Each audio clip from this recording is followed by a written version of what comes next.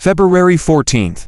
Valentine's Day, Daejiang City. From dusk, snowflakes began to fall from the sky, but this still could not stop the passion of couples, as the streets were crowded with people. In Beijiang Park, however, everything remained quiet. In the middle of Beijiang Park lies a lake, not very large in size, but due to the severe cold, the lake had already frozen over.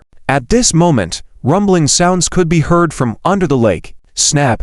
After a loud noise, the frozen lake surface seemed to be shattered as if punched by a giant, and black lake water surged up. All the fish in the lake floated to the surface, emitting a strong aroma in the air. They had been cooked alive. Suddenly, a pair of white skeletal hands appeared on the shore, followed by the arms, and finally, a crystal-clear skeleton slowly walked out of the water. The sky was filled with dark clouds, and a massive vortex appeared above the skeleton's head. The skeleton raised its head, looked up at the sky, and grinned eerily. With his smile, veins, muscles, and more rapidly appeared on the skeleton's body. In the blink of an eye, the skeleton transformed into an incomparably handsome man. The man muttered to himself, 3,000 years. I never thought I could come back after 3,000 years. Then the man raised his head, and a golden light burst from his eyes. The huge vortex in the sky shattered instantly. At the same time, an extremely majestic aura emanated from the man. For a moment, the entire Beijiang city, even the entire East capital, trembled. Many elderly individuals who were meditating suddenly opened their eyes with expressions of extreme fear. They sensed an immensely powerful aura, so strong that even brushing against it momentarily could imprison their souls. Who was it? Who possessed such a dominating air? Zuin never expected he could return. 3,000 years. So much had happened in those 3,000 years. The once destitute young man had become one of the few supreme immortals in the entire realm. If it weren't for the flaw in his state of mind at the final moment of achieving enlightenment, he would have already been the supreme being in the entire realm. As he was about to perish, Zuin tore through space with his supreme abilities and finally returned to Earth. He mournfully surveyed the park. Initially, he and Yan used to visit this park frequently. Yan, are you doing well, Zu? And whispered to himself. Initially, Zuin had a happy family. After graduating from university, amidst the envy or jealousy of many, he came to this city with the campus beauty and Yan, starting a sweet life as a couple. At that time, neither of them had much money and could only live in a small room. However, those days were incredibly joyful.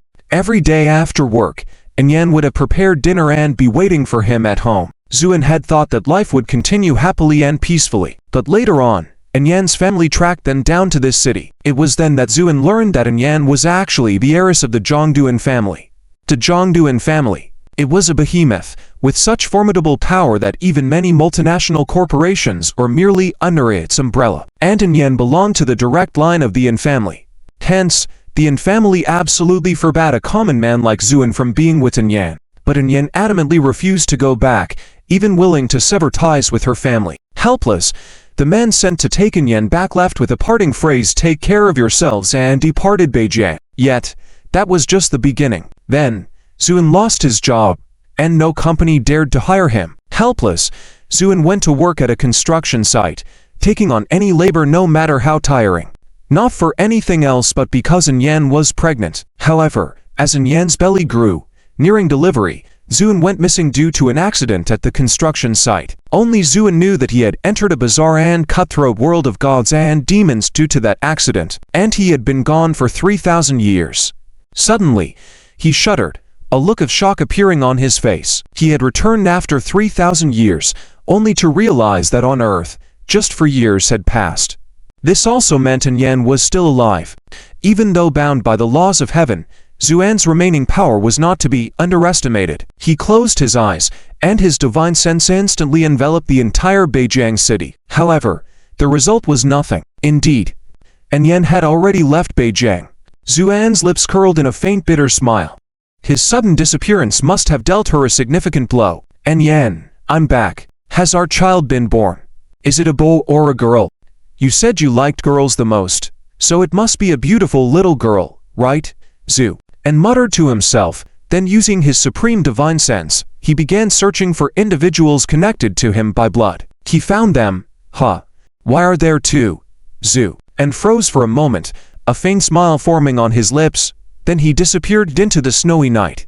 On the main street of Beijing City, a couple was admiring the snow scene. "Brother, sister is so beautiful. Buy her a flower." A shy voice came from behind. The couple turned around and saw a little girl carrying a basket of flowers, looking at them with hopeful eyes. The little girl was only about 4 or 5 years old, with exquisite features, big eyes, a small nose, and long eyelashes that made her irresistibly adorable. "What a cute little girl. Are you not cold out here selling flowers?" The woman squatted down, smiling, and asked.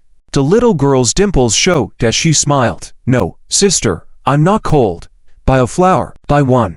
The man also smiled, then took out money. Just then, another girl, almost identical, walked over. "Brother, buy 2 flowers, one for each of us." The 2 girls, not only looking alike but also dressed the same, stood together, melting the hearts of those present. Goodness, are they twins? This scene was just too lovely. "Which of you is the older sister? And which is the younger sister?" "Sometimes I'm the older sister. Sometimes I'm the younger sister," the 2 little girls said in baby voices. This heartwarming scene attracted many passers-by, who were now willing to pay as well for the lovely girls. As a result, the flowers sold out quickly. However, this also drew malicious stares. Just as the 2 girls, with their small flower baskets, were about to leave, a plump, sinister-looking woman blocked their path. "You 2 brats, who let you sell flowers on my turf?" the woman scolded. The 2 little girls were startled, then timidly said, "Auntie, we didn't know this was your territory. We'll leave now." "Want to leave?" The woman waved her hand, and a few menacing-looking men surrounded the 2 girls. This woman indeed ruled this street, known as Fengji. She had been eyeing the twin sisters for a while now, and upon seeing how quickly they sold so many flowers based on their cuteness, she had malicious intentions. Catching these money-making machines for herself would mean having an additional cash cow. The 2 girls were frightened as one of them pushed the other. "Sister, run, run. None of you can escape," Fengji sneered. The men quickly closed in. Despite wanting to escape, the girls were only 4 or 5 years old and stood no chance against these adults. Soon, they were caught. "Auntie, please let us go. We won't do it again." "How dare you call me auntie? Let me tell you, I've already investigated the 2 of you. You're just feral brats. Behave, and I can take care of you. Otherwise, HMPH. Fengji used both soft and hard approaches.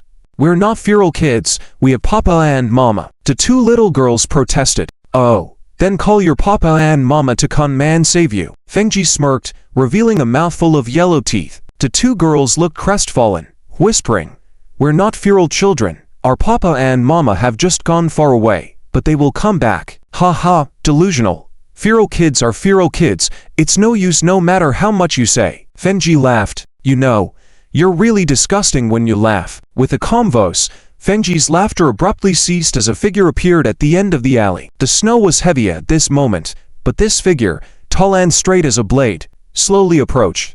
"Who are you?" "Fengji is handling this. Out with you." One of Fengji's men scolded. The 2 girls shouted loudly, "Uncle, save us." The newcomer was none other than Zuan, who, upon seeing the captivated little girls, felt a shiver born of bloodlines. These were his daughters. His heart trembled. "Are these my children? They do indeed resemble Len Yan." "No, those eyes are more like mine." Zuan couldn't help but gaze with foolishness. "Are you deaf? I told you to get lost. Didn't you hear?" One of the men scolded and tried to push Zuan away. Yet, in the next moment, his hand was cleanly severed at the wrist. Blood gushed out, splashing onto the snowy ground, a stark red against the white. Zuan surveyed the people present, slowly counting. 1, 2, 3. "What the hell are you counting for?" someone roared, intending to charge forward. Yet before they could reach him, their legs fractured simultaneously from the knees. Zu, and gestured, and the snow veiled the little girl's sight. Then he addressed Fengji with a casual tone. "There are 8 of you. Remember, don't get separated on the road to the Yellow Springs."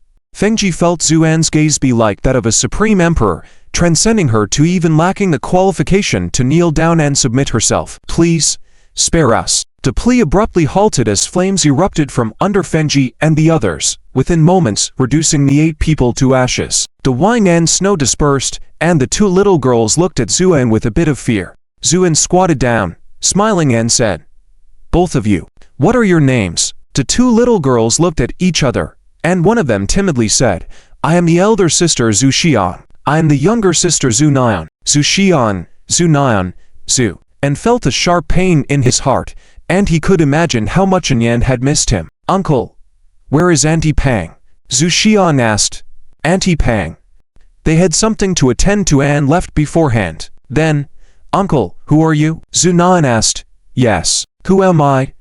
Zhu, and muttered to himself in confusion. He had been a destitute youth, also the supreme immortal. And now, who was he? After a moment, a big smile appeared on Zuan's face. I am ... your father. You're lying. Zhu Xian said. Yes, you're lying. Dad has actually passed away.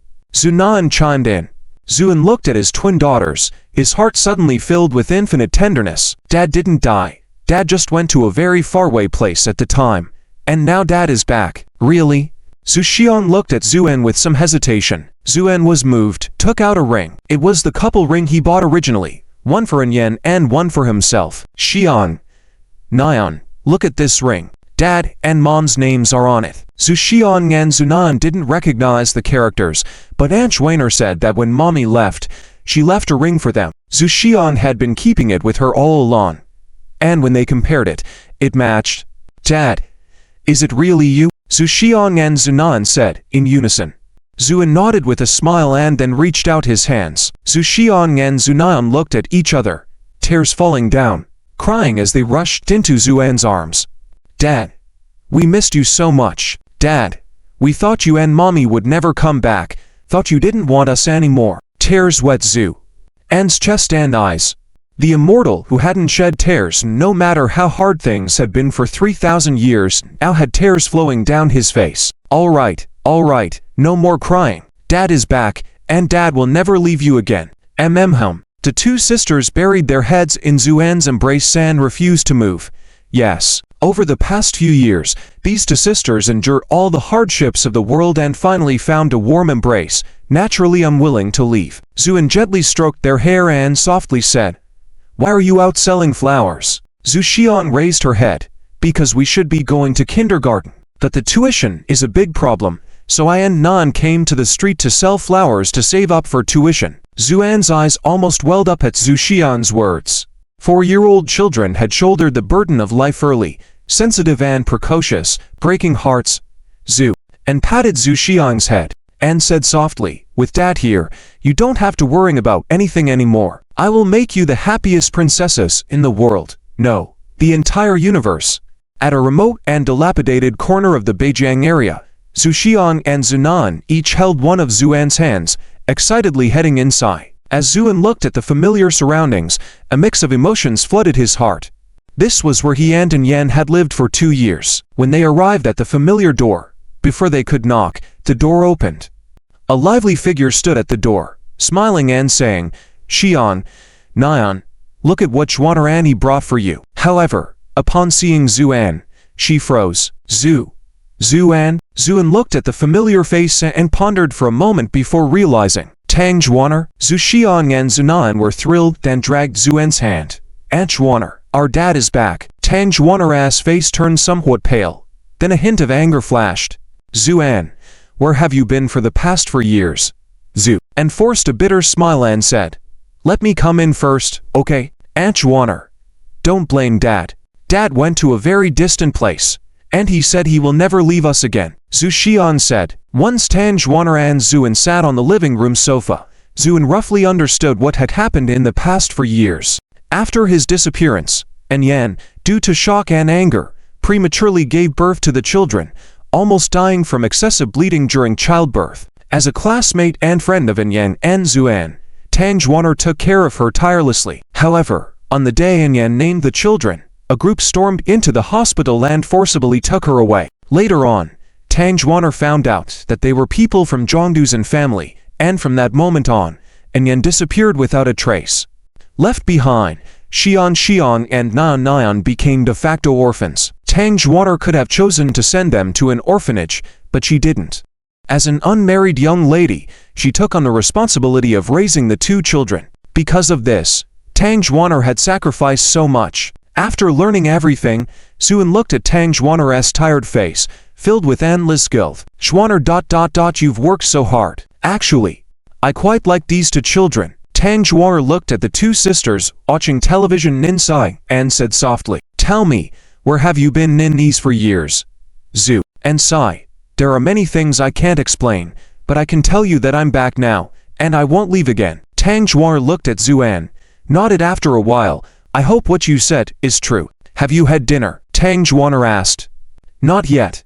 How about we go out for a meal?" Zhu and suggested. "You are the father of these two children now, you should save some money." "I will cook." Tang Zhuar stood up and went to the kitchen. Soon, the smell of the meal wafted through the house, and Zhu Xiang and Zunan seemed like two little gluttons, coming out as soon as they smelled the food. "It's egg fried rice." "No, it's tomato fried rice," the two girls argued, with drool almost falling from their mouths. Zuan watched the scene, feeling a long-lost warmth in his heart. "Dad, Aunt Schwanner's fried rice is so delicious," Zhu Xian said. "Is it?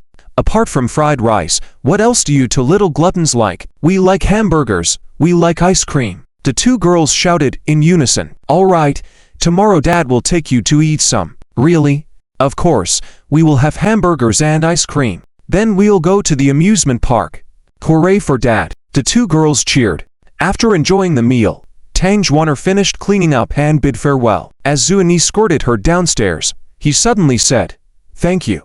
In the darkness, Tang Zhuar shuddered, then looked up at Zuan's profile, feeling a mixture of emotions. For years had turned this once naive young man into a composed adult. The aura he exuded was something Tang Zhuar had only seen in a select few, all of them outstanding elites. What had he been through in these for years? The morning bird calls woke up Zuan. He rarely slept so soundly. In fact, since embarking on the path of cultivation, he had hardly slept at all. Zuan tried to get up, only to discover that his two daughters were snuggled up sleeping on top of him. The two girls looked exactly the same, like delicate and beautiful little girls, peacefully asleep. Incredibly adorable. Zuan smiled slightly, feeling his heart suddenly calm down. All the nonsense about immortal battles could go to hell. From today on, he would be a qualified dad. "Pop out. Don't leave," murmured one of the sleepy Zuan, her long eyelashes fluttering slightly. "Papa won't leave you." "Never," Zuan whispered gently, as if talking to the children, but also to himself. It wasn't until midday that Zhu Xiang and Zunan, the two sisters, woke up. Zuan pinched their chubby little faces and said, with a smile, "You lazy little pigs, the sun is already high in the sky and you're just waking up." After a bit of hustle and bustle, the two girls got dressed and washed up. Zunan sat on a small stool, while Zhu Xiang skillfully combed her hair from behind. Then it was Zhu Xiang's turn to sit down, while Zunan gently combed her sister's hair from behind. Watching the two children skillfully handle their hair, Zuan's eyes welled up with tears. "Is this how you always are?" he asked. "Yes. Aunt Schwaner said that as girls, we should always be clean and presentable when we go out, so that people won't look down on us," Zhu Xiang said earnestly. Zhu and chuckled. He had now figured out the temperaments of his two daughters. Zhu Xiang, the older sister, was quite mature in her demeanor, speaking with poise and sometimes causing people to smile wryly. On the other hand, Zhu Nian, the younger sister, was gentler and more shy. When the two daughters were ready, Zuan couldn't help but be amazed. The two girls were dressed alike, with the same hairstyle, standing there like a mirror image. Zuan even had trouble telling them apart. "Papa, who do you think is the older sister and who is the younger sister?" After a few twirls, the two girls asked cheerfully, "Zhu," and felt a bit dizzy. "I don't know. I really can't tell." "Papa, you're so silly. Look, I'm the older sister because my dimple on the left side is deeper. I'm the younger sister, my dimple is deeper on the right side." Zuan couldn't help but pick up his clever and lively daughters. "Let's go. To little darlings, let's go have a big meal." The busiest pedestrian street in Beijing City. Zhu and strolled proudly with his two daughters, attracting many onlookers. Zuan was already quite handsome, but after 3,000 years of experience, he exuded an irresistible charm. The two little girls, looking nearly identical, were incredibly cute and charming. This combination naturally drew countless eyes.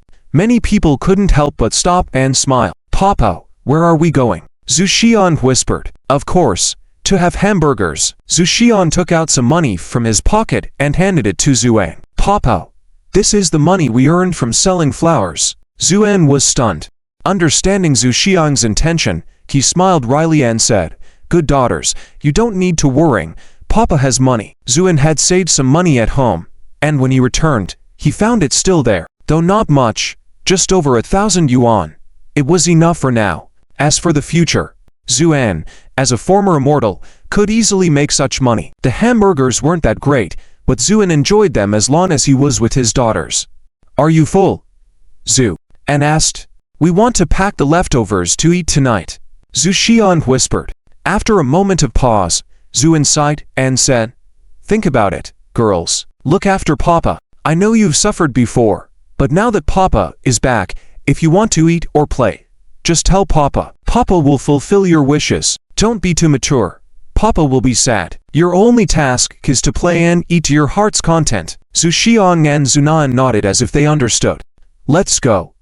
Let's have ice cream now." In the evening, Zhu Xiang and Zunan each held a large teddy bear with joyous smiles on their faces. Zhuan followed behind, watching his two daughters happily skipping along. "Papa, where are we going now?" Zhu Xiang asked. Zhuan smiled slightly. "To buy something. Then Papa will cook something delicious for you." "Great." As a genuine food lover, Zunan cheered at the thought of something tasty. Zhu Xian just scolded her sister playfully, and she realized she was being teased about her round face. But Zunan just giggled, covering her head. Zhuan led his daughters to Beijing's largest traditional medicine market. He planned to buy some herbs here to refine the Peiyuan pill. The Peiyuan pill was a basic elixir that could enhance one's constitution when consumed by ordinary people. Zhu and intended to refine it for his daughters to take. Being a former immortal, he could easily concoct such elixirs, but even immortals couldn't create herbs out of thin air. Especially with the scarce spiritual energy on Earth, there weren't many suitable herbs available. After walking around, Zhuan couldn't help but feel a bit disappointed. "Well, if it isn't the talented Zhu," a voice rang out. Zhuan looked up to see a man in a suit standing on a roadside, accompanied by a heavily made-up woman. Zhuan frowned slightly, trying to remember who this person was. Lin Feng. He was a former high school classmate. His family was in the herbal business, quite wealthy, a second-generation rich kid. However, Zhuan and this person never got along during their school days. "I heard that the great talent Zhu disappeared for years ago and suddenly reappeared. What happened?" Lin Feng sneered, sneaking glances at Zhuan. When he saw Zhuan's shabby clothes and overall appearance, Lin Feng's disdain grew even stronger. "Zhu," and paid no mind to it. "Would you bother with an ant?" Lin Feng continued. "Oh, forgot to introduce her. You should know her too." He gestured to the woman beside him. "Speaking of which, you two are old acquaintances. Am I right, Du Huan?" Du Huan. That's when Zhuan remembered. No wonder this woman looked familiar. She was also a former high school classmate. Back then, in his naive youth, he even pursued Du Huan. However, Du Huan was adept at using her beauty to her advantage back in school. She neither accepted nor rejected Zhuan's advances, always keeping him at arm's length. Du Huan glanced at Zhuan a few times, then turned her head in disgust and said, in a coquettish voice, "Lin Xiao, the matter of Chen Jima and rotten sesame seeds has passed. Let's not bring it up anymore. He only has you in his heart now." Lin Feng sneered and felt extremely pleased. When he was in school, he never liked Zhuan. Although Zhuan's family background was ordinary, he was handsome, so many girls liked him, which made Lin Feng extremely jealous. Now seeing Zhuan in such a sorry state, he naturally felt very comfortable. "Daddy, that ant is so ugly," Zhu Xiang suddenly said. Du Huan's face turned purple in an instant. Zhuan smiled slightly, bent down and picked up the two daughters. "Some people are just ugly. Let's ignore her." "Zhu's surname, what do you mean? And who are these two wild little girls?" Du Huan said angrily. Zhuan suddenly stopped in his tracks, squinted his eyes, and stared at Du Huan. Du Huan, who was originally full of momentum, felt frozen under Zhuan's gaze, unable to move at all. "Daddy!" Zhu Xiang's shout brought Zhuan back. He had indeed harbored murderous intent just now. How dare she insult his daughters? Unforgivable, but in public, it was too ostentatious to act on it. Zhu and glanced indifferently at the shocked Du Huan and then turned and left. When Lin Feng walked over, he saw that Du Huan had wet herself. As Zhuan left, someone not far away also noticed him. There were three people. One of them was an elderly man with white hair, a beautiful and elegant girl, and a burly bodyguard in black standing beside them. Such a strong aura. This young man is extraordinary. The old man sighed. Grandpa, are you talking about that man holding the child? I don't think he's anything special, the girl said somewhat disdainfully. If others were present, they would surely be amazed, because the old man was none other than Qin Yuan, the chairman of Longtai Group, the largest company in Beijing City. And the girl was Qin Yuan's granddaughter. Qin Yu, you don't understand. This young man just showed signs of murderous intent, although fleeting. The aura was extremely strong. Ask Lao He if you don't believe me. Lao He, is this guy really that powerful? Qin Yu asked. Lao He, the burly bodyguard, solemnly nodded. Very powerful. The intensity of his killing intent, I have only seen it in General Lin in the army. General Lin. Even Qin Yu was shocked. That was a legendary name, known as the Battle King of China. Lao He actually said that this stay-at-home dad's aura could rival General Lin's. I don't believe it. Qin Yu stared at Zuan's back with disbelief. At this moment, Zuan also sensed the hostility behind him. He turned around and happened to see Qin Yu's disbelieving gaze. He smiled faintly and walked over. Lao He stepped forward, blocking Qin Yuan and Qin Yu. Zuan said, indifferently, Old man, you're about to die soon. Do you know? Qin Yuan's expression changed drastically at these words.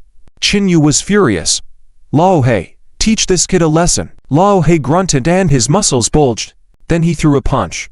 The fist whistled toward Zuan's face. Zuan said calmly, think. Nyan.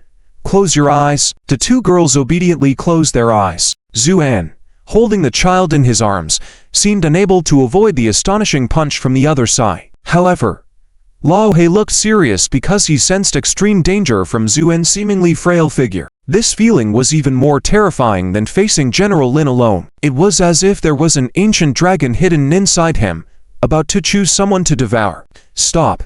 At that moment, Qin Yuan shouted. Lao He's fist stopped just inches from Zuan's nose. The force of the punch even made Zuan's hair sway unpredictably. But Zuan didn't even blink. Instead, Lao He felt relieved and quickly stepped aside. Qin Yuan approached and suddenly bowed deeply to Zuan. Mister, please save my life. Then Lin Feng and Du Huan also saw this scene. Especially, when they saw the burly Lao He about to make a move against Zuan, they were extremely excited. However, in the end, they were stopped by the old man. This made Lin Feng somewhat unhappy. Seeing Qin Yuan showing such respect to Zuan, even begging for help, Lin Feng almost burst into laughter. Hey, old man, I know this guy. He's just a wandering scoundrel who abandoned his wife and children. You asking him to save you is really ridiculous. Zuan's eyes gradually cooled. While people usually ignore the provocations of ants, if the ant keeps provoking, it's their own fault. Want to live? Then let this person who just spoke about my family's downfall first. Zuan said, indifferently. Make my family fall? Zuan, have you been to a mental hospital in the past for years? Why are you talking so deliriously? Because of this old geezer. Let my family fall. Lin Feng laughed heartily. Qin Yuan stood up and respectfully said, yes. Then he turned to Lin Feng and asked in a deep voice, who are you people? This is our young master Lin, the heir of the Lin Group. Du Huan quickly said, Lin Group. Qin Yuan frowned and asked Qin Yu beside him. There's a Lin Group in Beijing City. Qin Yu shook her head. Never heard of it. Du Huan sneered, you country bumpkins, how could you possibly know about the Lin Group? Let me tell you, the Lin Group controls all the medicinal herbs in Beijing. Lin Feng chuckled smugly, old man, aren't you about to die? We happen to sell medicines. Do you want us to send you some medicinal herbs? Before Qin Yuan could speak, Qin Yu was already furious, took out her phone, and started making a call. Lin Feng greedily eyed Qin Yu, then smirked, calling for help. Okay, let's see who in Beijing dares to go against the Lin Group. Qin Yu made the call and declared, block the Lin Group entirely. Du Huan covered her mouth, mocking, Lin Xiao, these people are really funny. Making a phone call thinking they can block your family. Lin Feng smirked, these days, there are too many posers. That's why there's so much chaos. But barely 2 minutes later, Lin Feng's phone rang. He picked it up and saw it was from home. Hello, Dad. What's the matter? Anger could be heard through the phone. You bastard, who did you offend outside? Why did Longtai Group suddenly announce a complete blockade of our Lin Group? What? Lin Feng was shocked. Longtai Group. This name was like a curse, causing Lin Feng and Du Huan to petrify on the spot. It was the leading enterprise in Beijing City, a true giant. Compared to it, the Lin Group was no different from a street vendor selling pancakes. Dad, is there a mistake? Lin Xiao, did you make a mistake? Du Huan said with a pale face. Lin Feng jumped up and slapped Du Huan's face. Smack. This slap caused Du Huan's left face to swell up. You despicable person. It's all because of you. If it weren't for you, our family wouldn't have been shut down. Du Huan trembled in fear, her makeup running down her face. Lin Feng turned around, knelt down, and pleaded, Mr. Qin. Miss Qin, please spare our Lin family. I know I was wrong. Qin Yu coldly snorted, turned away, and completely ignored him. Qin Zeli bowed to Zuan. Sir Zhu, is this acceptable? Lin Feng saw Zuan as a lifesaver and crawled over to him. Zuan, brother Zhu, please say something. Spare our Lin family. I know I was wrong. All of this was caused by that despicable Du Huan. Please spare me. Zuan looked at Lin Feng, tears streaming down his face, and said lightly, the home may be broken, but lives are not lost. This statement silenced the room. Qin Yu frowned, further disliking this man. Lin Feng trembled all over, then looked up with an incredulous expression at Zuan. In his memory, Zuan wasn't like this. When they were in school, Zuan was a well-behaved child who rarely fought back even when bullied. So Lin Feng thought that by kneeling and begging, Zuan would spare him. But he never expected that not only would his family be ruined, but his life would also be at stake. Du Huan timidly approached. Zuan, please spare Lin Xiao. He knows he was wrong. Please show mercy. Zhu, and ignored her and bent down to his two daughters, saying, think about it, you two go play over there. Dad will come find you soon. Okay. Dad, come find us soon. Zhu took his sister away. Zuan then stood up, looking at Du Huan who was trembling but still tried to maintain her elegance. Show mercy? Ha. Then tell me, if it was me begging for mercy, would you spare me? Du Huan hesitated for a moment, and Zuan approached her, staring at her face marred by makeup. Answer me, would you spare me? Yes. Du Huan whispered, then looked up and said earnestly, Zuan, actually, when we were in school, I always liked you, and over these years, I never forgot about you. She didn't finish her sentence because Zuan's gaze robbed her of the courage to continue. I find it very strange that a woman like you would still have someone who likes her. After saying this, Zuan turned and left, leaving Du Huan standing there trembling with a pale face. Zhu, and approached Lin Feng, who was now backing away in fear. What are you going to do? I'm telling you, it's broad daylight. If you dare to do anything, be prepared to go to jail. Zuan kicked Lin Feng over, then stepped on his face before he could react. Lin Feng struggled, but could not budge Zuan at all. I know that ever since school, you've harbored resentment towards me, haven't you? Zuan said, his foot feeling like 1,000 pounds on Lin Feng's face, as if his head was about to explode. Zuan, Zhu grandpa, please spare me. I won't ever go against you again. Lin Feng cried out, feeling a warm sensation beneath him as he lost control of his bladder in fear. Save those words for later. Zuan said, indifferently. He had indeed decided to kill, even though it was quite ostentatious to kill in public. But to the former immortal, Zuan, it didn't matter too much. The laws of the mortal world were meant to constrain ordinary people. Even though his power was not what it used to be, an immortal was still an immortal, not to be profaned by anyone. However, at that moment, an urgent and elderly voice rang out, show mercy, show mercy. A sweaty and elderly man squeezed through the crowd, causing Lin Feng to almost cry upon seeing him. Dad, please save me. The newcomer was none other than Lin Feng's father, Lin Danian, the director of the Lin Group. He glared at Lin Feng in frustration and then cautiously smiled at Qin Yuan. Old Mr. Qin, don't you remember me? After a brief pause, Qin Yuan nodded. So you're Chairman Lin. Lin Danian smiled bitterly. Old Mr. Qin, I was actually on my way to your company, but when I heard you were here, I hurried over. Our Lin family has always had a pleasant cooperation with your esteemed company. Why suddenly cut ties? Qin Yuan pointed at Zuan. This, you'll have to ask this young man. Lin Danian was shocked.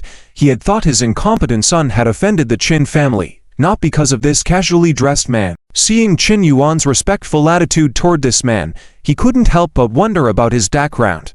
Lin Feng cried out, Dad, please save me, he's going to kill me.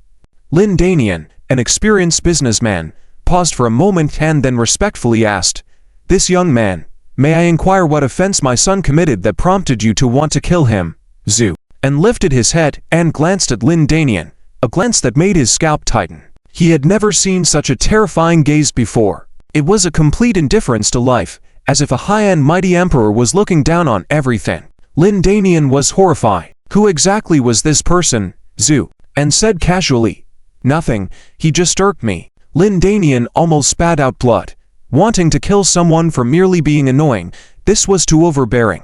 However, Zhuan suddenly exclaimed, "What do you have on you?" The Lin family was in the medicinal herb business and had been suddenly shut down by the Dragon Tai group. In his desperation, Lin Danian had brought out a rare century-old mountain ginseng he had kept for years, hoping to present it to Qin Yuan in exchange for forgiveness. Little did he know that Zhuan would recognize it at a glance. Lin Danian quickly took out a long slender box, proudly saying, "This is our Lin family's treasured heirloom, 100-year-old wild mountain ginseng." The rich medicinal aroma impressed even Qin Yuan, who was nearby. Indeed, it was a valuable item. Lin Danian tried to see astonishment on Zhuan's face, but was disappointed. Zhuan calmly remarked, "It's barely worthy to be called a medicinal herb. 100-year-old wild mountain ginseng, to him, was just a barely passable herb." Lin Danian left with Lin Feng and others dejectedly. Zhu and picked up Zhu Xiang and Zunan, and said to Qin Yuan, "I say you only have 3 days left to live. Do you believe it?" Qin Yuan's face turned pale. He lowered his head and remained silent. Qin Yu couldn't bear it any longer, and sarcastically said, "Nowadays, do swindlers dare to be so brazen? My grandfather just had a physical checkup at the hospital. Everything is normal. Stop playing tricks, you ... Zhu and glanced lightly at Qin Yu, and Qin Yu felt his gaze was deep enough to engulf her whole being. She couldn't continue the rest of what she wanted to say. Qin Yuan chuckled bitterly. "Mr. Zhu, indeed you are not an ordinary person. Grandfather, why do you believe the words of this violent person?" Qin Yu urgently feared that her grandfather would be swayed by this man again. Do not be rude. Mr. Zhu's words were also spoken to me by the Supreme Physician in Jiangdu last year." Supreme Physician. Qin Yu was rendered speechless upon hearing this name. The Supreme Physician was one of the most renowned healers in Jiangdu. If he said when you would die, then that's when you would die. Qin Yuan sighed. Do you know why I called you back from overseas? I was afraid that if I'm no longer around, you wouldn't be able to handle the Dragon Tai group on your own." Tears welled up in Qin Yu's eyes as she choked out, "Grandfather, let's go to Jiangdu now and find the Supreme Physician to treat you." Qin Yuan shook his head. "Silly child, if it could be cured, the Supreme Physician wouldn't have said that last year." Qin Yu began to despair. "Then we'll go abroad. I know many top foreign doctors, they can definitely cure you." Qin Yuan shook his head with a desolate tone. "It's useless. Just like today's health checkup, they won't find any issues with my body." Zhuan suddenly said, "What if I say I can cure your illness?" Qin Yuan's expression became excited. "Mr. Zhu, can you really heal my illness?" Zhu and nodded, "Of course, but you must provide me with sufficient compensation." Before Qin Yuan could respond, Qin Yu scoffed, "So the foxtail is finally revealed. You're asking for money right off the bat?"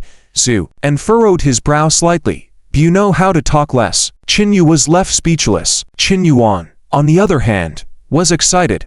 "All right, Mr. Zhu, when will you treat my illness? Today is too late. How about tomorrow?" "Okay, if Mr. Zhu is willing, you can come to my house. After all, it's more convenient there." Zhuan pondered for a moment and then nodded. "All right, but I'll be bringing the children with me." "No problem." Qin Yuan naturally had a dedicated driver. Soon after, a very understated Audi arrived. Qin Yuan personally opened the car door for Zhuan. Qin Yu couldn't help but feel uneasy. She felt that this man was unreliable, but her grandfather had great trust in him, so she couldn't do anything about it. However, Qin Yu had an idea. She took out her phone and sent a message. "Humph, just you wait until tomorrow." Qin Yuan lived in a large villa in the outskirts of the city. The security was tight, and the environment was beautiful.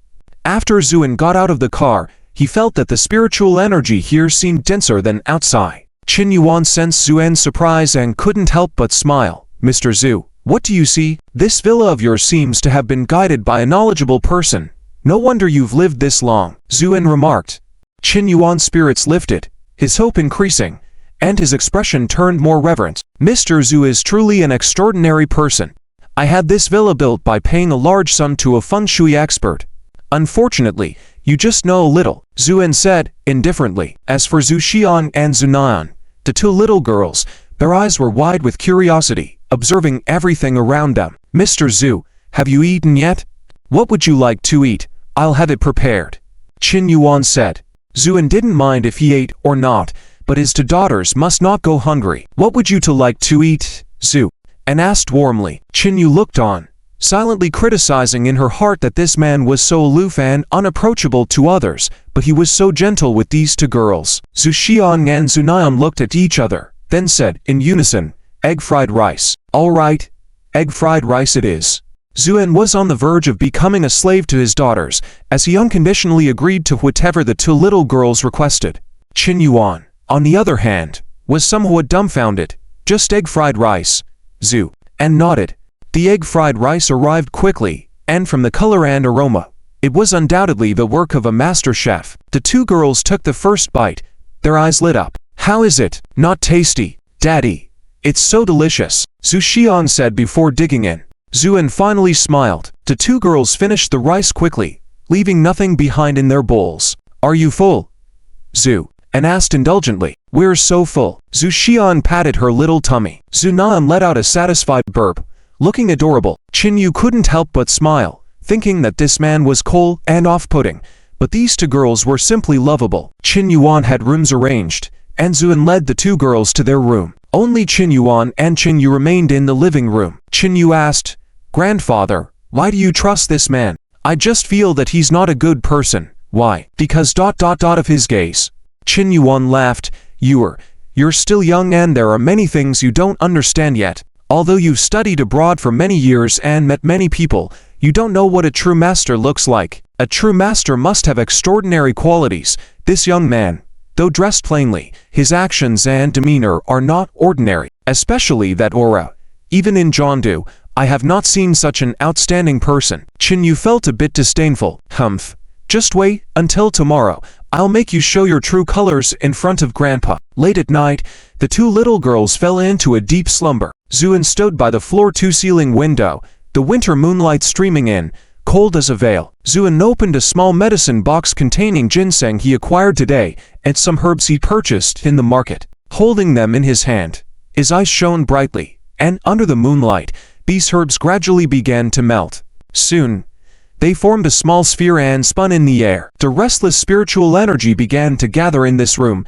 Zuan gave a light shout, and the originally restless spiritual energy immediately calmed down. "Enter." The spiritual energy surged into the floating sphere in the air like a tide, and the originally dark brown liquid gradually became clear and bright. A rich medicinal fragrance filled the air. Zuan knew that he had succeeded in making the Peiyuan pill. Even though the quality of the medicinal herbs was very poor, with Zuan's cultivation, he still managed to refine a top-grade pill. But it wasn't enough. Zhu and formed short incantations with his hand and suddenly made a cut between his eyebrows. A drop of golden blood appeared in his hand, and Zuan's expression became somewhat weary. Merge. The golden blood contained almost terrifying energy, and upon contact with the forming Peiyuan pill, it immediately took control and swiftly turned the amber-colored Peiyuan pill into gold. An indescribable fragrance quickly filled the entire villa. "What is this scent? It smells so good." Qin Yu, lying in her own bed, also caught a whiff of this unfamiliar fragrance. Could it be that guy causing mischief again? But this scent is simply too pleasant. Qin Yu felt herself almost intoxicated. Normally plagued by insomnia, she soon fell into a deep sleep. And at this moment, the Peiyuan pill was finally completed. Looking at the two golden pills, Zuan couldn't help but breathe a sigh of relief. Even when he was refining pills of the highest rank before, Zuan had never been this nervous, especially since he had used his own blood essence. But it was all worth it. These two pills seemed to have a touch of luck accompanying them, almost reaching the level of transcending earthly boundaries, becoming at least heavenly grade pills. If there were any alchemists present, they would probably scold Zuan for wasting such precious materials. The Peiyuan pill was nothing more than the most basic foundational pill. Even mortals could take it. A ground-level Peiyuan pill would have been sufficient. Yet, Zuan extravagantly made heavenly grade Peiyuan pills. But for Zuan, Everything was worth it for his daughter. Watching the two little girls sleeping peacefully, Zhuan smiled faintly and placed the two pills near the mouths of the two little girls. The pills, as if sentient, turned into a liquid and entered their mouths directly. Zhu whispered softly, turned over, and continued to sleep. Zunan smacked her lips and murmured, "So fragrant." Zhuan smiled, gently patting Zunan.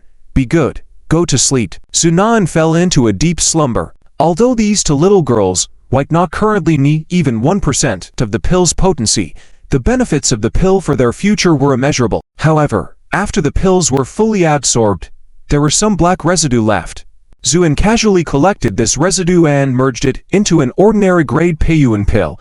This thing had no taste for Zhuan but seemed too precious to discard. Might as well keep it, in case it came in handy. The next day, Qingyu woke up from her slumber, stretched lazily, feeling like she had never slept so comfortably in her life.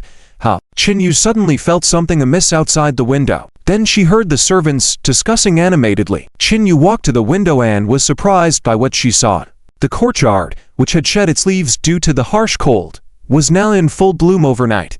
Even the ginkgo tree was covered in green leaves again. What was going on? Qingyu couldn't understand. When she looked at herself in the mirror while getting ready, she was stunned. Although she had always been beautiful, she had never looked so radiant before. Qingyu suddenly thought of the strange fragrance from last night. Could all this be related to that scent? With this doubt in mind, she went downstairs to the living room. By this time, Zhu Xiang and Zunan had already woken up and were watching Peppa Pig in the hall. Qingyu suddenly froze, because she noticed that these two little girls had suddenly become so much more attractive. Yesterday, Zhu Xiang and Zunan, already adorable enough, seemed much less so compared to today. Just the refreshing fragrance emanating from the two little girls made one irresistibly drawn to them. And the two little girls seemed even more innocent, as pure as flawless porcelain dolls. Little girls, which one of you is the older sister and which one is the younger sister? Qingyu couldn't help but ask the question. Zhu Xiang looked up at Qingyu, then wrinkled her little nose. "Sister, we can't be disturbed while watching TV." Qingyu felt a bit embarrassed. Was she just scolded by a child? At this moment, Zhuan walked into the living room and calmly said, "Remember, when you meet older women in the future, address them as aunt, not as sister." Qingyu was furious. "Who are you calling old?" Zhuan looked at Qingyu. "If you still want to save your grandfather, remember to show respect when speaking to me, you ... Qingyu was so angry that she gritted her teeth. "I'll show you." When Qingyuan also came downstairs, excitedly said to Zhuan, "Mr. Zhu, the flowers outside ... Zhuan calmly said, "I arranged them." "I knew it. Mr. Zhu, you are truly a divine being. Making flowers bloom overnight, such method is unheard of." Qingyu grumbled dissatisfiedly on the side. Did he really do everything? Is there any evidence? Zhuan frowned slightly. This woman was simply brainless. Mind your manners. Mr. Zhu, please don't mind her. Grew up abroad and can be impulsive. Zhuan waved his hand. If I mind it, she wouldn't be standing here now.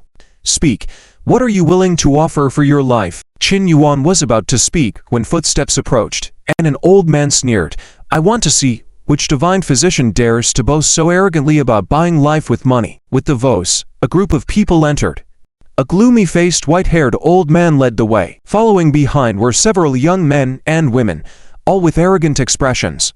Upon seeing the old man, Qingyu greeted him with a smile. Master Hua, you're here. Master Hua Xingyu was a well-known medical talent in Beijing, although not comparable to the top divine physicians in Zhongdu, still very powerful. The elegant lady beside Master Hua also smiled. Grandfather, this is my best friend, Qingyu. Hua Tingting, Qinyu's best friend, and also Hua Xingyu's granddaughter. Qinyu's reliance also came from here. With some satisfaction, Qingyu glanced at Zhuan, thinking, now you're in trouble. This is the most prestigious medical expert in Beijing. Your tricks are about to be exposed. However, Zhuan just sat quietly, looking indifferent, as if everything had nothing to do with him. Qinyuan's expression was somewhat unpleasant, but Hua Xingyu was also a prominent figure in Beijing. So Qinyuan also stood up and respectfully greeted. So it's Master Hua, please have a seat. After sitting down, Hua Xingyu scrutinized Zhuan with a stern expression for a while before saying, may I ask who this is? Zhuan replied calmly, I'm Zuan. Zuan? Huang Xingyu furrowed his brow. Never heard of such a doctor among the younger generation. He looked at his granddaughter, Huitingting.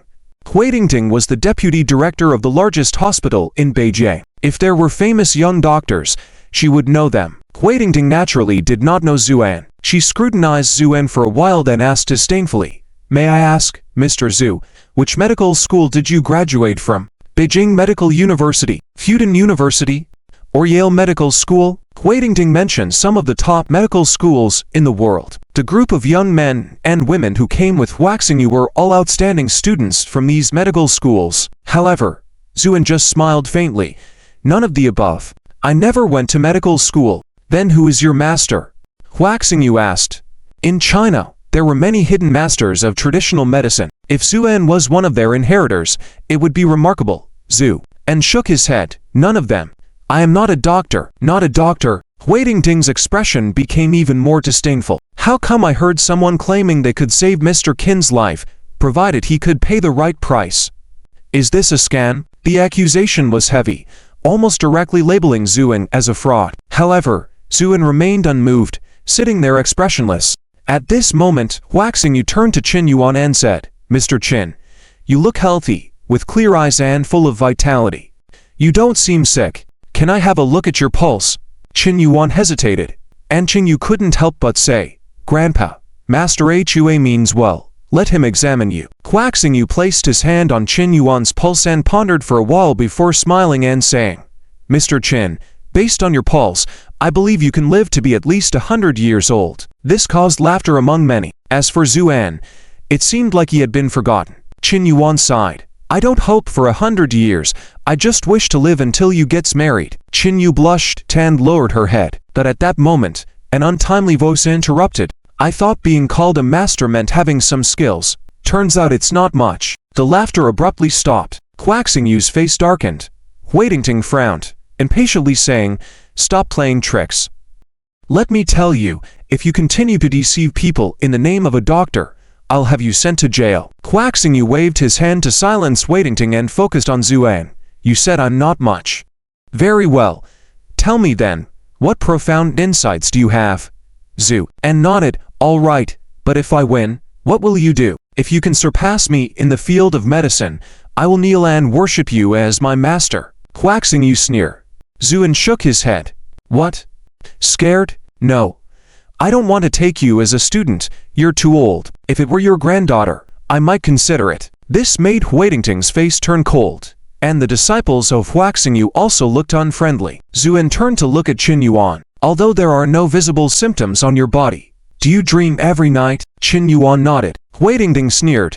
"If that's an illness, then almost everyone is sick." Zhu and glanced at Huitingting, making her feel a chill, and she couldn't continue her words.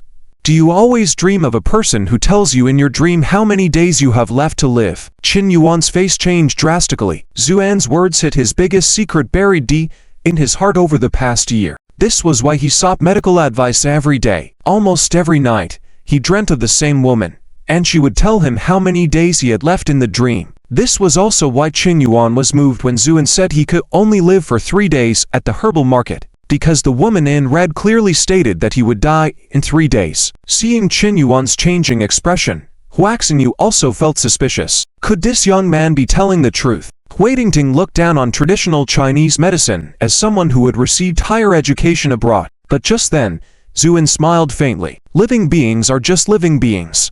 Today, I'll show you what a real master is." With a wave of his hand and a light shout, the room suddenly darkened, and everyone witnessed a horrifying scene. On Qin Yuan's back, there was a disheveled woman in red clothes. This sight made the timid Huitingting scream. Huang Xingyu and the others turned pale. Qin Yuan fell to his knees. "Save me, sir."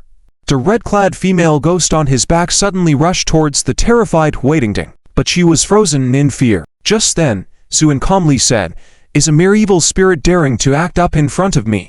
With a sudden grab of his right hand, the red-clothed female ghost let out a piercing scream and turned into black smoke, firmly held by Zuan. In the swirling black mist, Zuan stood with his hands behind his back like a deity. "Now, do you believe?" Zuan said calmly. Huang Xingyu knelt down. "Please spare us. Sir, we were blind. Please forgive us." Zuan calmly said. Burst. The black smoke shattered into pieces and disappeared in flames. Qin Yuan immediately took out a black card with golden letters on it and handed it over respectfully, saying, Master Zhu, this card is just a little token of my appreciation.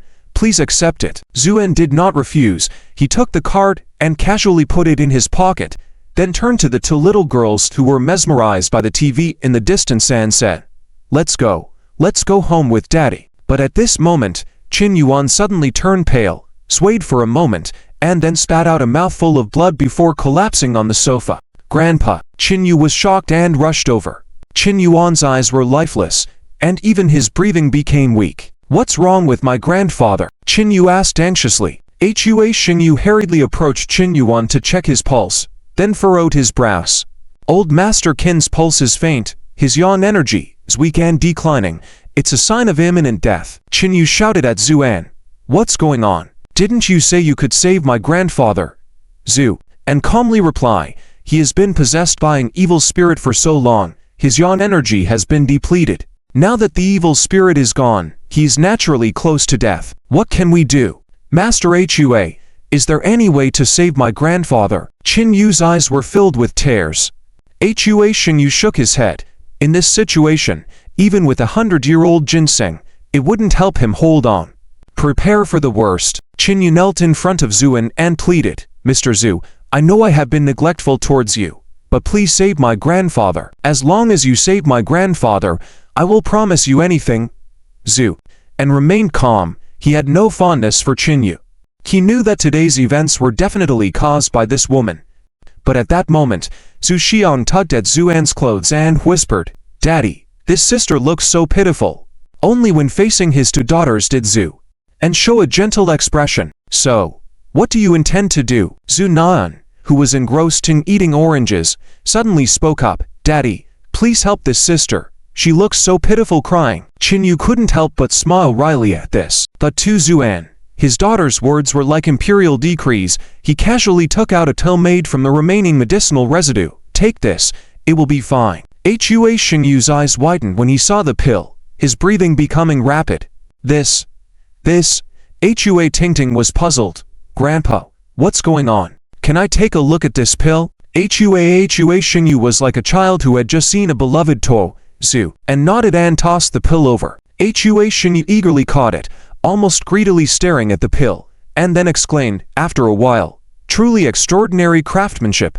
Then Hua Xingyu bowed to Zuan. Mr. Zhu, I have immersed myself in the medical field for a lifetime, never acknowledging anyone, not even that high-ranking guy.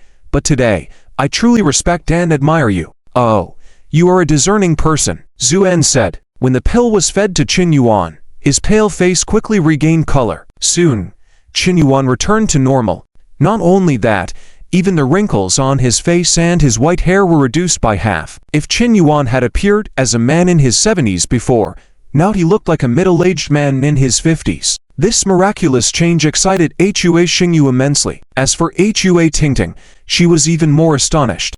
Rejuvenation. If someone had told Hua Tingting before today that someone could achieve this with an inconspicuous pill, she would have thought it was a scam. But the real scene unfolding before her eyes left her speechless. Her worldview, built by science from childhood to adulthood, collapsed.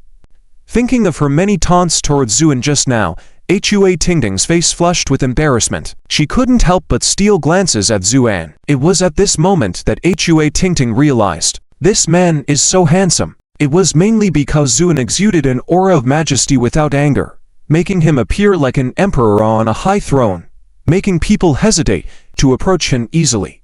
Hua Tingting's heart couldn't help but race faster.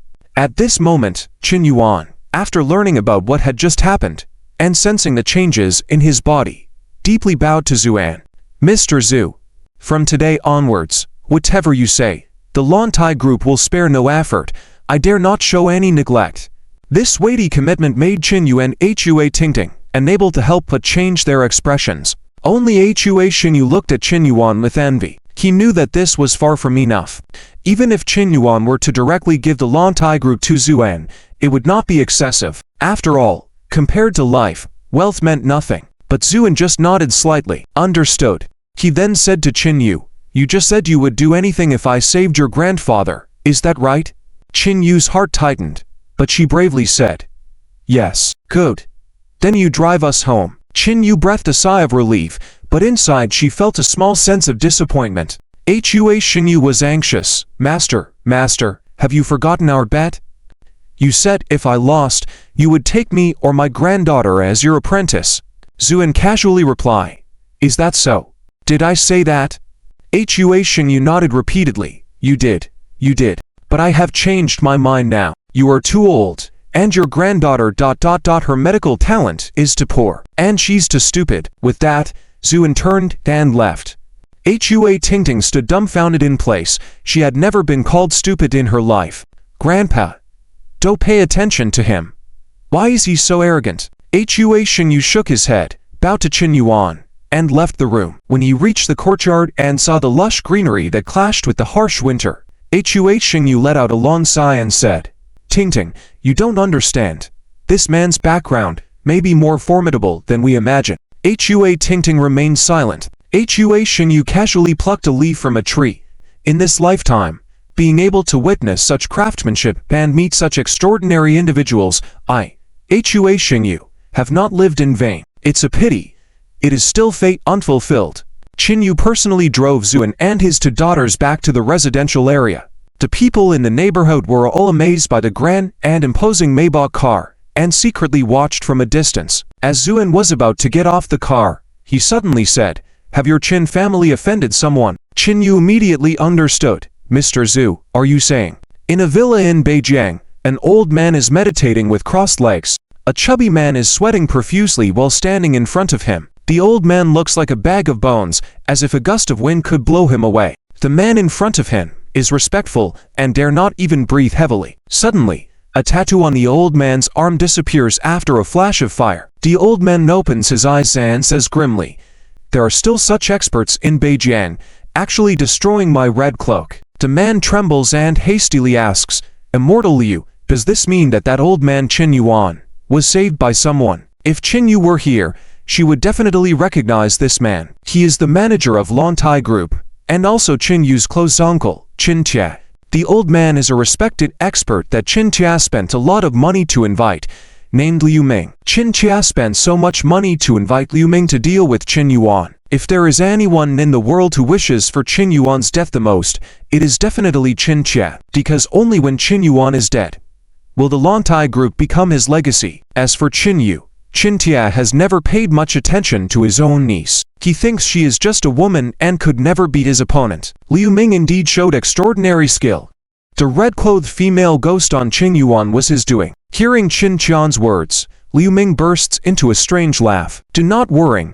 Even if Qin Yuan was truly saved by an expert, I am not afraid. I only need to obtain that thing at the auction in 2 days. Then no one in the world will be my match. Qin Tia quickly flatters him. In the days they have spent together, Qin Tia already worships Liu Ming as a deity. Immortal Liu, is that thing really so powerful? Liu Ming says flatly, do you really think with your little money, you can keep me in Beijing for so long to help you? Yes. Qin Tia nods and repeatedly agrees. Excitement appears on Liu Ming's face. You common folk, actually auctioning off such a treasure.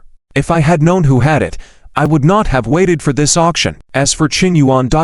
when I get that item, I can easily help you kill him. But Qin Tia looks conflicted. Liu Ming sneers, rest assured, when the time comes, I will advance greatly in my cultivation, and make sure he dies without a sound. No one will suspect you. Qin Tia is overjoyed. Thank you, Immortal. Zhu Xiang and Zhu Nan are both asleep. These past few days have been exhausting for the two girls. Zhu and takes advantage of their slumber to tidy up the house. Pushing open the bedroom where he and Yin used to reside, the room hasn't changed much since he left 4 years ago. Many things remain as they were, just covered in a thin layer of dust. The only thing that looks the same is a photo on the bedside table, still clean and vivid. Zhu and picks up the photo, wherein Yan is leaning against him, smiling brightly. Zuan's heart twinges slightly. And Yan, wait for me. I will certainly bring you back to me in glory. Those who once looked down on us or hindered us, I will trample them underfoot this time. Zhu. And suddenly notices that someone seems to regularly wipe this photo, especially his sigh, which is slightly discolored from frequent touching. At that moment, the doorbell rings. Zhu and sets down the photo and opens the door. Tang Zhuanyur stands at the door with vegetables. "You're back." Zhuan smiles and lets her in. "What about Xiang and Nian? They're both asleep." Tang Zhuanyur smiles. It's true that they sleep only when they see their dad. Tang Zhuanyur notices that the bedroom door is open and says nonchalantly, "I've been cleaning this room regularly all these years, but the arrangement hasn't changed at all. I always believed you'd return." Have you eaten?" "Yes." "Do you want more?" "Yes." Zhu and watches the woman, like a blooming orchid in a deserted valley, preparing food quickly. Soon, a sumptuous meal is ready. Zhuan sits down to eat. Tang Zhuanyur suddenly says, "Tomorrow, there's a high school class reunion for our classmates." "Oh, are you going?" Zhu and shakes his head. "I don't even remember who my high school classmates are. Why should I go? You're still the same, but this reunion is different. Our old classmate and your former deskmate in high school, Fen Menchu, has returned to Beijing, and this reunion is a welcome back for her." Fen Menchu, Zhu, and furrows his brow, then remembers who she is. "Let her come back. Why make such a fuss?" Tang Zhuanyur looks at Zhuan with a strange look. "You really don't know, do you?" "Know what?" "Fen Menchu is now the pride of our class. She's also one of the hottest female stars, who just won the Golden Globe Award for Best Actress last month, a renowned movie queen." "Oh, and what does that have to do with me?" Zhuan says dismissively. Tang Zhuanyur sighs. "Have you forgotten? Fen Menchu had a crush on you back in school." Zhuan is slightly shocked.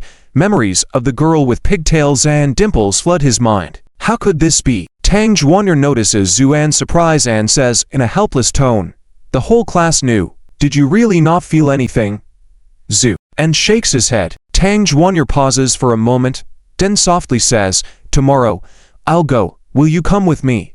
After a brief thought, Zhuan nods. "All right.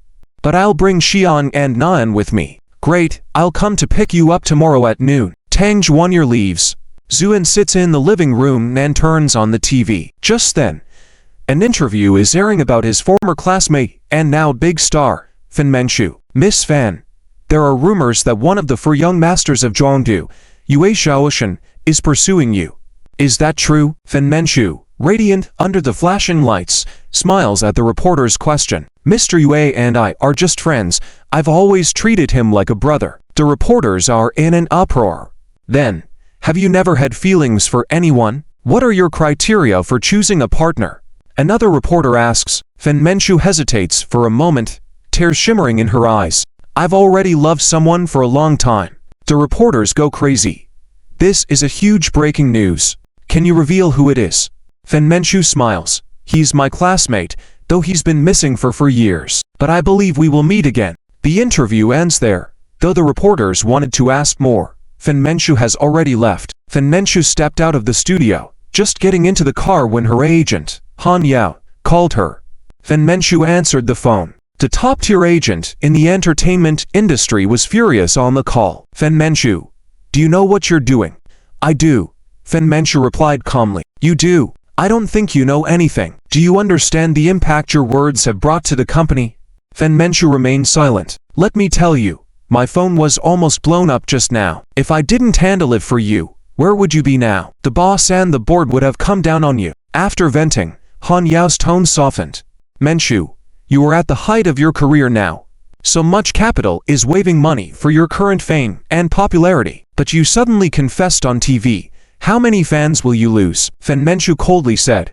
"Han Yao, I understand all that, but he's back." Han Yao was speechless, only to ask after a while, "What do you plan to do?" "I plan to go back to Beijing and see him." "No way." Han Yao firmly refused. "You have to fly to Europe tomorrow. There is an internationally renowned director there preparing to cast you as the lead actress in their next film." "I'm sorry. I'm already on my way to Beijing," Fen Menchu said, hanging up the phone and then turning off her phone. "Where are we going, Snow Sister?" the driver asked cautiously. "To Beijing." Fen Menchu looked out the window at the passing scenery, holding her phone tightly in her hands. Even her knuckles turned white from gripping it so tightly. The next day, Tang Zhuanyur came early. As soon as she entered, she saw Zhu, and struggling to braid Zhu Xian and Zhu Nian's hair. It must be said that men really had no talent for this. Whether you were a god or an ordinary person, it was the same. Either the braids were crooked or the hair was in a mess. That the two little girls seemed to be enjoying it all, giggling all the time. Tang Zhuaner could only shake her head helplessly and took over from Zuan, quickly braiding the two girls' hair. "Are you wearing this?" Tang Zhuaner asked. "Yes." "Any problem?"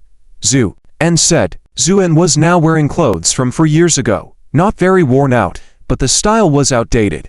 Tang Zhuaner hesitated.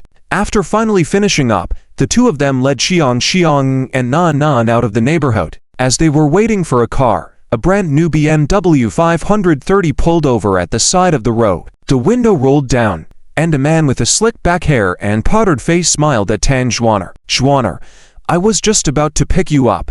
Hurry. Get in the car. Ming Jie has already arranged everything. We're meeting at the Dragon Emperor Hotel." Tang Zhuaner frowned.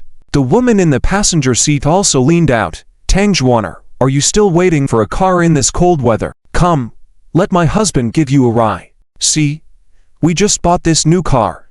It cost over 400,000. The woman had triangular eyes and spoke proudly. Tang Zhuaner hesitated slightly, and at that moment, the woman noticed Zuan. "Oh, isn't this Zuan?" The man then looked at Zuan carefully and a look of disdain and arrogance appeared on his face. "I didn't expect the talented Zhu would also be attending the gathering." Tang Zhuaner whispered, "These are our classmates, Mengwei and Zhongyan." Zuan thought for a while before recalling. Back in school, Mengwei was the lackey of the class, playing with whoever had money. As for Zhongyan, she was extremely materialistic. The two of them made a perfect match. Zuan smiled slightly. At that moment, Zhu Xian saw a stall selling small accessories by the roadside. "Daddy, those small accessories are so pretty." Zhu Xian's eyes lit up. Women, no matter how young, were still women. They naturally had no resistance to shiny things. Zuan smiled. "Do you like them?" "Yes, I love them," Zhu Xian and Zunan said, in unison. "Then let's pick some. I'll buy them for you." The two little girls cheered and started picking out accessories at the stall. Throughout, Zuan didn't even spare a glance at Mengwei and Zhongyan. Zhongyan sneered. "What a show-off, pretending to be aloof when you've fallen this far. Don't be like that, at least he can afford a few dollars worth of accessories." Mengwei smirked. The two girls picked out many small accessories, and Zuan paid for them. As he held them, he infused some spiritual energy into them. Suddenly, these seemingly worthless items began to undergo a subtle transformation. "I picked one for you too," Zuan said lightly, handing a pair of earrings to Tang Zhuaner. Tang Zhuaner took the earrings, looking very pleased. "These must be worth at least $5. Shiny, are they plastic? Be careful not to irritate your skin, Zhuaner," Zhongyan taunted. Tang Zhuaner looked a bit awkward. Zuan furrowed his brow. "I'm sorry, Zuan, our car can only fit for people. After taking Zhuaner, you'll have to sit in the trunk. Why don't you take the bus later?" Mengwei chuckled. Tang Zhuaner frowned. "You go ahead. We'll take a cab later." Mengwei wanted to say some more when Zhu Xian suddenly said, "Daddy, this car is not as big as the one we rode in yesterday." "Yan, Daddy, yesterday Auntie Yun drove us back in a really big car," Zunan added. "A really big car, like a van?" Mengwei sneered. Zhongyan felt proud. "See, my husband just bought a new car yesterday, a BMW 5 Series. Have you tried it, Zuan seemed to be watching the clowns performing, looking calm throughout. Just then, an extended Maybach drove up slowly. It pulled up next to Zuan before the driver got out and respectfully approached Zuan. "Mr. Zhu, our young lady has instructed us. Wherever you need to go, we will drive you. Just let me know any time you need." Mengwei and Zhongyan were dumbfounded, their mouths wide open. The appearance of the Maybach was like a loud slap in the face, making Zhongyan, who had just boasted about her new car, feel embarrassed. Compared to this car, her BMW couldn't even buy one of its wheel rims. Zuan was slightly surprised. Qinyu was quite thoughtful. He nodded. "All right, let's go to Dragon Emperor Hotel in Beijing. If you were to ask which is the best restaurant, you may receive various opinions. But when it comes to an all-in-one place for dining, entertainment, and leisure with complete facilities and high standards, the Dragon Emperor Terrace is the place to go. Even people from the provincial capital often visit here. At this moment, luxury cars are gathered at the Dragon Emperor Terrace, and guests are streaming in. A Maybach slowly drifts towards the entrance. This specially extended version of the Maybach exudes grandeur, attracting many gazes. The doorman hastily greets and respectfully opens the car door. Stepping out of the car first are two little girls who are as delicate as porcelain. These little girls, aged around 4 or 5, look exactly alike, almost as if they walked out of a cartoon. Very adorable. Many girls' eyes sparkled at the sight, almost wanting to run up and snatch one. Following them out of the car is a woman exuding an elegant and gentle aura, dressed in a simple suit dress with picturesque features. This scene has left many people in awe. Meanwhile, a few girls not far away whisper in surprise, "Isn't that Tang Juaner from our class?" "Yes, it's her. Didn't she remain unmarried? How come she has children now? Always acting so high and mighty, but in the end, became a mistress for a wealthy man." A girl with freckles on her face sneered coldly. Not many people in Beijing can afford such a car. Who could this person be? Many were pondering this question when Zuan also stepped out of the car. His appearance caused a commotion among these girls. It's Zuan. Wasn't he missing? Why did he suddenly come back? He actually dares to come.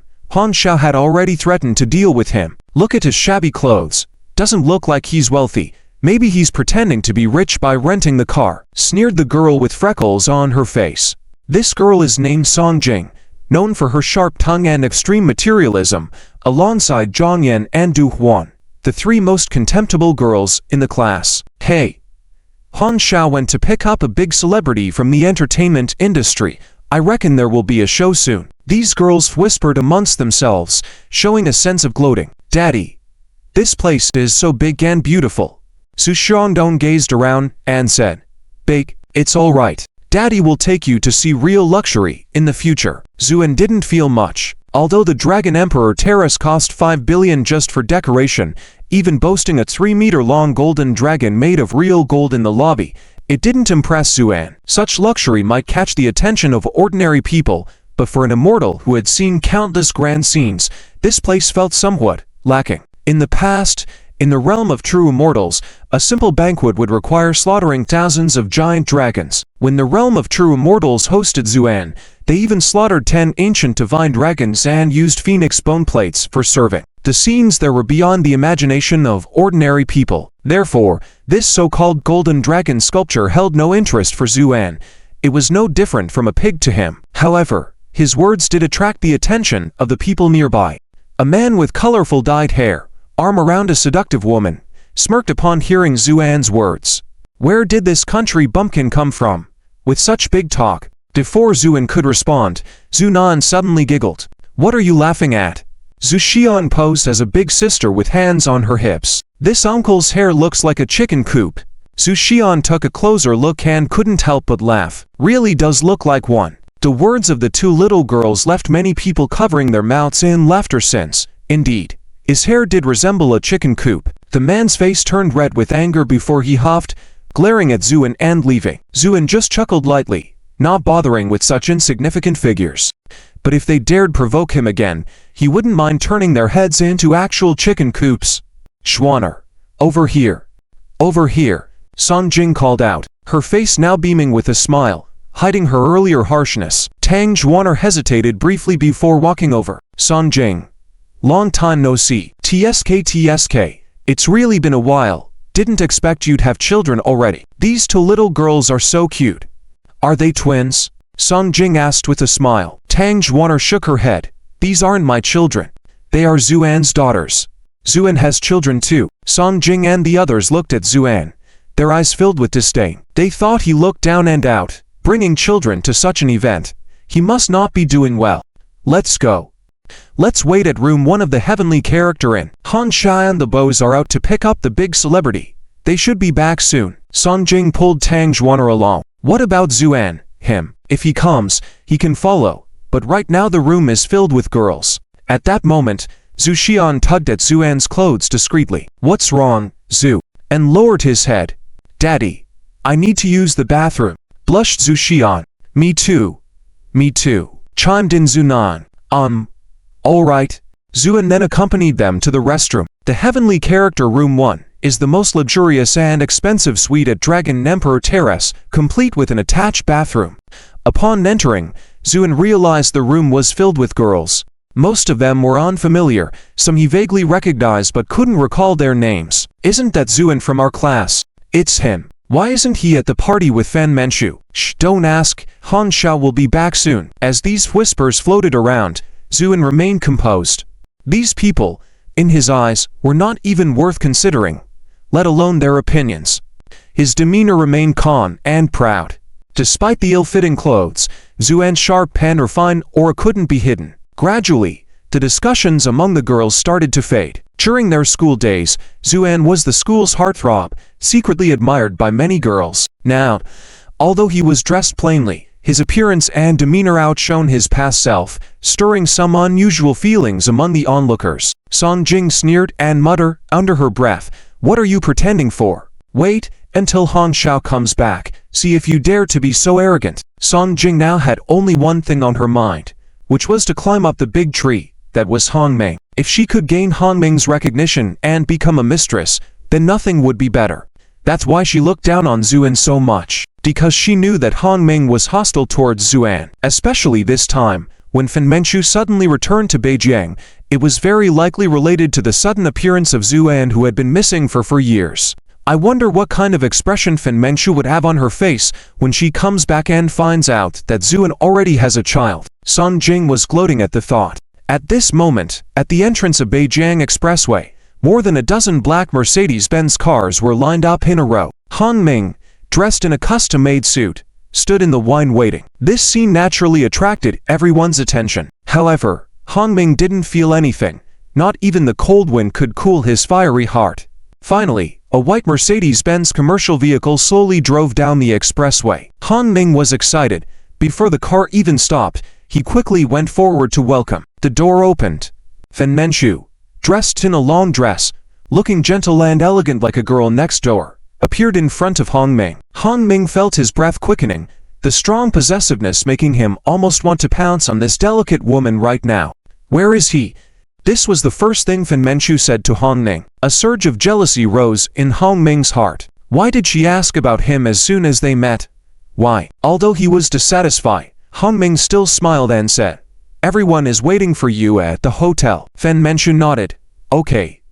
Lead the way. But your driver has been driving for so long. It's dangerous. Why not ride in my car?" Fan Manchu hesitated for a moment, but eventually agreed. At this time, other male classmates also gathered around, starting to greet her.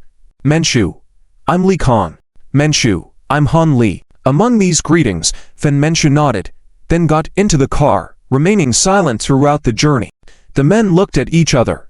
Once she became a star, she forgot how much she weighed. So arrogant. HMPH, if it weren't for Han Xiao, I wouldn't bother coming.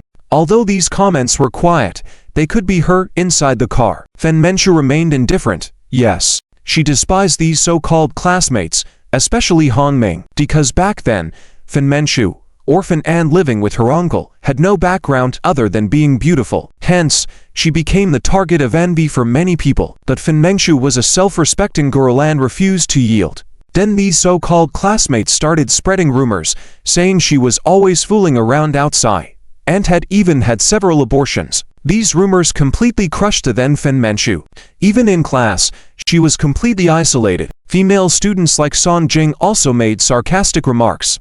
It was when Fan Manchu was about to collapse mentally that Zuan stepped forward. To this day, Fan Manchu still remembers that scene. Sitting alone in the corner, a group of girls mocking her, and at that moment, a black-clad youth stood quietly by her side. The slightly slender figure that would be remembered by Fan Manchu for the rest of her life. For herself, Zuan had been beaten several times by thugs from outside the school, yet this youth seemed to have a determination.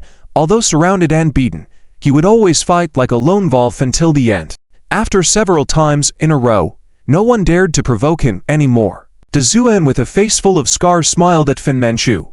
"No one will dare to bully you again in the future." At that time, Fan Manchu threw herself into Zuan's arms and burst into tears. Since then, Fan Manchu swore to live only for Zuan in her life. And it wasn't until later that Fan Manchu realized that all of this was orchestrated by this Han Ming. Fan Manchu eventually coincidentally embarked on the path to stardom, a journey filled with difficulties, but she could proudly say she walked it with a clear conscience.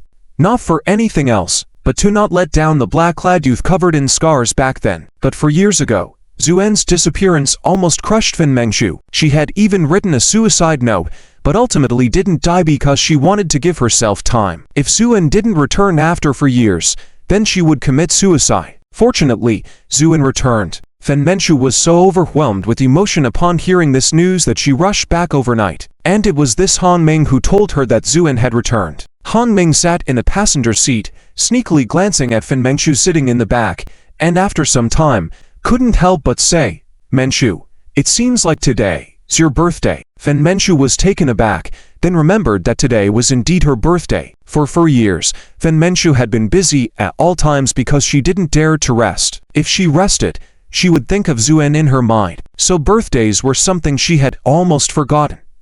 Most of our classmates are gathered at the hotel, so let's celebrate your birthday together. Fen Mengshu remained silent, looking out at the passing scenery through the car window. Han Ming's eyelids twitched, filled with anger. Why was this woman always so cold towards him? Was it because of Zuan again? Hehe.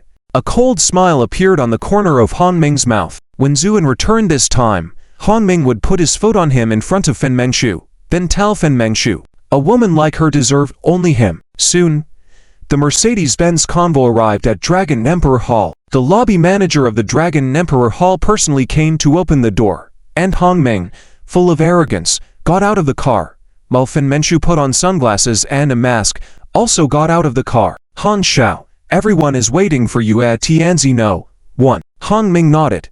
Lead the way. Fen Mengshu walked in excitedly. She was eager to see Zuan, but at the same time, she was afraid to see him. After opening the door to the Tianzi No.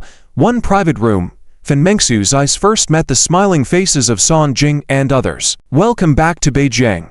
Mengshu, everyone has been looking forward to your return. Fen Mengshu paid no attention to these voices, her gaze searching the room. Mengshu, Tang Juaner whispered. Back in school, only Tang Juaner wasn't afraid of others and insisted on befriend her. So when Fen Mengshu saw Tang Juaner, she finally smiled. Juaner. Tang Juaner nodded. Then her gaze shifted to the corner. Fen Mengshu also looked in that direction. Finally, she saw Zhu, and sitting in the corner, chatting and laughing with Zhu Xiang and Zhu Nian. She trembled all over, tears streaming down uncontrollably. At this moment, Han Ming and the others also entered the private room. Song Jing's face bloomed with smiles upon seeing Han Ming. Han Xiao, you're finally back. Han Ming nodded. Just as he was about to speak, Fen Mengshu had already walked up to Zuan.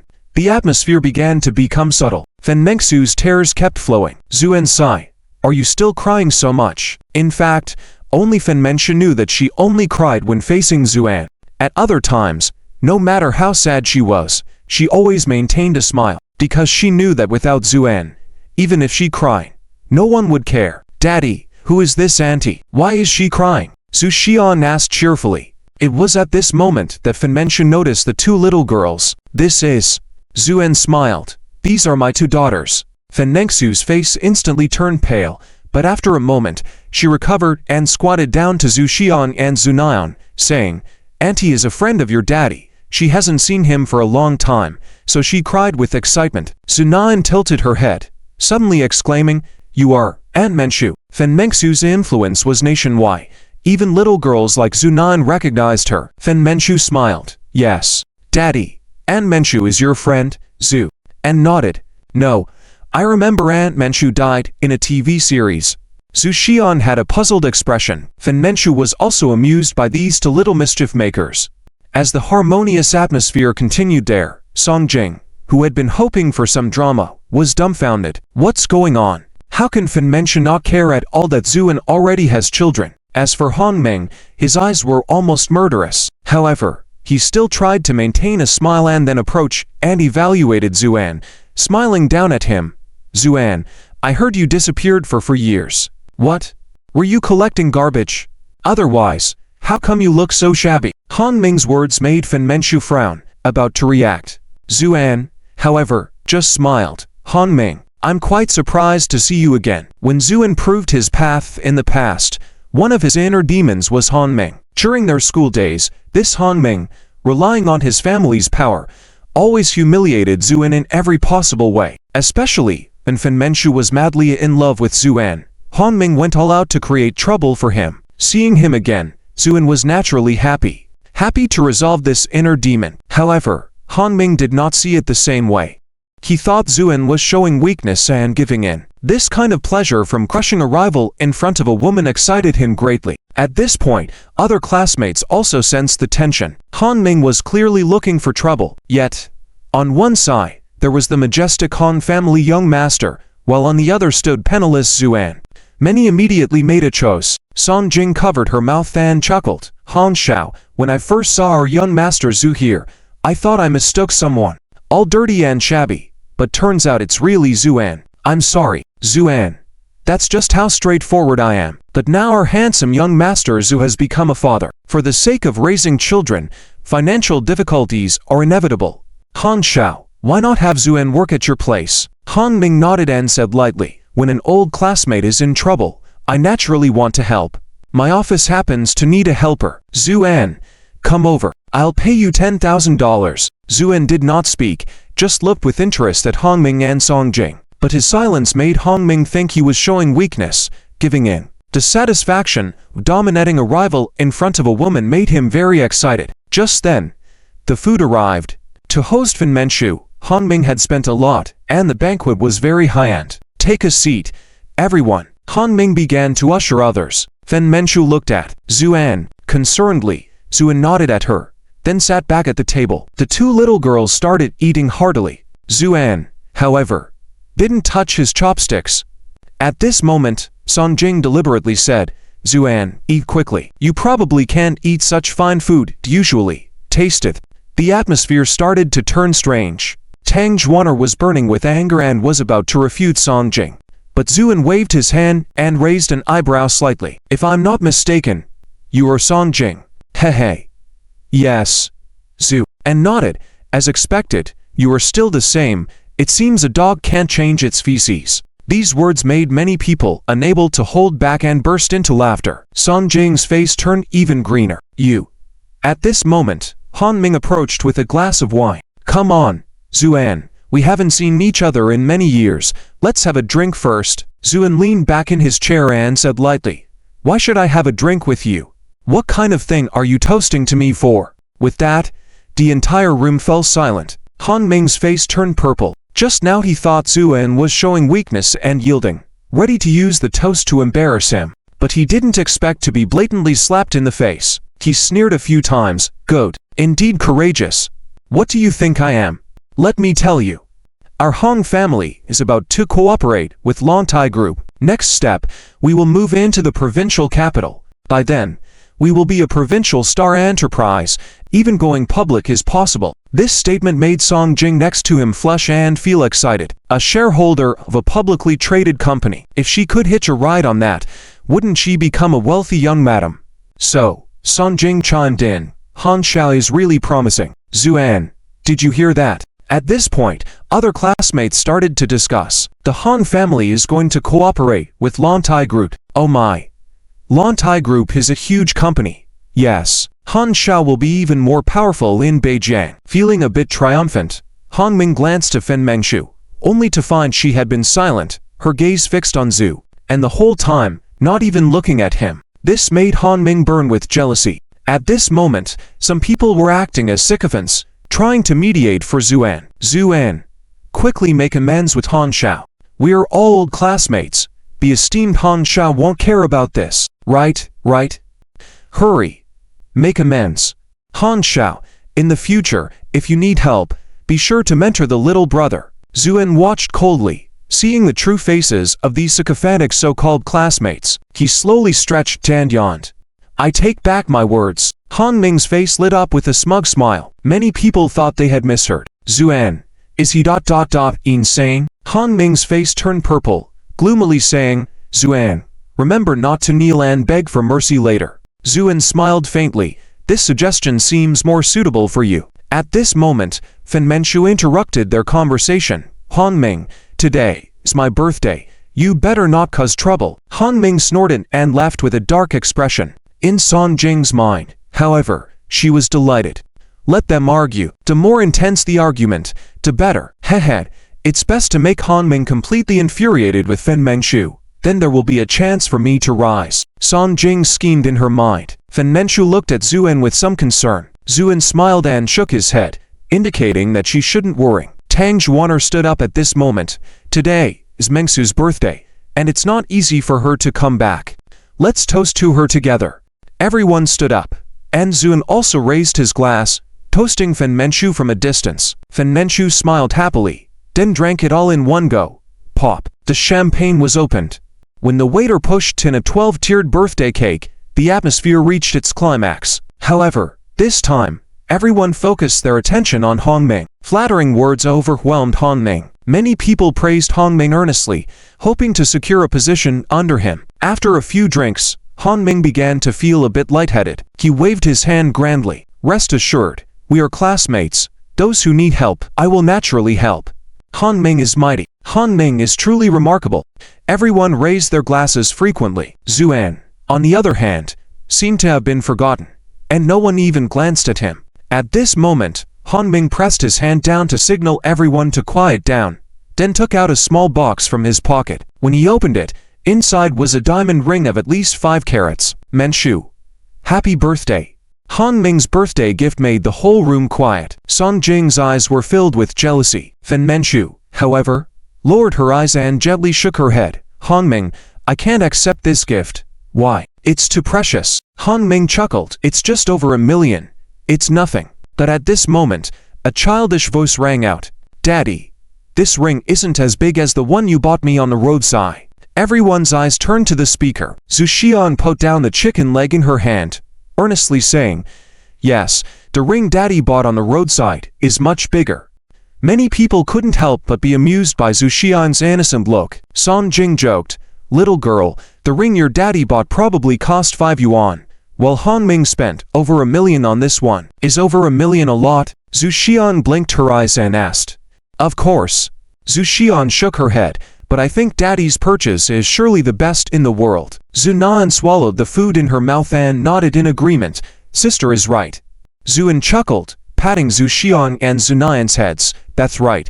What Daddy gives you is undoubtedly the best. Daddy, I want to give An Menchu a gift. Zhu Xian said. Go ahead. The thing is yours. Who you want to give it to is up to you. Zhu Xian nodded, jumped off her chair, then walked up to Fen Menchu, solemnly taking out the small ring Zuan had bought for her. Aunt Menchu, happy birthday. Fen Menchu looked at the exquisite little girl and couldn't help but smile as she accepted the ring. Thank you.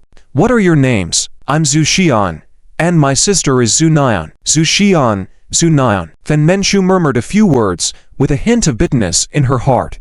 That girl surely likes him too. At this moment, Song Jing sarcastically said, some people are really good at saving money. Spend 5 yuan on a ring on the street, and give it as a gift. Fen Menchu frowned.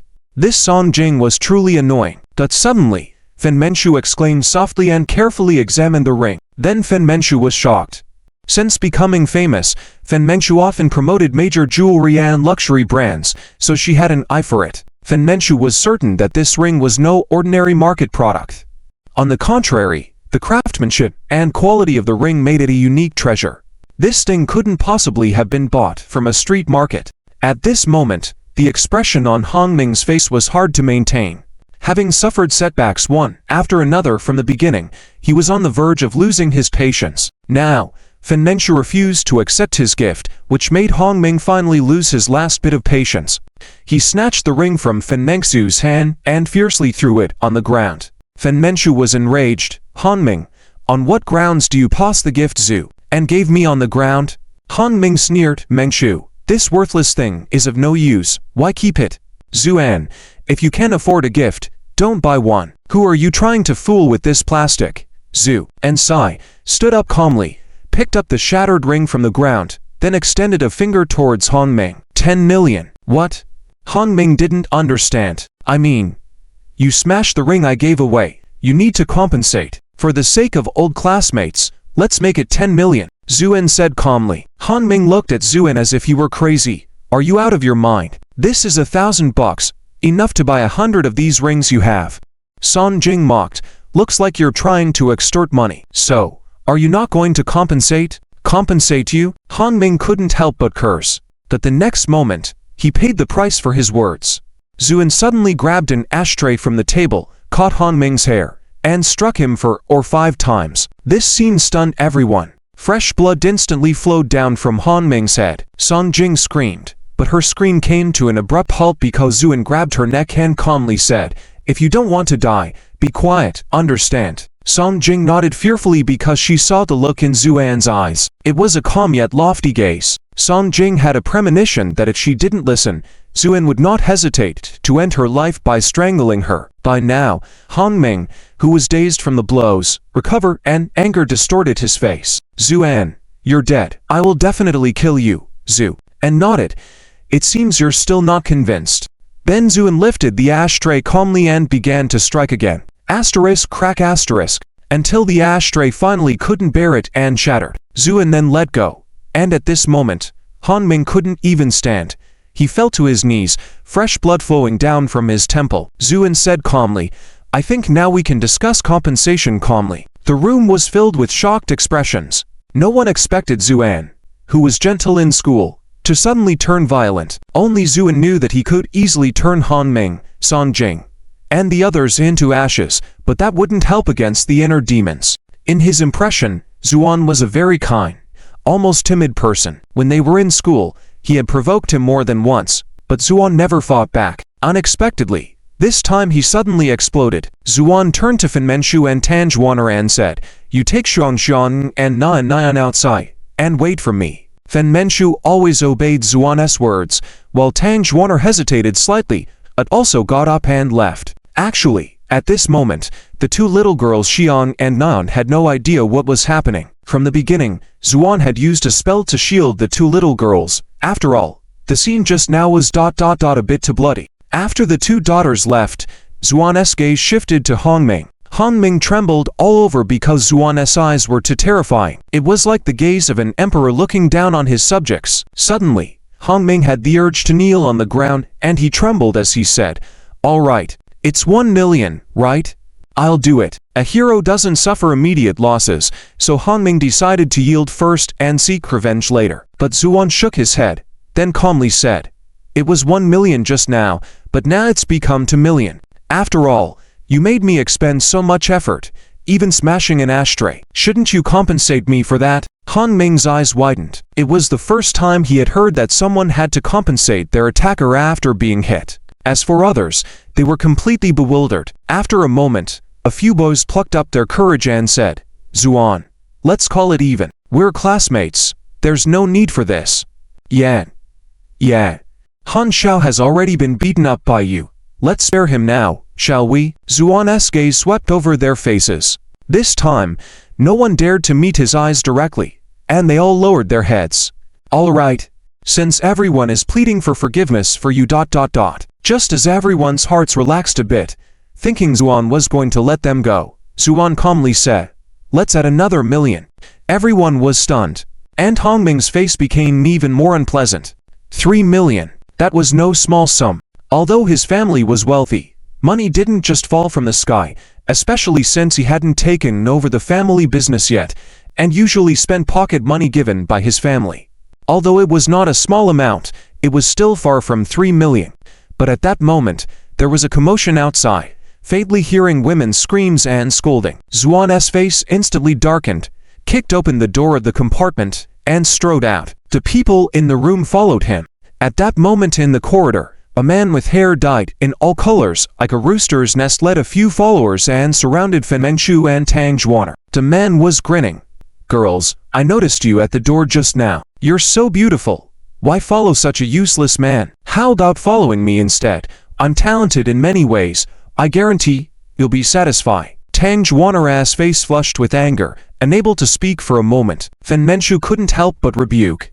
"Shameless scum. Let us go. Otherwise, you'll bear the consequences." "Oh, this one looks even better. Dare the consequences? In Beijing, no one talks to me like that." The man smirked. Seeing this scene, a flash of killing intent passed through Zuan's eyes, and as soon as Han Ming saw this man, he rushed over as if he had seen a savior, crying out loudly, "Brother Kun, save me! Brother Kun, help me!" This man known as Brother Kun finally noticed Han Ming. "Hey, isn't this Han Xiao? What's with all the blood on your face?" At that moment, Song Jing, like a loyal dog to his master, quickly explained the situation. Brother Kun looked at Zuan, first surprised, then sneered disdainfully. I thought it was some big shot.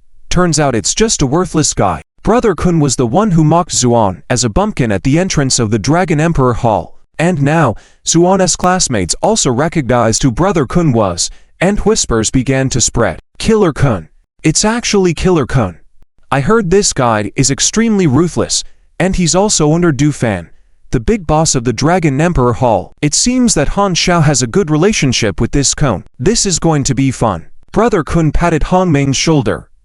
Don't worry, I'll handle this, but these two women are your classmates. Han Ming trembled, then nodded. Brother Kun smiled even more happily. Since that's the case, there's no need for outsiders. I want to take the two sisters out for dinner later. Is that okay with you? Although it was posed as a question, Han Ming knew that Brother Kun was a henchman of the boss in the southern city. His arrogant and domineering demeanor meant his words had to be obeyed. After hesitating for a moment, Han Ming gritted his teeth. Since it was impossible with Fen Manchu anyway, and he couldn't afford to offend Brother Kun, he might as well go with the flow and do him a favor. So he nodded. Brother Kun turned, with a malicious smile.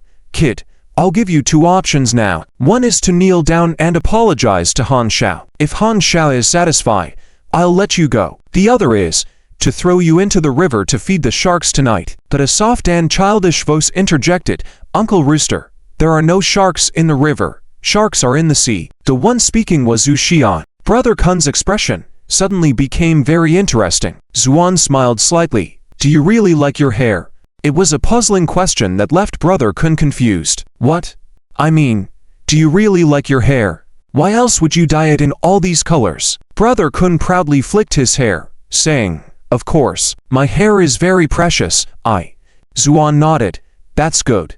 With that, Zuan suddenly kicked the ground with his left foot, propelling himself forward like a cannonball. Several followers stood in front of Brother Kun, but Zuan swept them aside with a punch from left and right, quickly clearing them out. Then he grabbed Brother Kun, who was still bewildered, by the hair and exerted a little force. Slice. Han Ming watched as the poor souls around him gasped in horror. The scene was too bloody to bear. Every strand of hair was hushily pulled from the scalp, and with each tug, Lu Kun would shiver in pain, letting out a whimpering cry. But Zuan, with a calm and indifferent demeanor, carried on as if he was just pulling out a clump of weeds. After finally finishing the task, Zuan clapped his hands and nodded in satisfaction. Much better now. At that moment, everyone instinctively took a step back, especially Han Ming, whose legs were trembling. When Zuan's gaze fell on him, he involuntarily moved further away. Don't come any closer. You're finished. Lu Kun is a follower of Fan Jie, and Fan Jie won't spare you. Han Ming thought of Du Fan, boosting his confidence. After such a big incident, it was probably time for him to show up. Han Ming pondered. Just then, a commotion of footsteps echoed from the hallway, followed by a man's angry voice. Who dares to harm my people under Du Fan's watch? With those words, a burly man with a sinister look led a group of people charging in. This Dragon Emperor's platform was under Du Fan's management. Usually, there wasn't much trouble, considering Du Fan's reputation. Even if a few drunkards caused a fuss, Lu Kun would handle it. So Du Fan's daily routine consisted of eating, drinking, and merrymaking. But today, while he was drinking with some people, he received a call informing him of trouble. Lu Kun had been attacked. Naturally, Du Fan was furious, and immediately led the security guards charging over. When Han Ming saw Du Fan arriving, his eyes lit up. Du Fan was a prominent figure in the southern city. Even Han Ming's own father would have to show respect to him. So Han Ming, excitedly pointing at Zuan, said, Zuan, Fan Jie is here. Let's see how arrogant you can be now. Seeing Du Fan, Lu Kun burst into tears and struggled to crawl towards him. Du Fan was taken aback by Lu Kun's pitiful state, his hair all gone, blood staining his head, resembling a plucked duck. Fan Jie, avenge me. This guy pulled out all my hair. Someone gave Lu Kun a pat on the back, and he cried out. Du Fan was furious. I will skin this person alive for you, he declared with intense murderous intent. Lu Kun nodded through tears. Du Fan then turned to the crowd and demanded, Who did this? Step forward. Silence filled the room. Du Fan sneered. No one dares to own up. At that moment, Hong Ming excitedly proclaimed, "It was this guy, Fan Jie. We all saw it." Du Fan turned to look and was taken aback, Zhu, and stood with folded arms, his expression indifferent as he gazed at Du Fan. "You are Du Fan." The imposing presence exuded from the man gave Du Fan a chill down his spine. He had only encountered such aura in one person, and even that was less intense than what this man radiated. Tentatively, Du Fan confirmed, "I am Du Fan, Zhu," and swiftly lunged forward and launched a punch. Du Fan reacted quickly, dodging the blow, which slammed into the wall with a deafening crash. In the ensuing dust, Du Fan, terrified, cried out, "It's a misunderstanding, all a misunderstanding." But Zuan was not willing to give him a chance to explain. After dealing with various factions for half a day, Zuan was getting impatient. It didn't matter who he was dealing with, as the boss, he could decide life and death. However, a burly man rushed over just in time. Seeing him, Du Fan felt as if he had found salvation. "Brother, hey, save me." The burly man, seeing Zuan, also had a drastic change in expression, but in his urgency, he still moved forward. Zuan struck out with a punch. The burly man met the punch head-on with his own fist, concentrating all his strength into the blow. A dull thud echoed, causing everyone present to skip a heartbeat. The burly man staggered back 10 steps, then spat out a mouthful of blood. Du Fan, who had thought victory was assured upon the arrival of the burly man, was now genuinely terrified. Wasn't even this man a match for the mysterious figure? Wiping his mouth, the burly man chuckled bitterly. "Mr. Zhu, thank you for going easy on me." Only he knew that Zuan had indeed held back, or else he wouldn't be standing there. Zhu, and retracted his fighting stance, and coolly asked, "What are you doing here?" The burly man, known as Lao He, was a personal bodyguard of Qin Yuan. Lao He grimaced. "This Dragon Emperor's platform also belongs to the Dragon Tai Group, Zhu," and nodded. "Is Qin Yuan not here?" Lao He shook his head. "The old master is busy with company matters." Du Fan was sweating profusely. Who was this person?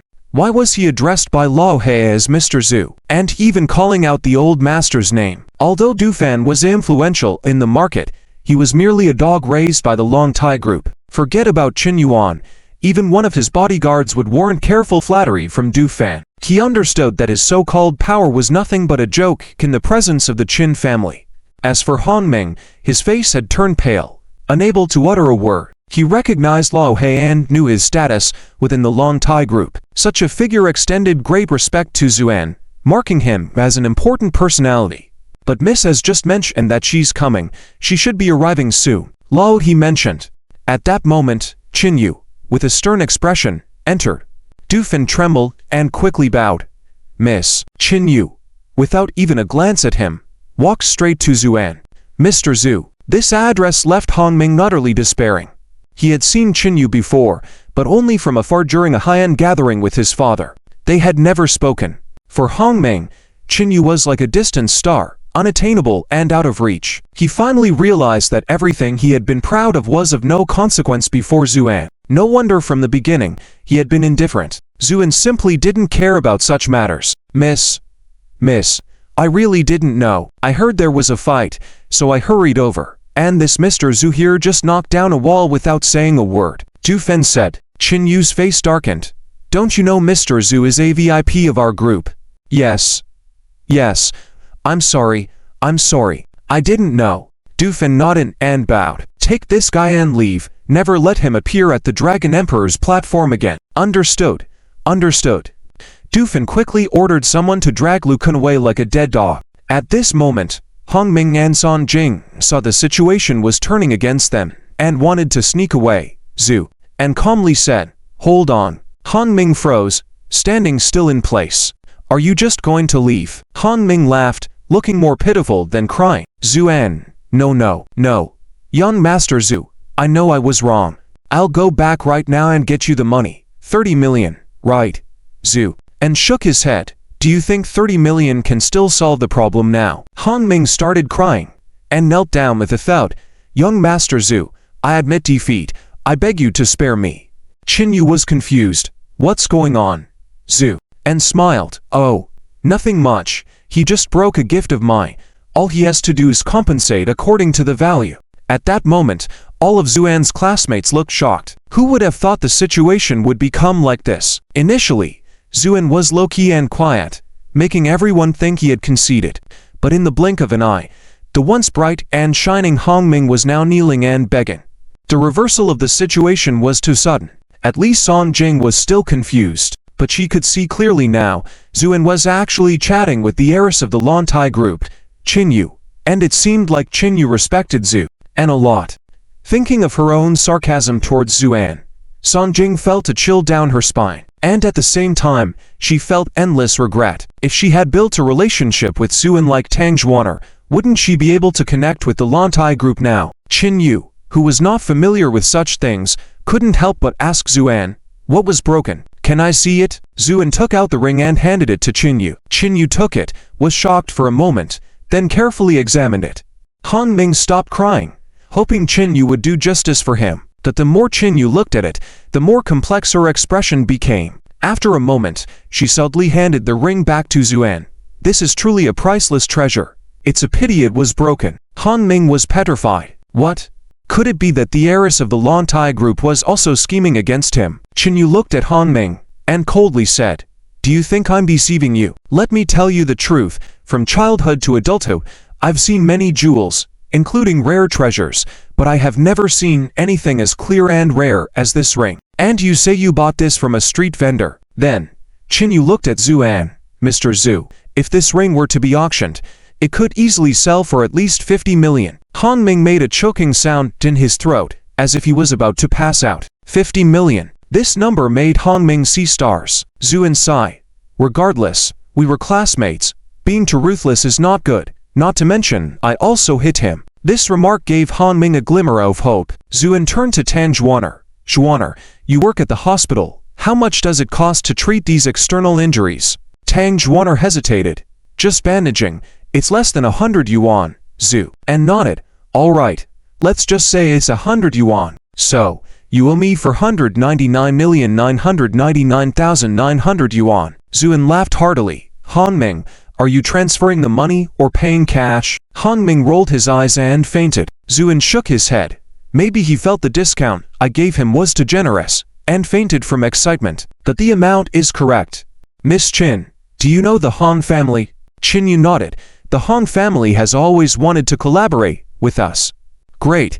I leave the matter of collecting the money to you then. Qin Yu had no objections. As everyone left, their expressions were all complex. Who would have thought that Zuan, who was once low-key and ordinary in school, would suddenly become so powerful? Even significant figures like Dufan would nod and bow to him. And even the heiress of the Qin family, Qin Yu, showed him great respect. At this moment, many people realized they were no longer on the same level as Zuan. Among them, Song Jing was the most emotionally conflicted, shocked, fearful, and filled with endless regret. However, after leaving the Dragon Emperor's platform, she spat on the ground in frustration. What an act! Even if you're powerful, what can you do? In the end, you can't do anything to me, right? Humph. As she thought to herself, turning the corner of a street, suddenly she felt an itch at her feet. She looked down and saw white flame rising from the ground. Panicked, she wanted to scream, but the flame engulfed her instantly. In just a blink of an eye, Song Jing was reduced to ashes. In her final moments of death, Song Jing finally understood why Zuan had ignored her. Would you be angry with someone who is about to die? Mr. Zhu, after I went back, I started investigating. And sure enough, I found the real culprit. Qin Yu said to Zuan, oh, what does that have to do with me? Zuan was not interested in these matters. Qin Yu gritted her teeth, frustrated that despite his exceptional skills, he sometimes couldn't see the big picture. This person is my uncle, and he's the current manager of the Lantai group, Qin Yu said, her face filled with anger. Zhu and yawned boredly. These aristocratic power struggles have been seen too many times over the past 3,000 years. But we can't provide evidence right now. However, we've received information that in 3 days, this Qingqiao will participate in an auction. At that time, the mastermind behind the scenes is likely to show up. So what? Zuan said, indifferently. So I hope Mr. Zhu will attend the auction at that time, Qin Yu said. Qin Yu looked at Zuan nervously, Zhu, and nodded, of course. Qin Yu was overjoyed. Great. In 3 days, I'll come to pick you up. Zuan agreed because she thought the Chin family was decent. Since she didn't have much going on at the moment, she decided to do a favor. But is there anything unusual about this auction you mentioned? Zuan asked. Chin Yu shook her head. Every year, the North River Business Association organizes auctions irregularly. The proceeds are donated, just like this time, so there's nothing unusual. Mr. Zhu's point is, the person who targeted your grandfather may not have strong cultivation, but at least they are a cultivator. Since he is attending this auction, there must be something attracting him. Chin Yu frowned. I'll go back and investigate thoroughly. No need. It will become clear at the time, Zuan said lightly. Chin Yu looked at Zuan, who seemed unfazed, but she couldn't help but feel a little worried. She had witnessed Zuan's medical skills and had no doubts. However, the other party could possibly possess secret techniques, and if Zuan couldn't handle it, the consequences. What Chin Yu didn't tell Zuan was that the Lantai group had become Qin Qian's industry. Many people only knew about Qin Qian and not Qin Yuan. This was due to Qin Yuan's negligence in management and being preoccupied with his illness for over a year. After Zuan finally cured him, they discovered that the Lantai group had lost control. Therefore, if they couldn't defeat Qin Qian this time, both Qin Yuan and Qin Yu would be in great danger. Qin Yu had been deeply worried about this, so after thanking Zuan, she hurriedly left. Zuan looked back at her two daughters. Are you satisfied with the meal? Zunan shook her head first. Not really. Dad, I think the food here is terrible. Zhu Xian also chimed in. Dad, I'm not full either. All right, I'll take you to another place for dinner. Okay. Zunan eagerly nodded like a little chick. Whenever food was mentioned, this little girl's eyes would light up. Zuan then looked at Fen Mengqiu. Fen Mengqiu had been staring at Zuan, especially when Qin Yu appeared, which made her feel a strong sense of crisis. This girl was exceptionally beautiful, and her family background far surpassed her own. The Lantai Group was a renowned enterprise in the province, with annual tax revenues exceeding billions. This made Fen Mengqiu deeply insecure. She had believed that her efforts over the past 4 years would bring her closer to Zuan, only to find the distance growing. Zuan smiled faintly. I'm sorry, it seems I ruined your birthday party. Fen Mengqiu shook her head. If it weren't to see you again, I wouldn't have attended this so-called birthday party. Let's go. I'll take you for a feast. This was a small restaurant in a residential area. Although it looked narrow, it was very clean. It was already past 9 in the evening, and there weren't many diners left. Laozi was preparing to clean up as they were about to close. Just then, the door was pushed open, and a group of people came in. Leading the group was a man with a smile on his face. He had a tall figure and sparkling eyes beneath his sharp eyebrows, giving people an urge to submit. Laozi was slightly startled, feeling that the man was familiar. Following him were 2 exquisite girls who looked strikingly similar. The girls were extremely cute, and notably, they looked like twins. The diners in the restaurant also noticed this scene. Laozi was about to speak when 2 more women entered. The appearance of these 2 women silenced the previously bustling restaurant. One of them was wearing a long gown, with a gentle face and an elegant demeanor, akin to an orchid in a secluded valley. The other, although wearing a mask, from her picturesque eyes and slim figure, it was evident that she was a stunning beauty. Laozi was dumbfounded. Then Zuan smiled slightly. Uncle Z, don't you recognize me? Laozi was taken aback. The voice, so familiar. You are... I'm Zuan. Zuan. Laozi was initially incredulous, but after careful observation, he ecstatically shouted, Zian, is it really you? Zhu, and nodded. Laozi joyfully called out, Old lady, come out and see who's back. Laozi's wife, less plump this year, in her 50s, was busy in the kitchen. Hearing Laozi's voice, she walked out. Who's causing such a ruckus? Zian is back, Laozi said happily. His wife looked at Zuan, first puzzled, then unbelievably said, it's really Zian. Zuan looked at the couple, feeling warmth in his heart. When Yan and Yan were facing tough times, struggling even to afford a meal, Zuan worked in nearby construction sites to earn a living. At lunchtime, he couldn't even come up with lunch money. It was this couple who were in a small restaurant that noticed Zuan's plight and selflessly assisted him. Although the help was just a few meals, it left a lasting impression on Zuan. Gradually, as Zuan became a regular, their relationship grew stronger. When they found out about the pregnant woman, Zuan's home, Lao Zi's wife felt sympathetic and often packed countryside eggs and other items for Zuan to take back to Yan for nourishment. Zuan remembered all these little gestures. Zuan nodded at Lao Zi's wife and smiled. "Auntie, it's me, Zian." Tears welled up in Lao Zi's wife's eyes, and as she grabbed Zuan's shoulder, she said, "Zian, where have you been these for years? Uncle Z and I have been looking for you for so long. Many people said you were no longer around, but I felt that with your good heart, heaven would surely watch over you." "Heaven? Auntie, please, stop kidding. Will I watch over him? If he doesn't slap me, that's good." He's a revered immortal Zuan had cultivated for 3,000 years, with a heart as strong as a rock, but at this moment, he couldn't help but feel emotional. "Auntie, I'm back now, aren't I?" At this time, Aunt Pang noticed the two little girls following behind Zuan. These two lovely little girls immediately captured Aunt Pang's heart. "Such beautiful little girls. Zian, are they yours, Zu?" And smiled and replied, "They are my two daughters. So beautiful, so lovely."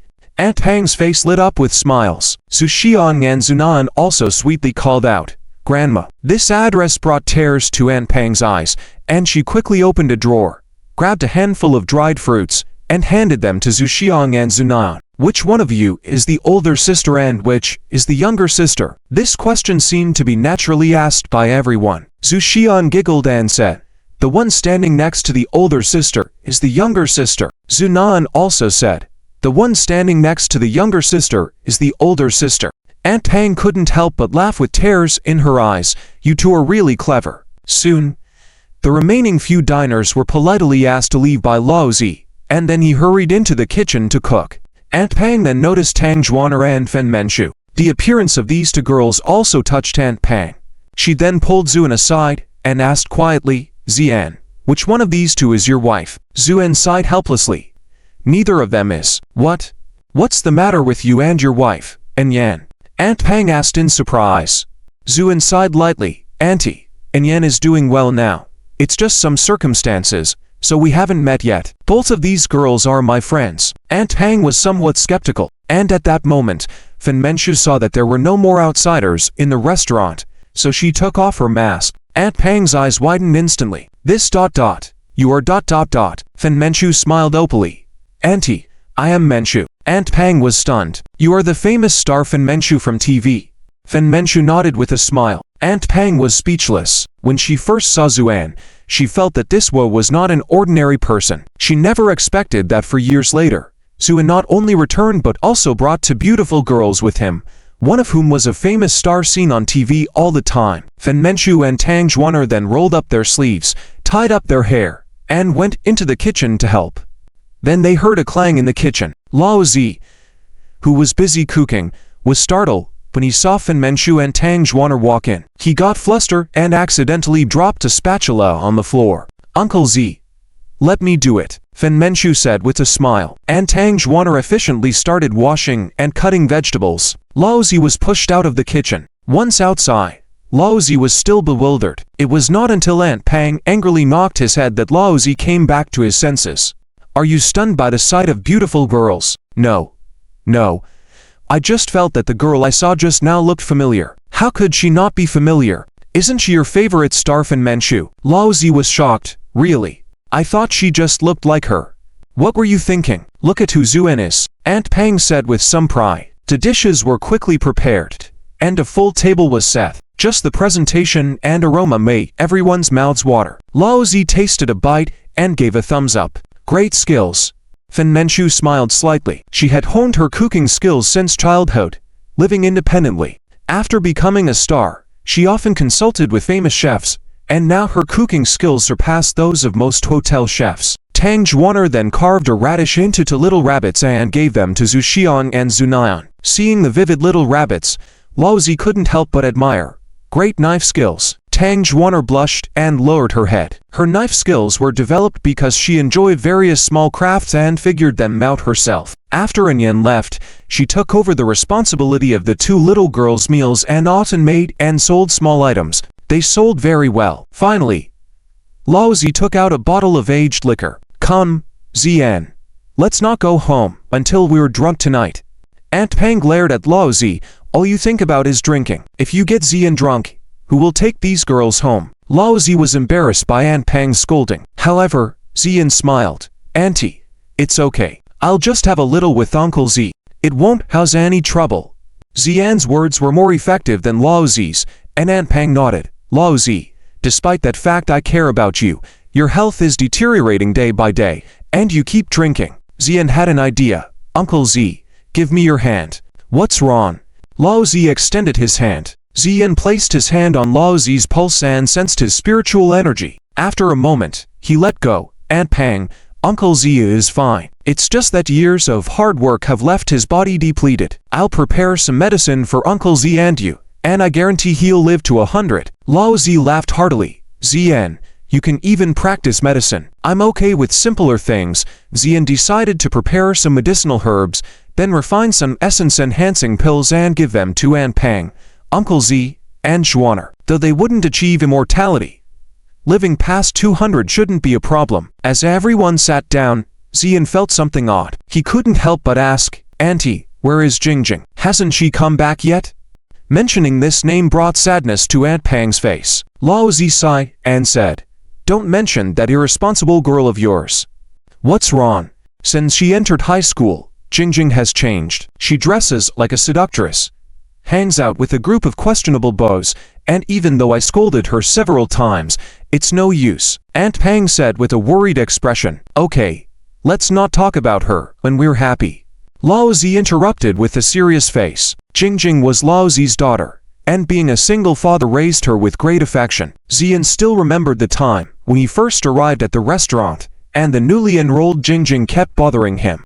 At that time, Jingjing had a cute student hairstyle and a pair of crescent-shaped eyes. When smiling, she was very adorable. Zian still remembered how Jingjing used to say, Little Anne, when I grow up, I must find a beau just like you. Despite the thousands of years that had passed, Zian never forgot these memories. Uncle Z, here, let's drink. Zian took the initiative to raise a cup and toasted Uncle Z first. Uncle Z drank it all in one go, and a smile appeared on his face. At that moment, the rolled-down curtain was pushed up, and a girl in tight shorts, with twin ponytails and fiery red lips, walked in. Hey, I'm eating. The girl tossed her backpack on the ground and said lightly. As soon as Lao Zi saw her, he became furious. You come back so late, where have you been running around? This young girl is Lao Zi's daughter, Zi Jingjing, she said somewhat disdainfully. Nowhere. Just went for a drive with a few friends. Lao Zi was provoked by Zi Jingjing's attitude and wanted to erupt. That Aunt Pang, feeling sorry for her daughter, quickly said, Jingjing, look who's back. Who cares? Zi Jingjing said casually, about to go inside. At that moment, Zhu sighed softly and said, Jingjing. Initially indifferent, Zi Jingjing was stunned upon hearing the voice. Then she looked at Zhu, and sitting there, his face with a faint smile, tears welling up in her eyes. Zi Jingjing trembled, her tone filled with disbelief. Zhuan nodded with a smile. It's me. I'm back. Before Zhuan could finish, Zi Jingjing rushed over and threw herself into Zhuan's arms, crying loudly. The atmosphere became somewhat awkward. Fen Menchu and Tang Xuaner glanced at each other, then continued eating as if nothing had happened. Zian, where have you been for the past 4 years? They said you were dead, but I knew you were not because I often dreamt of you. Zhuan felt the girl's tears, wetting his chest, and felt somewhat emotional. He patted Zi Jingjing's head affectionately. All right, you are all grown up. Why still crying? Zi Jingjing raised her tear-stained face, her makeup all smudged. Seeing her comical appearance, Zhuan couldn't help but laugh. Recognizing her embarrassed state, Zi Jingjing hurriedly covered her face and ran into the house. Zhuan looked at Aunt Pang and Lao Zi and chuckled. Jingjing has grown up, hasn't she? Indeed. While you're back, you better talk some sense into her. She listens to you the most, Aunt Tang said. Lao Zi was pleased, raised his glass, and toasted with Zhuan once again. After washing her face, Zi Jingjing walked out, looking fresh without the messy makeup. Slowly, she moved closer to Zhuan. Have you not eaten yet? Sit down and eat quickly. Aunt Pang, feeling sorry for her daughter, urged. However, Zi Jingjing noticed Su Xiang and Zunan. Then her eyes reddened. Are these, Zian, are they your daughters? Zhu, and nodded. Then who are these two? Zi Jingjing pointed to Tang Xuaner and Fen Mengshu. Jingjing, Why are you so impolite? Aunt Pang scolded. Fen Manchu smiled slightly. Auntie, it's fine. I quite like Jingjing. Zuan explained. They are my friends. Just friends, Z. Jingjing probed further. Zhu and chuckled. What else do you think, Z? Jingjing seemed relieved and exchanged smiles with Zuan, sitting beside him. Sisters, let me raise a toast to both of you. Z. Jingjing poured a glass of wine for Fen Manchu and Tang Zhuaner. Lao Zi frowned. Nonsense. Fen Manchu waved her hand, filled her glass, and said, All right, I'll drink with you, sister. After finishing her glass in one go, Z. Jingjing also drank hers. Upon finishing, her face flushed. However, Fen Manchu showed no sign of discomfort. For Fen Manchu, drinking another bottle of white wine was no pressure at all. Unfortunately, stepping into the entertainment industry meant facing many hidden agendas at dinner parties. To protect herself, Fen Manchu's tolerance for alcohol had reached a terrifying level. Z. Jingjing refilled the glass and said to Tang Zhuaner, This sister, let's have a drink too. Tang Zhuaner hesitated a bit, but then Zuan raised his glass. What? Haven't seen each other in for years, and your drinking capacity seems not bad. Z. Jingjing lowered her head. Zuan adopted an elder brother-like demeanor. Look at how you're dressed. Doesn't look like a student at all. Drinking as well? Do you feel that I'm not around, and you can do whatever you want? Tears welled up in Z. Jingjing's eyes in grievance. Zuan softened his tone. Since you want to drink, I'll accompany you for one drink. With that, Zuan emptied his glass. Grinding her teeth, Z. Jingjing followed suit. This time her eyes seemed unfocused after finishing the drink. Setting down the glass, Zuan said, This drink marks the end. From tomorrow, I want to see a well-behaved Jingjing. Understood. Looking at Zuan, Z. Jingjing nodded, then collapsed on the table, drunk. Aunt Pang rushed forward, but Zuan gestured. It's okay. Let her sleep for a while. He then placed his hand on Z. Jingjing's shoulder, circulating energy to help her sober up. Zuan let out a soft sound of surprise. Z. Jingjing was actually a rare pure yin-bodied person. This physique was extremely rare, most suitable for practicing pure yin methods. However, it's also attracted many malicious covetous eyes. Given that Z. Jingjing's body had not fully matured yet, this quality had not been revealed. And once the body matured, the purity of the yin body would be destroyed. It seemed that despite being rebellious, Z. Jingjing hadn't done anything out of line. Zhu and thought with some relief. The meal lasted a long time. It was only when Zhu Xiang and Zhu Nian, the two little ones, were exhausted that Zuan helped the heavily drunk Lao Zi inside the house. As they were leaving, Aunt Pang grabbed Zuan's hand and said somewhat sadly, Zian, I've always treated you as my own son. Please don't disappear again. Come visit us often. Zuan smiled. Aunt Pang, rest assured, this time I won't leave. Zhu Xiang and Zhu Nian were already asleep, so Zuan held one in each arm. Their small heads rested on his shoulders, and the soft snores created a gentle breeze, tickling Zuan's neck. It calmed his heart. After leaving the restaurant, Zuan asked Fen Manchu, Where is the hotel you're staying at? I'll walk you there. Fen Manchu lowered her head and said, I didn't stay at a hotel. I went straight to Long Wang Terrace as soon as I arrived at Beijing. What about you, Zhuaner? Tang Zhuaner whispered, I live in the hospital dormitory, but by now they've probably locked the doors. Then, why not stay at my place for the night? Zuan suggested. Okay. Fen Manchu and Tang Zhuaner nodded in agreement. As the sleeping Z. Jingjing muttered in her sleep, a tear rolled down the corner of her eye. Then she murmured, Zian, don't leave me. When I grow up, I want to marry you. Aunt Pang, who was packing things in the room, heard this and sighed before saying, Silly girl, your Zian isn't an ordinary person. Late at night, everything was quiet. The cold moonlight shone through the window into the living room, then was absorbed by a ring suspended in midair. This was the ring that was broken by Hongming, but at this moment, as the moonlight gradually seeped in, the cracked ring began to repair itself. Little by little, the cracks disappeared, and the entire ring became clear and translucent. Zuan had a thought and casually engraved a miniature protective spell on it. After a flash of white light, the ring fell. At this moment, this cheap street ring had completely transformed, with the clear gemstone faintly revealing a red light, infused with Zuan's spiritual energy. The bedroom door squeaked open. Fen Manchu walked out. You're not asleep yet, Zhu? And asked lightly. Fen Manchu shook her head, walked over to Zuan, sat down naturally, and then gently rested her head on Zuan's shoulder. The room was so quiet that the snoring of the two little maids could be heard. Zuan suddenly felt a chill on his shoulder and looked down. Fen Mengsu's beautiful face was full of tears. Zuan sighed, took out the newly refined ring. Happy birthday. Fen Mengsu's heart was full of grievances at this moment. She had endured so much hardship and pressure for Zuan, only to find out that he now had children, twin daughters. And that was not all.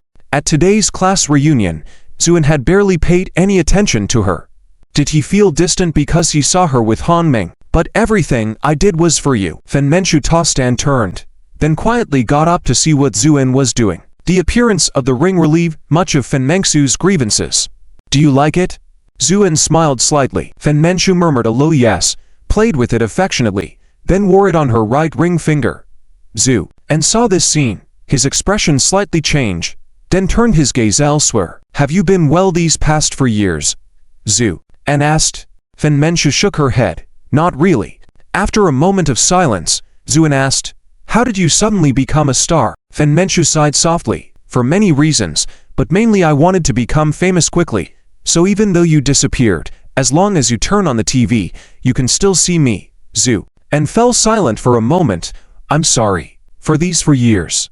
Suddenly, Fen Mengsu kissed Zuan on the lips. This unexpected kiss left Zuan feeling bewildered. 3,000 years of cultivation had exposed him to countless grand scenes, but he had never felt so flustered. After the kiss, Fen Mengsu whispered in Zuan's ear, don't apologize, as long as you're alive, that's the best explanation. Then Fen Mengsu sat back on the sofa, stretched lazily, and fell asleep gradually. Before falling asleep, she whispered, she must be very beautiful, right? Zuan did not reply. The next day, in front of a high school in North John, Zuan looked up at the school gate. This place was familiar to him because he had spent 3 years studying here. Fen Mengsu was in a good mood, with a hat on. Tang Zhuaner was leading Zhu Xian and Zunan. The 5 of them resembled a small travel group. Daddy, where is this place? Zhu Xian looked at the school gate, puzzled. Zuan smiled. This is where Daddy went to school. Is there good food inside? Zunan was always fixated on eating. Zuan chuckled, pinched his little sister's cheek playfully. Eat, eat, all you know is eating. Look how chubby you've become.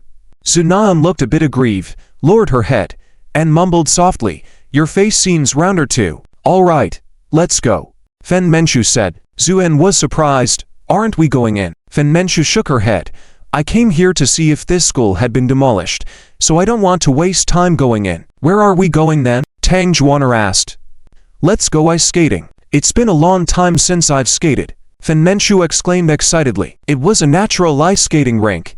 The frozen lake was full of people skating due to the severe cold. When Fen Mengsu was in school, she often came here to play. Daddy, are there any Peppa Pig toys there? Zhu Xian and Zunan's eyes lit up. I'll take them to buy it. Tang Zhuaner said. I'll go too. Zuan, you wait in line. Fen Mengsu said. This natural ice skating rink didn't require admission, but ice skates needed to be rented. Zuan waited in line. At that moment, a woman cut in line in front of him. Zuan furrowed his brow slightly and tapped the woman's shoulder lightly. Hey. The woman impatiently turned around. She was quite attractive, around 7 on a scale from 1 to 10, but her makeup was about a centimeter thick, and flakes of it fell as she spoke. What's up? Line up. Zuan said calmly. What's wrong with cutting in line? Can't a big man like you be polite to us girls? The woman retorted. Many people now turned their attention to them. Zuan remained calm. I asked you to line up. Didn't you hear me? The woman became annoyed, then quickly put on a pitiful look. It was her tried and true strategy. Sometimes, on a bus, even if no one had paid her any attention, if she didn't like someone, she would use this tactic, often leaving the other party speechless. Amid the murmurs, Zuan raised an eyebrow with a hint of amusement. Oh, you said I touched you? Yes. Not only did you touch me, you've been following me around. The woman's arrogance grew. Zuan asked with a smile. So where did I touch you? On the waist, the woman declared confidently. However, she noticed Zuan's eyes at this moment, a condescending look that made her slightly nervous. Did I just touch your waist? Zuan said lightly. Shiki felt a bit flustered in her heart, but still cried, as if for real. A woman's crying can evoke sympathy from others, especially when this woman, Shiki, looks quite attractive, so many male onlookers were glaring angrily at Xuan. Some even prepared to intervene, eager to play the role of a hero. Xuan's lips curled into a contemptuous smile. Do you think crying makes you moving? Or, do you think you're pretty? This questioning remark made Shiki even sadder from crying, but it also calmed her heart. How bold of him to say such things in front of so many people, waiting to be criticized. Indeed, several male students dressed up were indignant, saying, "How can you speak like that? You slyly touched a girl, and now you're insulting her." Exactly. Not even a real man. Some of the onlooking women also nodded in agreement. Xuan looked at the crowd and said lightly, "If I really wanted to touch someone, do you think I would go for someone like her?" This comment sparked anger. Touching someone and then disparaging her. Is there such a man in this world? Many onlooking women shouted loudly. Shiki squatted on the ground, a smug smile appearing on her face. You're done for now, right? But at that moment, a clear and melodious female voice sounded. Xuan, what's going on? Just hearing this voice was enough to captivate many male students' hearts. Then, Tang Xuan'er and Fen Menchu walked over together. Their appearance silenced the whole place. Today, Tang Xuan'er was not wearing a lawn dress, but a pair of jeans, and a white down jacket on top. This attire made her look especially youthful and charming. Fen Menchu, on the other hand, wore an exquisitely crafted white lawn dress that accentuated her elegant curves. Although wearing a mask, obscuring her features, just looking at her captivating eyes and eyebrows made it clear she was definitely a beauty. These two perfect 10 beauties captivated many male students, especially when Tang Xuan'er and Fen Menchu opted for a natural look without heavy makeup, exuding elegance. Compared to them, the Shiki, who was squatting on the ground, was simply mediocre. What's going on? Fen Menchu asked with concern. She had rushed over upon hearing the commotion. Xuan smiled slightly. Nothing. Someone claimed I harassed her. Who? Zhu.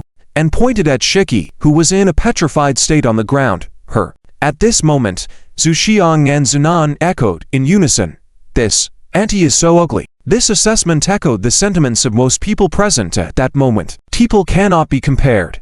Just moments ago, Shiki had appeared pretty to many naive men, but now, compared to Tang Xuan'er and Fen Menchu, she was less than ordinary. Fen Menchu couldn't help but laugh, her eyes forming into crescent moons. Honey, she accused you of harassing her. Speaking, Fen Menchu naturally linked arms with Xuan. At this moment, everyone understood. The inexplicably gorgeous girl was this man's girlfriend. Thus, Shiki's words were completely unbelievable. A joke. Would you eat poop when you have cream cake to enjoy? Those who had been aggressive moments ago not only felt ashamed but also a few glared angrily at Shiki. Accusing someone baselessly, like this woman did, was simply despicable. Shiki, at this moment, felt overwhelmed with panic. She never expected this man to have such a beautiful girlfriend. Compared to her, with her meticulously crafted face, she seemed like an ugly monster.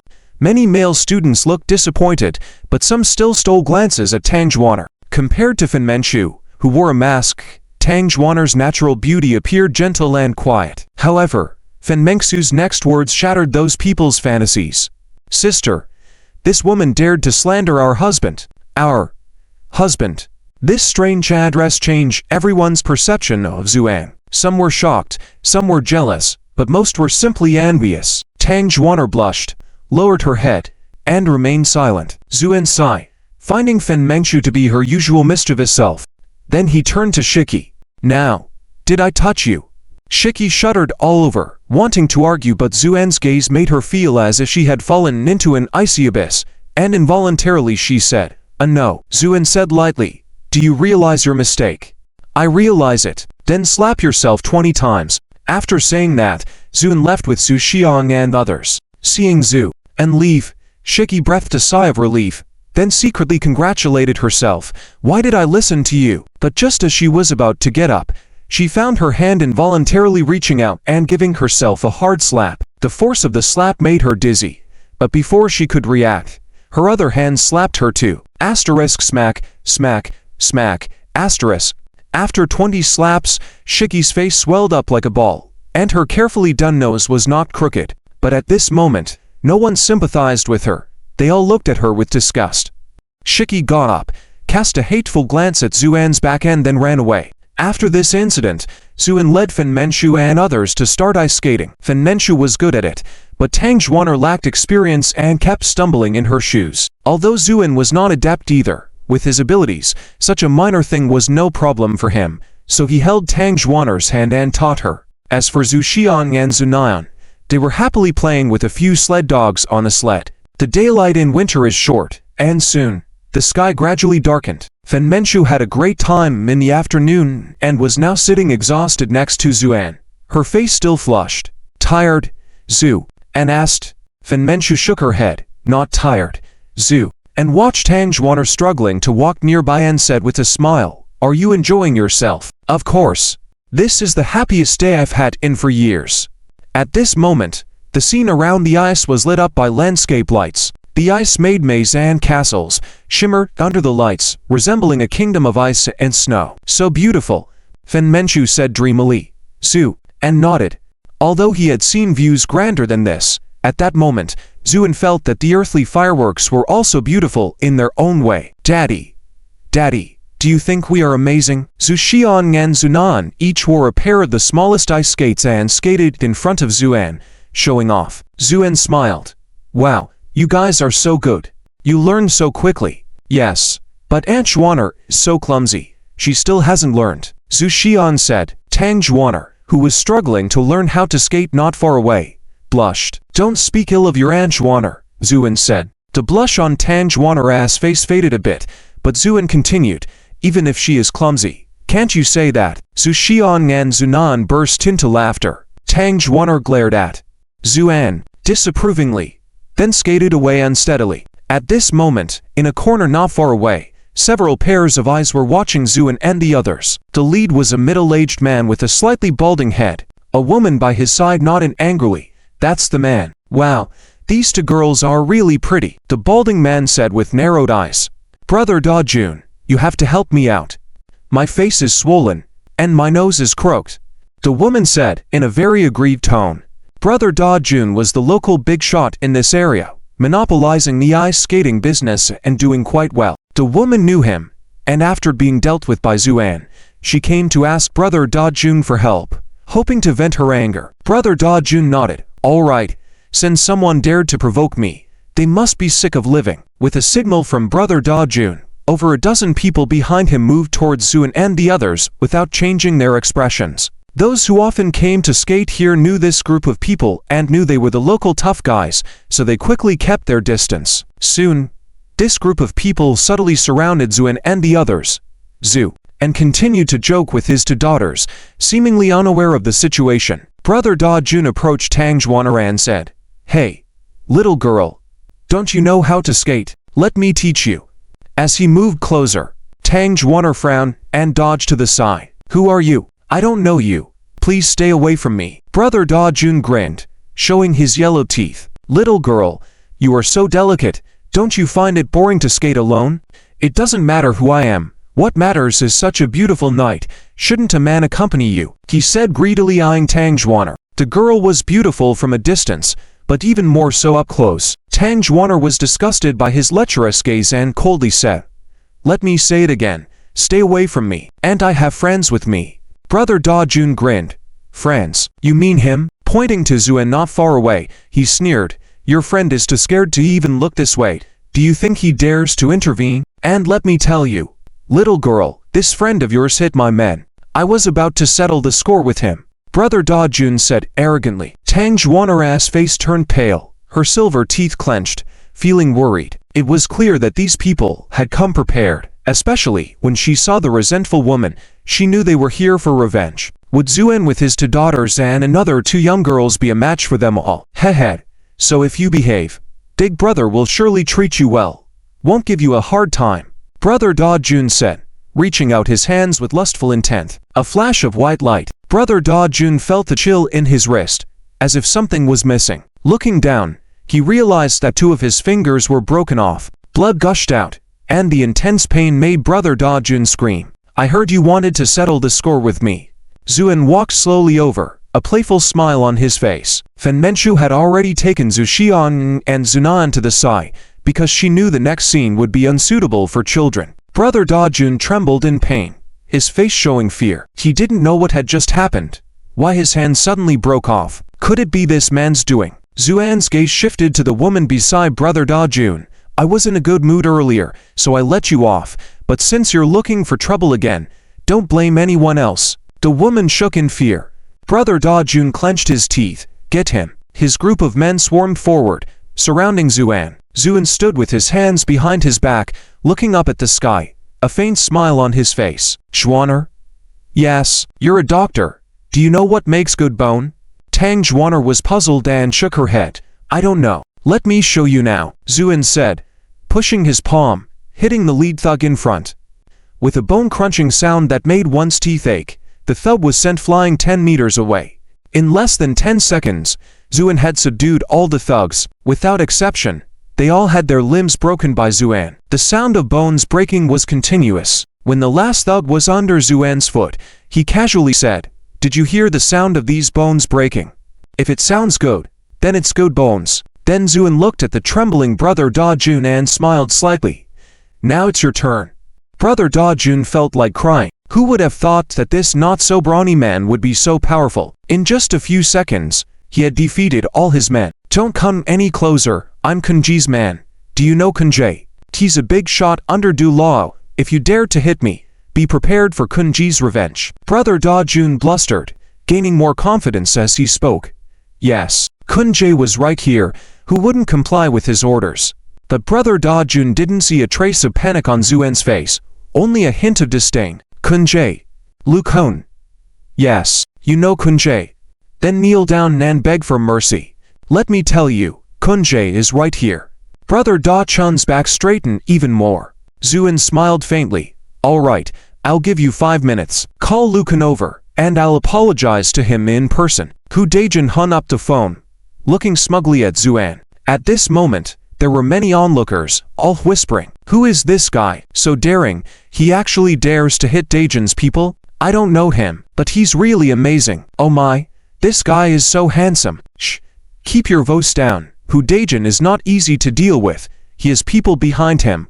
I heard they are well known in Beijing. Many people were worried for Zuan, and a few bold ones couldn't help but shout, Hey, buddy, run quickly. A hero doesn't suffer the immediate loss. Yet buddy, you even brought your girlfriend with you.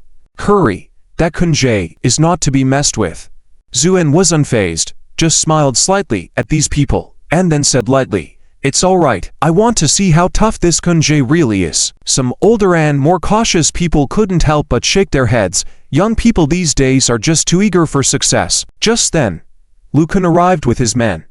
Lu Kun came quickly. As Hu Daijun had mentioned, he now lived nearby. At this moment, Lu Kun was full of resentment and anger. Because of what happened at Longhuan Terrace, he was driven out of the city center by the big boss Du Fan, and ended up in this desolate wilderness, supposedly to watch the ice rink. In other words, he was banished. What bothered Lu Kun the most was the loss of his beautiful locks.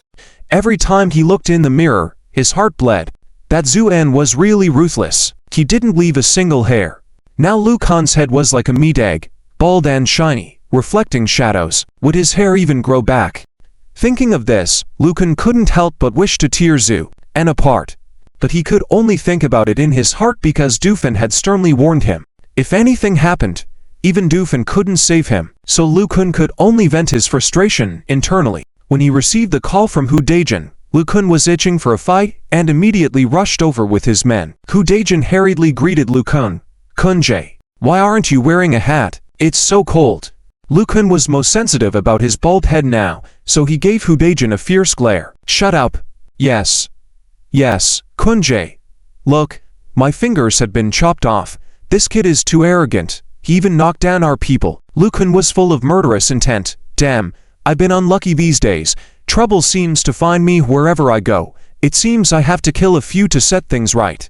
As he spoke, he looked in the direction Hu Daijun pointed. Then, he was stunned, because he saw Zuan standing in the light, with a mocking smile on his face. Kunji, it's this kid. That girl is also his person. First deal with this kid, then give the girl to Kunji. Before Hu Daijun could finish, Lu Kun slapped him. This slap was merciless. Hu Daijun spun 3 times on the ground, then held his face, looking dazed at Lu Kun. Kunji. You. Then Lu Kun did something that shocked everyone present. He took a few steps forward, knelt down in front of Zuan, and said with deep respect, "Greetings, Mr. Zhu." The whole scene fell silent. Hu Daijin and the others were dumbfounded. Zuan looked at the kneeling Lu Kun and said calmly, "You are quite sensible." Lu Kun trembled all over, then respectfully said, "Mr. Zhu, I didn't know it was you. If I had known, I would have come to greet you earlier." Zuan shook his head. "No need. But it seems your men don't welcome me." Lu Kun immediately jumped up, angrily kicked Hu Daijin to the ground. "You blind fool. Do you know who this is? This is Mr. Zhu. Have you grown tired of living? How dare you be presumptuous in front of Mr. Zhu?" Hu Daijin was now terrified. A thought suddenly flashed through his mind. In recent days, there was a rumor spreading in Beijing. It was said that someone had beaten Lu Kun at Lonhuan Terrace, and even made Dufen submit.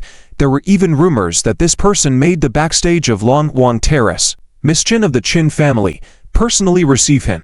Could it be this man? After this thought crossed his mind, Hu Daijin quickly got up, then knelt on the ground, banging his head. "Mr. Zhu, spare me. I'm an idiot. I was blind." This earth-shattering reversal left many onlookers dumbfounded. Watching the usually arrogant Hu Daijin now kneeling on the ground begging for mercy like a grandson.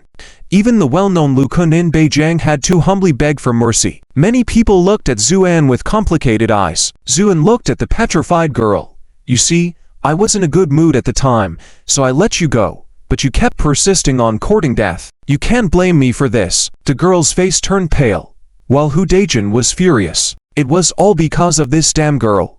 If it wasn't for her instigation, he wouldn't have ended up in this situation, even losing 2 fingers. So he slapped her as soon as he got up. The girl's nose, which had just recovered, was crooked again. Lu Kun stood there, cold sweat pouring down, not daring to look up at Zuan. This man had left the deepest impression on him. Zuan gave a faint smile. "Actually, you look quite decent with a bald head." Lu Kun smiled awkwardly. Yes. Zuan then took Tangzhuer, turned, and left.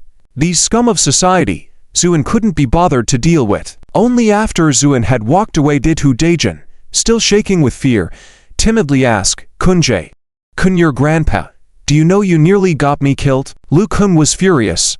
In Lu Kun's heart at this moment, there wasn't a single trace of resentment. Just now, in those few minutes by Zuan's side, Lu Kun deeply realized what killing intent truly meant. Lu Kun had no doubt that if he hadn't reacted quickly, he might have been dismembered by now. Compared to that, losing his hair was nothing. Hu Daijin dared to not say a word in submission. When they returned to the entrance of Zuan's residential area, it was already very late.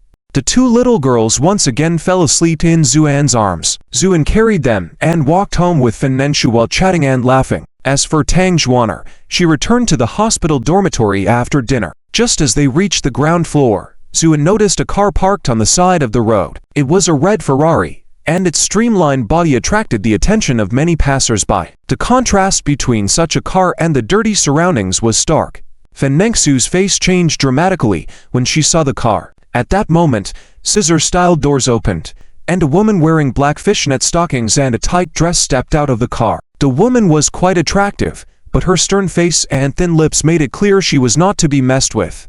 "Menshu, so you're here," the woman said coldly. Fen Nengsu's expression turned unpleasant as she whispered, "Sister Han." This woman was her agent, also known as the Iron Lady in the industry, Han Yao, who was often compared to Queen Caesar. Han Yao nodded and said, "Get in the car."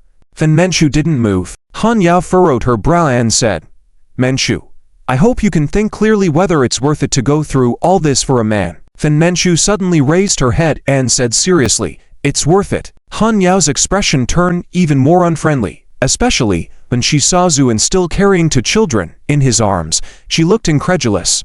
Fen Nengsu's inexplicable departure that day and turning off her phone had already ignited the anger of this Queen Caesar. She personally came to Beijing to bring Fen Nenshu back. "Menshu, before I came here, I thought the man who captivated you must be extraordinary, but I never expected he lived in such a place, even with 2 children." Han Yao's tone softened slightly. "Women can be impulsive for love, but you must figure out if all this is meaningful in the end. This man is not worthy of you." Throughout the conversation, Han Yao never glanced at Zuan. In her eyes, although this man was good-looking, his attire and living situation clearly placed him in the lower class of society. Fen Mengxiu's fall for this man was infuriating to Han Yao. Fen Mengxiu shook her head and said, "Sister Han, you don't understand. Don't understand? Ha ha." Han Yao sneered. "You publicly announced your relationship with him in front of the press and rejected one of the four young masters of Jiangdu. Do you know how much trouble this has caused the company? The internet is in an uproar about you. And you even gave up the opportunity to work with the internationally renowned director Stephen, all for him. I really don't understand. What's so special about him? He's special in every way. I am very happy when I'm with him." Fen Mengxiu's tone was resolute. Han Yao looked at Zuan, who stood calmly beside them, with a contemptuous expression. "You must have bewitched Mengxiu, but tell me, do you have the ability to support her?" Han Yao pointed at Fen Mengxiu's designer clothes. "Even one piece of her clothing is custom-made in Europe, and the hand cream she uses might cost more than your monthly salary. Are you really willing to let this talented girl suffer with you?" Han Yao directed her criticism at Zuan. Just as Fen Mengxiu was about to defend Zuan, he shook his head, signaling her not to speak, and then smiled slightly at Han Yao. "You make a good point," Zuan began, "but have you heard the phrase dogs should not interfere with rats fighting?" Han Yao was dumbfounded for a moment, then became enraged. As a big sister with numerous resources in the industry, no one dared to speak to her like that. "Kid, you're asking for trouble," Han Yao coldly warned and attempted a high kick at Zuan, and tilted his head slightly to avoid the kick. He held Zhu Xian Zunan in his arms, showing no signs of panic, and calmly said, "Kneel down." Han Yao felt a tremendous force that made her kneel down instantly. She struggled to get up but felt as if a mountain was pressing down on her shoulders. For the first time, Han Yao felt a sense of panic in her eyes. Standing in front of Han Yao, Zuan looked down at her. "You are right in saying that Mengxiu is a talented girl, but you're mistaken in two things," Zuan said. "First, I never stopped Mengxiu from leaving, and second, Mengxiu is a living person. She can do whatever she wants, and no one can stop her. In this world, no one can simply do as they please."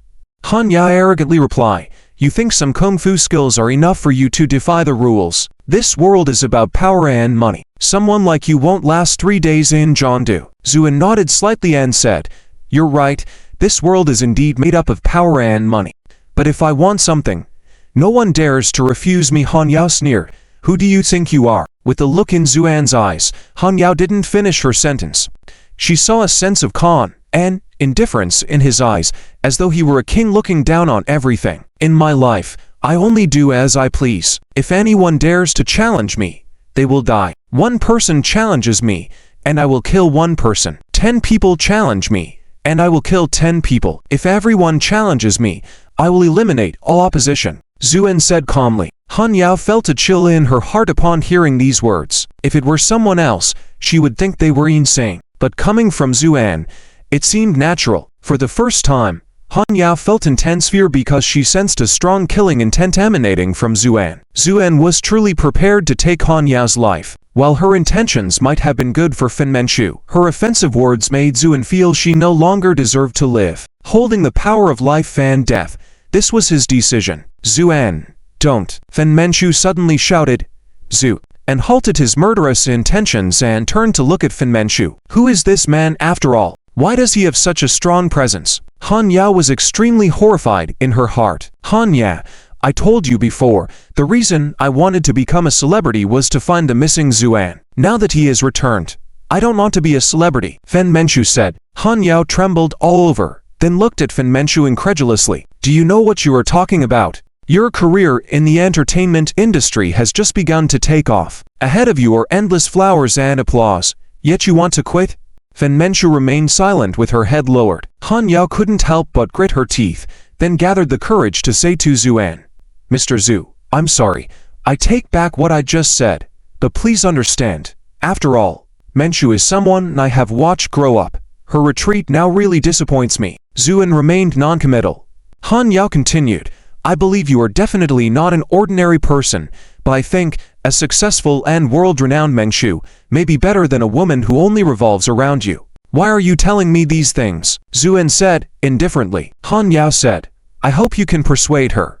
I just said, Mengxiu is a living person, Whatever she wants to do, I will support. Han Yao looked at Fen Manchu again. Manchu, I hope you can think it through carefully, and by the way, Stephen will also come to Beijing in the next 2 days. If you have made up your mind, I can take you to see him. Fen Manchu remained silent. Han Yao looked at Zuan, hesitated, and then left. After Zuan settled, the two little maids and Fen Manchu asked hesitantly, Zuan, do you think I should go? Zuan smiled slightly. I just said, being a person only needs to follow your own heart. If you feel like it, go ahead. If you don't, then don't. It's just that simple. But Fen Manchu was also torn.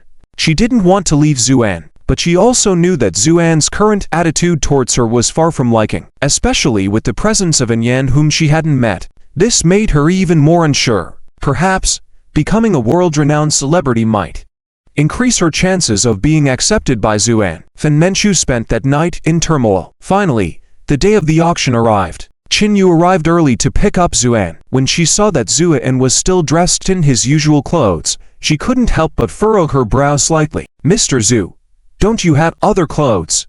Zhu, and shook his head and said, indifferently, why, do I need to change clothes to attend an auction?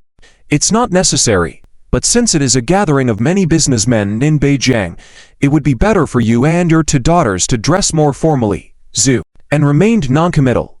It was the two little maids who cheered at the mention of new clothes. Women, no matter how young, are women. As long as they are women, they naturally have no resistance to new clothes. Zuan didn't care much about these things, but for the sake of the two little maids, he didn't mind. Fen Manchu, on the other hand, didn't need to, as she brought enough change of clothes when she hurried back to Beijing. This time, Fen Manchu wore a finely crafted qipao, showing elegance without losing grandeur. Qin Yu personally drove, taking Zuan and the others to the most high-end commercial club in Beijing City, Yinlong Building. This was also a property of the Longtai Group. Qin Yu led Zuan to the men's department, picking out ready-made clothes while saying, time is running out, we can only choose some ready-made clothes for now.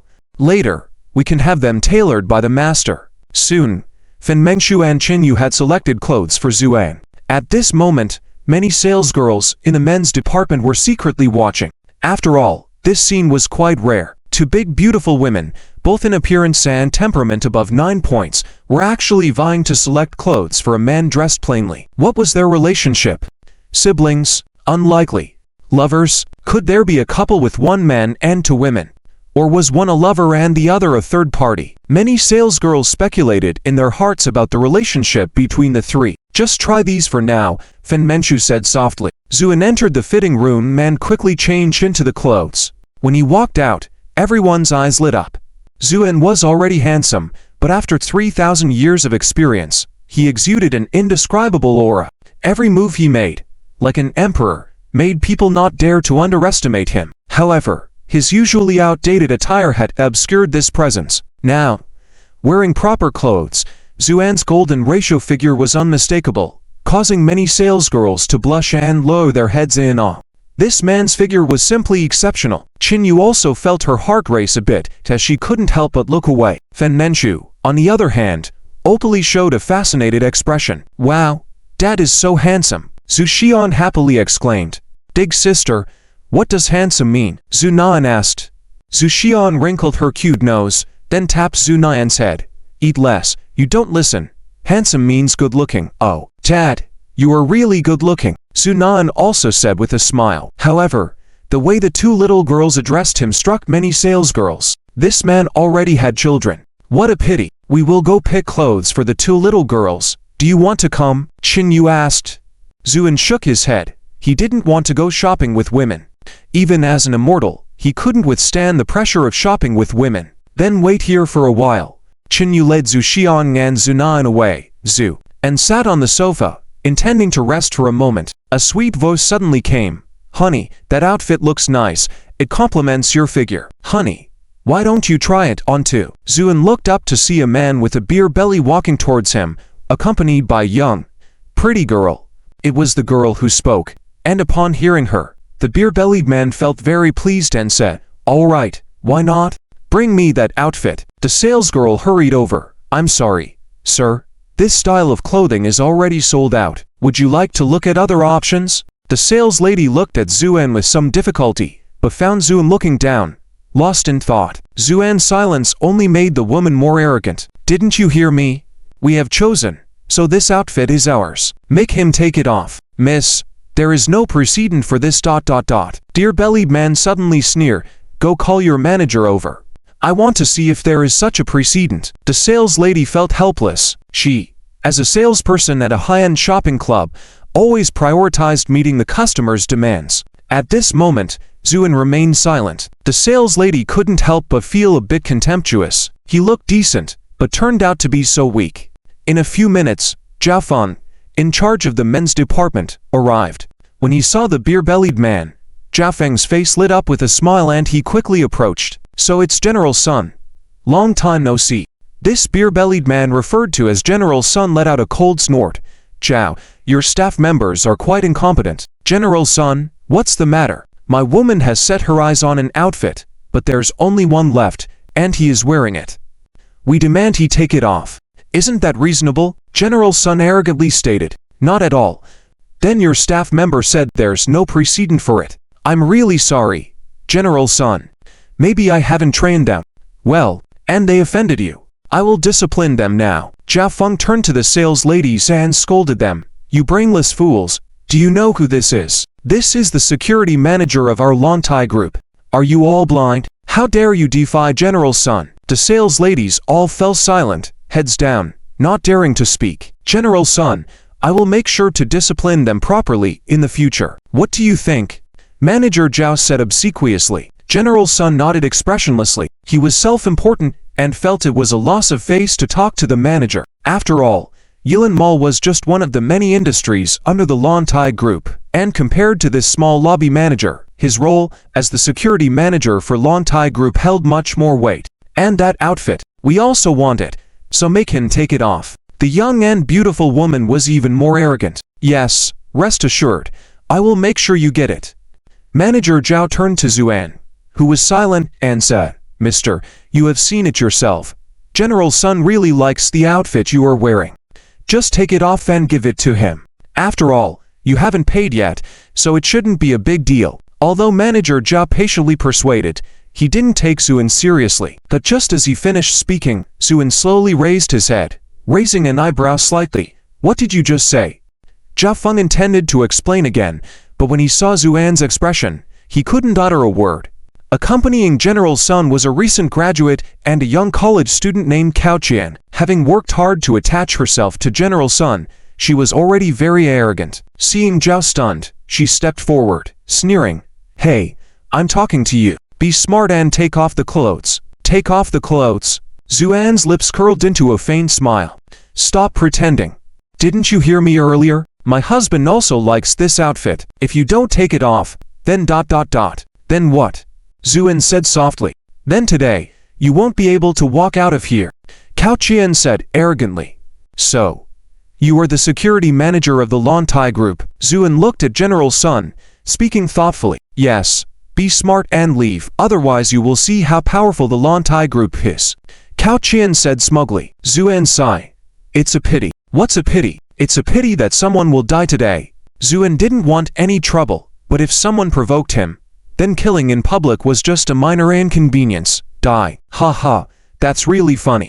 I don't believe ... Cao Qian wanted to say more but didn't get the chance as Zuan slapped her, sending her flying and crashing into a clothes rack. Crash!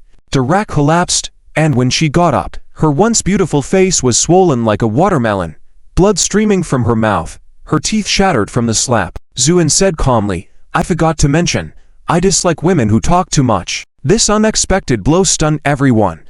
Even the sales lady who had previously looked down on Zuan for being too timid was now shocked. This man is so powerful. General Sun's eyelids twitched in anger. Good. How dare you cause a scene here? You are done. Wait and see. General Sun took out his phone, but Zuan just watched playfully without stopping him. Soon, General Sun hung up the phone, his eyes glaring at Zuan. It was as if he was looking at a dead man. Within 5 minutes, a chaotic sound of footsteps approached, and dozens of security guards rushed over. General Sun, what's going on? The head of the security asked. General Sun pointed at Zuan. This man hit my woman. Deal with him. Yes. The guards surrounded Zuan. Many people retreated, afraid to get closer. But Zuan remained seated on the couch, still watching General Sun with a playful look. You're so arrogant. Do your parents know? Zuan suddenly asked. Nonsense. My parents have long been dead. No wonder. Zuan nodded. Just remember, when you see your parents down there, tell them that you died because of your foolish arrogance. General Sun was furious. Get him. Finish him off. But at that moment, an angry voice rang out. What are you guys doing? This voice made the once menacing General Sun tremble, and as he turned, he saw Chinyu standing not far away, with an expression of anger. General Sun was shocked. How could Chinyu be here? But he quickly put on a smile. Miss, this man is causing trouble at our mall, and I was going to deal with him. Chinyu ignored him and walked straight to Zuan. She spoke respectfully. Mr. Zhu, please, for the sake of my face, don't bother with these people. This scene froze the previously confident General Sun and the onlooker Zhao Feng. As for the sales ladies, they were utterly dumbfounded. Zuan looked calmly at Chinyu without saying a word. This silence made Chinyu's expression gradually sour. Finally, she couldn't help but turn around angrily and said, Both of you, pack up your things and get out now. You are not allowed to step into Lantai Group ever again. This decision brought a look of despair to Sun Bo and Zhao Feng's faces. In Beijing, being able to enter Lantai Group was something to be envied, especially for Sun Bo, who had worked hard to become the director of the security department at Lantai Group with a substantial annual income. But now, because of this man, he was being kicked out by the young lady. Sun Bo knelt down on the ground and started begging for mercy. Miss, please give me another chance. I won't dare again. It's all because of that woman's instigation.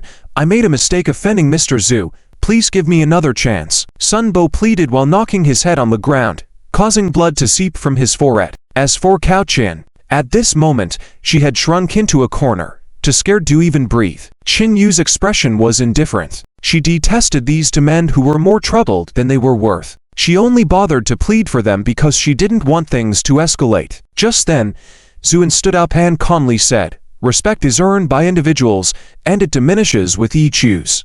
So I hope that in the future, you won't make me see your faces again. After speaking, Zuan picked up Zhu Xiang and Zunan and left. Chinyu glared fiercely at Sun Bo. Get out now. Sun Bo trembled all over, his face showing despair. Chinyu instructed the salesgirl, who was already terrified, to pack the clothes they had just chosen. Yes. Once they left Yinlong Mall, Zhu Xiang quietly approached Zuan and asked, Dad, are our new clothes beautiful? Zhu Xiang and Zunan were currently dressed in pink princess dresses, looking extremely adorable.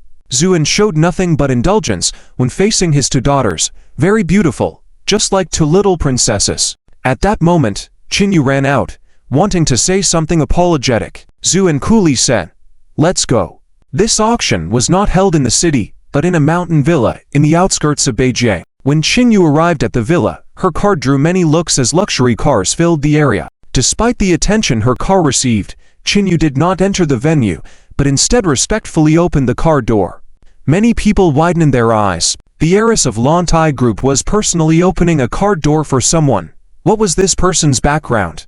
The first person to exit the car was Fen Manchu. Many people recognized her and couldn't help but murmur in excitement. Fen Manchu, is she in Beijing too? Fen Manchu didn't move after getting out of the car, as if she was waiting for another important guest. Many people's attention was drawn to her. Who exactly was in the car? Why such a grand entrance? Moments later, two young girls emerged from the car. The two girls wore hair buns, princess dresses, and looked exactly alike, like a pair of fairies stepping out of a painting. Finally, Zuan slowly got out of the car. When he appeared, many people started whispering, Who is this man? Don't know. But it seems he has a big background. Seeing Chinyu's reaction, she respects this man a lot. Zuan surveyed the scene with an indifferent expression and walked forward. Just then, Chinyuan rushed out of the house and, to everyone's surprise, hurried to Zuan and respectfully bowed. Mr. Zhu, you are here, Zhu, and nodded, not realizing how much of a commotion Chinyuan's actions had caused. Who was Chinyuan? He was the actual controller of Lantai Group, and a prominent figure in Beijing. Even though he had been overshadowed by Qin Tia these past years, he was still not to be underestimated.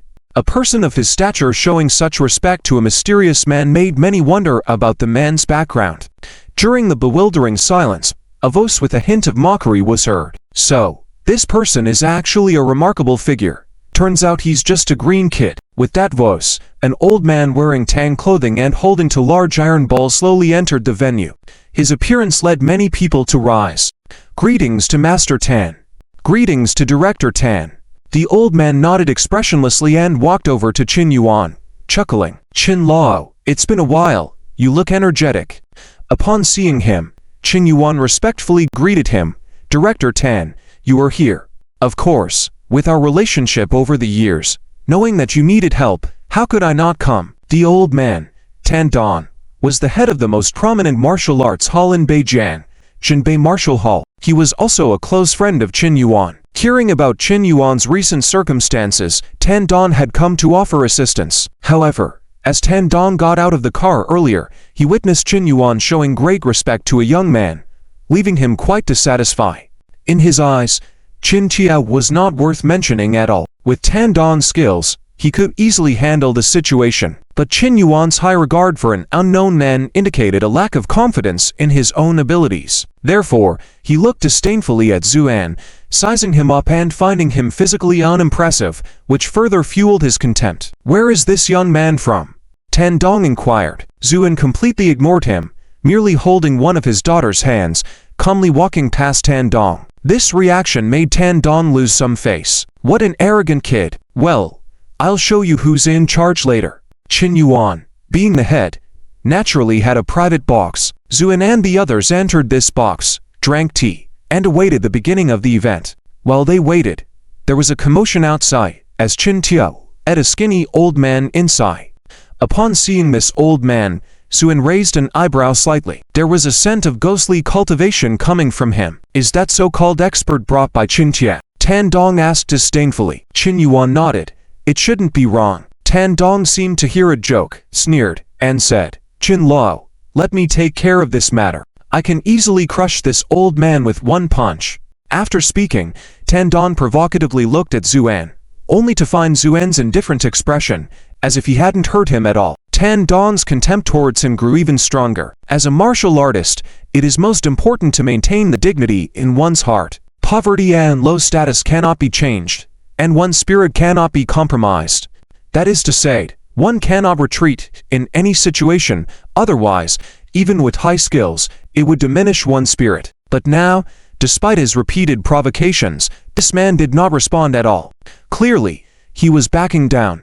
Tan Dong felt that Zuan posed no threat, so he shifted his gaze outside. By this time, the auction had already begun. Qin Tia and Liu Shu sat in a corner. The auction started with some ordinary jewels, and both Qin Tia and Qin Yuan did not make a move. It was only after about halfway through that someone brought up a box for auction. At this point, the auctioneer announced, "Next up for everyone is something strange, obtained by a visitor in the deep mountains. However, we also do not know what this thing is used for. Take a look." The box was opened to reveal a small dead sapling inside. There was a stir among the audience, and many couldn't help but chuckle softly. "Is this a treasure? I have plenty of these at home. Is this supposed to be a joke?" However, the discussions gradually subsided because the small sapling began to grow and sprout visibly to the naked eye, then bloom and bore fruit at an extremely fast pace. This miraculous scene left many speechless. Zuan watched attentively inside the room, feeling a stir in his heart. It was actually gentiana, a spiritual herb that only grows in places with dragon energy. It is a common medicinal herb and an essential ingredient for many elixirs. Zuan didn't expect to see it on Earth. Meanwhile, Liu Shu among the audience had red glare in his eyes. That's it. Liu Shu had been waiting anxiously in Beijing for this treasure. With it, he could break through his current realm and even prolong his life. This was a huge temptation for him. So Liu Shu coldly declared, "Buy it." Qin Tia followed Liu Shu's command without hesitation and immediately began bidding. At this point, Zuan turned to Qin Yuan and said, "Buy it." Initially, many people were bidding, as the previous scene had piqued the interest of many wealthy individuals. But as time passed, only Qin Yuan and Qin Tia were left in the bidding war. The price had skyrocketed to a terrifying 110 million. This small sapling had fetched such an exorbitant price, surprising many. Nevertheless, many began to see through the situation. It was a showdown between Qin Jie and Qin Yuan. After Qin Yuan once again did a high price, Liu Shu finally could not contain himself. He stood up and sneered at the box. Qin Yuan, are you impatient to live? This sentence silenced the auction hall. Qin Yuan stood by the window in the box, smiling slightly. What's wrong? Can't afford it and getting anxious. Liu Shu sneered.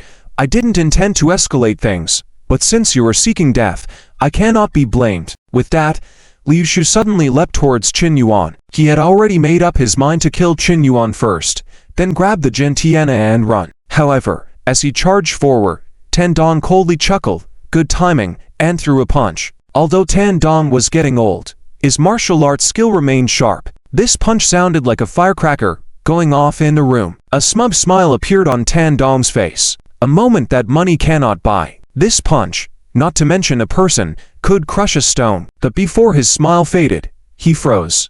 Liu Shu didn't avoid the punch at all. He took it head-on with his back. There was a dull thud. Tan Dong felt like the punch landed on a decaying corpse with no impact at all. Just as he was stunned, Liu Shu sneered, "Is that all your skill? Daring to stop me?" With that, Liu Shu swept out a pawn strike. Tan Dong tried to dodge with all his might, but still got hit by Liu Shu's palm, sent flying back for 20 steps with a spurt of blood from his mouth. Tan Dong's face was horrified as he exclaimed, "Grandmother, have you stepped into the realm of grandmother?" Liu Shu stood proudly. "Indeed, to die at my hands, that can be considered your destiny." Despair crept onto Tan Dong's face. The realm of grandmother, a state he had longed for. Only by entering the realm of grandmother could one be considered a true expert. At this moment, Liu Shu reached out and grabbed Qin Yuan, then coldly said, "You should have died a long time ago, but unexpectedly, some ignorant fellow saved you. But now, you still will die, so just." Just then, Zhuan sighed softly. "What's the point of all this fighting and killing? Why not sit down and have a cup of tea?" Tan Dong looked at Zhuan as if he saw a fool, thinking what kind of joke was this guy trying to pull? Liu Shu also noticed Zhuan at this time. After observing for a moment, he grinned and asked, "What did you say?" Zhuan stretched lazily, then glanced down at Zhu Xiang and Zhu Nan, smiling. "Would you two like to go play with Fan Manchu now?" "Yes." Fan Manchu led the two little girls away. Then Zhuan calmly said, "I mean, with such mediocre skills, don't pretend to be an expert." Liu Shu's face turned livid instantly. "I was planning to kill you, but now I've changed my mind. I will torture you to death bit by bit, and those two little girls, I will also turn them into." Before he could finish his sentence, Zhuan had already appeared in front of him, then expressionlessly delivered a punch, threatening him with Zhu Xiang and Zhu Nan. "Then go and meet your end." This punch seemed ordinary, even a bit leisurely. However, Liu Shu couldn't dodge the punch at all. He was horrified to find that his entire body's energy seemed locked, unable to move a muscle. Doom. This seemingly earth-shattering punch was like dropping a huge rock into calm waters. Liu Shu was blasted back as if hit by dozens of elephants, spewing blood from his mouth. But that was not the end. The force of this punch even impacted the buildings behind, causing a series of violent crashes. After the loud noises subsided, half of the ceiling in the hall was blown away by Zhuan's punch. The starlight shone down from the sky, illuminating the stunned faces of everyone present. The smoke gradually dissipated. Zhuan relaxed his fist and said lightly, "I have always said that senseless violence is boring. But unfortunately no one listens." No one dared to respond. A joke, a person who can collapse a building with a single punch, who would dare to speak casually. As for Director Tan Long of the Tan Mansion, at this moment he felt so embarrassed that he wished he could find a hole to hide in. Did he really look down on someone just now? Did he dare to mock? Who gave him the courage? Lian Yanqi. Zhu. And slowly walked down from the box and headed towards the gentian grass on the stage. When passing by Qin Tia, Zhuan swept him with a glance. Just that indifferent glance made Qin Tia feel like his blood had frozen. The extreme fear made him tremble all over. Liu Shu was currently trapped under the rubble, his life hanging by a thread. Originally, he thought he could easily eliminate Master Qin Yuan and his grandson, relying on Liu Shu's expertise. But unexpectedly, someone suddenly appeared and disrupted all his plans. At this moment, there was another person among the crowd who was shocked and scared. He was Hong Yuan, the father of Hong Ming and the head of the Han family. He had been hiding in the corner at the auction, unnoticed by anyone. He had come here to repay the debts owed by his son, Qin made it clear to him that it amounted to 49,999,900 yuan. Han Yuan dared not disobey, so he gathered the money and reluctantly came to the auction. However, he had tried to be smart and had not immediately handed over the money, instead planning to wait and see. After all, Qin Tia was currently powerful, a fact known to many, and his family had a good relationship with Qin Tia. If Qin Tia could defeat Qin Yuan, then he would save more than 40 million. But he didn't expect that Zuan, who had already agitated his son into a disturbed state, would be so powerful. With just one punch, he sent someone flying. Now Han Yuan also felt shocked and scared, regretting why he hadn't paid the money earlier. Zuan stepped onto the stage and looked at the gentian grass, feeling somewhat nostalgic. Initially, he didn't even pay attention to such medicinal materials, and now he had to treat it as a treasure. Zuan reached out to touch the spiritual grass. Suddenly, the ground in the hall began to tremble. A terrifying aura emanated from the rubble, and then a muscular man about 2 meters tall emerged from under the debris, pushing it aside and appearing in front of everyone. "Hey, to force me into this form, kid, you can be proud of yourself," the burly man said with a sinister smile. It was actually Liu Shu. He was not dead yet.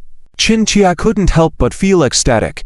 Liu the Divine is mighty. Han Yuan was even more excited. No longer concealing his feelings, he immediately burst out, "President Qin, with the help of extraordinary people, you will be victorious." Hearing Han Yuan's words, Qin Tia burst into laughter. Only Zuan furrowed his brow slightly.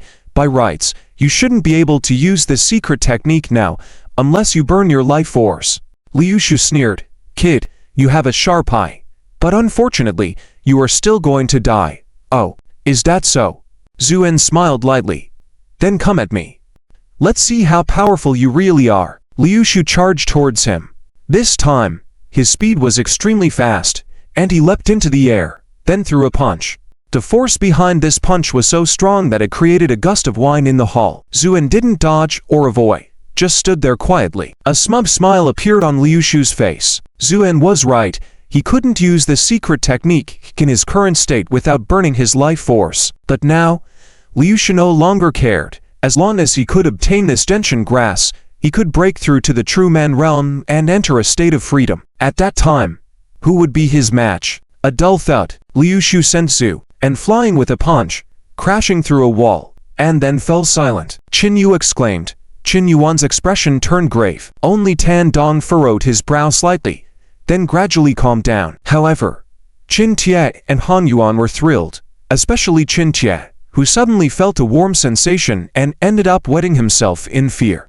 But at that moment, a black mist emerged from Liu Shu's body and fled out the window. Zuan said lightly, "Do you think you can still escape, Zu?" and glanced around the room, and wherever his gaze fell, many people showed expressions of astonishment and fear, backing away. Qin Tia, on the other hand, was dumbfounded because he knew, it's over. Everything is over. The entity he considered divine was shattered by a single punch from this man. If he wanted to clean up his own mess, wouldn't it be as easy as flipping his hand? As for Han Yuan, at this moment, he wished he could slap himself twice. If only he hadn't been so excited just now, or had paid the money in advance, he probably wouldn't be in this situation now. However, Zuan didn't pay much attention to these two individuals. He had fulfilled his promise to Qin Yu. As for how to deal with Qin Tia next, that was no longer his concern. Zuan picked up the gentian grass and left with a turn. It was only after he left that everyone's tension eased. Han Yuan was the first to step forward and distance himself from Qin Tia. Then he took out a bank card and said to Qin Yu with a flattering smile, "Miss Qin, this contains over 50 million. The rest will be considered our Hong family's token of respect. Please speak a few kind words in front of Mr. Zu." After speaking, Han Yuan hurriedly left. At this time, Qin Tia also approached Qin Yuan and suddenly knelt down. "Uncle, I surrender. Please spare my life." Qin Yu did not feel any goodwill towards Qin Tia, but Qin Yuan couldn't help sighing. "Qin Tia, I won't kill you, but from now on, you must leave Beijing and never come back." "Thank you, uncle." With that, Qin Tia also left dejectedly. Thus, everything was settled. Qin Yuan brought Qin Yu to see Zuan. "Thank you, Mr. Zu, for your help this time. Both you and I are grateful." Zuan shook his head. "No need to thank me. This gentian grass is your thank you gift. but I still have one more thing. Please go ahead. I want to know who discovered this gentian grass and where they found it. No problem, Chinyu readily agreed. Meanwhile, thousands of miles away, at the peak of a high mountain, surrounded by clouds, an old man with white hair was meditating on a cushion. Suddenly, the old man opened his eyes. As if a flash of sword light passed, the white clouds floating in front of him all split open. The sea of clouds was cut open into a pathway hundreds of meters long. Master, a stern-looking man bowed respectfully. The old man remained silent for a while before saying, "Your senior brother is dead." The man trembled slightly. "How is that possible?" "It's true. Just when I was in a clear state of mind, I sensed that your senior brother was no longer in this world." "Who did it?" the man asked coldly. The old man shook his head. "I do not know. I cannot see through it. But although your senior brother has been indulged in external paths for these years, his martial cultivation has also been delayed. The person who could kill him is not an ordinary person. Yu Qing. Here, master. You go down the mountain first, investigate who killed your senior brother, then bring back their head to me." The old man's face showed a hint of ruthlessness. "Yes." Yu Qing bowed and left. The clouds had already filled in the gap from before. The old man slowly extended a finger and suddenly shouted lightly. The dense clouds, which had covered the sky, dispersed with that blow, allowing sunlight to filter through the hole, shining on the old man's head. He seemed like a deity. In the martial world, he truly was a divine existence, as he was known as the sky-pointing old man. Yu Ling. "Daddy, what is this thing?" Zhu Xian curiously approached with awe, looking at the gentian grass in Zuan's hand. "Yes, Daddy. What is this? Can we eat it?" Zhu Nan asked eagerly. Zhu, and smiled and pinched Zhu Nan's cheek. "Little glutton, always thinking about food. Then what is it?" "This is used to refine elixirs." "Oh, medicine." Zhu Nan instantly lost interest. This little girl had a near-obsessive love for food. Meanwhile, Fen Mengshu had been distracted the whole time, seemingly contemplating something. It wasn't until they reached home that Fen Mengshu gritted her teeth and said, "Zuan, I want you to accompany me to meet that Steven tomorrow." Zhu and nodded. "Sure." Fen Mengshu lowered her head, feeling a bit sad inside. Didn't he want to stop her even a bit? Fen Mengshu believed that as long as Zuan said a word, telling her not to go, she would definitely drop everything and spend ordinary days with Zuan. But Zuan didn't say it. This made Fen Mengshu somewhat sad. However, Zuan ignored all this. He had Qingyu buy many precious medicinal herbs, preparing to refine an advanced version of the elemental cultivation pill tonight. At night, Zhu Xiang and Zhu Nan were already asleep. Fen Mengshu had also returned to her room. Zuan took out the herbs and started the refining process once again. Now that Zuan's strength was greatly diminished, he could only borrow some true yuan to form true fire to refine the elixir. However, this was 100 times stronger than the mundane fires. Soon, a rich medicinal fragrance permeated the air. The precious herbs were melted by Zuan's true fire before he placed the gentian grass inside. A faint aura of dragon cha was quickly stimulated by the true fire, then refined into the elixir. Finally, the elemental cultivation pill was successfully refined. This time, Zuan only made 3 pills. However, they were several times higher in grade compared to the one he gave to Qin Yuan last time. One for Tang Zhuaner, one for Fen Mengshu, and one kept as a spare. This was a plan Zuan had made earlier. After everything was set, Zuan went outside. But as soon as he pushed open the door, he found Fen Mengshu sitting on the sofa lost in thought. Zuan approached her and handed her the pill. "What is this?" "Take it. It's a good thing," Zuan said lightly. Fen Mengshu took it without hesitation, even if it was poison. As long as Zuan gave it to her, she would take it without hesitation. However, after taking it for a few minutes, Fen Mengshu felt a heavy sweat all over her body. The sweat had a foul and unpleasant smell. Fen Mengshu was someone who cherished cleanliness and felt disgusted, so she rushed into the bathroom to take a shower. Zuan listened to the sound of running water and smiled slightly. This was the true elemental cultivation pill. It could eliminate the accumulated toxins in a person's body and replenish their essence, thus prolonging their life. At this moment, Fen Mengshu stood in front of the mirror in the bathroom, stunned by what she saw. Originally beautiful, her skin had become tender and delicate after washing away the foul sweat. This state surpassed even her teenage years. Fen Mengshu immediately thought of the pill. Could it be because of the pill? Then she was astounded. Heavy snow has once again covered the city. The falling snowflakes fluttered around, making Zuxian and Zunayan, these two little girls, very excited. They were so thrilled that they even forgot to eat breakfast and rushed downstairs to start building snowmen. Zu and stood to the side with a smile, watching. Daddy, look, are the snowmen I built nice? They are beautiful. Xianer builds the most beautiful snowman. Zuan nodded approvingly, trying to understand what this strange-shaped snowball was all about. These are Daddy's eyes. Zunan placed his stones on the snowball and said with a cheeky smile, this is Daddy's mouth. Zuxian used discarded lipstick to draw an arc. Zuan chuckled as he watched, then pointed to the blank snowman next to them. And what about this one? This one is Mama. Zuxian said, but why doesn't Mama have eyes and a mouth? Zuxian and Zunayan lowered their heads. We haven't seen what Mama looks like. Aunt Schwaner said the person in the photo was our Mama. But why hasn't Mama come to see us? Zu and felt a tug at his heart, then crouched down and said earnestly, Xianer, Nianer, Mama loves you the most, but she's busy with something right now, so she can't come for the time being. In a while, Daddy will take you to see Mama. Okay. Okay. The two little girls nodded in unison. Just then, Han Yao drove up in a white Land Rover. She was still somewhat afraid of Zuan, so she stood at a distance and didn't dare approach. It wasn't until Fen Manchu also came downstairs that Han Yao walked over, looking very surprised at Fen Manchu. What's happened to your face?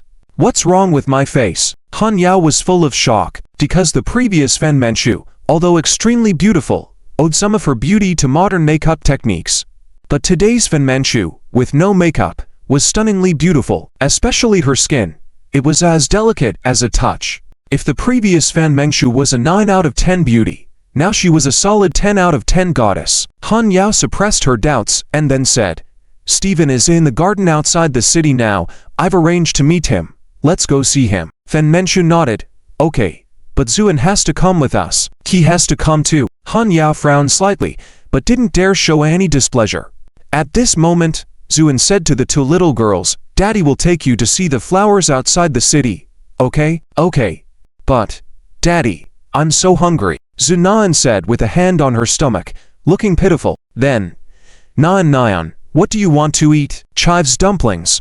The two little girls said at the same time. So, on this Land Rover off-road vehicle worth millions, each of the two little girls held a chives dumpling, eating with great joy. Han Yao dared not show any dissatisfaction and quietly rolled down the window. As Fen Manchu why Stephen had come to Beijing and wanted to go to the garden outside the city, Fen Manchu asked, because Stephen is extremely obsessed with flowers and plants. And coincidentally, this year the garden in Beijing has a master, growing many rare flowers and plants. So this Stephen came. The car soon arrived outside the garden. When they got out of the car, Zuan noticed that various luxury cars were parked here, and at the entrance, there were many security guards.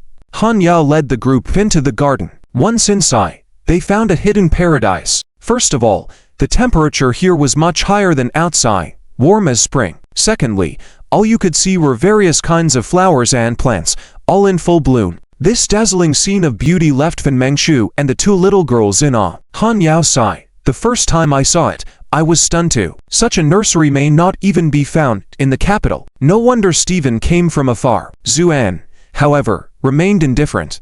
These flowers and plants were indeed beautiful, but for him, they were not enough to see. There was a time when he stood above the Tian River, overlooking countless stars. That was the real brilliance. Having seen such magnificent scenery, compared to those celestial flowers and plants, Zuan's heart remained unmoved. Oh, isn't this Fen Manchu? Just then, a voice tinged with sarcasm came from behind. Fen Manchu turned and saw a man and a woman approaching. The woman was a charming beauty, while the man was a sturdy giant. Such a pairing was already odd. Moreover, this woman had almost attached herself to the man. Fen Manchu recognized the person. He Ying. What are you doing here? This woman was a somewhat famous female star in a circle, named He Yin. There was a time when Fen Manchu and He Ying had even worked together. However, Fen Manchu couldn't tolerate He Ying's actions, so they parted ways, and after 2 years of development, the gap between the two had grown. Fen Manchu had become a top actress. He Ying could only stay in this small place of Beijing. At this moment, He-ying was looking at Fen Manchu with jealous eyes. When she heard Fen Mengsu's question, He-ying couldn't help but sneer. What? Is this place only allowed for you to visit? The news of Steven coming here isn't known only to you. Then He-ying shifted her attention to Zuan. Oh, this must be your little lover, the famous Fen Miss. Looks good, but too bad. He-ying noticed that Zuan had no valuable decorations on him, not even a watch, showing a hint of disdain. You see? This is my husband, the chairman of Cheng Group, Don Cheng, worth billions. Just one ring alone could buy up everything you own. Sometimes a woman shouldn't shortchange herself, He-ying said proudly. Fen Manchu furrowed her brow slightly. She had noticed the greedy and possessive look in Don Cheng's eyes. She had seen that look too many times. Don Cheng was indeed full of greed at the moment, because he had only seen Fen Manchu on TV before. But he didn't expect her to be even more beautiful in person, especially her delicate skin. It was simply salivating. However, Don Cheng was a cautious person, afraid that even if Zuan was from a wealthy family, he first smiled. Nice to meet you, Miss Fan. I wonder who this gentleman is. Before Fen Manchu could speak, Su Xiang and Zunan said, in unison, this is my daddy. Oh. Don Cheng and He-ying had a look of understanding. Turns out he was a man with children. Fen Manchu did have unique tastes. Don Cheng thought for a moment. He had no impression of any tycoon's offspring having children, so he put his mind at ease, then smiled warmly. Miss Fan, are you also here to see Director Steven? Yes. Did you really come empty-handed? He-ying exclaimed in an exaggerated manner. My husband specially bought a very precious plant from overseas, prepared to give it to Steven as a gift. By then, the leading role should rightfully belong to me, He-ying said confidently. She was jealous to the root of her teeth towards Fen Manchu, finally having the opportunity to surpass her this time, naturally filled with joy. Tiang Tin-cheng then warmly exclaimed, Miss Fan, if you did not bring a gift, I could help you, but, heh. This heh contained various meanings. Fen Manchu coldly said, no need, and then turned and walked away. Zhu Bian looked at He-ying, then at Tiang Tin-cheng, and then lightly smiled. Dad, why are you laughing? Zhu asked. Oh, nothing. Just suddenly felt like if a winter melon turned smart, it would be something like this. Tiang Tin-cheng's face turned green. In an instant, his height had always been a sore spot for him. How dared this guy mock him? Tiang Tin-cheng was about to retort, but Zhu Bian had already led his two daughters away. Tiang Tin-cheng looked darkly at Zhu's retreating figure, gritting his teeth in secret. Just wait.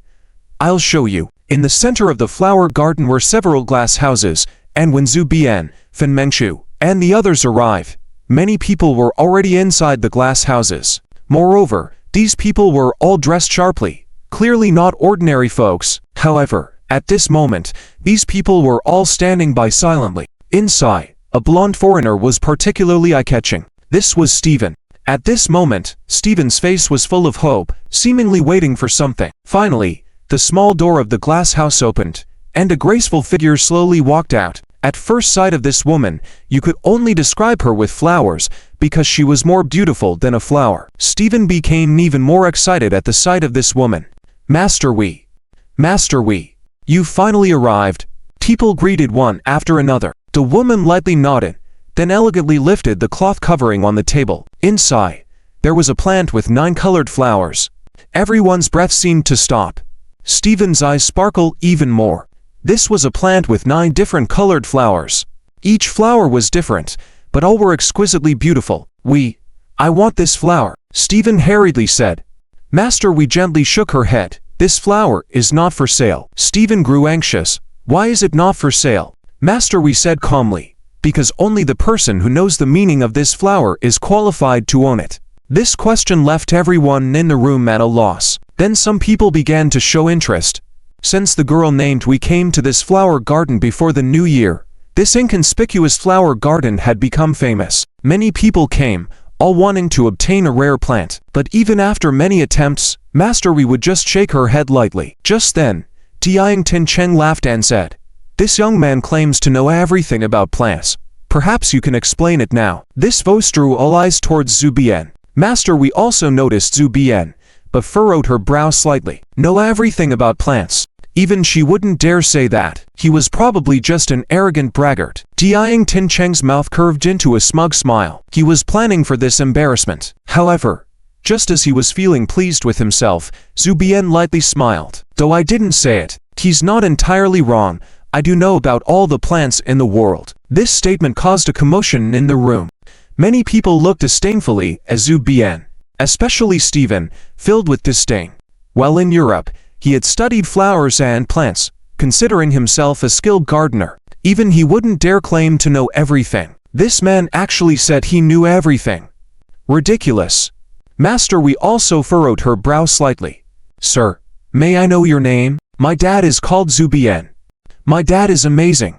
Zhu Xiang interjected. This childish voice brought laughter from the crowd. Among the laughter, Diang Tincheng and He Ying laughed the loudest, but Zhu Bian stood proudly, showing no expression, and only after the laughter subsided did he lightly say, "This flower is named Forgetfulness." This statement caused Master Wei's face to change drastically. This made everyone gradually quiet down. Zhu Bian continued, "This flower has exhausted all human artistry, embodying 9 ultimate beauties, yet not a single green leaf accompanies it. This loneliness accompanies the flower, and its destiny will be the soil. Hence, it is named Forgetfulness." Diang Tincheng sneered. How dramatic. But his sneer didn't continue, because he saw a surprising scene. Master Wei, who had always been aloof, actually walked up to Zhu Bian and bowed deeply. Today, I truly realize there is someone in the world who understands flowers. This scene left everyone stunned. Especially those who had just mocked Zhu Bian felt ashamed and wished to disappear. Only Stephen seemed somewhat dissatisfied. He had been deeply fascinated by this flowery woman during his time here. Naturally, he was unwilling to see Master Wei show such respect to Zhu Bian. If you only know how to speak, how can you be called an expert in flowers and plants? Stephen said coldly. Diang Tincheng also chimed in. Right, Director Stephen is correct. Anyone can talk big. Calling oneself an expert in everything, that's just ridiculous. Then, like presenting a treasure, Diang Tincheng opened the box he was carrying. Take a look. This is the rare flower I bought with a heavy price. Stephen, being a flower lover, was captivated by the inky black flower at first glance. Many people joined in to condemn Zhu Bian. After all, this man had stolen the limelight of many, naturally sparking jealousy from many. But Zhu Bian just stood there calmly, waiting for the voices to die down. Only then did he lower his head and say to Zhu Xiang and Zhu Nan, "Do you want to see Dad perform a magic trick?" "Yes, all right. Dad will perform a magic trick with a flower for you." With that, Zhu Bian extended his hand. Diang Tincheng mocked. "What's that? Are you planning to grab?" He didn't finish his sentence, because he witnessed a stunning scene. In Zhu's palm, a small seed began to sprout, growing roots and shoots at an astonishing speed. In the blink of an eye, the seed had grown into a bud of a blooming flower. This scene made many people think they were seeing things. But it wasn't over yet. Zhu Bian calmly chanted, "After my flower blooms, 100 flowers perish." Almost instantaneously, the once vibrant black lotus withered.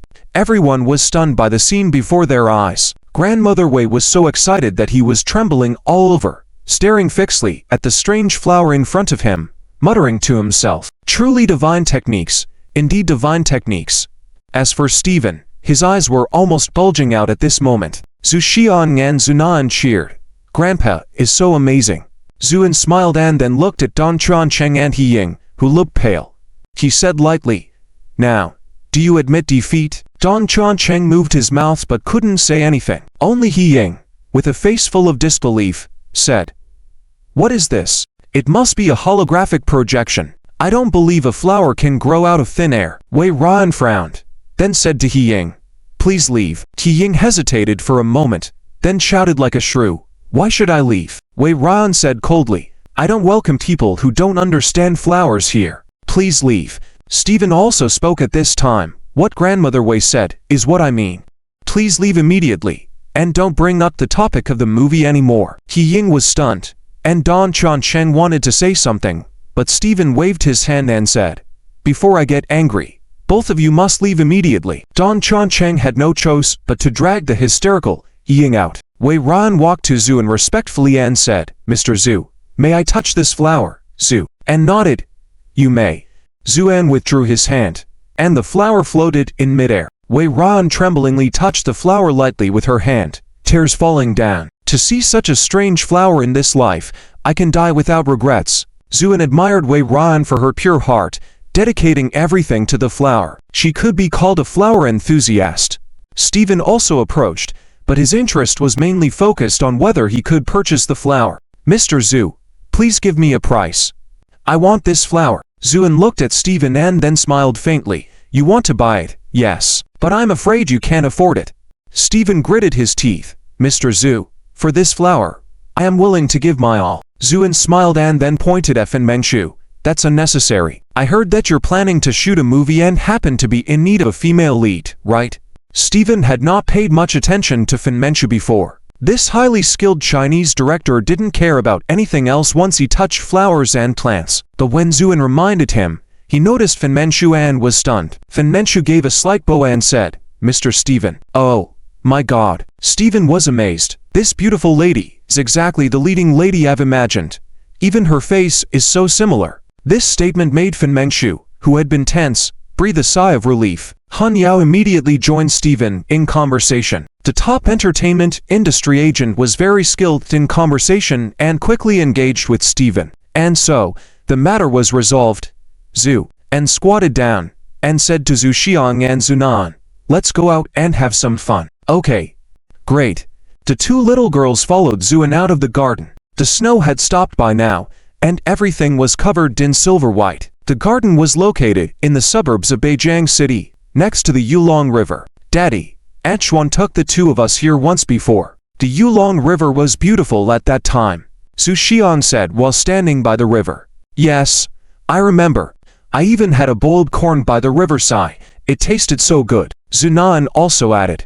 Zhuan smiled helplessly. These two little girls were only 4 years old but grew up in an environment without parents, so their manners and speech were quite mature. However, the more they appeared grown up, the more Zhuan felt heartache.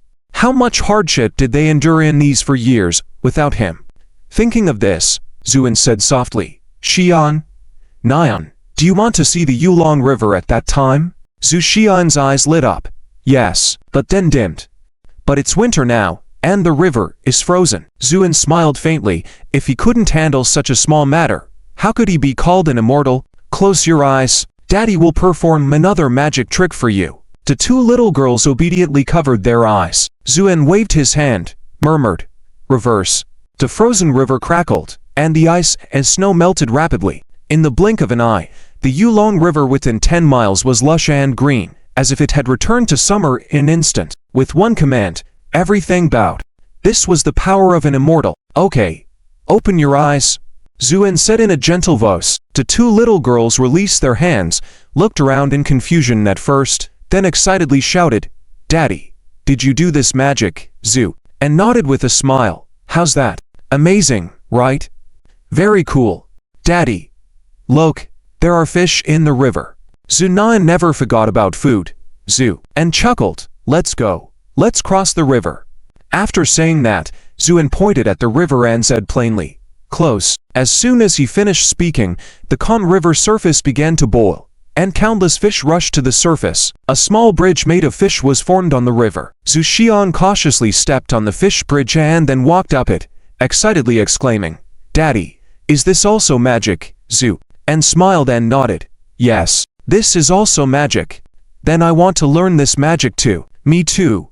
Me too. After learning it, I can make a lot of delicious food. As a true foodie, Zunan's thoughts were naturally different. Okay, I'll teach you both when the time comes, Zhuan said with a faint smile. He indeed had this intention.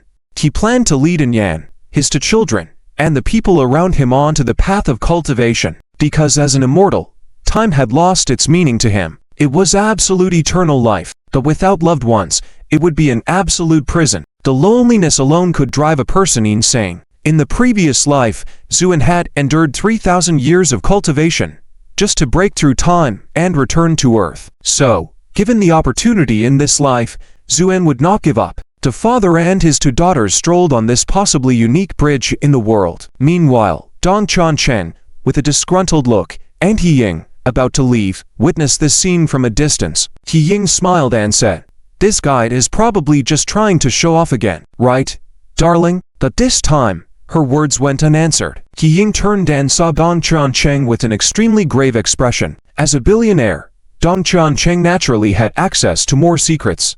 He knew very well that there were experts in this world. However, he could never have imagined that this man with 2 children would be an extraordinary expert. Realizing that he had just mocked the man, Dong Qiancheng couldn't help but break out in a cold sweat. Darling? Qi Ying's voice trembled. Dong Qiancheng shot her a cold look. Everything was because of this foolish woman.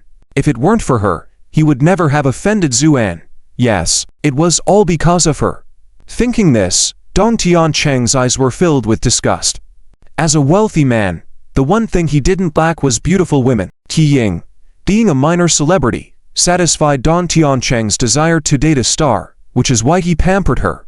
But now Dong Qiancheng felt he should stay away from this foolish woman. Sensing Dong Qiancheng's different attitude, Qi Ying couldn't help but feel panicked. Darling, what's wrong with you? I just remembered something at the company, so you can take a taxi back on your own. With that, Dong Qiancheng turned and walked away. Qi Ying stood still, and after a while, she looked at Zuan with resentment.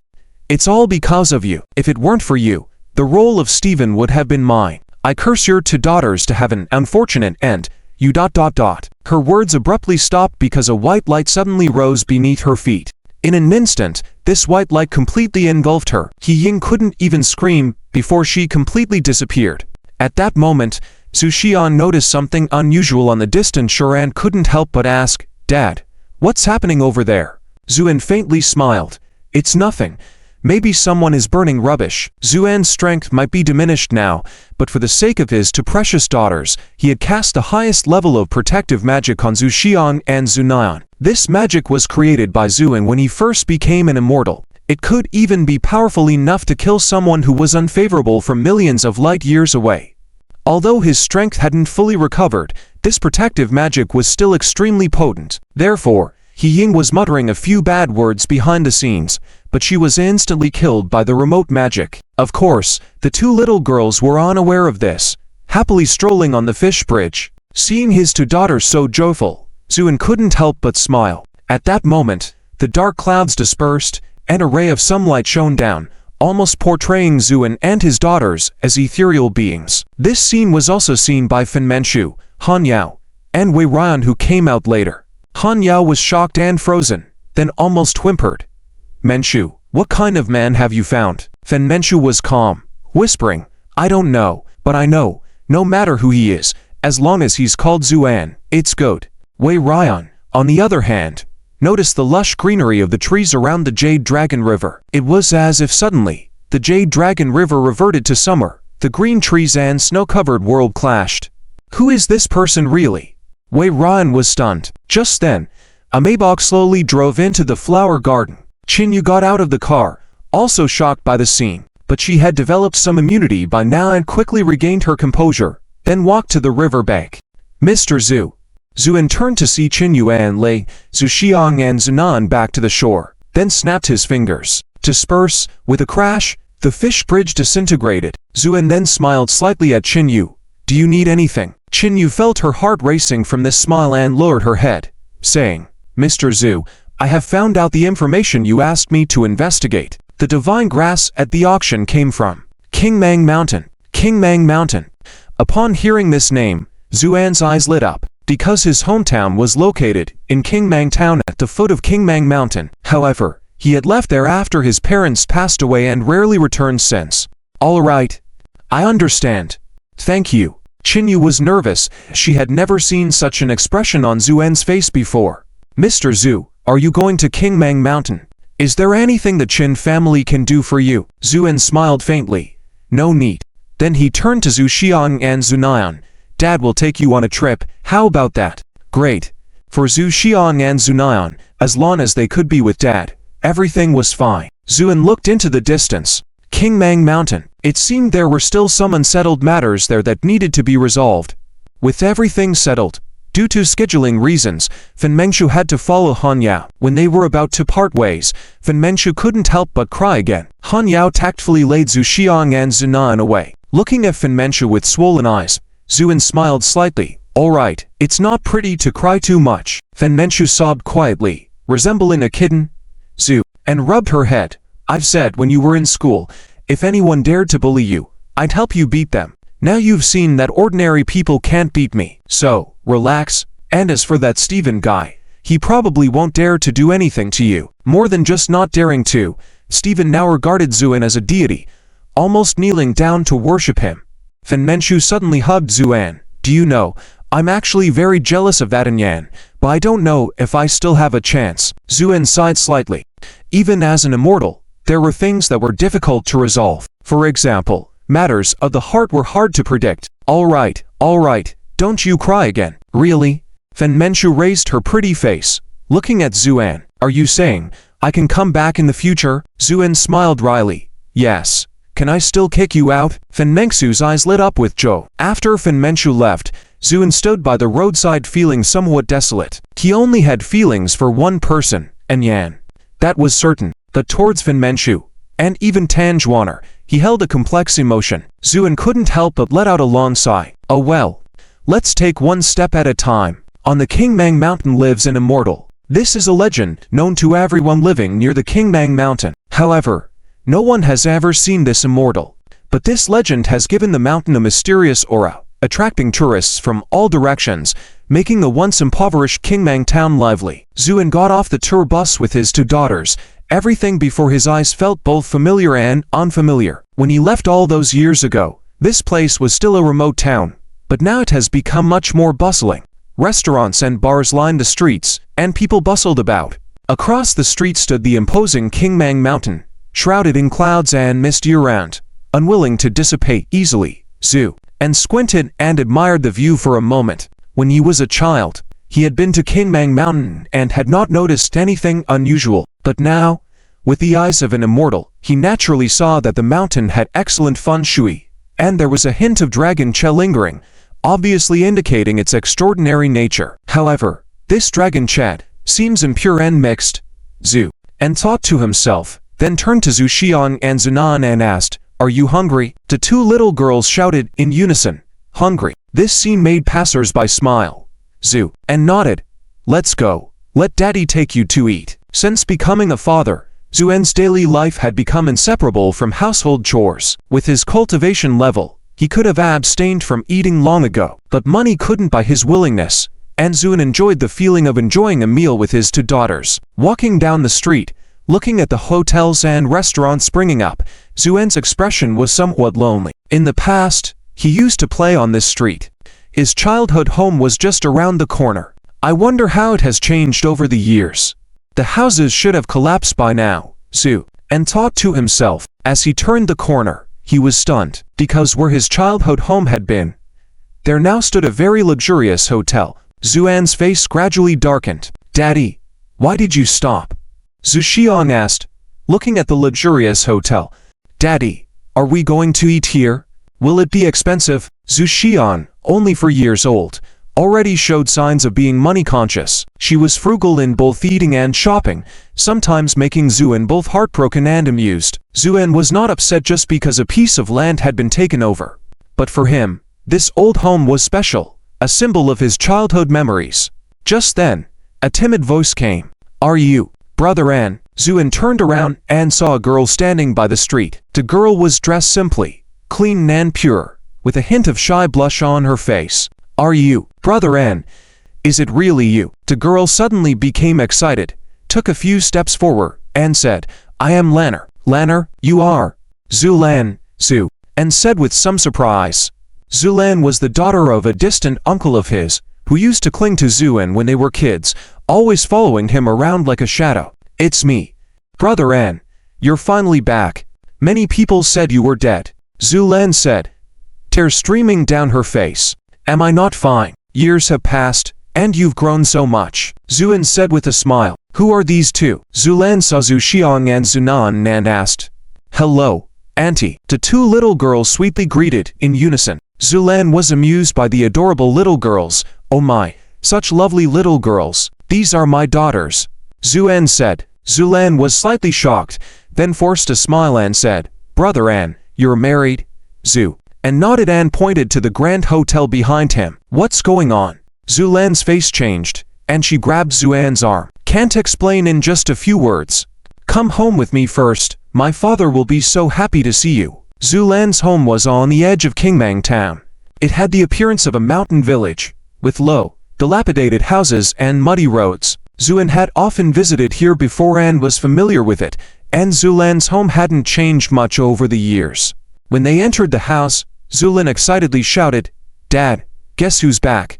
A dark rural man came out of the house, initially shocked to see Zuan. Zu-an? At that moment, a rural woman also came out and murmured, "Who's making all the noise?" When she saw Zuan, her face changed drastically. "Is that you?" Zulan was still excited and said, "Mom, Brotherin isn't dead. He's back. Get out fast. We don't know any Zuan. Make him leave." Zulan's mother, Li Hongyin, said. Zulan was puzzled. "Mom, why?" "Stupid girl, don't you listen to what I'm saying? Make him leave," Li Hongyin said spitefully. Zulan's father, Zhu Guo, sighed and said, "Zuan, you shouldn't have come back at all. Leave quickly before others find out. Go." Zulan wanted to say something, but Zuan stopped her and calmly said to the two, "My return won't cause you trouble, but I want to know, what has happened to my family?" This question made the faces of Zhu Guo and his wife even paler. Li Hongyin said bitterly, This jinx. Ever since you appeared, bad luck followed. How could you say you won't cause trouble? Leave quickly, or I won't be polite." Zhu and frowned. Although they were relatives, he knew that he shouldn't blame others for his own choices. At that moment, Zulan grabbed Zuan's hand and tears oiled up as she said, "Brother An, let me take you away." Zuan's heart softened at the sight of Zulan, and he smiled at the two and said, "I hope you won't regret this later." With that, Zuan followed Zulan and left. Li Hongyin finally breathed a sigh of relief and disdainfully said, "Just a homeless orphan. Regret, ha." Zhu Guo wanted to say something but stopped.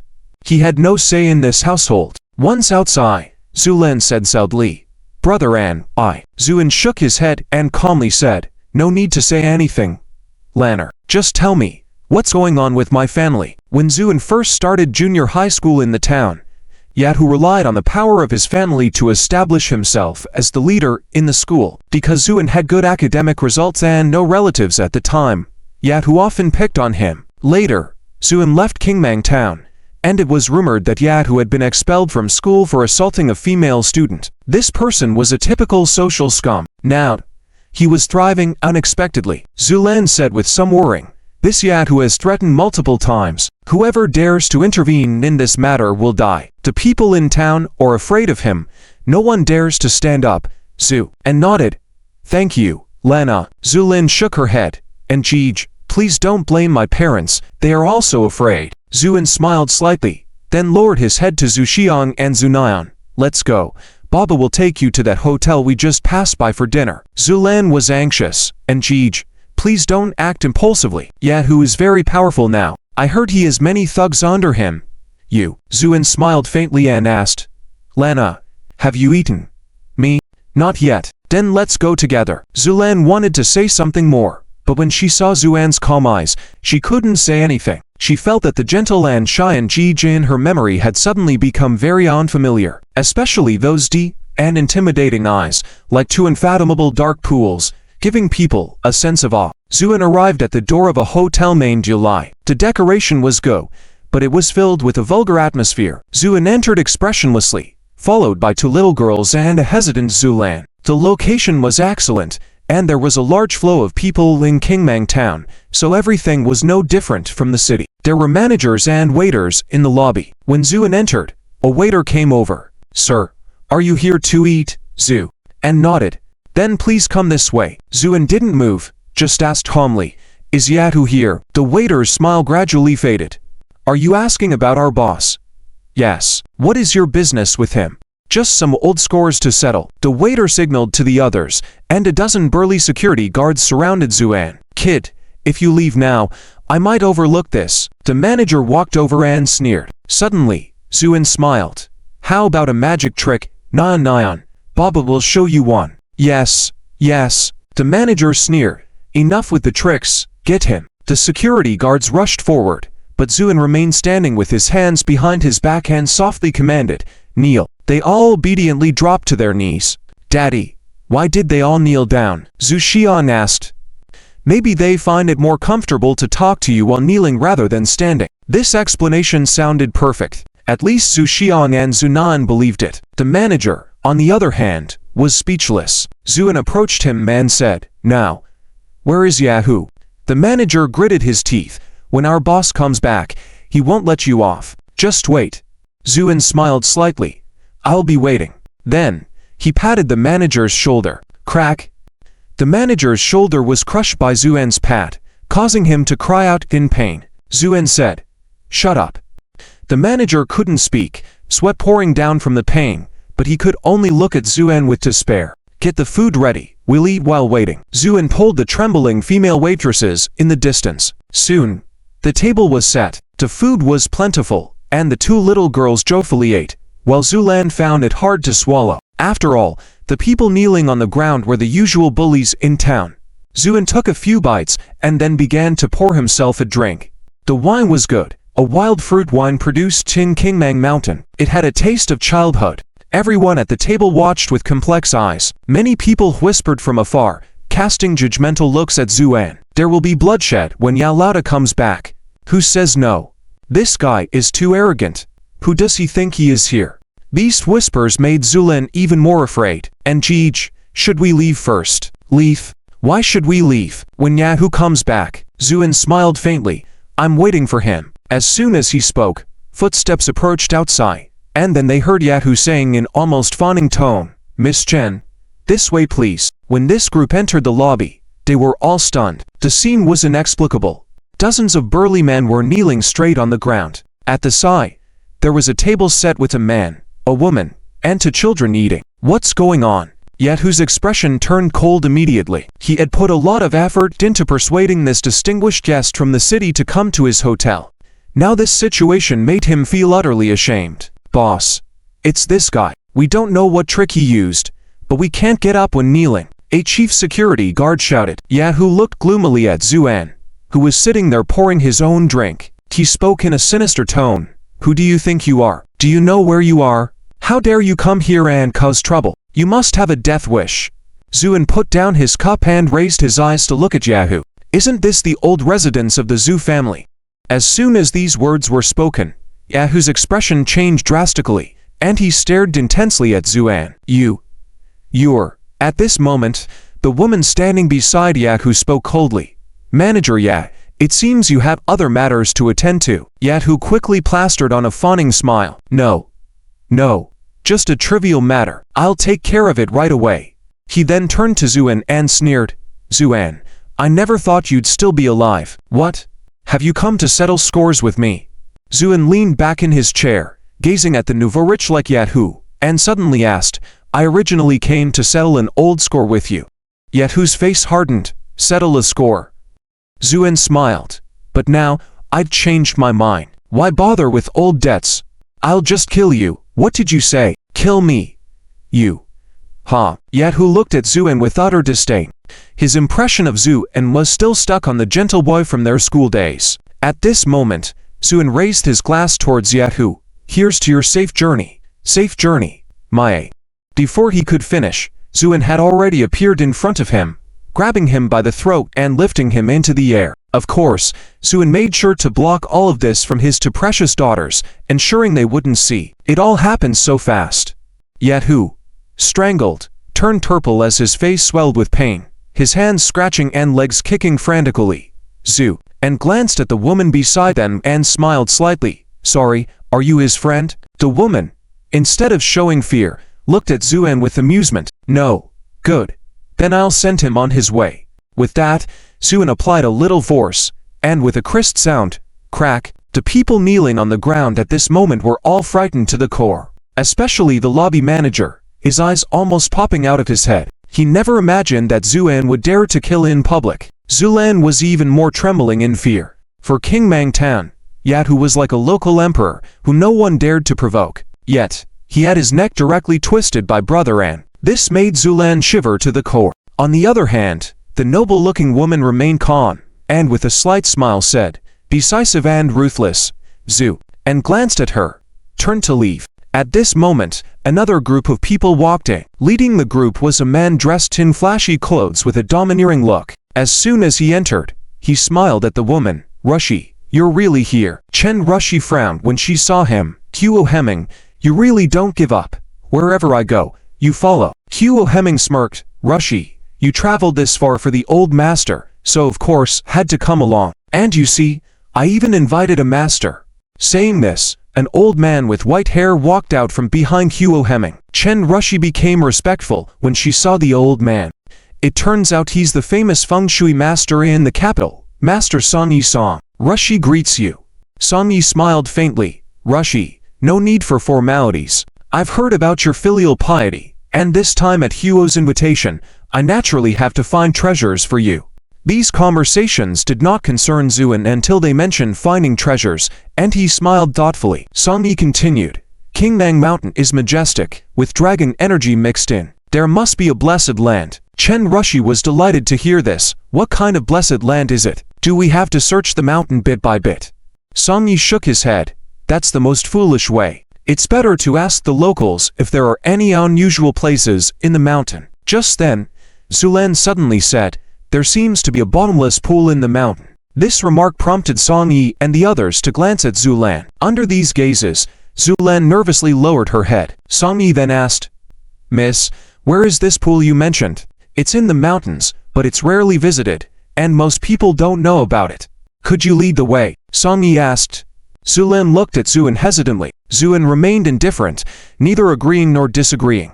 At this moment, Huo Hemming impatiently took out a stack of banknotes and tossed it on the table. Consider this as payment. If you find it, I'll pay you double. Zulan was stunned. The stack of banknotes was worth at least 20,000. Her parents worked themselves to the bone for a year to earn that much. It was as if they were dismissing a beggar, casually tossing out such money. This disparity made Zulan find it hard to accept. Zuan smiled faintly. All right. I was planning to tour the mountains anyway. Lanner, you should lead the way. Hearing Zuan's words, Huo Hemming looked at him. After a careful assessment, he noticed Zuan was dressed plainly and couldn't help but feel disdainful. Why is everyone following along? However, Chen Rushi nodded. This is good. With a guide, we don't have to worry about getting lost. This comment darkened Huo Hemming's expression. Chen Rushi, whom he had pursued for a long time, was a wealthy lady whose family's power could rival the top in the capital. Despite his persistent pursuit, Chen Rushi had shown no interest in him. Seeing her so intimate with a stranger made Huo Hemming very uncomfortable. Still, he didn't show it and just thought to himself, I'll show you when we're in the mountains. With everything prepared, the group entered Qingmang Mountain. Initially, there were many tourists. However, as Zulan led them deeper into the mountains, it became difficult to see any more tourists. Eventually, there were no proper paths to follow. They had ventured deep into the mountains. Zuan carried his two daughters and moved swiftly. In contrast, Huo Hemming was panting after just a few steps. Song Yi occasionally took out his compass and seemed increasingly excited. Finally, when they arrived at what seemed like a dead end, Zulan led them around a corner, revealing a deep pool of water. The pool was incredibly deep, sending chills down their spines even at a distance. Near the pool grew several gentiana scabra plants, but the most striking sight was a pristine lotus flower in the center of the pool. The white lotus stood out starkly against the winter mountains. As soon as Song Yi saw the lotus, his excitement was evident. This is it. This is the sacred medicine that can revive the dead. Upon hearing this, Chen Rushi's expression also lit up. With a few bodyguards by her side, she instructed, Go. Pick that lotus flower. The well-equipped bodyguards even had a full set of diving gear. Once they entered the water, everything progressed smoothly, and they reached the lotus flower quickly. But just as they were about to touch the lotus, the calm water suddenly rippled intensely. Then a snakehead, as thick as a water barrel, emerged from the water. The triangular head had vertical eyes emitting a cold light, stunning everyone. The bodyguards were terrified beyond words, frozen in fear. Just as they were about to swim back, the giant snakehead opened its mouth, releasing a black mist that enveloped them. The bodyguards couldn't even scream before they turned into pus. At that moment, Song Yi exclaimed, It's a dragon. It has transformed into a dragon. Indeed, the snakehead now sported two inconspicuous horns. If those horns grew, the serpent would become a divine dragon above the heavens. With Song Yi's shout, the snakehead turned, coldly eyeing the people on the shore. "Quick, kill it!" Huo Hemming, panicked, pulled out a handgun and fired frantically. Others followed suit and aimed their guns at the snakehead, unleashing a barrage of shots. However, rather than harming the dragon, the bullets only further enraged it. With one mouthful, it spewed another black mist directly at the people on the shore. Huo Hemming and Song Yi hurriedly dodged. As for Chen Rushi, she was left in a state of shock. The dragon had shattered her worldview completely. In that moment of shock, Zuin grabbed her arm and pulled her aside. Despair filled Song Yi's voice as he shouted, "It's over." The dragon, apparently irritated by the missed shots, surfaced completely. Its body was as thick as a car and dozens of meters long, coiling on the shore. Then, the serpent head lunged towards the group. A loud bang resounded as the solid ground exploded. Before the group could react, the snake tail whipped towards them. If it hit anyone, they would surely die. Heaven! The dragon has gained sentience, Song Yi cried out in despair, while Huo Hemming and Chen Rushi were completely dumbstruck, just as they thought they were doomed. Unexpectedly, the editor put the work on the shelves without notifying me in advance, and I had no idea. Now my heart is filled with countless frustrations, because I didn't have any drafts. Helplessly, I had to quickly seize the time to write a chapter. Today, I am determined to stay up and update 7 or 8 chapters even if I have to grit my teeth. I feel very anxious now because this book absorbed too much of my effort and passion. It may have its shortcomings here and there, but at least it was typed out by me word by word. Sometimes, late at night when I experienced writer's block, I would walk around outside until I felt dizzy, all just to write more satisfying plotlines. I'm not trying to gain sympathy. I'm just stating a fact. I don't want my efforts to be in vain, nor do I want to disappoint everyone's expectations. But for dreams to come true, one must have the means to survive. Besides, I do have a pair of twin daughters at home to support. Only I can understand the taste of all this. The price per 1,000 words is 5 cents. Subscribing to a chapter is only a penny. For the price of a pack of cigarettes, you can read over 100 chapters. As Zuin spoke, his arm exerted force, and the entire giant python was whipped by Zuin and swung up like a whip, then aimed at a few towering ancient trees nearby, and fiercely swung over. Doom! After a loud noise, the several tree trunks as thick as a person's embrace were harshly broken off. This astonishing scene shocked everyone. The Jiaolong seemed to be stunned by the impact, but in an instant, the Jiaolong angrily opened its giant mouth and bit towards Zuin. Zuin coldly chuckled, grabbing the snake's tail with one hand and reaching out, with another hand, grabbing the horn on the Jiaolong's head. With a bang, after a muffled sound, one of the Jiaolong's horns was forcibly broken off by Zuin. A deafening roar, the Jiaolong went completely berserk. However, Zuin remained calm. A joke. Those ancient dragon clans who have existed since the beginning of the universe, he has killed more than one, let alone such impure Jiaolong. But the other people all paled and stepped back several steps. Chen Rushi looked at Zuan's proud figure, her eyes shining brightly. Huo Hemming noticed this scene and couldn't help feeling resentful. Who is this kid after all? How can he be so powerful? No. I have to figure out a way to deal with him. Just then, Su Xiang and Zunan shouted anxiously, "Dad, go for it." And this Jiaolong seemed to understand something, actually heading straight for the two little sisters. Zuin snorted coldly, trying to deal with his two daughters. "Then you're asking for death." But just as he was about to strike and break the Jiaolong's spine with a punch, Huo Hemming suddenly pushed the two little girls. The two little girls had no defenses, and were pushed directly into the deep pool. Zuin roared in anger and jumped in as well. Despite being close to death, this Jiaolong did not escape, but instead, with blooded eyes, glanced at the people on the shore before sinking into the water. Everything happened very quickly. Almost everyone had not reacted yet. Zuin and the Jiaolong had already disappeared. All eyes turned to Huo Hemming. Huo Hemming scratched his head and smirked. "I was just afraid the snake would harm the two little girls again. Ended up using a bit too much force." Chen Rushi remained as calm as water, not at all interested in his explanation. Zhu Lan, on the other hand, had already cried into a tearful mess. Brother An, you can't get into trouble, you idiot. It's all because of you. You harmed the two little girls, and even brought trouble to my brother An. Zulan pointed at Huo Hemming and cursed. Huo Hemming's face darkened. He didn't care about the life or death of a girl from a mountain village. Nonsense. Someone grab her and punish her later. Huo Hemming noticed that Zulan was quite attractive and his heart stirred, so he ordered. Song Yi frowned.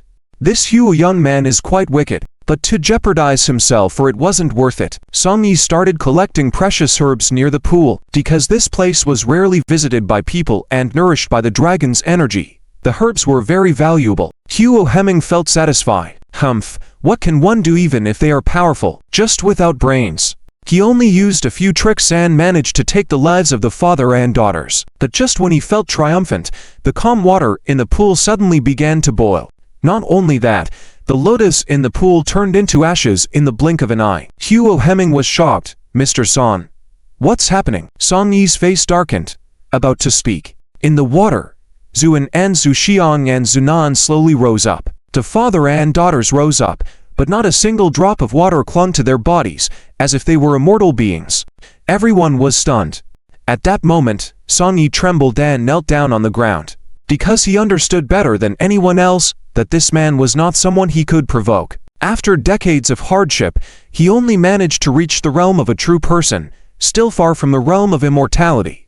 Let alone a dragon. A fierce ghost alone could take his life, but this man, in the water, managed to subdue a Jiaolong. And looking at the Jiaolong's appearance now, it seemed to be submissive, not daring to resist at all. There was even a hint of joy in its snake eyes, as if being stepped on by Zuan was its honor. Song Yi's kneeling shocked many people. In the capital, Song Yi was also a prominent figure, yet he knelt down like this. Huo Hemming trembled as he backed away quietly. And at that moment, Zuan looked at him indifferently. Huo Hemming felt like his muscles would no longer obey him. With a flop, Huo Hemming knelt down on the ground. The body of the Jiaolong was still in the pool, but its head had emerged, and stood on top, looking down at everyone, then smiled faintly. You should actually consider yourself fortunate, because you get to see what you look like burned into ashes. Huo Hemming shuddered all over, wanting to speak but unable to, only able to look at Song Yi kneeling beside him with pleading eyes. After a moment of hesitation, Song Yi spoke. Master, this young Master Huo is from the Huo family in the capital. Although he acted recklessly just now, please show mercy to him. I believe the Huo family will definitely reward you generously in the future. And glanced at Song Yi and said calmly, do you know why you haven't made any progress for so many years? Song Yi shuddered and bowed his head. And continued, because you were indulged in secular power and wealth. Practitioners are meant to go against the heavens, yet you try to cultivate using worldly strength, which will only backfire. Song Yi was struck as if by thunder, muttering to himself as he kneeled. Going against the heavens? Going against the heavens? Exactly. Going against the heavens. If the heavens don't allow me, then I'll destroy them. That's the path of a practitioner. And pointed forward. A white flame ignited from Huo Hemming's little finger. The flame burned slowly, but at an extremely high temperature. After burning, the limb turned directly into ashes and scattered with the wind. Huo Hemming was in extreme pain, but by now, he couldn't control his muscles, so he could only watch as his body gradually turned into ashes by the flames, and his screams became a luxury. He could only helplessly watch as his body was gradually turned to ashes by the flames. Zuxiang and Zunan were squatting on top of the snake's head at this time, studying something. Sister, do you think this snake tastes good? Zunan seemed to be drooling. The dragon snake visibly trembled, a hint of panic flashing in its eyes. Zuxiang shook her head. I don't think it would taste good because we don't have a pot big enough to stew it. The dragon snake let out a sigh of relief, but then Zuxiang continued, but we could grill it on a stick, it should taste good. The dragon snake was on the verge of tears. Originally living peacefully at home, suddenly a group of people came, first trying to steal treasures, and then getting into a fight with it. And most importantly, the man was so powerful it was unbelievable. In the world of monsters, survival of the fittest and might makes right was a common occurrence, so after being defeated, the dragon snake immediately submitted. This was the sequence of events after going underwater. A punch, bursting a dragon snake in the water. And it wasn't over yet. At this moment, the distant mountain suddenly shook, followed by a rumbling sound from underground. The people were shocked, but only the dragon snake knew. This was just the aftermath of Zuan's punch. Thinking about that earth-shattering punch, the dragon snake couldn't help but feel a bit panicked. However, Zuan was not entirely satisfied. In the past, a single punch could annihilate a galaxy, but now, with greatly diminished strength, this was all that could be done. Thus, the first punch of the 6 styles of the killing god, shaking the heavens and earth, finally took shape, and there were 5 more punches to follow, forming the complete set of the 6 styles of the killing god. This was the formidable skill that made Zuan renowned as the immortal king while galloping through the universe. Zuan smiled at the 2 young girls discussing how to eat the dragon snake. All right, you'll scare it if you keep talking about it. Come down. The dragon snake gently laid its huge head on the ground. Zuan picked up the 2 little girls, and they descended. The dragon snake turned to leave, but Zuan suddenly patted its head. Although your bloodline isn't great, achieving this much is commendable. Let me help you a bit, assist you in becoming a dragon sooner. The dragon snake trembled, looking at Zuan with deep gratitude. Zuan smiled faintly. You don't need to thank me, but I want to tell you, among the cosmos, the dragon race is countless. If you only wish to become a dragon, that's simple. But from your bloodline, I sense something unusual. If you're willing to go against the heavens, it might just be possible. Zuan didn't finish the rest of his words because he felt the chance was too slim. The dragon snake submerged into the water, having just received a set of demonic cultivation techniques from Zuan. For the dragon snake, who had achieved its current strength solely through self-cultivation, this was akin to a priceless treasure. It was now heading to cultivate. Zuan turned to look at Song Yi, still muttering to herself, shaking his head. If this person couldn't see through this obstacle, not only would he fail to progress, he might even face backlash and possibly perish. Zhu. An untied Zulan, who looked at him with some fear. Brother An. Zuan smiled. Don't be afraid. I won't harm you. It's just that I've had some unusual experiences these past few years. Zulan lowered her head. Zuan sighed softly, turned to leave, and suddenly Zulan raised her head and said, I'm not afraid. As long as you're brother An, I'm not afraid of anything. Zuan smiled faintly. Everything was clear and ended except Chen Rushi felt somewhat disappointed. When the dragon snake emerged from the water, most of the medicinal herbs were swept into the pool, so this time, she returned empty-handed. Thinking of her father at home whose condition worsened day by day, Chen Rushi felt extremely anxious. Just then, Chen Rushi stared in disbelief at the 2 little girls taking lotus seeds out of the small pockets of their dresses. These taste so good. Zhu Nan casually popped one into her mouth. Zhu Xian nodded, but there's just too little. Only this much. The 2 little girls disregarded Chen Rushi's distress and shock completely, eating the lotus seeds as if they were candies, one after another. Don't eat those, Chen Rushi said sorrowfully. Auntie, what's wrong with you?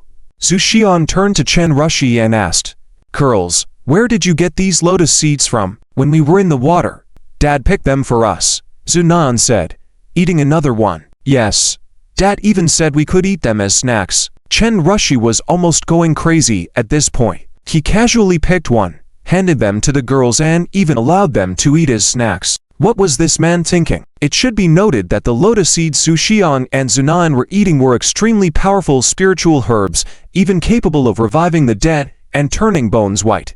The profound yin lotus seeds. Girls, can you give one to Auntie?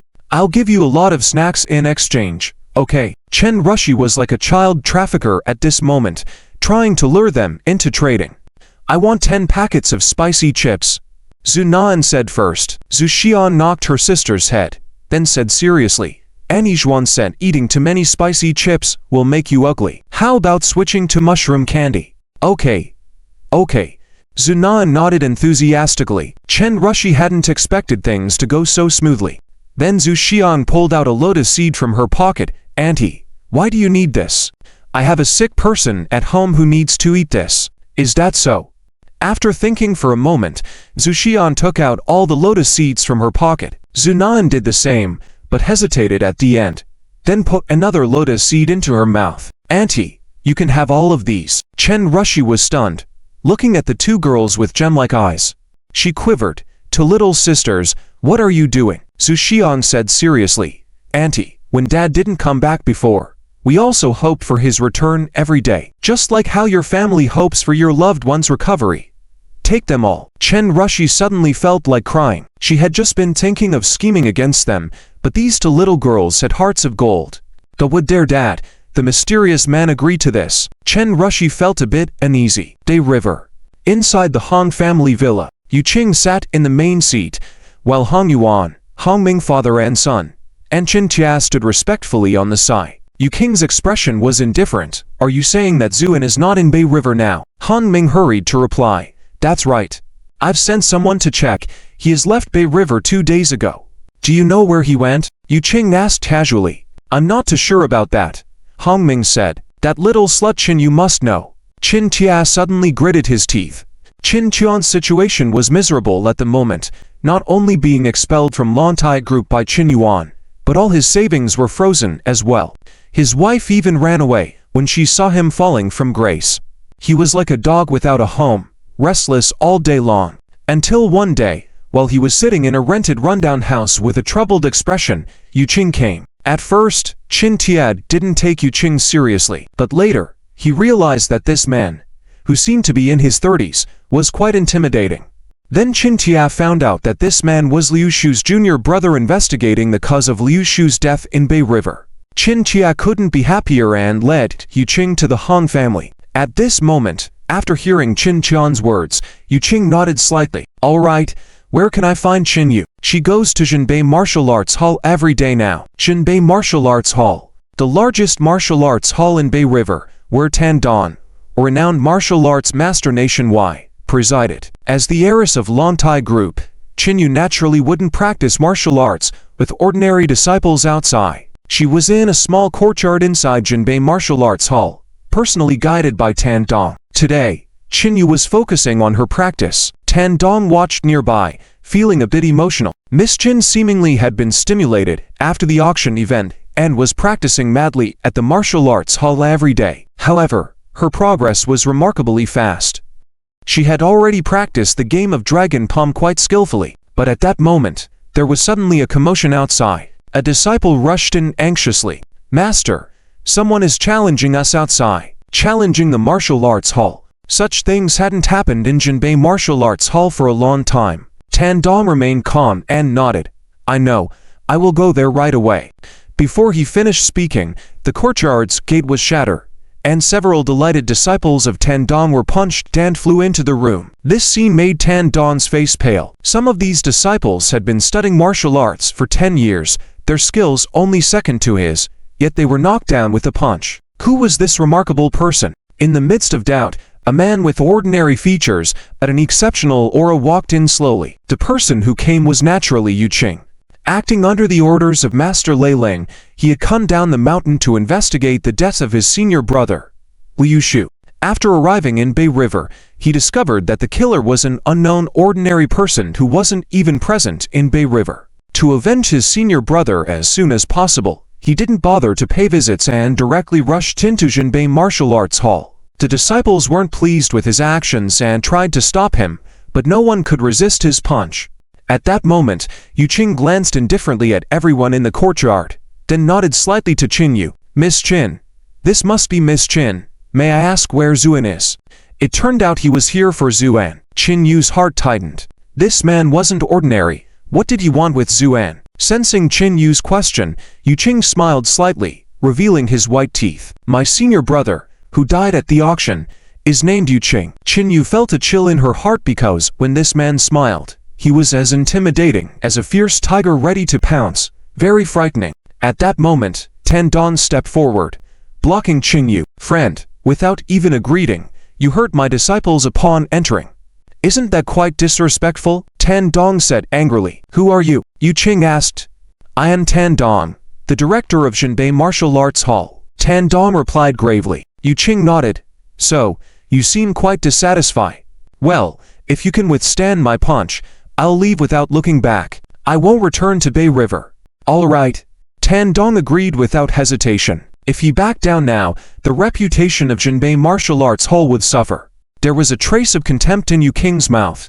Then with a light shout, he struck out a punch towards Tan Dong. Tan Dong's face turned serious. He stood in position, trying his best to receive the punch. Doom.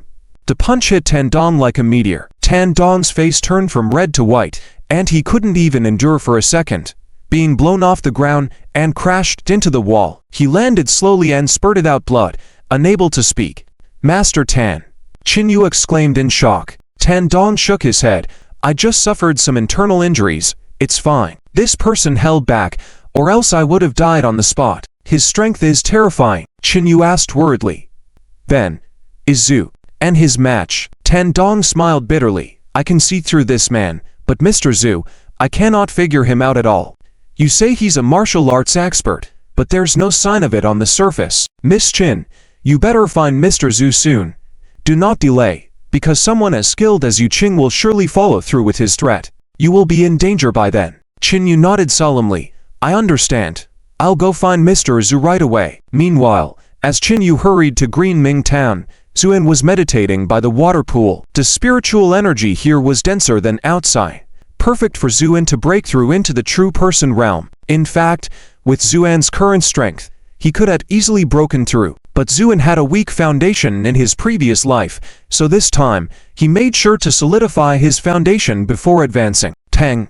A deep, dull sound came from Zuan's body. It was a sound from deep within his bones, indicating that Zuan had finally taken the first step on the path of cultivation. Although he was still thousands of miles away from the immortal of the past, taking this step was significant. The so-called true person was one who cultivated their strength throughout their body, surpassing ordinary humans. Transcendence, on the other hand, consolidated the entire body into one, becoming a powerful entity with every movement. The most important thing was that achieving transcendence granted a lifespan of 150 years. This was a great temptation, which was why it was called transcendence by worldly people. However, Zuan knew that this was far from enough. The path of cultivation was divided into stages: true person, transcendent realm, celestial realm, ascended immortal realm, eternal life realm, golden immortal, true immortal, grand luo, immortal king, immortal emperor, immortal sovereign, and lastly the legendary holy realm. Zuan had only taken the first step. Yet, a now awakened Song Yi looked on with envy and astonishment. It was the first time he had seen someone break through to transcendence in such a short time, especially someone in their 20s. If this news spread, it would shock many. One step into transcendence makes one an immortal, murmured Song Yi to himself. Zuan stood up, feeling his strength not only increase tenfold, but also sensing a complete control and power over everything. However, Zuan's mindset was as solid as a rock, dispelling these illusions in an instant. Besides breaking through to transcendence, Zuan had also gathered many medicinal herbs by the pond, perfect for refining the Piyun pill. Now with his transcendence breakthrough, the speed of pill refining increased significantly. In the blink of an eye, the stacks of precious herbs were refined into liquid by Zuan, and the process of refining began. Zulan was stunned on the side, feeling her worldview undergo a tremendous upheaval. Song Yi, even more shocked, was considering kneeling down. Most prominent sect disciples are adept at pill refining, but the lengthy and elaborate process often led to a high failure rate. This was why, except for a few sect disciples, most people could not afford to consume elixirs. They were too expensive, and the refining techniques were closely guarded secrets. Yet here was Mr. Zhu, performing the process seamlessly almost instantaneously. Poof! Over a dozen aromatic pills landed in Zuan's hand. In just 5 minutes, the pills were successfully refined. Song Yi was left dumbfounded by this efficiency and success rate. Zhu Nian, at this time, drooled and exclaimed, "Father, what is this? It smells so good." Zuan smiled faintly and did something that nearly made Song Yi's eyes pop. He handed a pill to each of his daughters. "Try it and see how it tastes." The two girls each took a pill as if they were eating peanuts. Song Yi was on the verge of tears. Each of these pills, if casually given to someone from prestigious sects, would make their elders go berserk. Yet here was Mr. Zhu, giving them as snacks to his daughters. Zuan then handed a pill to Zulan. "Take a taste." Zulan hesitated, but Song Yi encouraged. "Miss, eat it. This pill is a great fortune for you." After a moment of hesitation, Zulan consumed the pill. Soon after, she felt a sharp pain in her stomach, her face flushed, and she hurried off to a distance. After a while, she returned a bit shy. By then, all dirt had been purged from her body, leaving her immaculate like a flawless jade. Just this one pill was enough to extend her life by 50 years and preserve her youth. Song Yi could barely contain his envy. Zhu and glanced at him indifferently. Song Yi quickly lowered his head respectfully. How long have I been meditating? Father, you've been sitting there for a good while. Zhu Xian said. Oh, don't you find it boring? Not at all. Back in the days, my sister and I would spend a whole day like this at home. Zhu Xian replied. Zuan felt a pang in his heart. The two girls must have suffered a lot in his absence. After all, Tangjur had to take care of them while trying to earn money, leaving them at home alone. With this thought, Zuan bent down, lifted his two daughters, and smiled. Father will take you down the mountain. With that, Zuan lightly tapped his toes and soared into the sky, leaving a message for Song Yi. Take Lanner down the mountain. Zulan looked up, staring blankly at Zuan disappearing into the sky. At this moment, Song Yi respectfully said, Miss Lang, shall we go down the mountain? Brother An, has he ascended to immortality? Zulan murmured. Song Yi shook his head with a sigh. Not exactly ascended to immortality, but close. Moreover, Mr. Zhu exudes an aura that cannot be underestimated. His future achievements are unimaginable. Song Yi spoke earnestly. Zulan felt mixed emotions. With that, her girlish fantasies began to fade, realizing the vast gap between her and Brother An. At that moment, Zuan flew into the midair with his two daughters. While it was impossible for Transcendence to possess such power, Zuan effortlessly achieved it with his strength. The two little girls excitedly gazed at the moon and stars in the sky. Father, the moon is so big. Yes. And it looks like a half-eaten pancake. Zunan couldn't help but talk about food. Zuan smiled faintly. Close your eyes, and Father will perform a magic trick for you. Hum. The two girls obediently closed their eyes. Zuan's eyes gleamed, and a massive curtain of light appeared beneath his feet, floating in the midair. The girls were placed on the light curtain. Open your eyes. The two girls saw a beautiful scene reflected on the light curtain, mirroring the moon, stars, and sky, forming a magical scene. Late at night, the streets of Qingmang town were deserted. Many shops had already turned off their lights, but the Yuelei Hotel was still brightly lit. Wendong sat on a chair, and in front of him was the body of his son, Zihu. Who did this? Wendong's eyes were bloodshot, his face full of anger. It was someone called Zuan. The lobby manager quickly spoke up. Zuan, Wendong furrowed his brow, then looked towards Zulan's parents kneeling nearby. Zhu Guo, you people from the Zhu family sure have some courage, Wendong said coldly. Before Zhu Guo could speak, Zulan's mother, Li Hongyan, burst into tears and started banging her head on the floor. Sir Z, please spare us. We really didn't know where Zuan went. Our daughter was also abducted by that scoundrel. Catching us won't help at all. Wendong's face was full of rage. I refuse to believe that you really had no idea. Zuan is your nephew. At this point, Li Hongyan couldn't bear it anymore and, pointing at Zhu Guo, started cursing him, blaming the Zhu family for the troubles caused by Zuan. Wendong sneered. Enough with the act. Since you claim not to know, fine. I'll have you accompany my son on his way. I don't believe Zuan can escape Qingmang town. Wendong was truly filled with murderous intent. Who was his only son, killed by someone, and to make matters worse, it was by the despised Zhu family members. As the top figure in Qingmang town and the surrounding area, Wendong had offered a reward of 100,000 yuan to anyone who could capture Zuan. Wendong was determined that Zuan could not have gone too far. Once caught, Wendong planned to exact revenge in front of his son's body. Thinking about this, a crazed look appeared in Wendong's eyes. At that moment, two people walked into the hotel from outside. An elderly man and a young woman. It was Song Yi and Zulan. Their appearance changed the atmosphere in the lobby. Zhu Guo and Li Hongyan immediately saw their daughter. Panic-stricken, Zhu Guo shouted, Lan, run. But before he could finish, a man slapped Zhu Guo and the hotel doors were blocked. Song Yi was initially surprised but then composed himself. May I ask who this senior is? Why are we being stopped? And why have Lan's parents been arrested? Wendong glanced at Song Yi and sneered, an eye for an eye. My son was killed by your people, so I naturally want an explanation.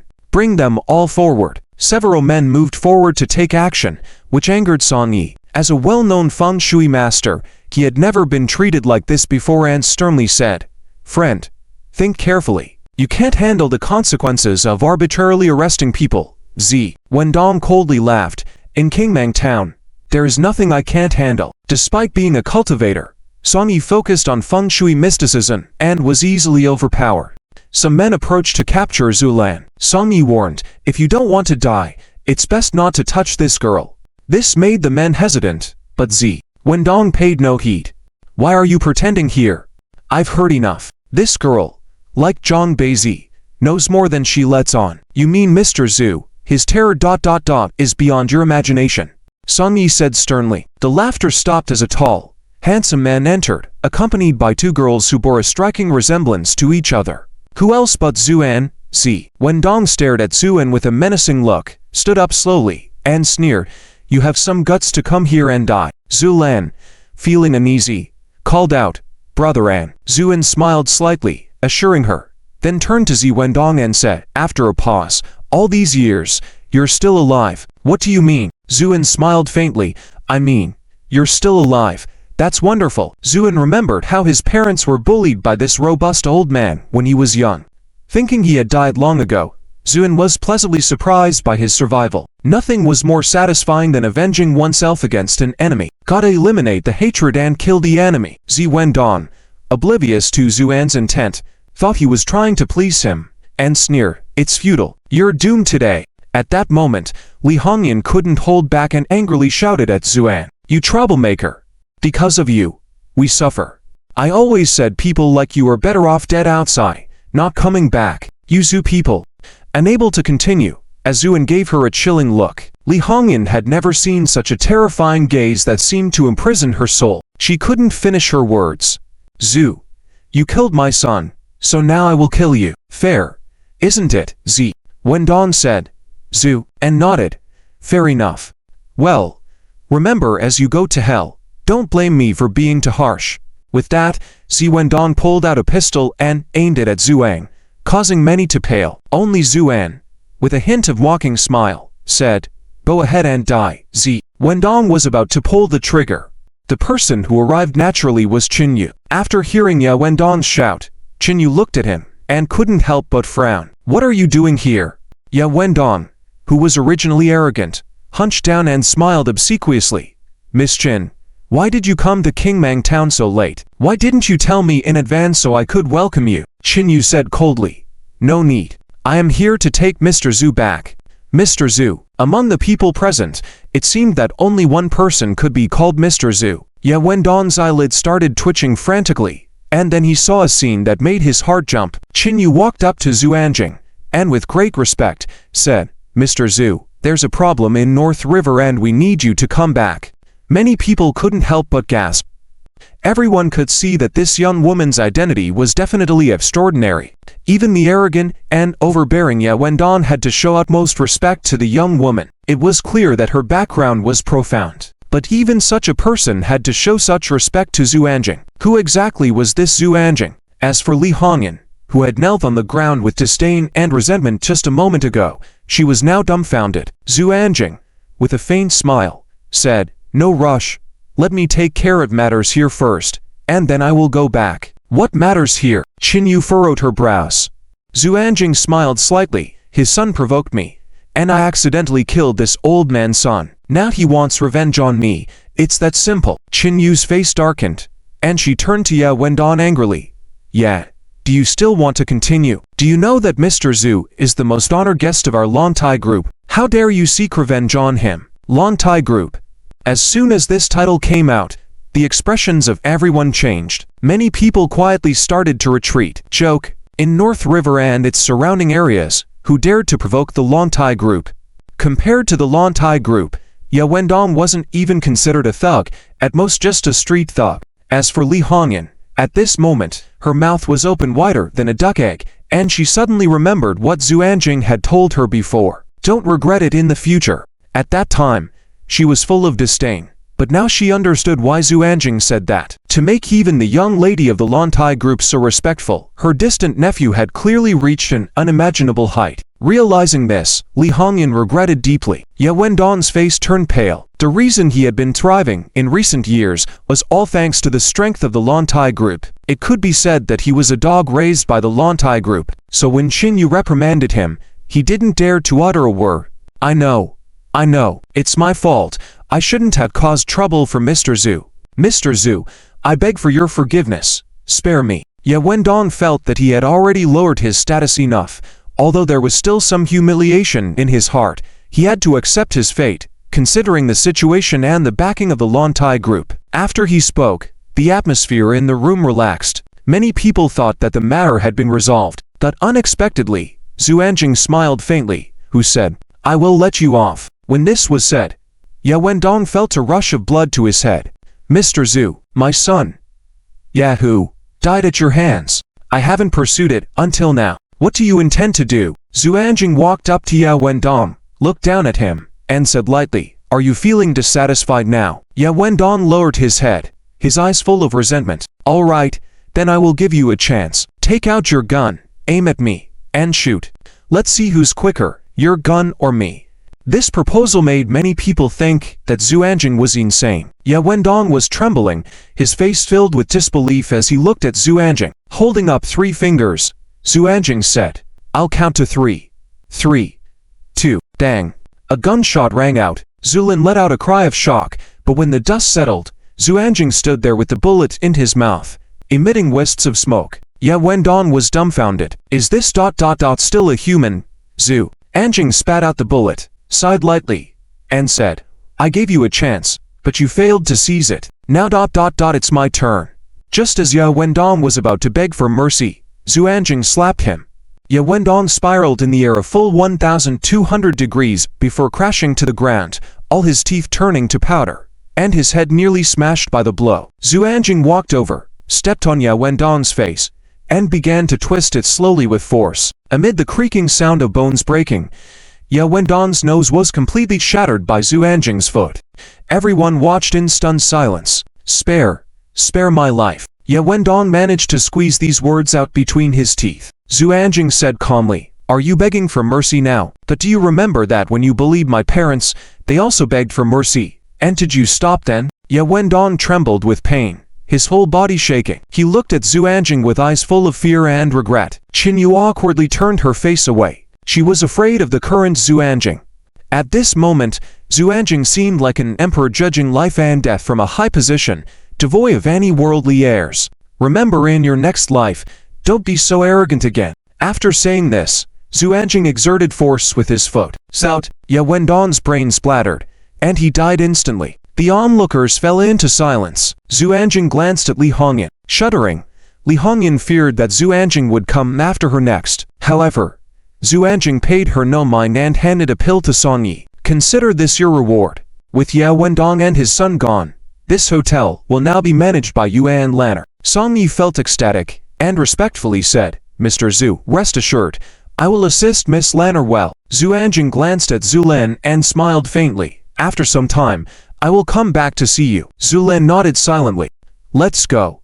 It was only after Zhu Anjing had left the hotel that everyone felt a sense of relief. Li Hongyan smiled, thinking that her family had hit the jackpot. Not only did they now own the Yue Hotel, they also had the powerful Lantai group as their strong backing. Just as she was about to speak, Li Hongyan felt something in her mouth. When she spat it out in horror, she realized it was her entire tongue. She tried to speak, but all that came out was a garbled nose. From that moment on, Li Hongyan became mute. On the way back, the 2 daughters fell asleep, resting their heads on Zhu Anjing's legs. Zhu Anjing gently stroked their backs, his expression extremely gentle. Jinbei Martial Arts Hall. In the cold wind of winter night, Tan Dong had been waiting at the door for over an hour. Tan Xiaoyu walked over. Dad, it's so cold, and you're injured. Why don't you go back inside and rest first? Tan Dong shook his head. They should be back soon. Just a little longer. Tan Xiaoyu was somewhat skeptical. Dad, is this Zhu and really as formidable as you say? Tan Dong glanced at Tan Xiaoyu. You just returned from abroad and don't understand the situation here, but I can assure you, among the martial arts experts in the country, there are few who can match Mr. Zhu. Tan Xiaoyu secretly rolled her eyes, feeling quite disdainful. Dad, in my opinion, I might as well go straight over and give that guy who injured you a good beating. It will vent your anger and restore the reputation of our Jinbei Martial Arts Hall. Why wait for this Zhu An? Tan Dong's face darkened. Xiaoyu, I sent you abroad with a lot of money not for you to look down on others. Even though you learned Taekwondo from the master in country age, it doesn't mean you can underestimate others. Yes, Tan Xiaoyu lowered her head, but she was still not convinced. She was Tan Dong's only daughter, but she had been studying Taekwondo with the national Taekwondo master in country age. Her achievements in Taekwondo were already very profound. Yesterday, upon hearing the news that her father had been injured, she rushed back overnight, vowing to avenge her father. However, her father resolutely refused and insisted on waiting for someone named Zuan. This made Tan Xiaoyu very uncomfortable. I really want to see if you are really that formidable. If you are just an ordinary person, I will make sure you embarrass yourself in public, Tan Xiaoyu thought to herself. After waiting for a while, a low-profile Volvo slowly stopped in front of the Jinbei Martial Arts Hall. The car door opened, and Qin Yu got out first. Her appearance surprised Tan Xiaoyu. Isn't she the eldest daughter of the Longtai group? Why is she here? Qin Yu did not leave. Instead, she stood respectfully on the side, opened the car door, and then Zuan got out of the car carrying two children. Tan Dong was excited and quickly descended the steps, taking a few steps forward, bowing respectfully. Mr. Zhu.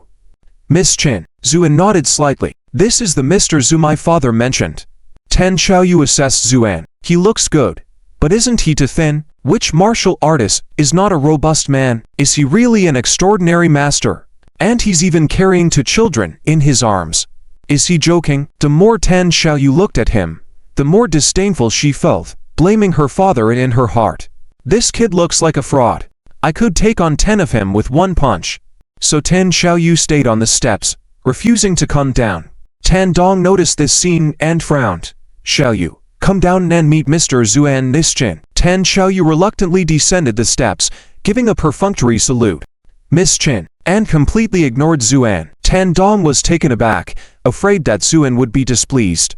But Zuan didn't even pay attention to Tan Xiaoyu. His focus was entirely on his two sleeping daughters. As for the others, he couldn't care less. However, Zuan's reaction only confirmed Tan Xiaoyu's belief that he was definitely a phony. Otherwise, why wouldn't he even respond to such an obvious provocation? Her teacher once said, "A warrior without courage is like a tiger without fangs, utterly defenseless." Tan Xiaoyu looked even more scornful. Dad, Miss Qin, I just got off the plane. I'll go back to pack my things. With that, she turned and left.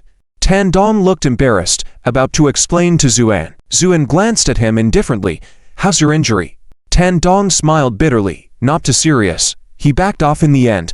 Otherwise I wouldn't be able to stand here now, Zhu. And nodded and suddenly pointed, hitting Tan Dong's acupoint precisely. Tan Dong felt a surge of electricity passing through him, shivering all over. His pent-up breath suddenly released. Thank you, Mr. Zhu. Tan Dong thanked quickly. Mr. Zhu, going back to the Qin's residence first? Qin Yu asked.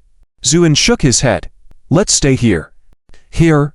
Qin Yu was puzzled. Yes, because it's closer to Hong's house, Zuan said lightly, then walked into the martial arts hall. Qin Yu was puzzled but had to follow as Zuan said. Tan Dong naturally felt overjoyed and ordered people to prepare a clean room. Zuan first settled his two daughters. By now, it was early morning. Zuan didn't feel sleepy. He walked into the courtyard, looked up at the deep blue sky, then closed his eyes slowly. His consciousness expanded. In the spiritual world formed by consciousness, everything around disappeared, leaving only flames radiating life's brilliance. Some flames were big and some were small. The nearest one to Zhu, and was Tan Dong's flame, looking somewhat weak at the moment. Besides, Qin Yu's flame was not small.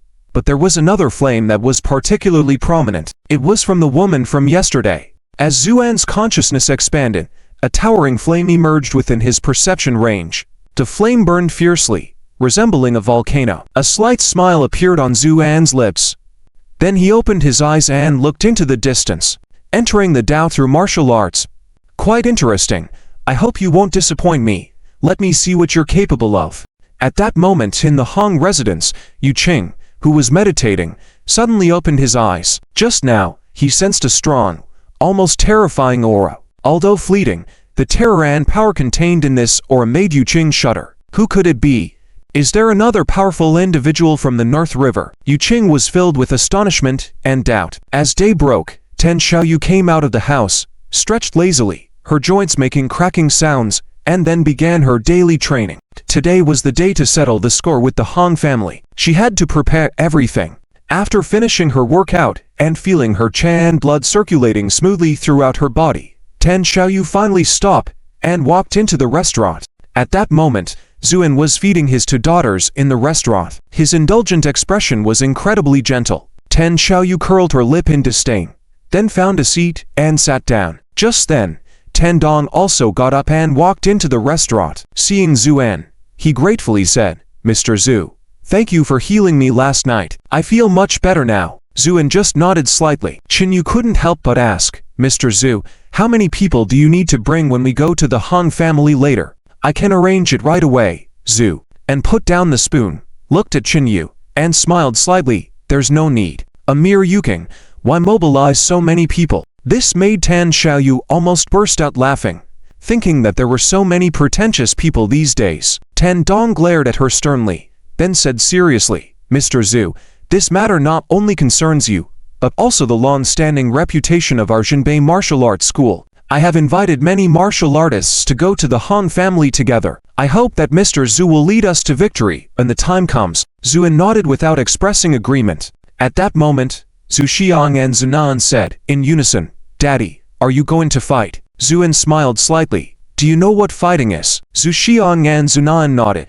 Aunt Schwaner said that fighting is bad, but she also said that if someone bullies you, you should fight back. Zuin gently touched their heads and said, "That's right. Whoever bullies us, we will make them pay the price they deserve." Soon, the martial artists invited by Tan Dong began to arrive, each representing different martial arts schools in Beijing. They gathered together and started praising each other, clenching their fists and expressing their determination to teach the person who is disrespectful a lesson and avenge Tan Dong. Tan Dong could only express his gratitude repeatedly. Tan Xiaoyu looked disgusted and found an excuse to leave. She decided to go and deal with Yuking first. When her father and the others arrive, they would find that she had already taken care of Yuking, which would surely make for an interesting sight. With her mind made up, Tan Xiaoyu took a taxi straight to the Han family.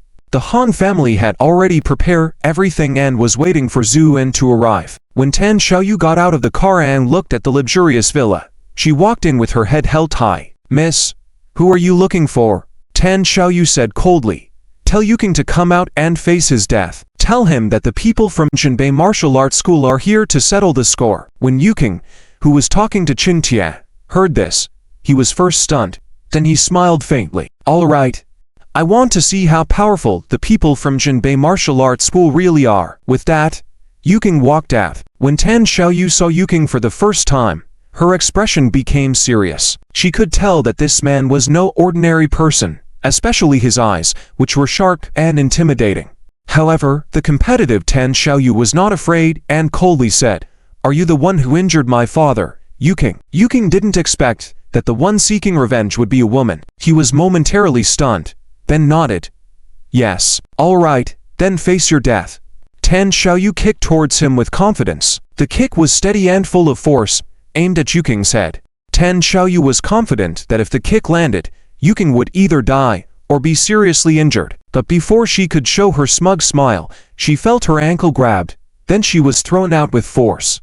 With a thud, Tan Xiaoyu fell to the ground and struggled to get up. In one move, Tan Xiaoyu was defeated by Yuking. Her face was filled with shock and disbelief. Even her master couldn't defeat her so easily. Could this man be more powerful than her master?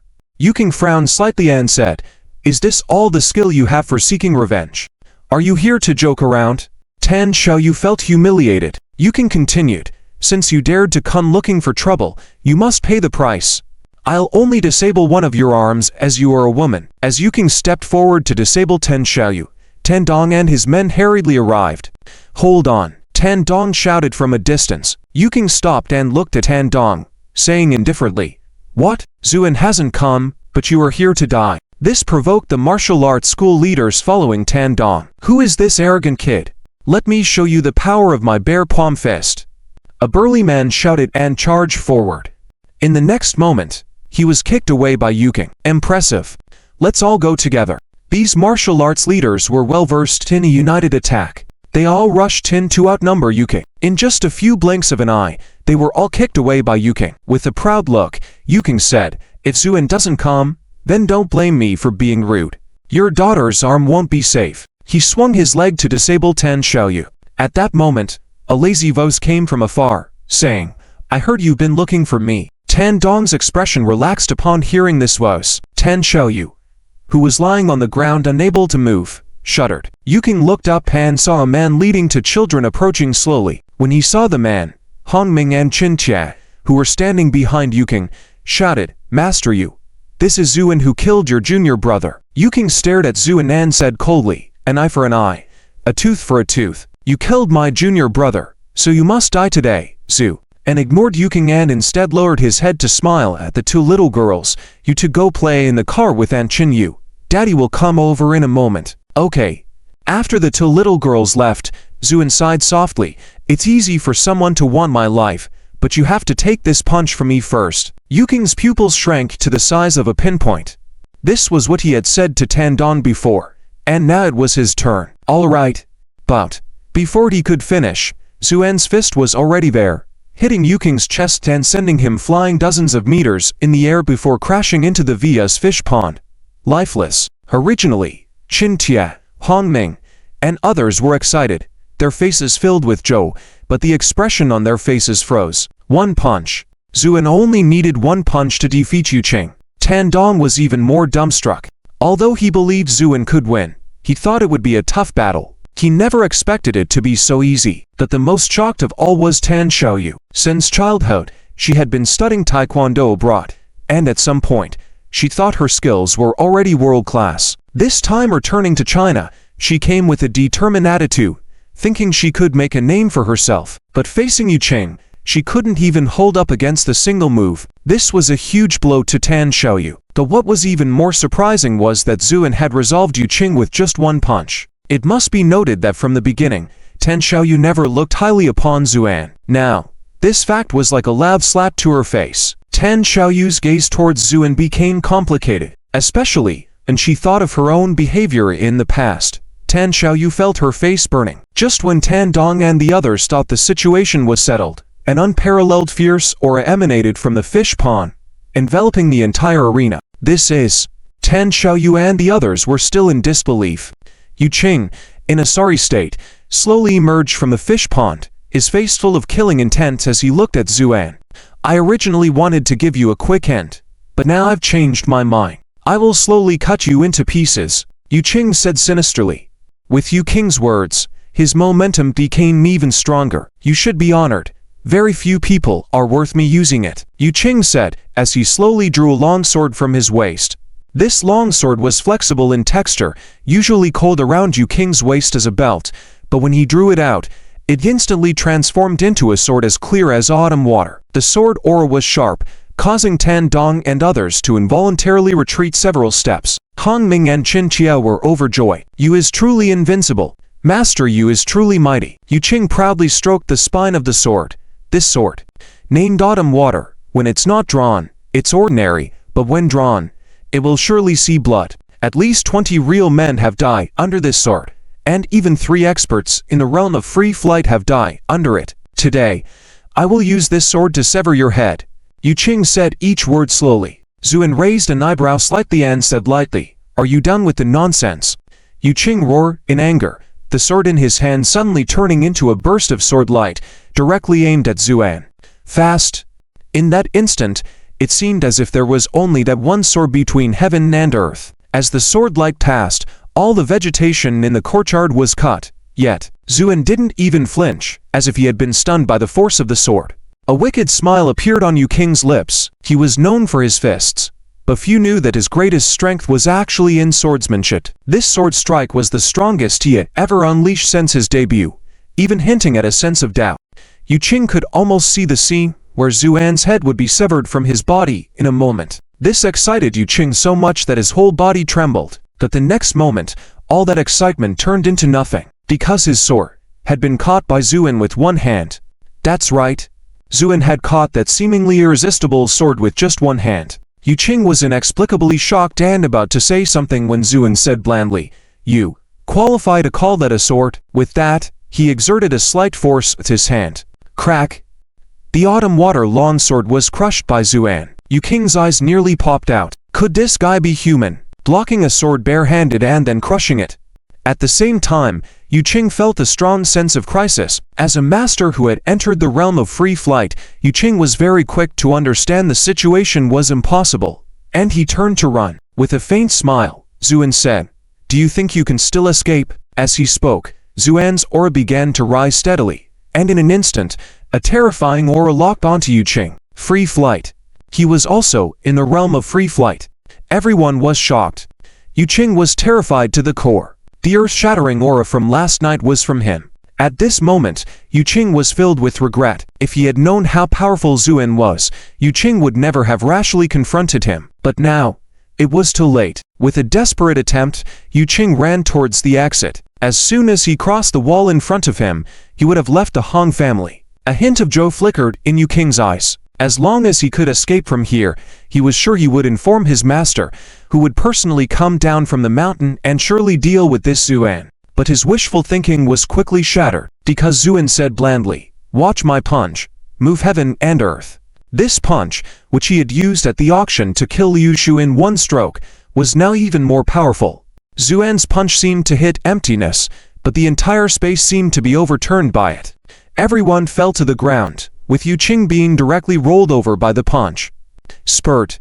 A mouthful of blood mixed with fragments of internal organs sprayed out. This punch shattered Yu Qing's spine. Zhu, and retracted his fist and walked slowly to Yu Qing's side. What martial art is this? Yu Qing spat out blood in large, continuous amounts, still persistently asking. This punch is called Move Heaven and Earth. Zuan replied, "Move Heaven and Earth. Good martial art. I lost," Yu Qing said, his eyes quickly losing their light. Yu Qing died. He died under Zuan's two punches.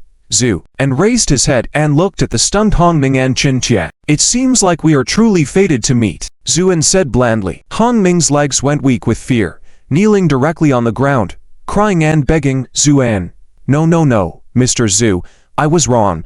I shouldn't have opposed you. Please spare me this time." Qin Tia, on the other hand, looked pale, his eyes devoid of expression as he watched Zuan, and finally said resignedly, "I've lost. Do what you want, kill or maim, whatever." Zhu, and glanced at the two people and then left. He couldn't be bothered to kill these guys, leaving the rest to Qin Yu to deal with. It was likely that the Hong family would no longer exist in the future. Watching Zuan's departing figure, Tan Xiaoyu's heart was filled with mixed feelings, unsure of what she was feeling. From the initial disdain to later astonishment, this man had brought too many surprises to Tan Xiaoyu. And now, Tan Xiaoyu discovered an even more brutal reality. Zuan had never cared about her at all. On the way back, Tan Xiaoyu looked dejected. Tan Dong, being the person he was, understood the situation with a slight thought and couldn't help but sigh, saying, "Xiaoyu, are you convinced now?" Tan Xiaoyu remained silent, lowered his head, and only after a while said, "How can he be so powerful?" Tan Dong shook his head, looked outside the car window, and said calmly, "In this world, geniuses exist. Being carefree in one's early 20s is terrifying enough, but now I suspect he might not be carefree at all, but a celestial being. Tan Xiaoyu muttered to himself, "Didn't you say that celestial beings might not even exist?" Tan Dong smiled bitterly. "I indeed believed that being carefree was the pinnacle, but now I understand. Celestial beings or even higher realms do exist. It's just that we don't even have the qualification to know of their existence." Tan Xiaoyu fell silent. Tan Dong was right.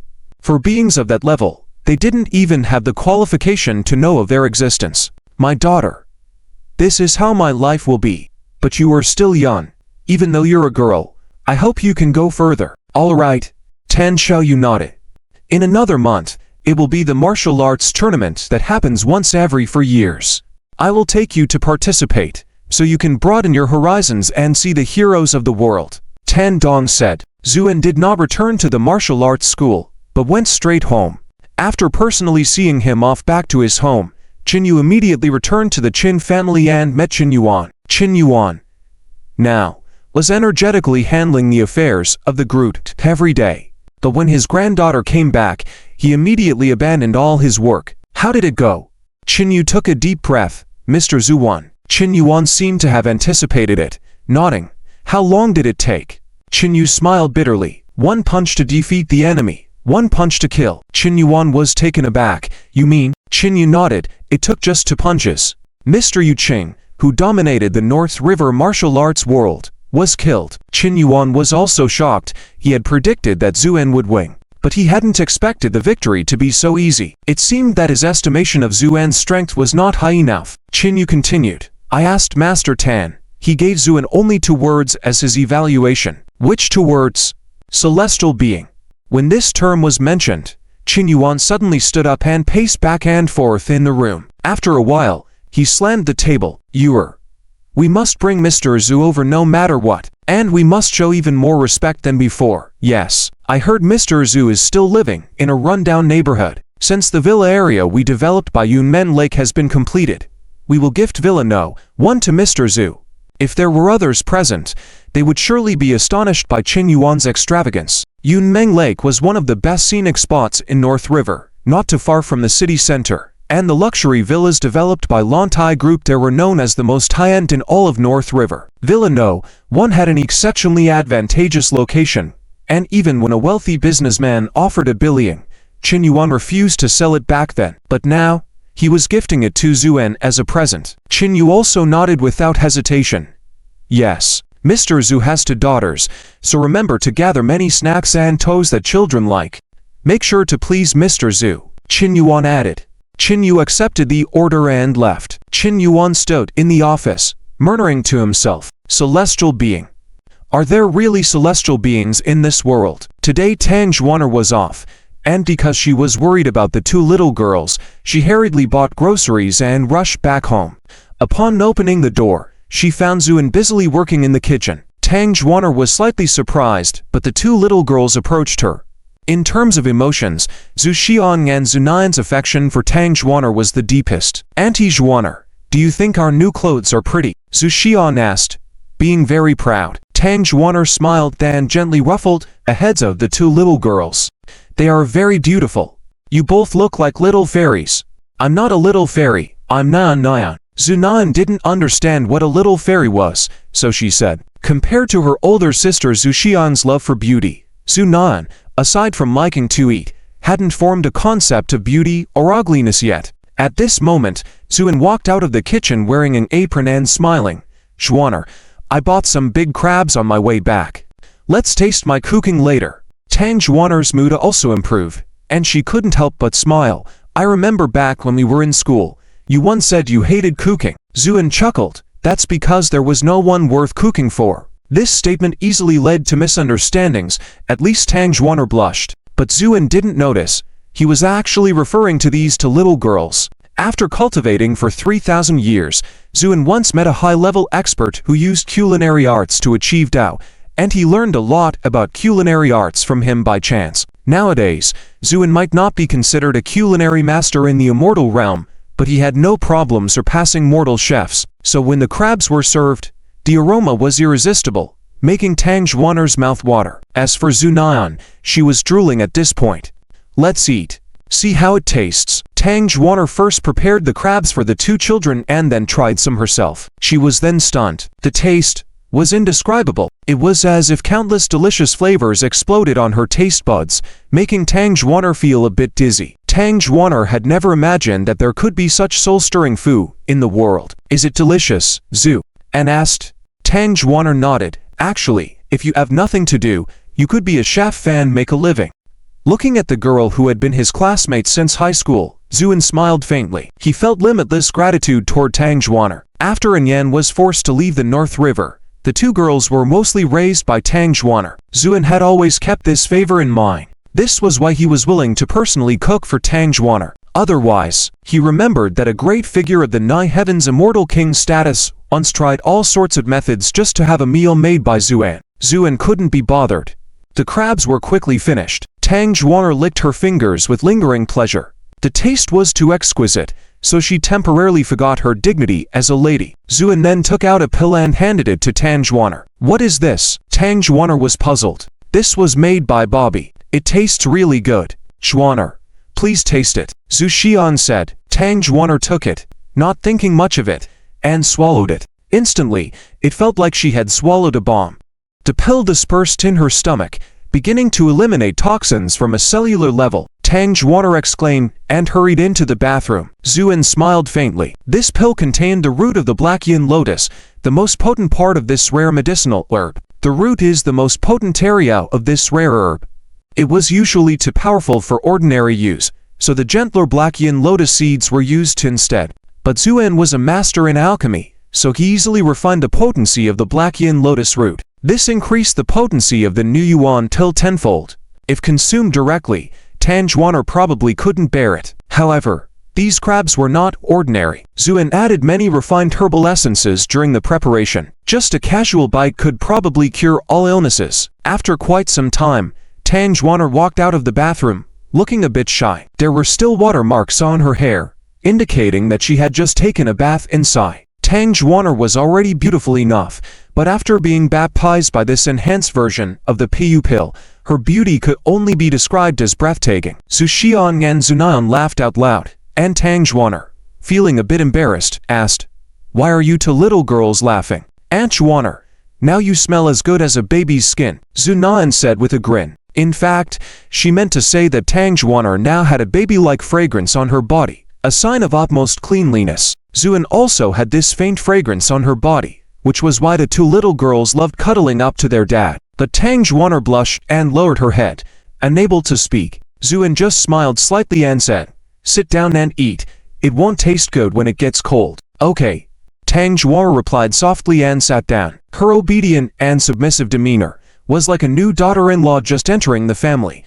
The atmosphere became a bit awkward. Tang Zhuaner's blushing face became even rosier. Just then, a crisp doorbell rang, breaking the silence. Tang Zhuaner felt relieved and quickly got up to answer the door. Qin Yu walked in, carrying various toast and snacks in her hands, and upon seeing Zhu Xiang and Zunayan, she smiled.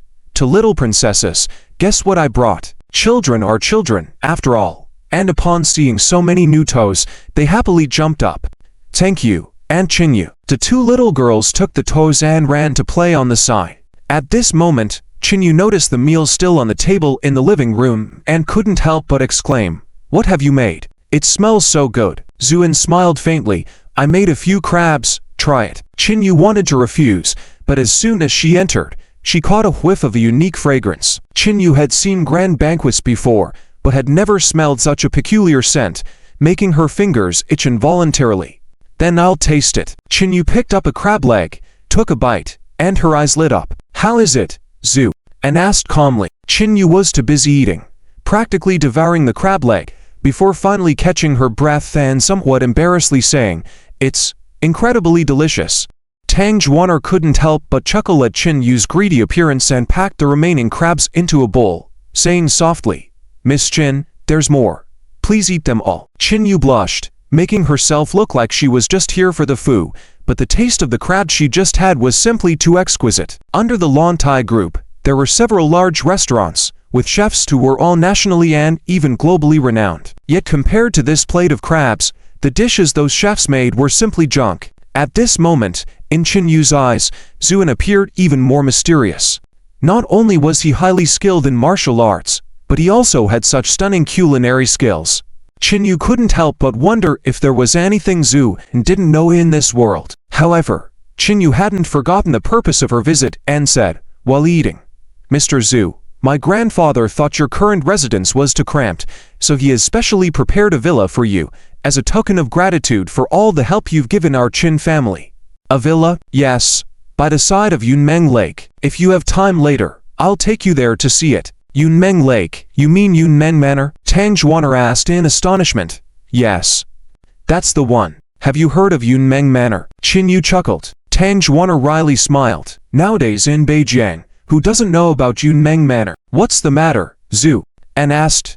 "Nothing, it's just that Yunmeng Manor is now very popular in Beijing, dubbed the most high-end residential area in Beijing." Tang Zhuaner had also occasionally heard colleagues at the hospital mention it. However, Yunmeng Manor was not something that could be simply bought with money. The people living there were either wealthy or influential, but she never expected that Yunmeng Manor belonged to the Qin family, and to please Zuan, the Qin family had directly provided a set to him. This extravagant gesture also shocked Tang Zhuaner. Zuan didn't mind, but Qin Yu's words reminded him. Now that he was back, Tangjuaner couldn't stay here, but she didn't have any other place to stay either, so she could only live in the hospital dormitory, which was inconvenient. As his two daughters were growing older, it was also a bit awkward for them to live here. So Zuen nodded. Alright, let's go take a look. If there weren't so many people watching, Chinyu would really have wanted to lick the bottom of the last plate clean, because it's so fragrant and delicious. But she was a heiress after all, and her last bit of dignity prevented her from doing so. After coming downstairs, Chinyu drove with Zuen, Tangjuaner, and the two little girls to Yunmeng Manor in the suburbs. It was not too far from the Beijing city center, about a 10-minute drive, with tight security measures at the entrance. When Chinyu's car arrived, the guards saluted in unison. The car slowly entered the villa area. Though it was winter, there were many meticulously cultivated flowers blooming in the villa area. The surroundings were elegant, built by the lake. Just the environment alone was enough to be considered the most high-end residential area in Beijing. However, Villa No. 1 was a special development by Qinyuan, naturally different from these ordinary villas. There was a small hill by the side of Yunmen Lake. The hill wasn't tall, but compared to the flat land around it, it appeared imposing and towering. A winding mountain road was built along the hill, with Villa No. 1 situated at the mountaintop. The car drove directly to the summit, and after getting out of the car, Tangjuaner was a bit stunned. Standing here, she could directly see Yunmeng Lake not far away, vast and misty as if it was right in front of her. The villa was a masterpiece, seamlessly blending with the surrounding environment. Daddy, this house is so big and beautiful. Zhu Xiang and Zunan exclaimed in unison. Chinyu looked triumphantly at Zuan, hoping to see some surprise on Mr. Zhu's face. Unfortunately, she was disappointed, Zhu, and remained calm, as if this naturally and ingeniously crafted villa was just a simple hut. In fact, that's how Zuan saw it. In his view, the layout here was barely reasonable and the feng shui around was good, with the spiritual chef from Yunmen Lake in the distance, just perfect for nurturing the flora and fauna here. Inside the villa, needless to say, all the facilities are of the highest standards. As soon as the two little girls entered, their attention was immediately drawn to the small amusement park located in the corner of the villa. Chinyu felt somewhat proud in her heart. This amusement park wasn't here originally, but after preparing it as a gift for Zuan, Chinyu immediately had it rearranged by someone, and the results were indeed effective. Tangjuaner, on the other hand, looked a bit reserved, hesitant to touch many things. Mr. Zhu, this is the villa we are giving you. Here is the property deed, already transferred under your name, and here are the keys. Zuan did not accept them but turned to Tangjuaner beside him and asked, Do you like it? If you like it, then this place will be yours from now on. With these words, Tangjuaner's face immediately turned red, causing a stir in Chinyu's heart. Was he planning to spoil her in luxury? However, Zuan continued, You can always stay in the dormitory. From now on, you will live here. As for me and Shanqiang Nianying, we will also come over, but we can't abandon the old house. The old house held special significance for Zuan, as it was where he had lived with Nan. Tangjuaner nodded. Just then, Zuan's phone rang.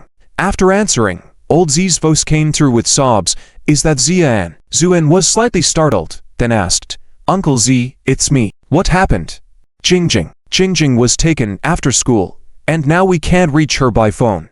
And we can't find her. Your aunt has been crying for half a day. I have no choice but to turn to you. By the end of his words, old Z was in tears. Zuan raised an eyebrow. Uncle Z, don't worry. I'll go find Jingjing now. Jingjing, after she saw you come back, she dyed her hair back and never caused trouble outside again. Your aunt and I were happy about it. But then this happened. Zuan's voice turned serious. Uncle Z, tell your sister that tonight, I will make sure Jingjing returns home unharmed. After hanging up the phone, Chinyu asked, What's wrong? Do you need my help, Zhu? And shook his head, then turned to Tangjuaner and said, You and Shanqiang Nianian stay here. I'll go out. Okay. Zuan walked out of the room, closed his eyes, expanded his consciousness, and started searching.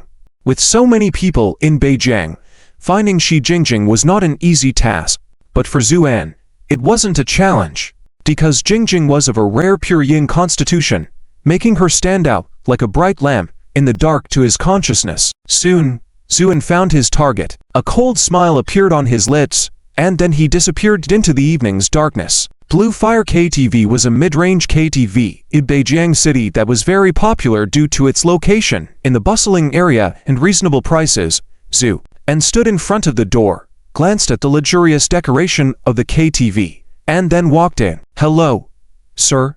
How many people are with you? Do you have a reservation?" A service staff approached. Zhuan shook his head. "I'm here to find someone. May I know who you're looking for, sir?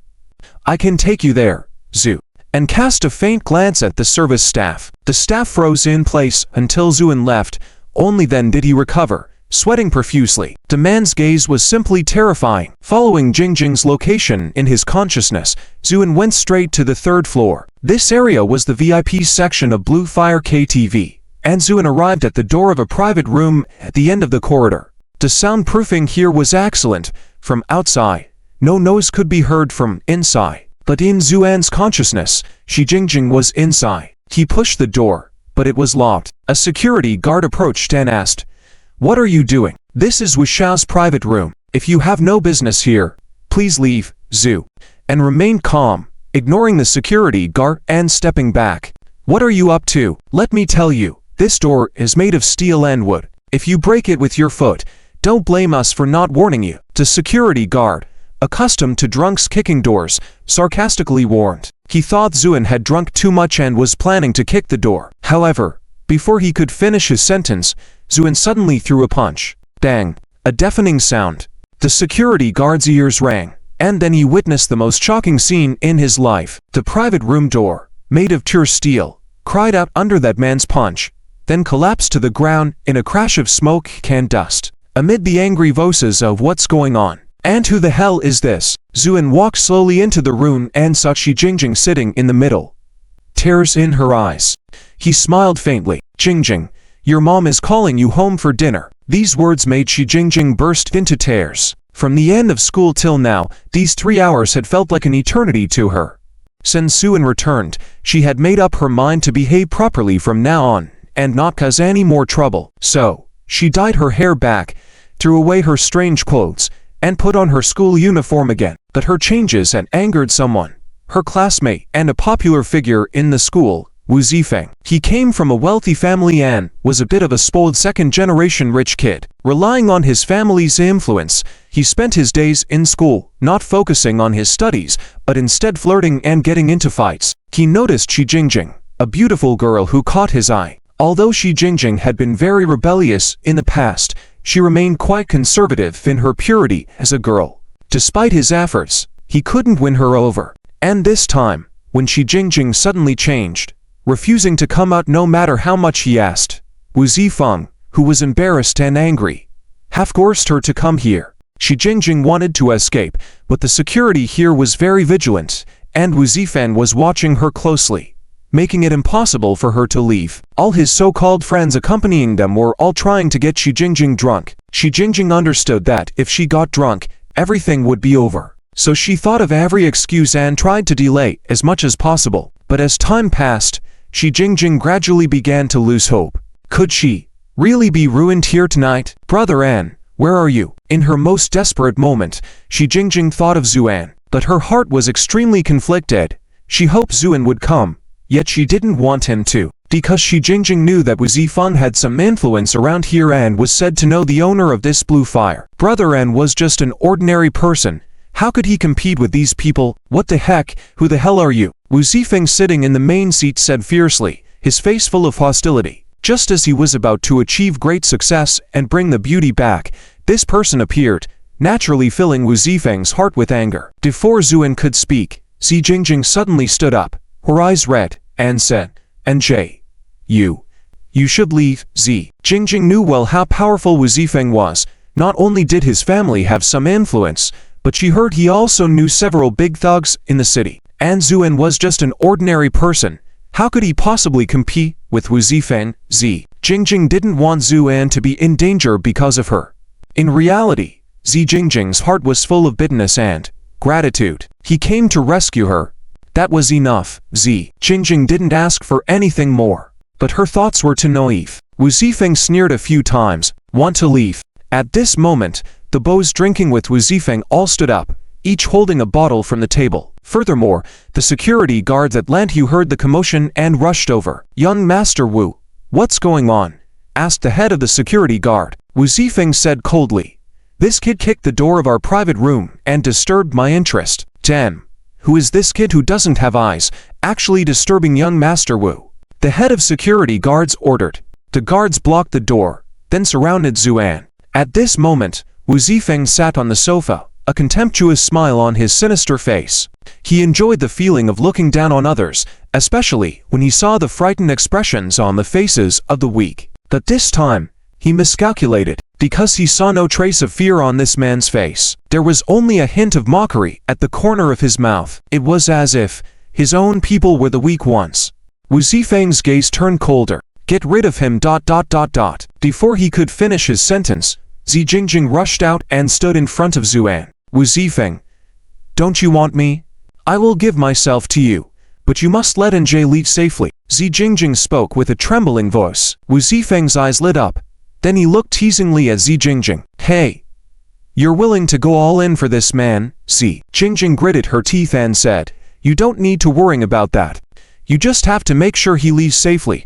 Otherwise I would rather die than let you touch him." At the end, Zi Jingjing felt full of sorrow. "NJ, maybe we can only meet again in the next life." Zi Jingjing had already made up her mind. After sending Zuan away, she would find an opportunity to commit suicide. At this moment, Wu Zifeng nodded. "Okay, I promise you. But I don't agree." A calm voice interrupted. The room fell silent. Then everyone looked at the speaker, who was Zuan. Zi Jingjing was desperate, tears almost falling from her eyes. "NJ, Zuan gently patted the silly girl's shoulder and smiled slightly. "Don't say anything. Watch me next." Zi Jingjing wanted to say something more, but when she saw the deep gaze in Zuan's eyes, like the vast sea, she couldn't say anything. At this moment, Wu Zifeng's expression became even more gloomy as he sneered. "Bo, you're quite arrogant. Do you know who I am, Zhu?" and shook his head. "I don't know, and I don't want to know." Then Zuan paused, looked around at everyone in the room. "Come at me. I'm in a hurry." When he said this, many people couldn't help laughing out loud. Wu Zifeng looked at Zuan as if he was crazy. "Damn, there really are people who aren't afraid of death. Get rid of him." The security guards and Wu Zifeng's men rushed at Zuan. Zi Jingjing closed her eyes in fear, her last thought being, "It's worth it even if she dies to be with NJ." But the anticipated pain did not come. Instead, there was a series of popping noise like firecrackers. Zi Jingjing hesitated to open her eyes and saw a scene that would stay with her forever. The people who had rushed at Zuan had not even touched the hem of his clothes. With just a simple punch, Zuan had caused a strong wind to sweep through the room. The person at the front was sent flying by Zuan's punch, knocking down the people behind him and crashing into the wall, spitting blood before falling to the ground. Not only that, the thick concrete wall was affected by the force of this punch, and after a few shakes, it collapsed with a crash. Amidst the dust, Zuan stood with his hands behind his back, looking around the room calmly. No one dared to speak. In the dead silence, Wu Zifeng stared in shock at this scene, his mind unable to process what had just happened. A single punch, just a punch, had created such an imposing scene. Who is this person after all? "Now, it's your turn," Zuan said calmly. Wu Zifeng trembled all over, panic-stricken. You can't come over. I am from the Wu family. You can't kill me." Zuan shook his head. "I told you, I'm not interested in knowing who you are." Just then, a chaotic sound of footsteps came from outside the door, followed by a group of people entering. At the forefront was a burly and fierce-looking man. Upon seeing this man, Wu Zifeng seemed to see a savior and ran over desperately. "Shangjie, save me. This person wants to kill me and has also injured many people in our KTV." Big Sean, the big brother of Landhu KTV. This person's appearance made Zi Jingjing's heart sink. He was a well-known big brother in Beijing City. At this moment, Wu Zifeng's face was full of relaxed confidence, then he looked triumphantly at Zuan. In his view, with Shangjie's arrival, this guy was definitely done for. But Shangjie didn't even look at Wu Zifeng, as if he were invisible, and walked straight past him. Wu Zifeng was stunned for a moment, then he saw Shangjie walk up to Zuan, suddenly bowed deeply, and said with utmost respect, "Mr. Zhu." The people in the room were shocked. Wu Zifeng's eyes almost popped out of his head. Zhu, and glanced at Sean Jay and said calmly, "Do you recognize me?" Sean Jay smiled bitterly. "That day at Long Huang Tai, as a subordinate of Fen Jay, I once saw Mr. Zhu, and nodded. So you were under Du Fan. Du Fan. Another name that sent shivers down people's spines. But when Zhuan mentioned it, it sounded as if it was of no importance. Sean Jay shivered all over, not daring to even raise his head, because on that day at Long Huang Tai, he had personally witnessed Lu Kun's tragic end. "What is your purpose in coming here now? To stop me?" Zuan's voice was calm, but it sounded like thunder in Da Zhang's ears, making him quickly shake his head. No. Even if scared to death, I wouldn't dare. I just heard that you came, so I hurried over to await your orders." These almost fawning words made Zi Jingjing's eyes widen gradually, and her gaze at Zuan became more complex. When did her big brother An become so powerful? Even such a big brother had to treat with utmost respect. As for Wu Zifeng, his face turned pale, trembling all over, because he finally understood that he had provoked someone he absolutely shouldn't have. He had just recently thought that the other party was weak, but now he found it extremely ironic. And when Zuan's gaze turned towards him, Wu Zifeng dropped to his knees with a thud, knocking his head as if pounding garlic. "Mr. Zhu, spare me, spare me. I was blind and ignorant. It was my mistake. Please forgive me. I shouldn't have targeted your friend. You have great magnanimity. Please spare me this time." Zi Jingjing looked at Wu Zifeng on the ground, sincerely and fearfully imploring, her eyes filled with complexity. Wu Shang breathed secretly, looked at Zuan, who appeared indifferent, and nervously tightened. He feared that Zuan might suddenly turn violent and target him as well. However, Zuan seemed too lazy to bother with him, just slowly walking up to Wu Zifeng. Looking down on him, Wu Zifeng was trembling all over, feeling a warmth between his legs, a urinous smell spreading. He had actually been frightened to the point of urinating. "Actually, I don't want to kill you." Wu Zifeng secretly breathed a sigh of relief but harbored resentment, thinking, "I will find a chance to have both you and Zi Jingjing killed after I escape this." Of course, a look of extreme terror remained on his face, but the next moment, all his plans came crashing down. But if apologies were effective, then there wouldn't be anyone deserving of death in this world. Zuan spoke, then abruptly stomped on Wu Zifeng's head, saying lightly, "Remember in your next life, don't be so arrogant again." With that, Zuan exerted force. Splatter! Wu Zifeng's head was crushed under his foot, brain matter bursting, blood streaming. A nauseating smell of blood permeated. Everyone stood in shocked silence. Da Shan had seen life and death before, but witnessing this scene, even the hairs on his body stood on end, his scalp tightening. Zuan's level of danger increased several times in Da Zhang's mind. Da Shan made up his mind then and there that if this killing god were around, he would distance himself as far as possible and preferably never see him again in his life. The matter was concluded. Zuan, looking calm, dragged the dazed Zi Jingjing and said to Da Shan, "I'm leaving. The rest is up to you." Da Shan nodded hurriedly. "Mr. Zhu, rest assured, I'll take care of everything."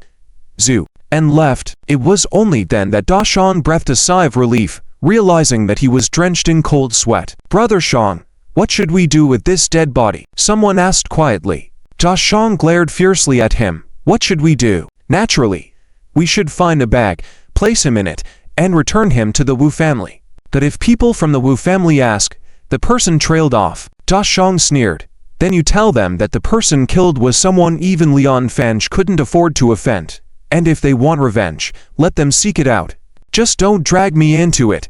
"Yes." Da Shan spat at Wu Zifeng's corpse on the ground. Being pretentious and not recognizing the situation, he deserved to die. Outside the Blue Fire KTV, the biting cold wind sobered Zi Jingjing up. She looked at Zuan with a mix of fear and uncertainty. She hated Wu Zifeng, but she never expected Zuan to actually dare to kill in public. After all, that was a life. "Are you frightened?" Zuan suddenly asked. Zi Jingjing fell silent. Zuan smiled. There were more than a dozen hidden cameras in that private room just now. "If I hadn't come tonight, you can imagine the consequences." Zi Jingjing's heart tightened, recalling the videos she had seen online, secretly recorded. If that were the case, her life would be ruined. Zhu, and glanced at the sky. "Let's go. I'll take you home." Zi Jingjing remained silent on the way. When they reached her doorstep, Zi Jingjing suddenly hugged Zuan from behind. "An, I'm sorry. Zuan's expression remained hidden in the cold night, before he smiled slightly after a moment. It's all right. It's all in the past. Go back and get some rest. Be a good student tomorrow. At that moment, Zi Jingjing's nervous heart seemed about to burst, the faint fragrance of Zuan making her feel increasingly warm. And actually, I've grown up already, Zi Jingjing said softly, Zu, and fell silent for a moment, then ruffled her hair with his hand and chuckled. No matter how much you grow, in my eyes, you're still that child. Old Zi and Aunt Pang had been waiting anxiously inside. When Zuan returned with Zi Jingjing, old Zi jumped up first and hugged his daughter, tears streaming down his face, regardless of his usual demeanor. Deep down, he cherished Zi Jingjing the most. Zi Jingjing felt a bit desolate. She understood the meaning behind Zuan's words. But everything that happened today, Zi Jingjing kept in her heart. That thunderous moment, and Zu, and escorting her home were things she couldn't forget for the rest of her life. I don't care. Is it a sin to love someone? Zi Jingjing's stubborn nature resurfaced. Aunt Pang then held Zuan's hand and tearfully said, Little Anne, how can your Uncle Zi and I repay you? Zuan smiled. Aunt Pang, Uncle Zi Jingjing is like my younger sister. These are things I should do. Don't mention thanking me. All right, all right. Aunt Pang wiped her tears. All right, haven't you all eaten yet? Old Zi, stop whimpering like a woman. Go quickly and cook. Old Zi wiped his tears. All right. Zuan had wanted to decline, but looking at the delight on Uncle Zi and Aunt Pang's faces, he found it hard to say anything. The meal was soon prepared. Very lavish. Old Zi even brought out the last bottle of rare old wine and poured a glass for Zuan himself. Zuan knew that this was the most straightforward way the two elders expressed their gratitude, so he smiled and drank it all at once. Zi Jingjing watched from the side. Lao Zi got drunk. He was completely drunk. Zuan, on the other hand, seemed to get more sober the more he drank. In fact, as long as he was willing, he could drink a whole distillery's worth of alcohol and not get drunk. When Zuan left, Zi Jingjing saw him off. Go back. Zi Jingjing, who had been hanging her head low, suddenly raised her head. Thank you. Zuan was slightly taken aback, then smiled. Thank you for what? Go back and get some rest. You have to go to school tomorrow. Zi Jingjing took a deep breath and said with great seriousness, I won't give up. After saying this random statement, Zi Jingjing turned and ran back, Zu, and stood in place, his expression looking somewhat subtle in the night. Emotions, it seemed, were something even immortals couldn't control, but his state of mind had long since been tempered like a rock, so he just let out a slight sigh and then disappeared into the night. However, for certain individuals, this night was not so peaceful. When Wu Zifang's body was brought back to the Wu family, his father, Wu Weidong, aged several years, in an instant, then flew into a rage. Who did this? I will kill him. I will avenge my son. The person who brought back the body was an important underling of Da Shang, who sneered upon hearing Wu Weidong's words. Master Wu, Brother Shang asked me to pass on a message to you. What message? Your son's death was not unjust, because he angered someone he shouldn't have. What do you mean? Are you saying my son died in vain? Wu Weidong seethed with fury. Whether he died in vain or not is not our concern, but Brother Shang said the one who struck, even Fan brother can't afford to provoke.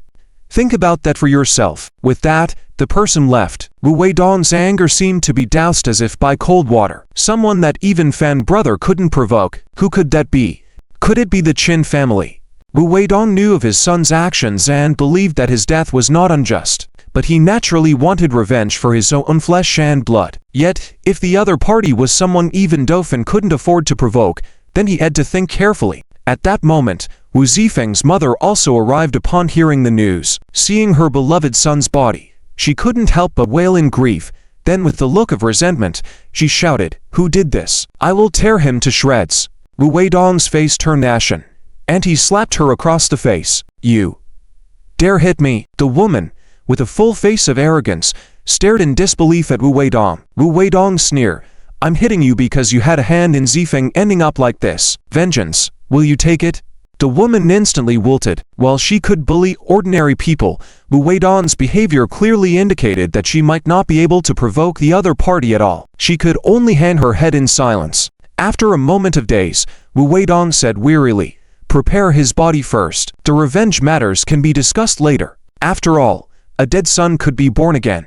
but if the family was destroyed by this incident, then it would be all over. Zuan returned to the villa, which was now late at night. The living room light was still on, and Tang Juaner had not yet slept, sitting on the sofa waiting for Zuan. When she saw him come back, she stood up. "Have you eaten?" Zu and nodded. "Are they all asleep?" "Just fell asleep." Then you go to sleep too." Tang Juaner didn't leave. "Is there something else?" Zu and asked. Tomorrow, our hospital is organizing an outing. I promised to take Xian and Nan with me. Will you go?" Zuan had initially wanted to decline, but seeing Tang Juaner's hopeful expression, he couldn't help but smile. "All right. Since there's nothing else going on now, let's take the two little girls out for some fresh air." Tang Juaner was very happy. "Okay." Tang Juaner went back to her room to sleep, and sat on the sofa in the living room, looking through the French windows at Yunmeng Lake in the distance. Although the night was dark, Zuan could still see everything clearly. Even though spring had arrived, the weather was still cold, yet Yunmeng Lake showed no signs of freezing over. Zuan knew that this was all thanks to the unique feng shui of the place. Yunmeng Lake was like a natural formation, and the small mountain where Chia Villa was located was the heart of this formation. However, despite the excellent feng shui here, Zuan could see some deficiencies. For example, the layout of this small mountain was too small to contain the full grandeur of Yunmeng Lake. The people who designed this villa might have noticed this and tried to make some compensations, but they were all mere band-aids.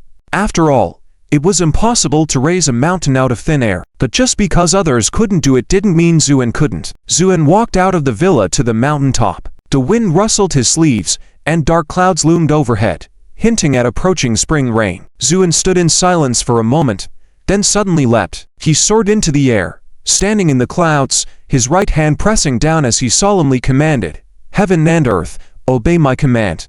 Rise." A series of dull rumblings emanated from the ground, and the small mountain seemed to be forcibly lifted up, slowly ascending. Zuan's face showed a hint of seriousness. His current strength could only barely accomplish this, but in the past, with a mere flick of his finger, he could create a mountain out of flat land, turning the sea into mulberry fields. Rumble. The spring thunder rolled across the sky. Amidst the storm, the small mountain was steadily raised over 100 meters by Zuan. A mountain that was originally not very tall finally took on the appearance of a true peak. Zuan descended back to the mountain top, feeling a bit exhausted. But this was not enough for him. He pointed towards Yunmeng Lake in the distance and uttered softly, "All waters return to the source." With that command, the calm lake suddenly erupted into huge waves, bowing in reverence towards Zuan. The once unruly water vapor suddenly became gentle. This water vapor was the accumulated spiritual energy of Yunmeng Lake over the years, and now it rushed towards the mountain, nurturing its surroundings. In an instant, the withered flowers and grass on the mountain became lush and green again. The core location of the villa was shrouded in the dense vapor, and Zuan decided to add some simple protective formations, turning the villa into a true paradise. At this moment, a thin white mist enveloped the mountaintop, filled with pure water element essence. Even ordinary people living here would benefit from it and extend their lives. After completing all this, Zuan returned to his room, feeling a bit weary. He looked at his two sleeping daughters and couldn't help but plant a kiss on each one. While cultivators are supposed to go against worldly desires and ascend, whether in the past life or this life, Zuan would never abandon his loved ones, becoming an immortal or even an immortal emperor. Tang Juaner works at the largest hospital in Beijing City. Today is March 8th, also known as International Women's Day. The hospital specially arranged this trip as a benefit for many employees. When Tang Juaner arrived at the hospital, most others had already gathered. "Juaner, happy holiday." A handsome male doctor with golden-rimmed glasses approached and smiled at her. Tang Juaner nodded. "Thank you, Juaner. You're alone again? Why don't you ride with me later? I just bought a new BMW," the male doctor said, enthusiastically. However, Tang Juaner shook her head. "No need. My friend is coming today." The male doctor, named Lin Huan, had an unpleasant expression. He was a medical doctor with a Ph.D., who had returned from overseas. Since he first saw Tang Juaner in the hospital, he was captivated by her stunning beauty and began to pursue her ardently. However, Tang Juaner remained indifferent to him, which left Lin Huan feeling defeated. Despite his affluent background and good looks, Women had always been around him, but none had captivated him like Tang Juaner. Regardless of Lin Huan's attempts to get closer to her, Tang Juaner remained unaffected. Friend? What kind of friend? Male or female? Lin Huan thought to himself, his gaze darkening. Meanwhile, a few female nurses nearby were watching Lin Huan fawning over Tang Juaner with jealousy. What's so special about this Tang Juaner? Just because she's a bit prettier, making Dr. Lin so infatuated. A girl with freckles on her nose said resentfully. This girl was named Luo Jing'an, had always had a crush on Lin Huan, but he showed no interest in her, so she directed all her anger towards Tang Juaner. She and her colleagues, who were her close friends, nodded in agreement. Look at her pretending to be innocent. It makes me so mad. I heard she refused to date anyone for a friend's child. Theft. Saying it's a friend's child. It might be hers. These malicious words reached Tang Juaner's ears, but she remained expressionless. Over the years, she had grown accustomed to gossip. Sometimes being too beautiful as a woman was a kind of curse. Despite keeping her distance from all men, she couldn't resist the jealous remarks. Is everyone ready? Those with cars drive. Those without will take the hospital shuttle. Our destination this time is Yunmeng Lake, a supervisor announced.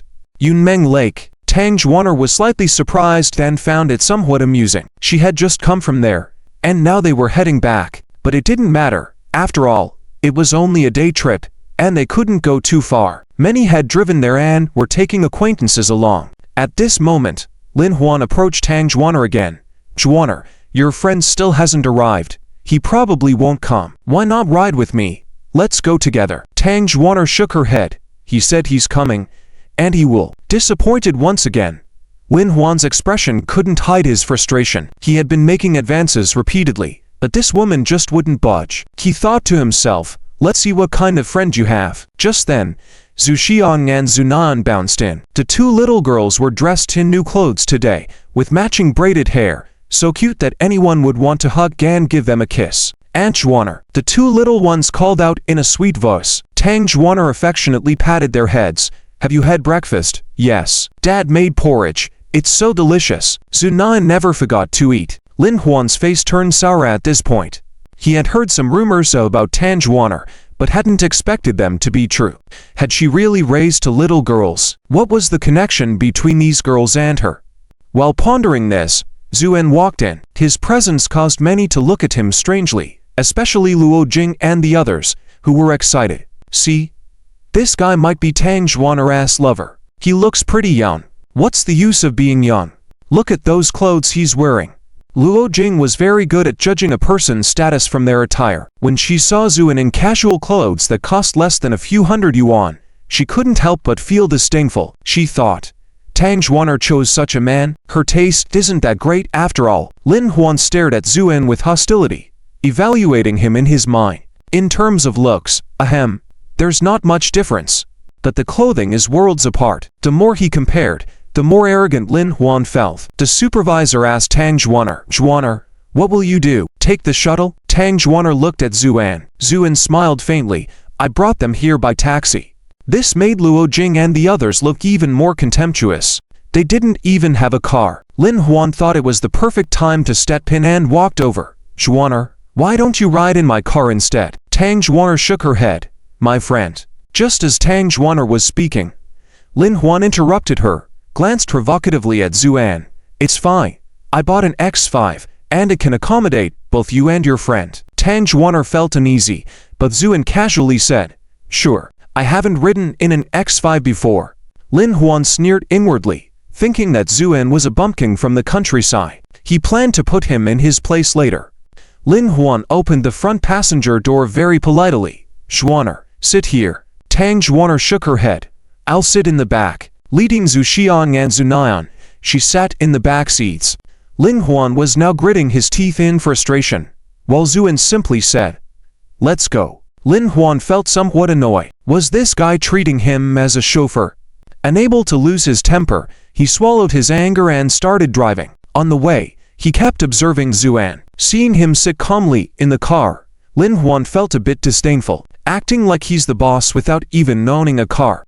Well, just wait until we reach Yunmeng Lake. Because of the rain last night, Yunmeng Lake looked even more picturesque today. Are you tall? Zhu, and chuckled slightly. I am not working. Oh.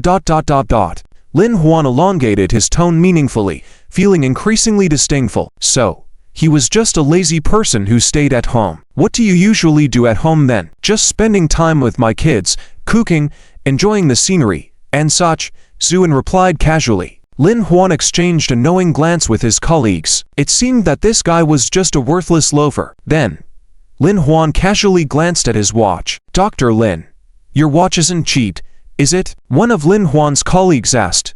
It's okay, just around 200,000. I rushed out today and grabbed this ordinary watch, Lin Huan said nonchalantly. At this moment, Luo Jing came over with a fascinated expression. Dr. Lin, I heard that your family bought you a house in Yunmeng Manor.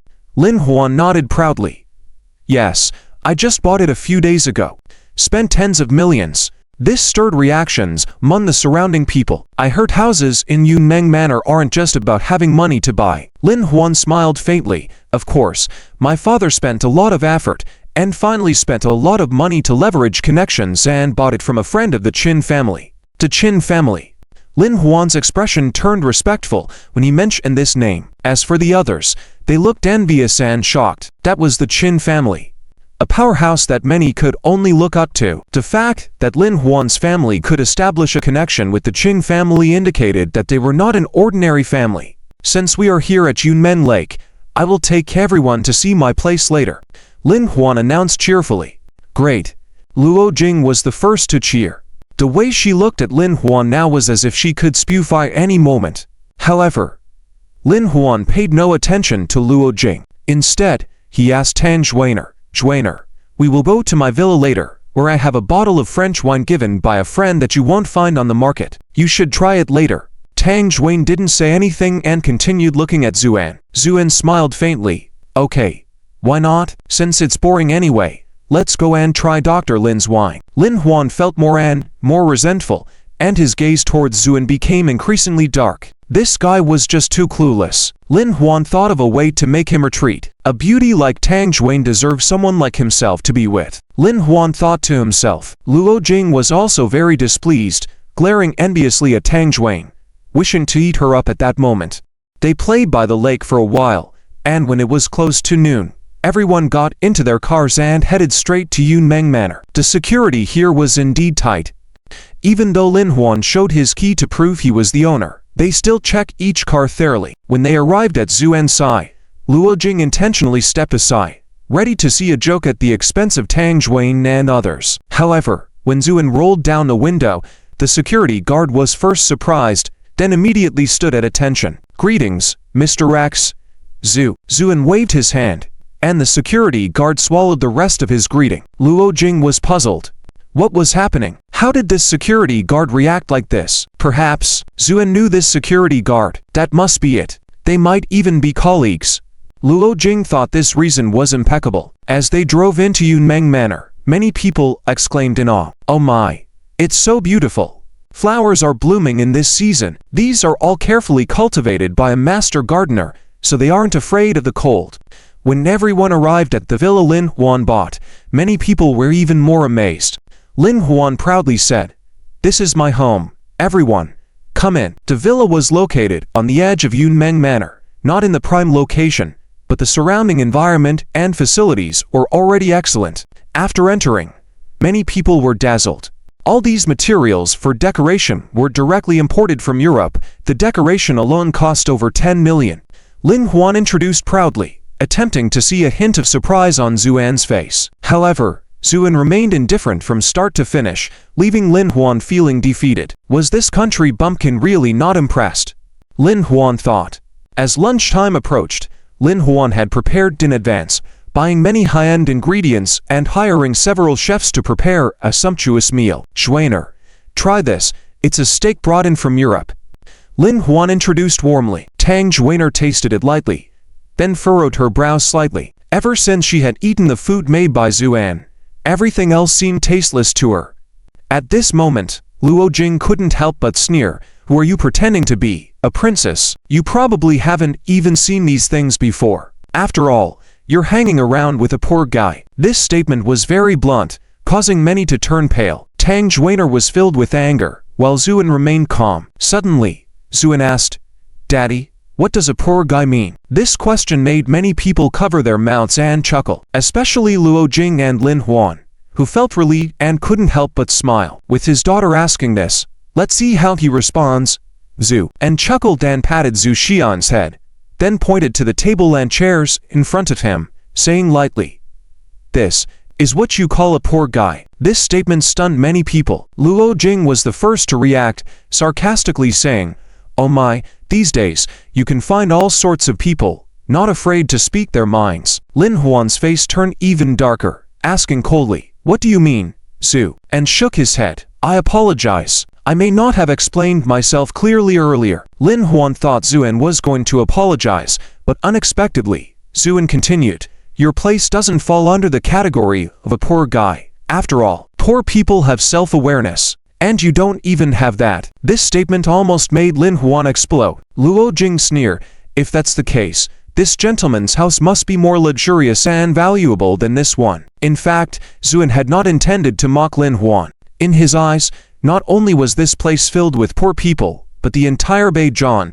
or even the whole Earth, had no place that wasn't poor. In those planets rich in resources and in the major sects that controlled the majority of resources, people lived lives that Earthlings could not imagine. However, compared to them, this villa could not even compare to a toilet in the heavens. Number 1. Zhu Xian added, "Our house is much bigger than this one." "But does big equal valuable? This is Yunmeng Manor." Luo Jing sneered.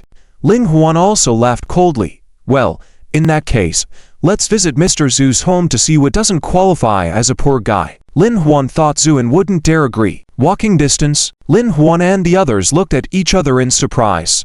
This place is located in the suburbs, and the nearest village is 4 or 5 miles away. Could it be? Lin Huan had a thought in his mind, but immediately denied it. How could it be possible? It must be an overthinking on his part. Anyone who can buy a house in Yunmeng Manor must be a person of status. Since he has never seen him before, he couldn't possibly be living in Yunmeng Manor. Thinking this, Lin Huan's expression became more relaxed. "Well then, let's go and see where this Mr. Zhu's house is." Zhu, and ignored him and walked out on his own. The rest followed behind. After walking for a while, Zuan made a turn and headed straight for the small hill. The more Lin Huan walked, the more puzzled his expression became, and the more disdainful Zuan's expression looked. While he may not know who owns the other houses, he was very familiar with the one located at the top of the small hill, labeled number 1 in the sky. It is the unique mountain villa in the whole Yunmeng Manor, with a unique geographical location. It is said that a rich man from the capital once offered a sky-high price, but the Qin family refused to sell. It was said that it was prepared for old Master Qin himself to live in. Since this man could not possibly be from the Qin family, there was only one possibility left. He was trying to deceive ignorant people. "Unfortunately, you've encountered me." Lin Huan's mouth curved into a smug smile. "Let me see how I can expose you later." Upon reaching the mountain top, the magnificent and imposing appearance of Villa number 1 in the sky stunned everyone.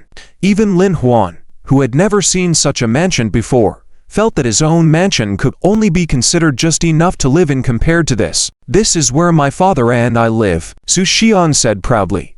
Many people's gazes towards Zuan started to change. Could he really be a hidden second-generation rich kid? Just then, Lin Huan took a step forward and sneered. "Everyone, while I may not have a say in the other villas, the whole Yunmeng Manor knows that number 1 in the sky is where old Master Qin of the Qin family lives. It's impossible for this Mr. Zhu to be old Master Qin, right?" As soon as this was said, many people suddenly realized the truth. Their expressions turned into disdain and disdain. At this moment, Lin Huan looked at Zuan and proudly said, "Now let me guess, Mr. Zhu. What are you doing here? A cook? Or a driver?" Zuan smiled indifferently. "What do you think?" Lin Huan sneered.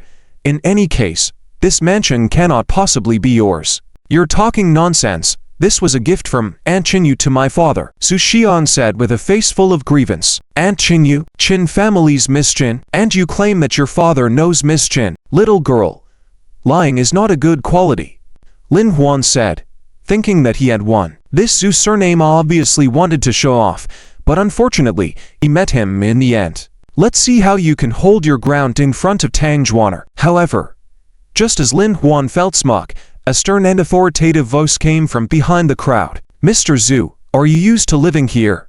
Everyone turned to see a middle-aged man walking up from the mountain. The man had a dignified face and a presence that commanded respect. It was Qin Yuan. Zhu nodded slightly. Not bad, just that the hill is a bit short, so I added over 100 meters to it. Qin Yuan had sent something off when he climbed the mountain. It wasn't this high usually. Hearing Zuan's words, he was filled with astonishment. He had never heard of mountains being raised before, but at this moment, Zuan was like a god in Qin Yuan's heart, so he was merely surprised. However, Lin Huan didn't know Qin Yuan and saw another man agreeing with Zuan. Couldn't help but sneer. Oh, what an authentic act, even with a partner. Qin Yuan frowned and looked at Lin Huan. Who are you? Lin Huan said proudly. I am the owner of Yunmeng Manor. This guy claimed that this villa number 1 in the sky is his, but I saw through him. Saw through him? Qin Yuan looked at Zuan, who remained indifferent, and understood what was happening. He couldn't help but say, so, who do you say owns villa number 1 in the sky? Ha ha. Everyone knows that villa number 1 in the sky was originally reserved for old Master Qin to live in. He actually used this for deceit. It's truly laughable. Luo Jing and others burst into laughter. In the midst of this laughter, Qin Yuan's cold voice sounded. Correct, villa number 1 in the sky was originally for me to live in, but I have already gifted it to Mr. Zhu. Is there a problem with that? The whole place fell into silence. Then Lin Huan sneered. You gifted it to him. What a joke. Who do you think you are? And who are you? A cold voice full of anger resounded. Qin Yu walked up from below the mountain, her face full of anger. Lin Huan didn't recognize Qin Yuan but knew Qin Yu. When he saw her, he was stunned. Qin Yu approached, respectfully saying, Greetings, Mr. Zhu. Zhu nodded without expression. Then, Qin Yu called out to Qin Yuan. Grandfather, grandfather. There is only one person in the whole world that Qin Yu would address as such. The chairman of the Lantai group, the head of the Qin family, Qin Yuan. Lin Huan felt his head spinning and his face turning pale. How is this possible? Why is this seemingly ordinary man being respectfully addressed as Mr. Zhu by the Qin family? And those who had previously ridiculed Zhu and mocked Tanjuaner, including Luo Jing, were now jealous and envious. Clearly, this man held an extremely high status. Compared to him, Lin Huan was nothing. But that was not the end. The villa number 1 in the sky was particularly lively that day. 2 more people walked up the mountain path, an old man with white hair and a young, graceful woman. When they approached, Lin Huan and the others were dumbfounded. It was Hua Hanyu and Wadingting, the grandfather and granddaughter. In the medical community of North John, they were considered master-level figures. The grandfather and granddaughter walked straight past the group of people as if they were invisible. Hua Hongyu then bowed to Zuan with a respectful demeanor. Greetings, Mr. Zhu. The whole place fell into deathly silence, including those who had just mocked Zuan. Lin Huan was shivering, finally understanding why Zuan always had a faint smile on his face. He was mocking their ignorance. At that moment, Qin Yu turned to Lin Huan and said coldly, Who did you just mention? His voice chilled Lin Huan to the bone, and he stammered, Qin. Miss Qin, I didn't know that this person is Mr. Qing. Qin Yu took a step forward, her tone cold. This mansion was unconditionally gifted to Mr. Zhu by our Qin family. What right do you have to question him? Is it your turn to interrogate?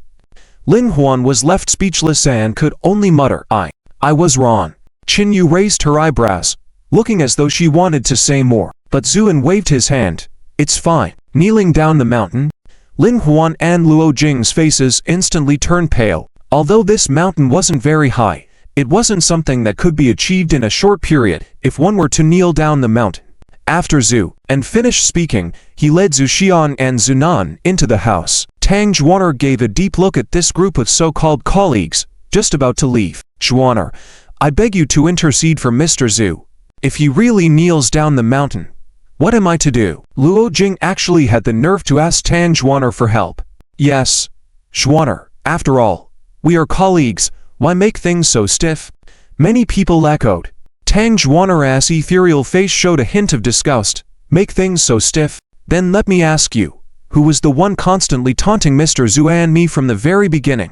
Everyone was speechless. Tang Zhuaner took another step forward and stared at Luo Jing and Lin Huan, who was saying Mr. Zhu was a pauper the whole time. Luo Jing and Lin Huan were flustered, especially Luo Jing. The reason she dared to be so arrogant, continuously targeting Tang Juaner, was because she thought this girl had a gentle temper. She believed that no matter what she did, Tang Juaner wouldn't retaliate. But now she knew. She was wrong. Very wrong. Tang Juaner also walked away. Qin Yu lightly said to Lin Huan, "I remember your surname is Lin, right? Yunmeng Court no longer welcomes you." With that statement, Qin Yu also departed. Lin Huan collapsed on the ground in despair. He knew he was finished. Not because of that house, but because of Qin Yu's attitude. Although his family in Beijing was considered good, compared to Lantai Group, it was nothing noteworthy. Now that he offended Qin Yu, it meant that all of Lin family's businesses in Beijing would suffer catastrophic consequences. It was all his fault. Lin Huan suddenly felt an unnamed rage surging in his heart, blaming all the responsibility on Zuan. If you were so capable, why didn't you reveal it from the beginning? Now, because of you, I ended up like this. Yes, it's all his fault. Lin Huan thought with bitterness on his face. Making us kneel down the mountain. What a joke. Why should I kneel? Lin Huan thought, turning to walk down the mountain. But after taking a few steps, he felt a tremendous force pressing on his shoulders. With a thud, he knelt on the ground, and no matter how much he struggled, he couldn't stand up. Not only him, but Luo Jing and the others, who had been mocking them most aggressively, also felt a huge force hitting them, making them kneel on the ground unable to move. Everyone looked at each other in shock, seeing fear in each other's eyes. What kind of method was this? In the end, Lin Huan and Luo Jing and the others really crawled down the mountain step by step. At that moment, Zuan in the house was listening quietly to what Hua Xingyu was narrating. Hua Xingyu's expression turned serious. "Mr. Zhu, a friend of mine overseas sent me a message this morning. It's about you." "Oh, what message?" "Master Ziqian Yuling has come out of seclusion, preparing to return to the country soon, and then participate in the biennial martial arts tournament." Master Ziqian. Qin Yuan was startled. Then a look of astonishment appeared on his face. Qin Yu asked, somewhat puzzled, "Grandpa, who is Master Ziqian Yuling?" Qin Yuan's face turned grave. He was a supreme master who dominated the world 30 years ago without any adversaries. It was rumored later that he had died. But to think he's still alive. Hua Xingyu smiled bitterly. Not only alive but also doing well. He is even trained to disciples, one named Liu Shu and the other, Yu Qing. These two names made the room fall silent. Only Zuan remained unfazed, sitting calmly as if everything narrated had nothing to do with him. Hua Xingyu continued, "This time when Yuling emerged, it was because his two disciples had died. He has announced that at this year's martial arts tournament, he will come to avenge his disciples' deaths." "So what?" Zuan said nonchalantly. Hua Xingyu paused, then said, "Mr. Zhu, you may possess extraordinary skills, but Ziqian Yuling is no ordinary person. 30 years ago, I met him once, and at that time, he had already reached the state of ease. Now after 30 years, many people say, he has even stepped into the realm of heaven and human." Heaven and human. This title itself carried a mystical air. Even though it was said that one who reaches the state of ease becomes an immortal, it's only by entering the realm of heaven and human that one truly enters an unknowable territory. From ancient times to the present, those able to reach the state of ease were as numerous as stars in the sky, while those who could advance to the realm of heaven and human were scarce. This signifies how difficult it is to take that step. The atmosphere in the room became heavy, and right at that moment, a childish voice sounded, "Dad, what's heaven and human? Can we eat it?" Without looking, it was clear that it was Zunan who asked the question. Zhu, and chuckled, "Heaven and human. Heaven and human are used to be punched by me." This statement stunned Hua Xingyu. Then Zuan surveyed the room, seeing the worrying on Qin Yuan and others' faces. He couldn't help but smile faintly. "Since he wants to meet me. Perfect. I also want to see how powerful someone who has only just stepped into the realm of heaven and human after so many years really is."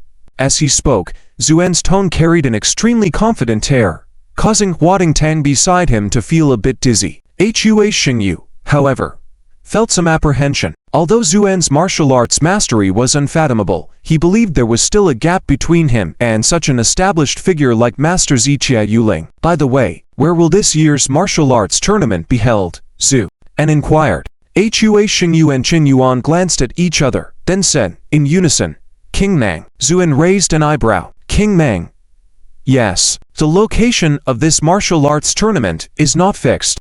After rotating around Beijing, due to various inconveniences in the city area, it was decided to be held in Qingmang Town. Moreover, it is considered a tourist spot, so it can generate even more publicity. Hua Xinyu explained. Zhu and nodded. All right, I'll go take a look then. Meanwhile, in an ancient and elegant building located in them country's Chinatown, Yuling was drinking tea. Old fishhead, never thought you would come out of seclusion. Sitting across from him was an elderly man with a slightly gray beard. If I didn't come out, my disciple would have been killed, Yuling said coldly. The old man was taken aback, then sighed. I've heard about it. It's a pity that young man, Yu Qing, is dead. Does the Yu family know? Yuling shook his head. Not clear yet. When I kill the culprit, then I will go to Lingnan to meet the Yu family. The old man nodded. Do you need help from the association? Yuling shook his head. Old fishhead, in this fast-changing era, you also need to be careful. Yuling smiled proudly and suddenly pointed his hand. On a reinforced concrete wall more than 10 meters away from them, a circular hole appeared. It silently emerged as if it had always been there. The old man widened his eyes and excitedly said, "You've finally taken that step." The Martial Arts Forum is the most authoritative and well-known online forum in the martial arts world of China. Many martial arts practitioners exchange experiences on it, and occasionally real and even legendary experts come to the forum to offer guidance. However, most of the time, the forum is filled with these kinds of questions. I'm going to visit Mount Washington tomorrow. If I jump off a cliff, will I obtain martial arts secret techniques? Online waiting. Urgent. First floor. Sofa. Second floor. I think it's possible, but I heard that these experts are eccentric, so it's best to take off your clothes before jumping. This way the chances of success are greater. Third floor. What if the person asking is a woman? Fourth floor. Then ask for a video. Fifth floor. Same request. These humorous questions attract many people to browse the martial arts forum in their spare time. Today, Li Kong habitually opened the martial arts forum, intending to casually browse. However, the forum seemed different today. At the very top was a highlighted post. The martial arts grand competition held every 4 years is about to commence. The rankings on the Qianzhao list will be reshuffled. Clicking into it, discussions inside were fervent. Second floor. Not claiming the first comment this time. Masters on the Qianzhao list, who can pity me and take me as their disciple. Third floor. Disgusting. Shameless. The user above. But I want to say it. Take me to. Fourth floor. Eating less can warm the bed. Seeking a mentor. Li Kong couldn't help but smile. He knew that the martial arts grand competition held every 4 years had a crucial role in reordering the rankings on the Qianzhao list. The Qianzhao list is a recognized list in the martial arts world with the top 100 martial artists, all of whom are outstanding practitioners. This time, who knows how many new talents will emerge and how many veterans will be ruthlessly eliminated? As Li Kong pondered, suddenly, a post shot to the top at rocket speed. The reclusive Zichia, old man of 30 years, re-emerges, intends to kill his former disciple at the martial arts grand competition. Zichia, old man, who's that? Curious, Li Kong clicked into the post and found many others puzzled as well. But soon, a moderator replied. Moderator. The Zichia, old man was a top expert 30 years ago, who was a transcendental realm expert, once ranked 3rd on the Qianzhao list, then disappeared, but unexpectedly reappeared this time. Someone else reply. Just received news. The Zichia old man's disciple is named Yu Qing. This news shocked many netizens. Yu Qing, ranked 42nd on the Qianzhao list. Though the ranking isn't high, being on the Qianzhao list makes one exceptional. Who could it be?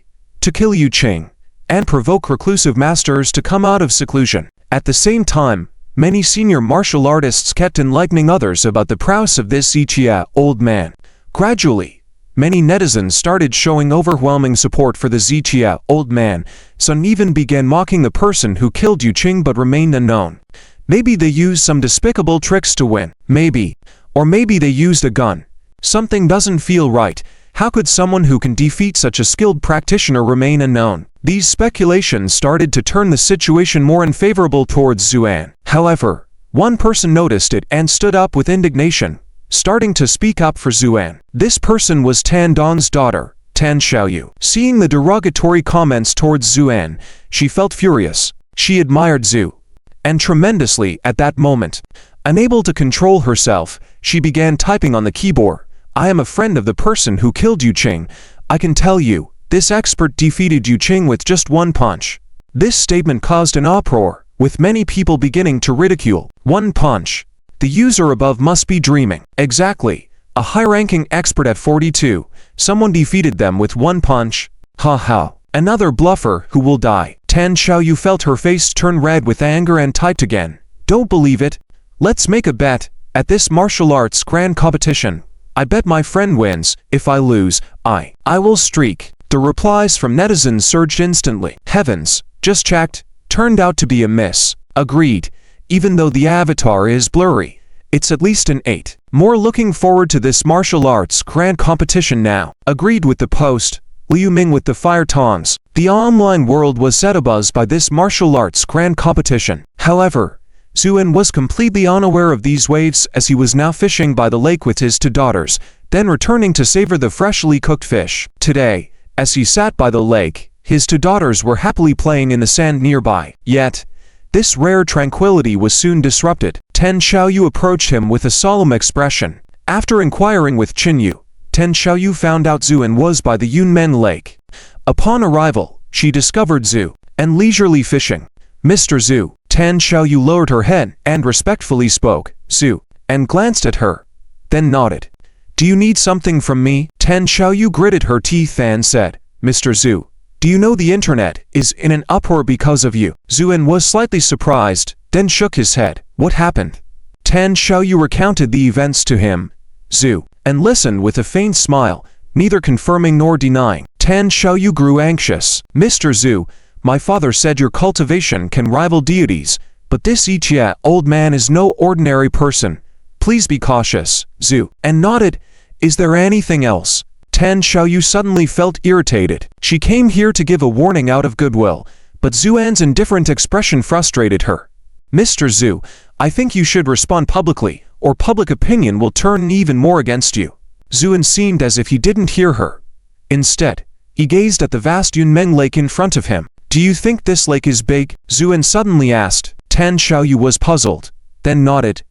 Very big. Then do you think with this fishing rod, I can catch all the fish in it? Tan Xiaoyu didn't understand what Zuan was planning but still shook her head. Impossible. Zuan smiled faintly, gripped the fishing rod, and gently lifted it. The once calm lake surface suddenly started to boil. As Zuan slowly raised the rod, countless fish seemed to be supported by an invisible giant hand, emerging from the water gradually, then floating in the air. 3 days left until the martial arts tournament, yet the town of Qingming is already bustling with excitement. Martial artists and enthusiasts from all over the country and even the world have flocked here, just to witness the annual spectacle. This year's tournament has the added attraction of hidden experts coming out of seclusion seeking vengeance for their disciples, piquing the curiosity of many. In this moment, a seemingly ordinary old man walking the streets of Qingming town could very well be a renowned martial arts master. All hotels and inns are fully booked, and the proprietors are delighted, wishing every day could be as lively as during the tournament. In front of the Yulai Hotel, a Range Rover slowly pulls up, and a man and a woman step out. Both of these youngsters are well dressed, exuding a sense of arrogance. The man looks up at the hotel with a hint of disdain. Well, after searching for so long, this hotel seems to be the best we can find. Let's just make do. The girl, who is quite pretty but aloof in demeanor, furrows her brow slightly at his words before nodding reluctantly. Fine. Brother, I don't expect there to be any better options in this rundown place. These two individuals are siblings from the provincial capital, named Shai Hao and Shai Julie, respectively. Their visit to Qingming town is, of course, for the martial arts tournament. Shai Hao has been studying internal martial arts under renowned masters since childhood, possessing profound martial skills. Shai Julie is also skilled, being one of the top practitioners of Wing Chun among women, only a step away from reaching mastery. Upon entering the lobby, they encounter Zulan, who greets them. What are your best sweets? Give us 2 of them, Shai Julie demands coldly. Zulan apologetically shakes her head. I'm sorry, we only have standard rooms available now, And there's only one left. Xiao's eyes light up upon seeing Zulan. He didn't expect to find such an elegant and refined lady in this remote town. Julie, however, is displeased and arrogantly asserts, money is not an issue. We must have the best sweets. Prepare them quickly. Zulan attempts to explain the situation, but Sonny intervenes. Gentle folks, the rooms are fully booked. It's not about money, please understand. Julie sneers, I don't care how you do it. Prepare the rooms for us now, or I'll bring this place down. Being from a prominent family in the provincial capital, Julie has grown up accustomed to being pampered, displaying a domineering and arrogant attitude. Song Yi's smile gradually fades. I'm afraid that may not be possible, sirs. At this moment, Xiao smirks. Did you not hear what my sister said? If it's full, make others leave. We've already decided to stay. The hotel security notices the tension and approaches. Unperturbed, Xiao is unfazed. He has come to Qingmang Town with great ambitions, preparing to make his mark on the leaderboard. Confident in his abilities, he has won numerous underground fights in the provincial capital and holds the title of the Little Boxing King of Jingnan. Thus, he dismisses the security guards with disdain. Just as the atmosphere grows tense, another group arrives in a convoy of all-black Audis, parked in front of the hotel. They enter the lobby, and Zulan's eyes light up upon seeing them. Hurrying to greet them, young Master Zhu. The arrivals are indeed Zuan, Tan Ziyu, and Hua Tingding. Qin Yu had also planned to come, but urgent matters prevented her. After spotting Zulan, Zuan smiles faintly, while the two younger girls exclaim in unison, Aunt Lan. Song Yi also approaches, bowing respectfully. Greetings, Mr. Zhu. This effectively sidelines Xiao's group, as Xiao gazes at Zuan, his expression turning grim. Who is this person? Why such a grand entrance? And the woman by his side, stunningly beautiful one after the other. Xiao is somewhat dazzled by the sight and grows increasingly disgruntled. Observing the petite figure, he believes he could knock it down with a single punch, probably not even a martial artist. What gives him the right to be surrounded by so many beautiful women? On the other hand, Tan Ziyu notices Julie and expresses surprise. You are, Julie? After a moment of confusion, Julie recognizes Tan Ziyu. They had shared a dorm room during their time at a martial arts school in the provincial capital, so they are familiar with each other. Their relationship was nothing special, but encountering each other here is quite unexpected. Julie nods arrogantly. So, it's you, Ziyu. What brings you here? Oh, this is my father and my sister Tingting. We've come to enjoy the festivities. Tan Ziyu intentionally avoids introducing Zuan because she believes many are investigating the murder of Yu Qing, and it's better to keep Zuan's identity low-key. So, you are the head of Jinbei Martial Arts Hall. Xiao casually acknowledges the reputation of Jinbei Martial Arts Hall before turning his attention to the direction where Zuan is heading. From start to finish, Zuan doesn't spare them a glance. In Zuan's eyes, neither of them even deserves his attention. But in Xiao's view, it seems like Zuan is afraid. He's probably just a local wealthy bumpkin with a few coins in his pocket. Surprisingly, the women around him are all strikingly attractive, especially Hua Tingting, exuding a sophisticated beauty that aligns well with Xiao's tastes. Lost in his thoughts, Xiao makes a decision. Upon returning to their room, Xiao asks his sister, "What's your relationship with Tan Ziyu?"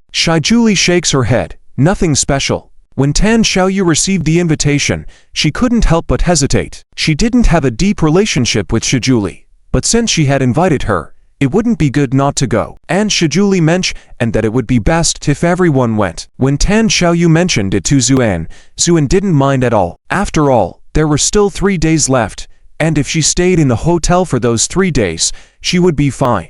But the two young girls probably couldn't stand it. Then let's go, Zuan said casually. Since Zuan had said so, Wang Tingting naturally had no objection either. By evening, Qingmang Town was even more lively. Martial artists were generally unconstrained, especially after eating and drinking. They were more prone to various disputes. So as Zuan and her group walked down the street, they could see fights breaking out after just a few steps.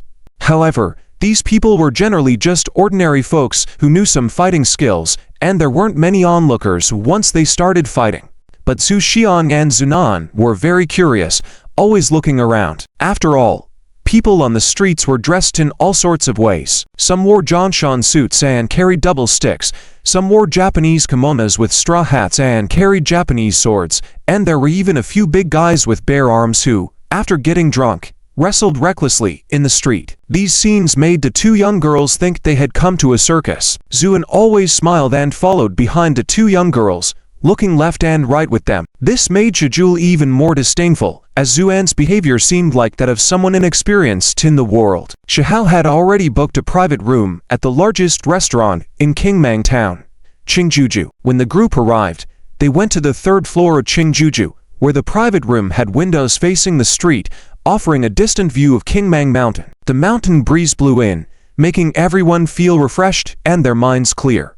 However, the price of this private room was naturally not cheap. After the dishes were served, Shihao paid a lot of attention to Tan Xiaoyu and Huang Tingting, but completely ignored Zuan. This made Tan Xiaoyu quite embarrassed, and she kept glancing at Zuan from time to time. But Zuan didn't pay attention to any of this, focusing on serving the two young girls. Huang Tingting, on the other hand, handled things more smoothly. Having experienced several years in society, she naturally could tell that Shihao was up to no good. However, due to her good upbringing, she did not show it, just calmly responding. But Shihao became more attracted by Huang Tingting's words and actions. Getting excited, he brought up the purpose of coming to Qingmang Town this time. Shihao, with a somewhat tipsy expression, declared, "I came here for the Qianzhao list."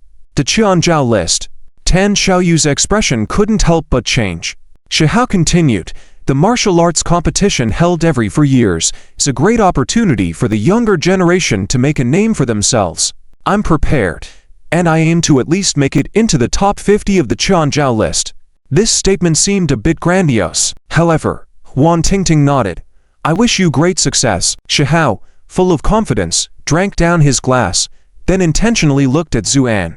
"What is the friend here going to the martial arts competition for?" The table fell silent, and many people looked at Zuan. Shijuli's eyes showed some disdain. She had carefully observed that this man had definitely not studied martial arts, as his hands were delicate and fair, just like a woman's. Which martial artist had hands that were not rough and calloused, like her brother, whose hands had been deformed due to years of practicing martial arts? This was the price to pay for martial arts training. At this moment, Zuan set down her chopsticks and gave a faint smile. "Me, I don't have any special plans. I'm just here to let my children have some fun." With those words, a hint of disdain flashed across Shihao's face, and then he couldn't be bothered to look at Zuan anymore. "Miss Hua, tomorrow's selection matches, I will be competing. I hope everyone can come and watch. For example, this friend, you can also bring your child to broaden their horizons," Shihao said confidently. Zuan nodded, smiling with a hint of ambiguity. "All right, I'll definitely come." Shihao enjoyed the meal very much, especially feeling that things were going well with Huang Tingting. He left with a tipsy air. When they returned to Yulai Hotel, Zuan led her two daughters back to their room to sleep. Huang Tingting went back to her room, where Tan Xiaoyu was staying with her. "Sister Tingting, it seems like that Shihao guy was interested in you today." Tan Xiaoyu smiled. Huang Tingting frowned slightly, disdainfully saying, "Just a fool. I was just being polite, and I didn't expect him to take it further. Are you going to watch the match tomorrow?" Huang Tingting pondered for a moment. "Is Mr. Zhu going?" Tan Xiaoyu thought for a moment. "It will depend on the opinions of the two young girls. Haven't you noticed? Mr. Zhu is a doting father." A doting father was used to describe a father who could spoil his daughters endlessly, and it was quite fitting for Mr. Zhu. Huang Tingting couldn't help but smile. The scene of the day she first met Zhu at the Qin family floated before her eyes. The man standing with his hands behind his back, with a calm expression, had appeared in Huang Tingting's dreams more than once. So when she came to Qingmang this time, she didn't hesitate to follow along. But she also felt worried for Zuan, hearing that the person seeking revenge this time was an exceptional expert. Mr. Zhu said he was just bringing his children to have fun. Could things be that simple? Huang Tingting was lost in thought. Not just her, but including Zulan and Song Yi. Everyone was a bit worried. For example, at this moment, Song Yi was in Zuan's room, with a serious expression, saying, "Mr. Zhu, this Jishan old man is no ordinary person. Although he has been in seclusion for 30 years and not well known, I suspect that his current strength can place him at least in the top 5 of the Qianzhou list. Zuan nodded without comment, then suddenly said, "It seems like Zulen is practicing martial arts." Song Yi was taken aback, then quickly lowered his head and said, "Mr. Zhu, I'm really sorry. I didn't want to teach Miss Lan, but she was very stubborn and insisted on learning. Reluctantly, I had to teach her some basic things." Song Yi was sweating coldly on his forehead. He now held Zuan in such high esteem that he was afraid of offending him over this matter. Zuan just nodded. "It's fine. I'm not blaming you. If she wants to learn, just teach her some." "Yes." Song Yi nodded quickly. "It seems like you're about to break through to the realm of true person and step into freedom, right?" "Yes." Song Yi was stunned. He had not been idle these days, constantly practicing hard. In the past 2 days, he had vaguely felt a bottleneck in his progress. Song Yi felt a shiver run through his body, and then his eyes gradually became unfocused. Snap! It seemed like something had shattered. The aura on Song Yi quickly started to surge, and his originally aged face began to restore its youth. Before long, he had transformed from an old man in his 50s or 60s into someone in his 30s. When Song Yi's eyes cleared, he immediately knelt down on the ground, respectfully saying, "Thank you, Mr. Zhu, for your generosity. In the future, I, Son, am willing to go through fire and water for Mr. Zhu." Without any hesitation, Song Yi was so excited because Zuan's current methods had surpassed his imagination. To casually help others improve their cultivation level? What kind of cultivation level was this? If this news were to spread, it would surely cause a sensation. It's important to note that there were countless individuals stuck at the door of the Dao realm, many of whom may never break through it. Zhu, and waved his hand, saying, "That's enough. It was just a small effort on my part. You seem like a good person, so I lent a hand, and since I have no time to manage Lanner, you can teach her more." "Yes," Song Yi respectfully replied with his head bowed. The next day, the selection matches for the martial arts conference began. The selection matches were for young talents who had not made it to the list of prodigies and needed to qualify to challenge those on the list. The stage was set at the foot of the Qingnang Mountain. Shai Hao, accompanied by his sister and a few others, arrived at the stage. Shai Hao remained calm, filled with confidence, while Shai Julie was full of confidence in her brother. Zuan arrived with his children, Hua Tingting, Tan Xiaoyu, and Tan Dong. When Shai Hao saw Hua Tingting, his spirits lifted, and he greeted her loudly. "Miss Hua." "Master Tan." Hua Tingting remained composed, only nodding slightly. Master Tan then remarked about Shai Hao, "This Shai Hao looks calm, and seems to have already entered the realm of true man. To achieve this at such a young age is quite rare." Tan Xiaoyu did not say anything and continued to watch Zuan. She wanted to see Zuan's attitude. However, Zuan had been whispering to his 2 daughters the whole time. If anyone were to overhear their conversation at that moment, they would certainly find it amusing. "Daddy, what are these people doing? It's so strange," Zhu Nan said, pointing at the martial artists warming up. Zhu, and chuckled. "They are warming up. Warming up. Can we eat that?" Zhu Nan asked eagerly. Zhu, and pinched Zhu Nan's cheek affectionately, saying, "You only think about eating. Why do they need to warm up?" "Because they are going to fight later. They need to warm up beforehand, or they might lose easily once the fight begins." Zuan only displayed such patience when dealing with his 2 daughters. "Oh." The 2 little girls responded ambiguously, then asked, "Daddy, why do they need to fight?" "Because they have nothing better to do," Zhu, and said casually. The selection matches started. Due to the large number of participants, the matches were conducted simultaneously in groups of 10. Winners advanced to the next round, while losers were eliminated. Among the martial artists, there were those with strong skills, but also many who were just mediocre. This initial phase attracted much laughter. However, as the competition progressed, it became more intense and brutal. Finally, it was Shai Hao's turn to compete. He faced a burly power-type martial artist, but Shai Hao appeared unfazed and provocatively gestured towards his opponent. This action angered the martial artist, who attacked with all his might. However, due to the significant gap in their strengths, the martial artist was quickly knocked down by Shai Hao with just a few moves. Shai Julie cheered loudly from below. Shai Hao, feeling proud, looked towards Hua Tingting, only to find her attention was not on the stage but on a conversation with Zuan. This realization darkened Shai Hao's expression, prompting him to deliver a swift kick. With a crack, the martial artist's ribs were broken by Shai Hao's kick. Many people glared angrily at Shai Hao following this incident. However, Shai Hao remained indifferent and continued to show increasing ferocity in his subsequent matches, ultimately making it through the selection matches. He earned the right to challenge the experts on the prodigy list the next day. After his victory, Shai Hao looked triumphantly into the distance, expecting to shock everyone.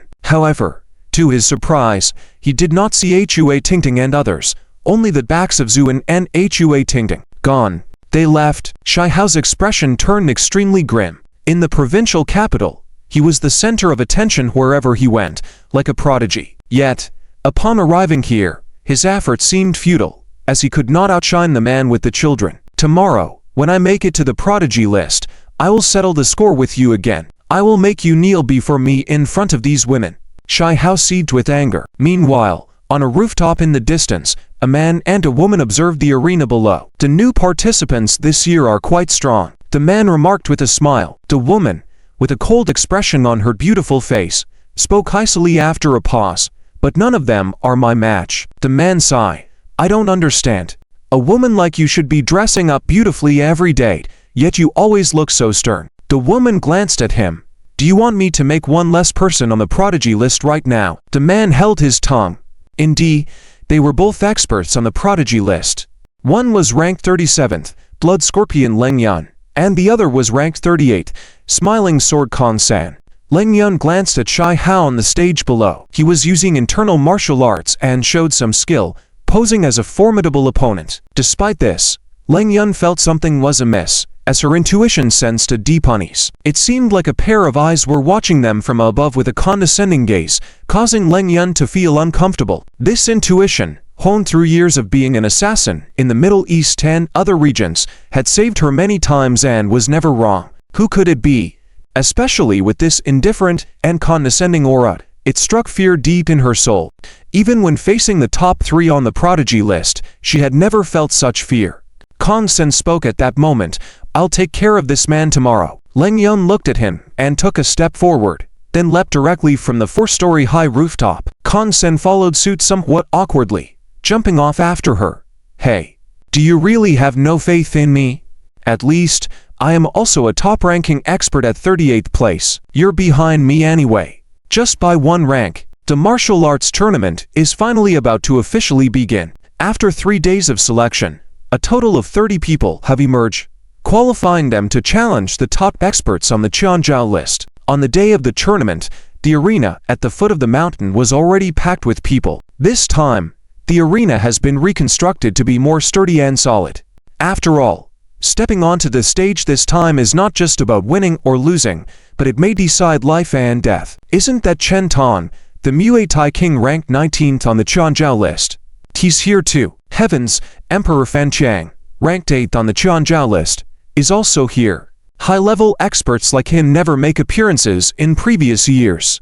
And there's Fairy Xiangbing, Sword Master Aoxiao, Blood Scorpion Leng Yan.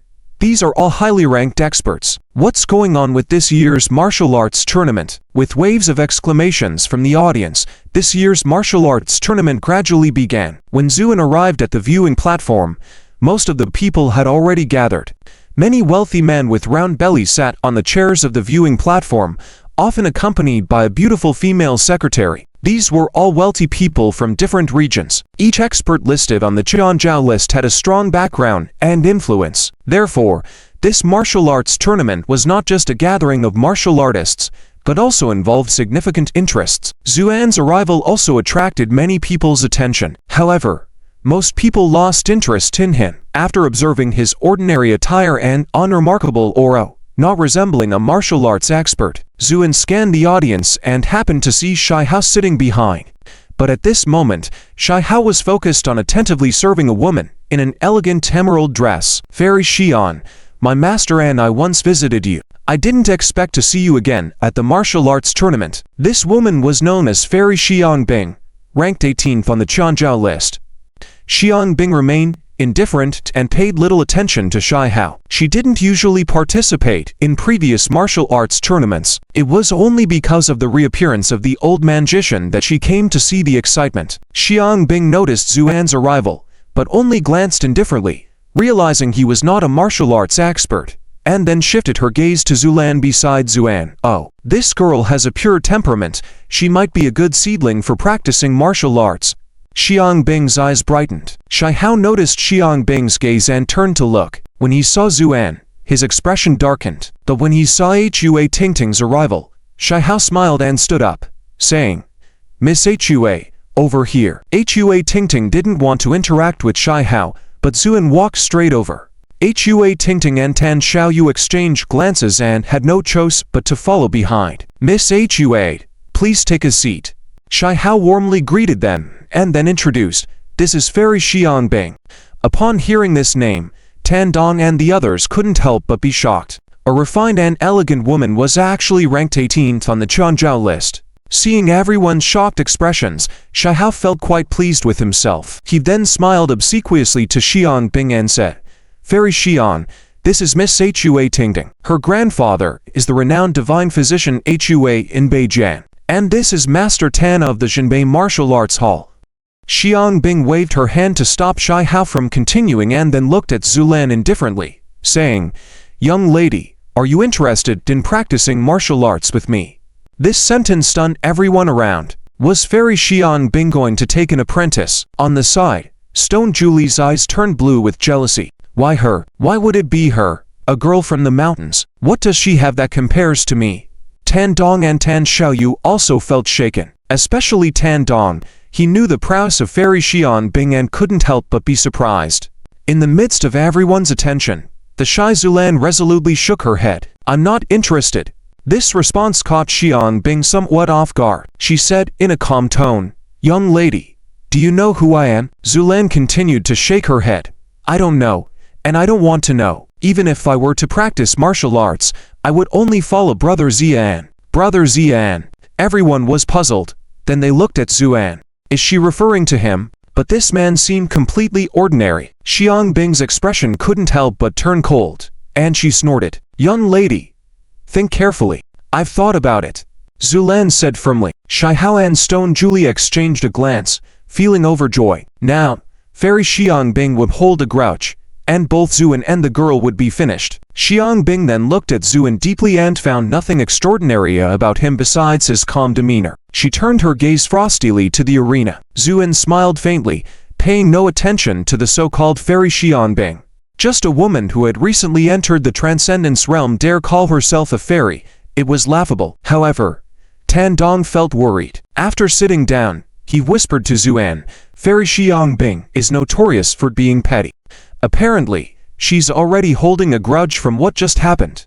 Mr. Zhu, you must be extra cautious." Zhu and nodded. At that moment, the martial arts tournament officially began. Shai Hao adjusted his clothes, brimming with confidence as he stepped onto the stage. His performance was average, so he was placed towards the front. His opponent was ranked 88th on the Quanzhou list, a southern boxing expert. Zuan only glanced at the beginning of their match and then paid no further attention, because in one look he could tell that the southern boxing expert, well skilled, was clearly no match for Shai Hao. Indeed, after a few minutes, the southern boxing expert was kicked off the stage by Shai Hao and struggled on the ground before meeting his demise. A commotion erupted among the audience. Shai Hao stood on the stage looking pleased with himself, and then the referee declared the match's result. Shai Hao emerged victorious, finally fulfilling his wish to enter the Quanzhou list. Stone Julie naturally rejoiced and then glared fiercely in the direction of Zuan, thinking that she would settle things after the tournament. Shai Hao stood on the stage, making a throat-slitting gesture towards Zuan from afar, but the expected panic and distress did not appear.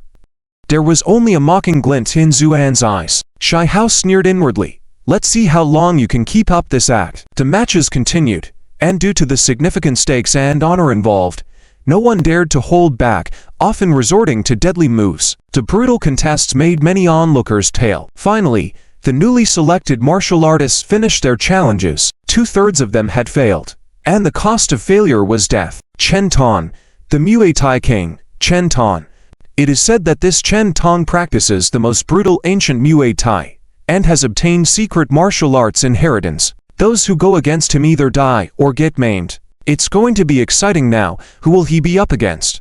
Chen Tong is a petite man, shirtless, wearing a vest, displaying muscles as hard as iron. Standing on the platform, he smiled slightly at the audience. Princess Yu Hua, 8 years ago I lost to you. Now, let's compete again. The eyes below the platform all turned towards Yu Hua. Yu Hua coldly snorted, suddenly stood up, then lightly tapped the ground with her toes, fluttering down from the platform like a butterfly. This move alone garnered applause from many. Then Yu Hua walked up to the ring, looking at Chen Tong, and said, Chen Tong, you still haven't given up, have you? Chen Tong looked at Yu Hua's slender waist, licked his lips, and sneered, if you would follow me, then I wouldn't mind any more. Daydreaming, Yu Hua angrily shouted, then kicked out. Chen Tong dodged this kick and sneered, little girl, did you think I was inferior in skill 8 years ago? I was just being considerate. Now I'll show you the power of Muay Thai. Chen Tong attacked with knees and elbows like an octopus. At the beginning, Yu Hua could defend herself, but after a moment, she was forced into a corner and could only block. Seeing herself about to lose, fear flashed in Yu Hua's eyes. Just then, one person suddenly rushed into the fight, blocking Chen Tong's fist with one hand and Yu Hua's attack with the other. Stop it, the person said sternly. At the same time, there was an uproar below the platform. It's Huan Fuqia. He's getting involved too. Seeing it was Huan Fuqia, Chen Tong's face showed a hint of surprise and doubt. Then he said, Huan Fuqia, what do you mean by this? Huan Fuqia smiled slightly. Nothing in particular, just want to meddle a bit. Saying this, he winked at Yu Hua. Chen Tong felt a weight in his heart, knowing that Huan Fuqia was siding with Yu Hua. But he also understood. The difference in strength between himself and Huan Fuqia was vast. If they were to fight, he had no chance of winning. So Chen Tong could only grit his teeth and move aside. Yu Hua bowed gratefully, and said, Thank you, Mr. Huanfu. Huan Fuqian's eyes remained on Yu Hua, and upon hearing the thanks, he chuckled. Princess Yu Hua indeed lives up to her reputation. In my view, the Muay Thai king and you are evenly matched. There's no need to compare in martial prowess. Does anyone have any objections? Huan Fuqia glanced calmly at the audience. No one dared to speak. Ranked 8th in the Qianzhou list. This position already proved his strength. However, just as Huan Fuqia looked pleased and was about to say something, a deafening noise emanated from the top of Qingmang Mountain in the distance. Everyone turned to look. They witnessed a world-shaking scene. A figure descended from the towering Qingmang Mountain in midair. As he walked, he chanted, in the heavenly white jade capital, the 12 towers and 5 cities. Immortals caress my head, and my hair binds me to eternal life. His voice reverberated, sending chills down everyone's spines. Despite appearing to move slowly, he arrived at the foot of the mountain in the blink of an eye. This astonishing entrance left everyone in shock. Huan Fuqian's expression was one of astonishment. Only those who had reached his realm understood how terrifying this seemingly youthful elder was. Walking on air. This ability was only possessed by those who had entered the realm of celestial beings. Could he be? Among the audience were experienced seniors who, upon seeing the newcomer, exclaimed in horror. He is the senior, finger pointing to the heavens. Yu Ling. It's Yu Ling. Everyone involuntarily gasped. The rumors were indeed true. The senior, finger pointing to the heavens, had truly reached the realm of celestial beings, guaranteeing a lifespan of 500 years and ultimate freedom. Yu Ling stood on the ring, gazing around, then slightly smiled. I am Yu Ling. My disciples Yu Qing and Liu Shu were killed.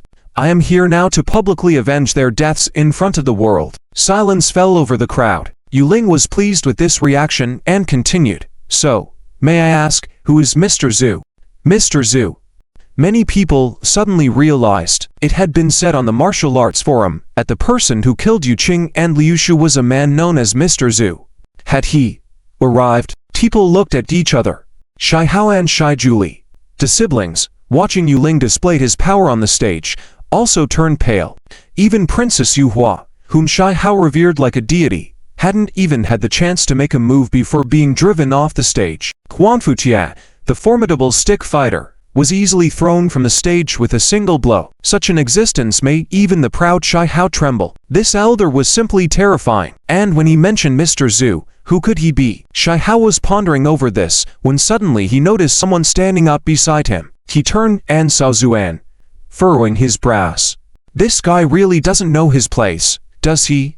Can't he see that no one in the audience dares to speak now? The crowd looked towards the person speaking, only to discover it was a delicately carved young girl. Beside her was another girl who looked almost identical. They turned out to be twins. Many couldn't help but think, cute as they were, this was too much of a coincidence. Shai Hao and Shai Julie, the siblings, smirked in their hearts, wondering how he would handle this situation. However, Zuan's next move surprised everyone. Zhu, and smiled and patted the heads of Zhu Xiang and Zunan, saying lightly, "Yes. That's why Dad has to go up on stage." Yeah. Dad, good luck," Zhu Xiang and Zunan said seriously. Shai Hao almost laughed out loud. He was Mr. Zhu. Only he could be Mr. Zhu. Many people looked at Zuan with doubtful or disdainful eyes. As Zuan stepped down from the stage, Zulan panicked and grabbed Zuan. Little NJ. Zuan looked at Zulan and smiled slightly.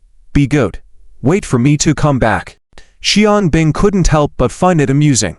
Wait for me to come back. Did he think he could come back? What a joke. Xiang Bing believed that Zuan was going on a doomed mission. This was the opinion of most people as well. So as Zuan stepped up the stage step by step, some people looked at him with sympathetic eyes. However, nothing from the outside world could disturb Zuan. He calmly stepped off the stage and then walked up the ring. Meanwhile, Yuling kept observing Zuan with curiosity. It wasn't until he stepped onto the stage that Yuling asked casually, "Are you Mr. Zhu?" Zhu, and shook his head, then revealed a confident smile. "Correct, my name is Zuan." "Whether Zuan or Mr. Zhu, did my two disciples die by your hands?" Yuling pressured Zhu, and nodded. "Yes, I killed them." There was a stir below. Many people didn't believe it because Zuan appeared ordinary and didn't seem like a skilled person, let alone a warrior. Could this kid be crazy? Maybe he's trying to show off and went crazy. People below were discussing, while Yuling's expression gradually turned grim. "Before coming, I thought Mr. Zhu must be an outstanding master, but it turns out he's just an ordinary person." "So, are you saying my two disciples were killed by you using trickery?" Yuling said coldly, echoing the thoughts of many. After all, Yu Qing was considered one of the top 50 masters in the Heaven Pride rankings, yet he died at the hands of Zuan, who seemed powerless. It was hard to believe there wasn't a conspiracy involved. But Zuan shook his head. "Yu Qing, he was too weak. I just hit him twice." "How dare you?" Yuling suddenly got angry. Xiang Bing sneered below, chuckling, "Digging your own grave." Zuan sighed softly. "Don't believe it? How about you try it yourself? I'd like to see if you, as their master, can take a few punches from me." Yuling sneered. "All right. Very well. You've provoked me successfully. I will make you suffer." A chilling murderous aura suddenly emanated from Yuling, causing everyone below to pale. Tan Dong, Tan Xiaoyu, and Hua Tingting, among others, had solemn expressions. They knew Yuling was strong, but they didn't expect him to be this strong. In this nearly bowling murderous aura, Zuan stood with his hands behind his back, calmly raised his head, and, looking at the darkening sky, smiled faintly. "Look, the wind is rising." Yuling snorted, raised his right hand slowly, then lightly shouted, "Sky, sword." A white light seemed to pierce through the heavens and the earth, emanating from Yuling's right hand and charging straight toward Zuan in a force like Mount Tai pressing down. The overwhelming momentum even made the seemingly sturdy ring start to tremble. This sword-like strike, resembling that of an immortal, made all warriors pale. Many felt that facing this sword, they could only wait for their fate, unable to even defend themselves. But just as the sword's momentum was about to reach his head, Zuan didn't dodge or evade. Instead, a slight smile crept upon his lips. Then, just as the blade was about to touch his head, Zuan suddenly raised his hand, extending two fingers to catch the overwhelmingly powerful strike. On one side was Yuling's air-formed sword, and on the other were two slender fingers. The contrast between the two was stark, giving the illusion that the two fingers would disintegrate in the next moment. However, Yuling's sword could no longer move forward. Those two fingers, like two towering mountains, suppressed the sword's momentum, leaving Yuling stunned. Zhu, and calmly said, "Although stronger than your disciple, you're still too weak." With that, he pinched his fingers. Crack! The sword was shattered and turned to nothing. The audience was shocked. Xiang Bing rose abruptly, astonished by the scene on stage. Yuling's eyes also showed a hint of disbelief, but he coldly said, "Indeed you have some skills, but you will still die." With that, Yu Ling's 10 fingers produced 10 air swords that charged directly towards Xuan. The speed was so fast that the air along their path burst. However, Xuan remained unmoved. Yu Ling felt victorious because the air swords were about to penetrate Xuan's body. He even envisioned Xu and lying in a pool of blood the next moment. Just then, Xuan raised his head, gazed at the heavily clouded sky, and calmly said, "Now, it's my turn." With that, Xuan casually raised his right hand and said, in a cold tone, "Witness my fist shaking the heavens." It was an ordinary-looking punch, calm, and composed without any rush. But this seemingly ordinary punch caused Yu Ling's face to change dramatically, and he hastily retreated. At the same time, everyone below felt as if the world suddenly turned upside down, and they all fell to the ground. As for the ring, the seemingly indestructible ring had been completely overturned at that moment. Yu Ling, looking disheveled, retreated to a distance, panting heavily, while staring at Xuan with a deeply frightened expression. His instincts as a top warrior had told him how terrifying Xuan's punch was, prompting his hasty retreat. If he had been a bit slower, he would have already been dead. Meanwhile, Xiangbing watched Xuan's proud figure on stage, teeth chattering in fear. Yes, it was him. The feeling of superiority she sensed before the start of the competition came from him. Without hesitation, Xiangbing turned and left because she knew she or anyone else couldn't match this man. What kind of martial art is this? Yu Ling asked dryly, his voice trembling imperceptibly. Xu, and retracted his fist, smiling faintly. "Not bad. You actually managed to dodge my punch. But not good enough." With that, an earth-shattering roar rose to the sky.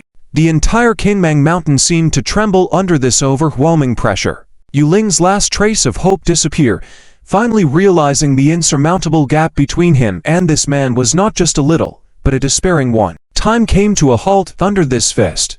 Between heaven and earth, it seemed that only Xuan and his world-shocking fist remained. As if in a chaotic world, after this fist struck, things suddenly became clear. This was Xuan's unparalleled secret technique from his time as an immortal. The second fist of the 6 killing gods techniques, dividing yin and yang. Yu Ling in midair was scared witless, unable to resist. He could only let out a mournful cry, shouting, "Sir, spare me." Before he could finish his plea, the fist was already upon him. Yu Ling couldn't even struggle, being turned into powder by this immensely powerful fist, even in the fairy realm. And then the residual force of the fist continued upwards. Doom. The dark clouds covering the sky were dispersed by Xuan's fist. Within 100 miles, the dark clouds scattered, revealing a clear sky. The sunlight of spring streamed down, shining on every astonished face. Is this an immortal? Someone almost whimpered in astonishment. No one responded because everyone was dumbfounded. At this moment, Xuan retracted his fist and glanced calmly below the platform. No one dared to meet his gaze, especially Moonlight Fairy Yue Bing and Shai Hao and Shai Julie. They were particularly speechless. At this moment, Yue Bing's heart was filled with self-mockery and fear. She had just mocked others for seeking death, but now it seemed like it was her courting disaster. No wonder this young girl refused to be her apprentice and compared to such divine methods. She was nothing. As for the siblings Shai Hao and Shai Julie, they were already dumbfounded and unable to speak. Especially Shai Hao, who had never looked highly upon Xuan from the start, thinking he was just an ordinary person. But now, faced with the reality before his eyes, his face was swollen in shame. He finally understood why Xuan always looked at him with a loving gaze, as to a mentally disabled child. Because he was indeed somewhat mentally disabled. Xuan returned to the platform, and Tan Dong stood up respectfully and clasped his hands. "Mr. Xu," and nodded, then smiled at his two daughters. "Daddy is amazing, right?" "Yes. Daddy, you're so amazing." Where did the flying old man go?" Zhu Xian asked. Xuan scratched his head, pondered for a moment, and then laughed. He probably found it too boring here, so he went back home. "Let's go. Dad will take you to eat something delicious." Yes. Zhu Nan nodded repeatedly. Zhu, and led Zhu Xiang and Zhu Nan away. Zhu Lan followed without hesitation. Many people looked at Xuan's back with complex expressions. Some who had initially tried to strike up a conversation were all deterred by Xuan's imposing aura. Tan Xiaoyu watched Xuan's departing figure deeply, while Tan Dong sighed beside her, saying, "Even celestial beings are shattered by Mr. Zhu's fist. Could it be that he has already stepped onto?" Tan Dong didn't finish his sentence, but his meaning was clear. Tan Xiaoyu fell silent. Let's go. Let's go back to the hotel, Tan Dong said. Tan Xiaoyu, Hua Tingting, and the others left. It was only after they had all gone that Yue Bing, Shai Hao, Shai Julie, and the others breathed a sigh of relief. Shai Hao forced a smile. Fairy, this guy is quite powerful. Yue Bing gave Shai Hao a cold glance and turned to leave. She had already decided that in the future, when faced with Zuan, she would actively avoid him. She couldn't afford to provoke him. As for people like Shai Hao, she simply couldn't be bothered.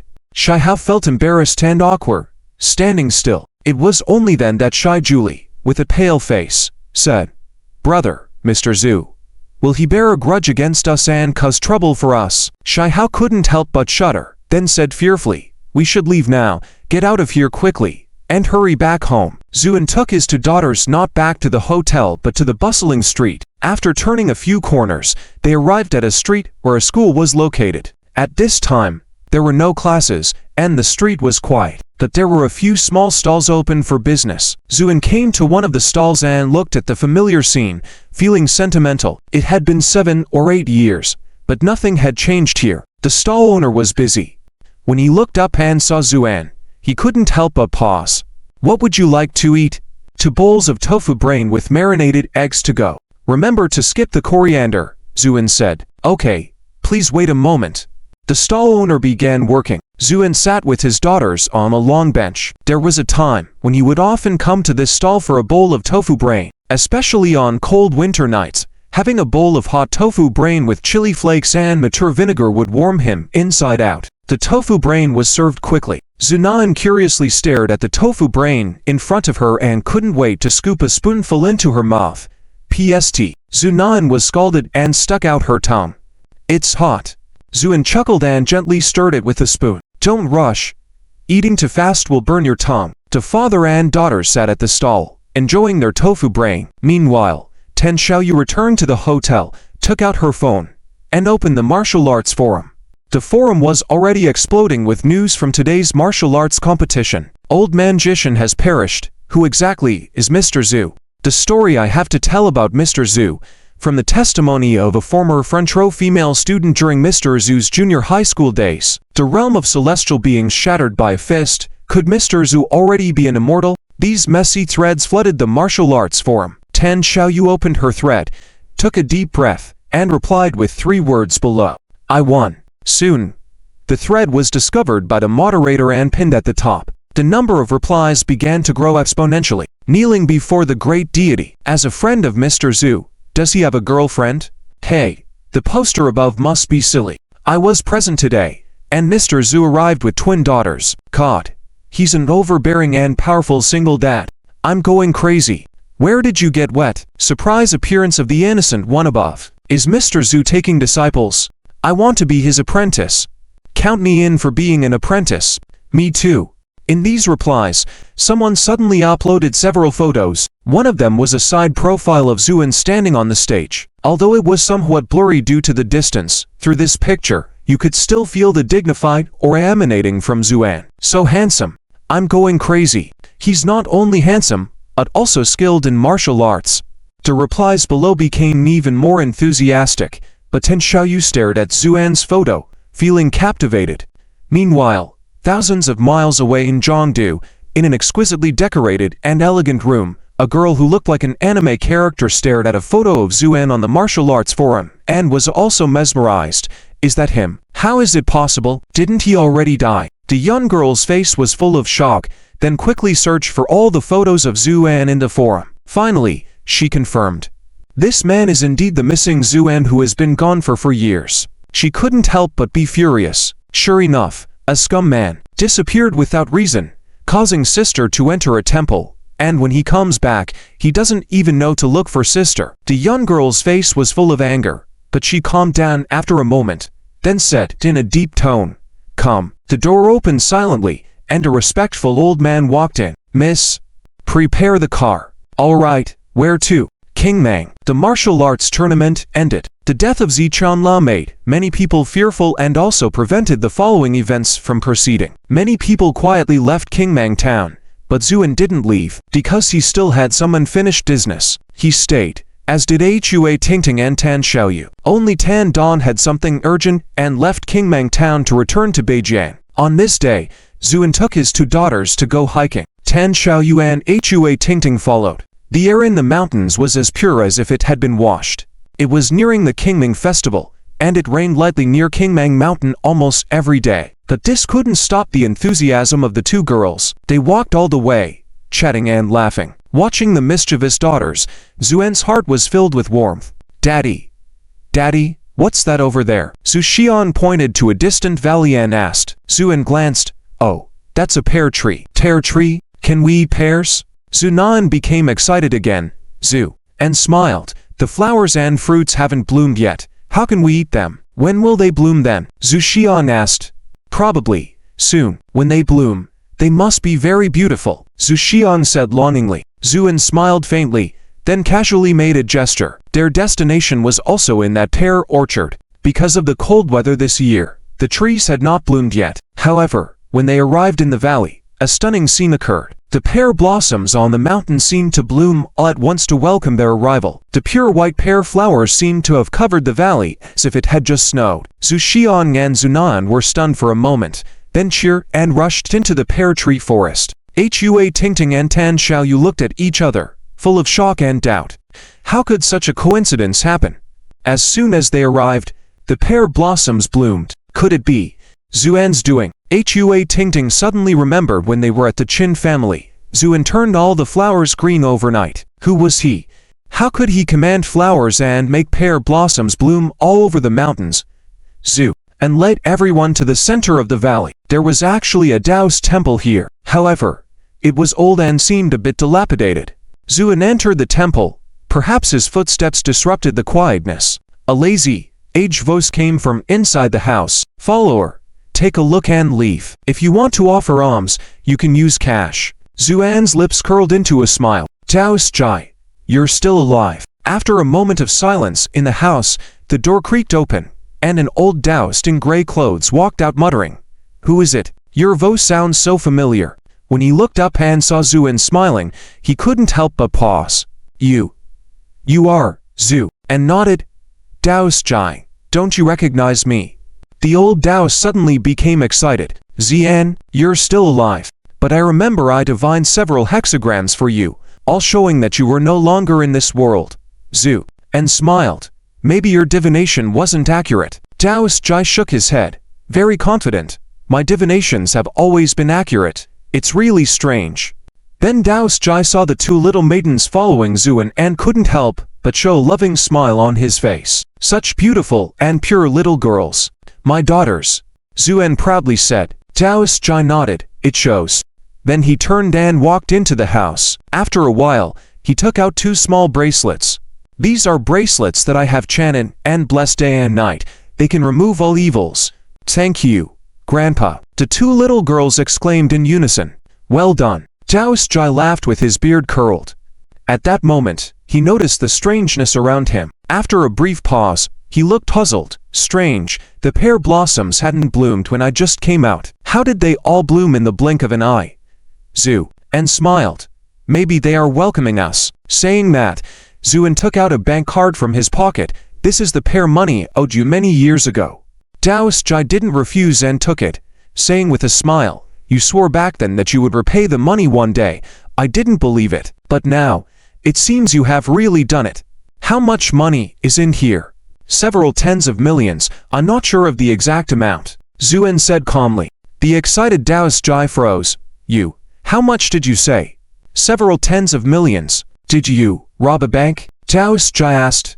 Zuan was amused and exasperated. Do you think in this day and age, robbing a bank can still get you money? That makes sense. Even in my temple, we support mobile payment for offerings.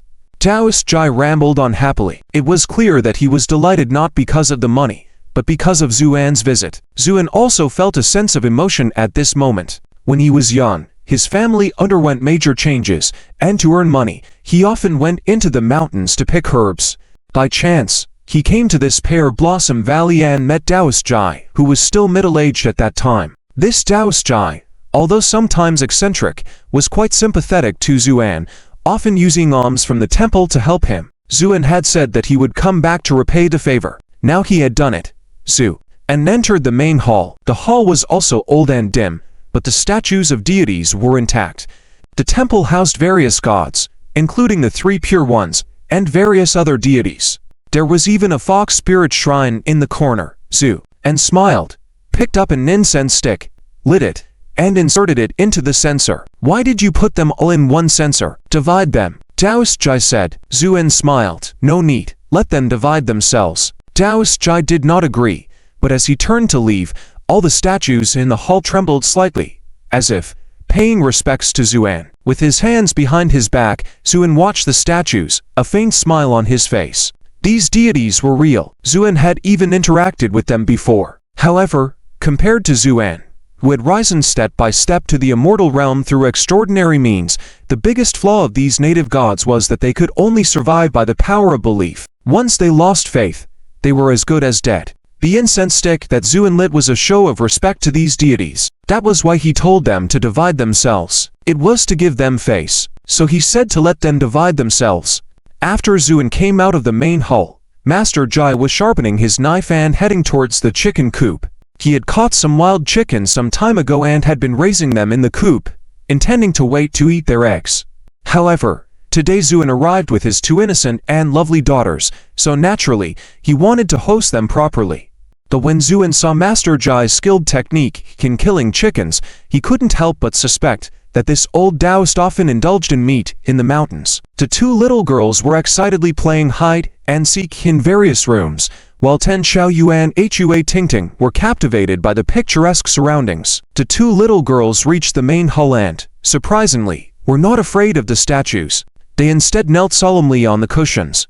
May the Bodhisattva bless my dad with peace and safety in the future. Zhu Xiang and Zunan put their hands together and said earnestly. Just as the 2 expressed their wishes, the statues seemed to smile wryly and a faint voice was heard. We dare not. Zhu Xiang and Zunan were taken aback. Sister, did you hear someone speak?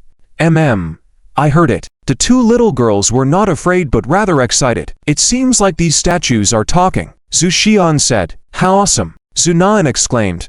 What they didn't know was that their wishes had startled the statues. Hilarious. Bless the deities with peace and safety. They must think twice about their capabilities. The 2 little girls then became interested in the statue of a fox in the corner. Is this a fox? Looks like it. Should we worship it? Of course. Zhu Xian took the lead, about to kneel down with his sister. Crack. The fox statue suddenly split apart. The sound caught Master Jai's attention. How? What's going on? How did this statue crack? Master Jai was puzzled. Zuan smiled knowingly. He knew what had happened. The fox spirit must have feared his daughter kneeling, so it preemptively shattered itself.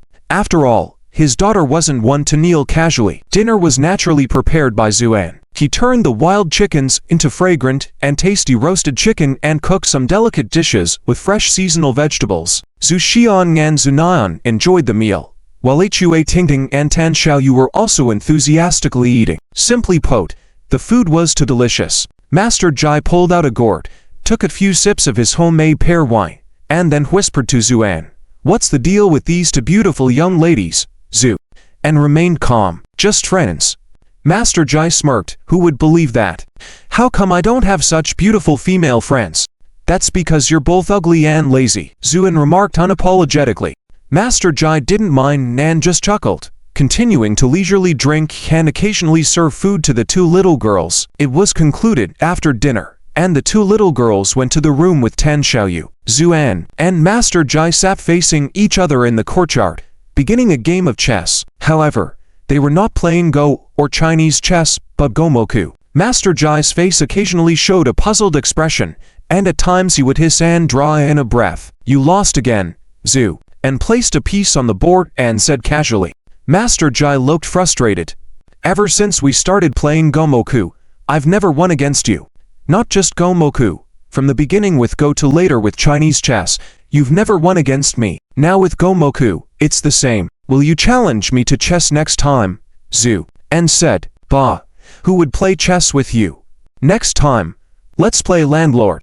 Master Jai said irritably. All right. Just hope you won't cheat then. Zuan responded calmly. Enough. Let's go to sleep. Master Jai yawned and went into the room. There were only 2 guest rooms. Tan Xiaoyu and Hua Tingting shared one, while Zuan and his 2 daughters shared the other. After a tiring day of play, the 2 daughters lay on the bed and soon drifted into deep slumber. Zuan sat at the table by the window, slowly sipping tea. The dark clouds had dispersed, and the moon was shining brightly between heaven and earth. After some time passed, a gust of wind blew through, followed by ethereal voice. "Jai, old man, today is your day of death." The front door suddenly burst open, and the usually lazy Master Jai was now sharp-eyed. As he approached Zuan's room, Master Jai said solemnly, "No matter what you see, do not come out. I will keep you safe. Remember, Zu," and nodded silently. Master Jai stood in the courtyard, gazing up and solemnly declared, "No matter what I do, you won't let me off, will you?" A strange cackling laugh was heard, and then a man and a woman suddenly appeared on the courtyard wall. The man was tall, fierce, and had a cold expression. The woman was petite and charming. This odd pairing gave an eerie feeling. Master Jai's expression became more serious. "So it's Big Iron Bull 10,000 and Delicate Hand Missy. What are you 2 ghosts doing here in the dead of night?" Big Iron Bull 10,000 roared and charged towards Master Jai. Master Jai focused, dodged the attack, and started to fight back. Despite Big Iron Bull 10,000's strength, he couldn't overpower Master Jai at the moment. Delicate Hand Missy disappeared into the moonlight. When she reappeared, she was behind Master Jai and struck him on the back.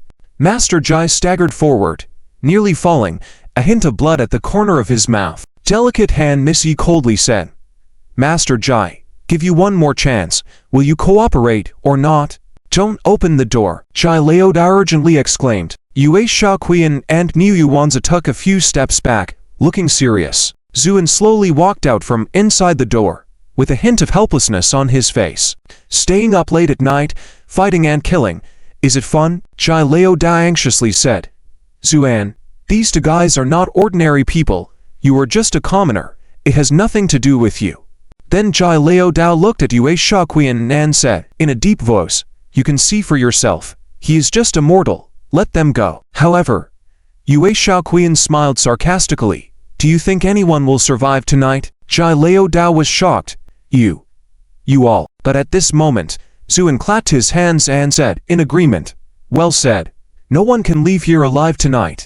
Jai Laoda was almost going insane. This guy, coming at this time, and now, spouting nonsense. Yue Shaoqian, however, looked at Zuan with interest. "You are an interesting man.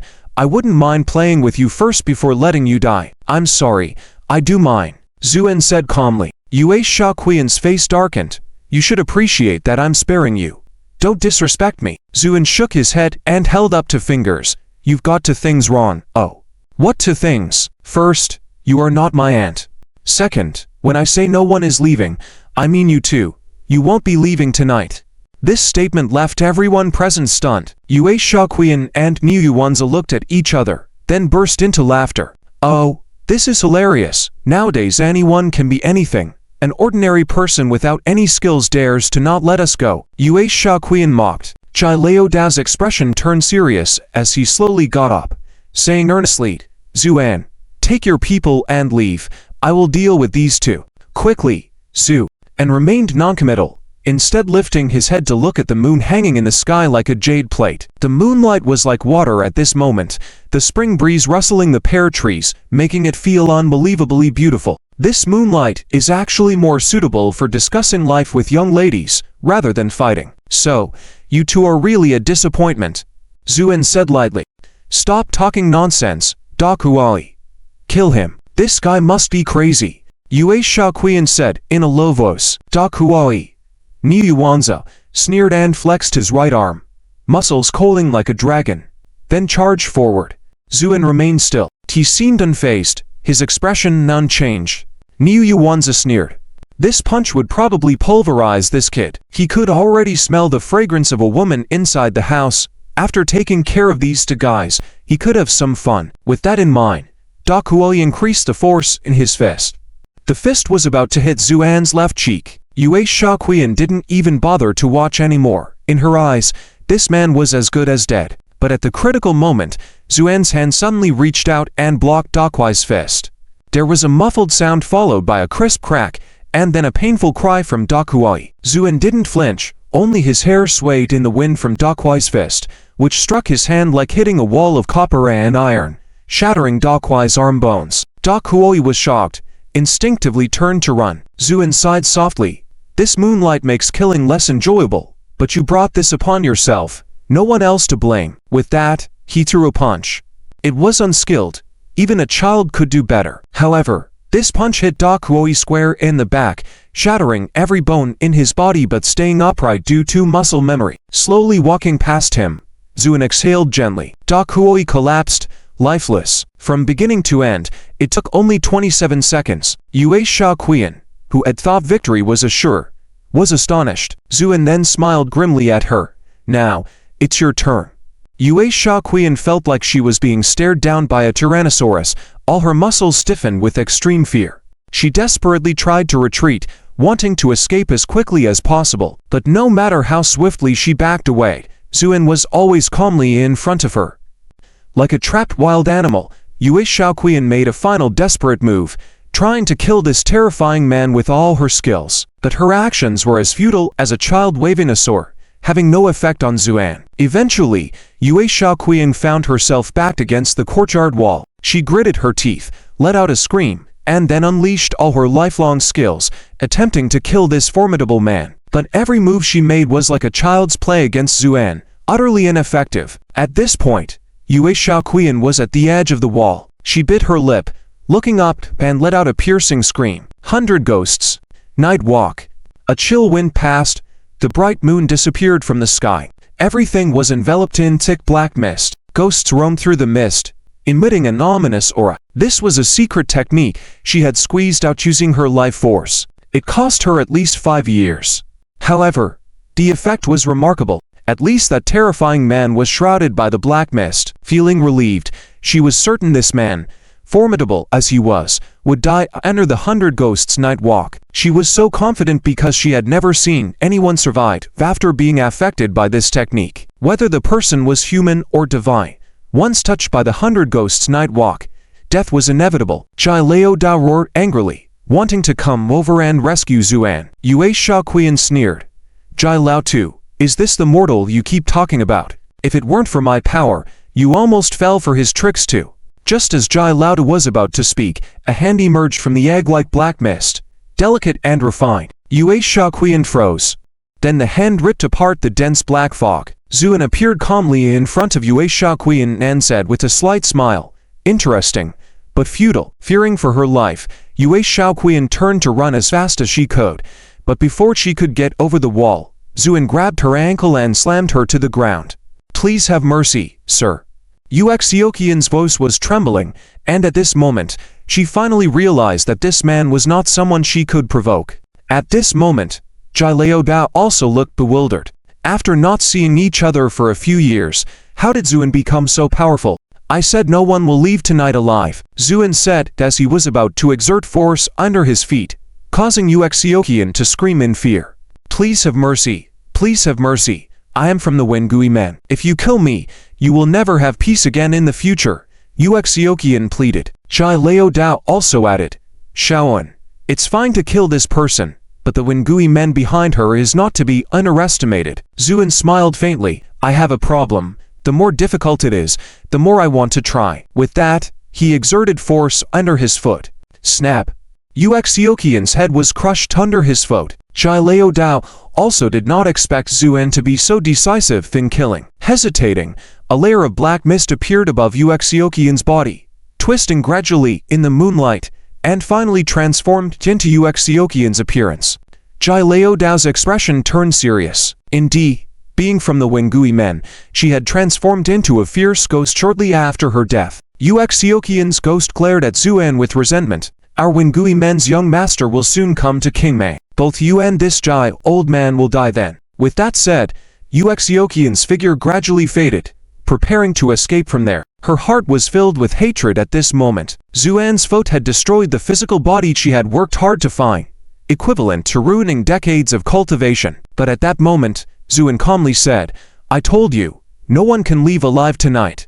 Not even ghosts. With that, Zuin suddenly reached out his hand into the void and directly grabbed the disappearing Uxiokian back. It was then that Uxiokian truly experienced extreme fear, her face filled with an incredulous expression. "Have mercy, sir."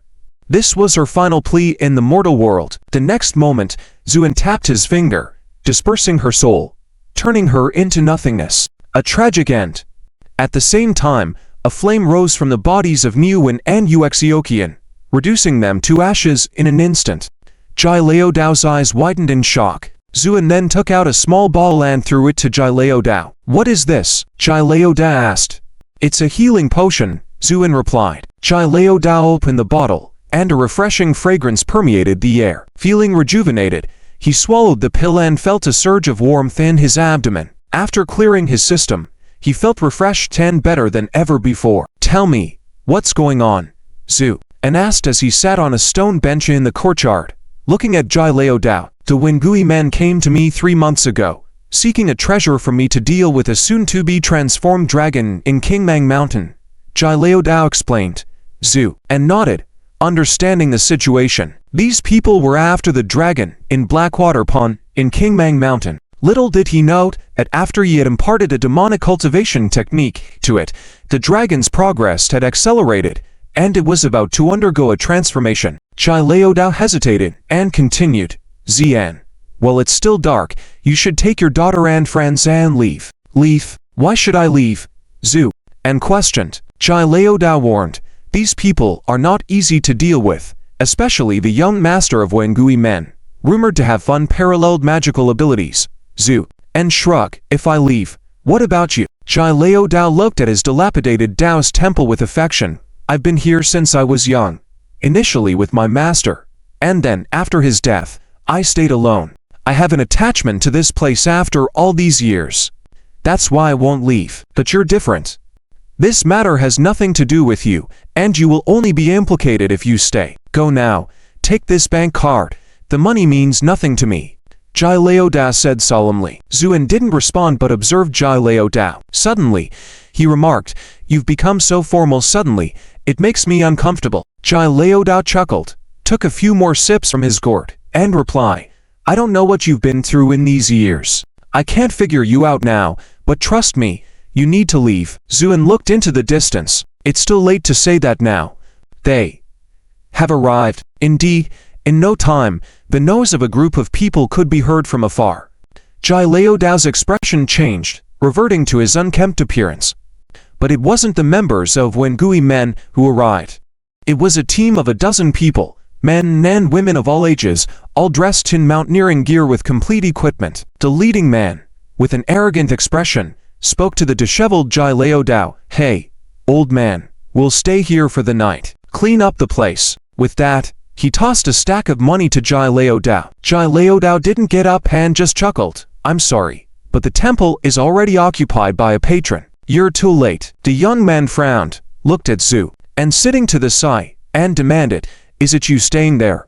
Well, move out now. How much do you want?" The wealthy young man gestured. 10,000, right?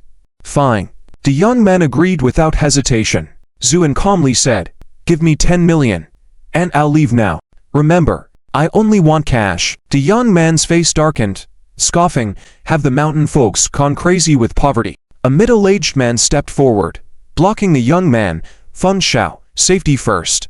Fun Shao, with a grim expression, fell silent. The middle-aged man clasped his hands towards Jai Leo Dao. "Master, since there's no place to stay, can we pitch a tent near the temple?" Jai Leo Dao nodded. "Of course, you can." This night was destined to be anything but peaceful. A very strange convoy arrived in Qingmang town, and what made it strange was a black sedan in the middle of the convoy. This type of transportation that should have long been extinct reappeared on the streets of Qingmang town. The convoy stopped. Several big men approached the sedan and bowed in greeting. The sedan curtain was lifted, revealing a man with a deathly pale face and eyes that seemed to flicker with ghostly flames. The man looked up at Qingmang Mountain standing in the darkness and coldly stated, "Yue Shaoqian and Niuwen have already died." His subordinates exchanged glances, their eyes filled with fear. A cold smile appeared on the man's lips as he said, "It seems there are traces of other sects as well. Unfortunately, what the 10,000 Ghosts Gate desires belongs only to me." Let's go. Into the mountain. Yes. Young master. The man turned back to the sedan, and then a strange scene unfolded. The sedan actually lifted into the air as if something invisible was carrying it, swiftly heading towards the mountain. A sedan carried by ghosts. If anyone else had witnessed this scene, they would surely have exclaimed in shock. Shortly after this group entered the mountain, several more cars slowly approached Kingmang Town. When the people inside the cars got out, they turned out to be the young lady from the capital. Some people had already inquired at the Yulai Hotel and learned that Zuan had gone up the mountain early in the morning. The young lady furrowed her brows and then ordered, "Into the mountain." Following her were several silent men in black clothes. These men were not particularly robust in stature, but their aura made people wary. The young lady led the group into the mountain. However, by the time they found the Dao's temple, it was already daylight. Fun Xiao, who had arrived first the previous night, emerged from his tent with a gloomy expression. Accustomed to a life of luxury, even though the tent was top-notch,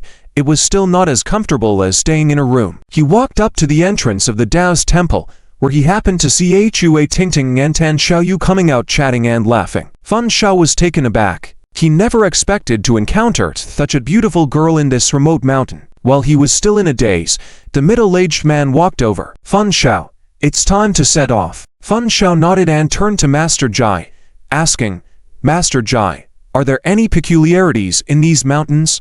While Master Jai remained composed and had not spoken yet, Zuan interjected, "I know." Fun Xiao looked at Zuan. "You?" Zu, and nodded. "Yes, you are looking for the black water pool, right?" The middle-aged man's eyes lit up, and he exchanged a glance with Fun Xiao. Fun Xiao understood and said to Zuan, "Lead the way, and rest assured, you will be compensated." Zuan smiled faintly. "All right, I was planning to explore anyway." Master Jai glanced at Zuan with a flicker in his eyes. He was unsure of Zuan's intentions and seemed to want to speak several times, but eventually kept silent. As they were getting ready to depart, the young lady and her followers arrived. When she saw Zuan, her face filled with anger. She stormed over and scolded him to his face. Zuan was stunned and looked strangely at this girl who seemed like a character from a cartoon. She seemed familiar to him. The young lady sneered, "What? Don't recognize me? Fine.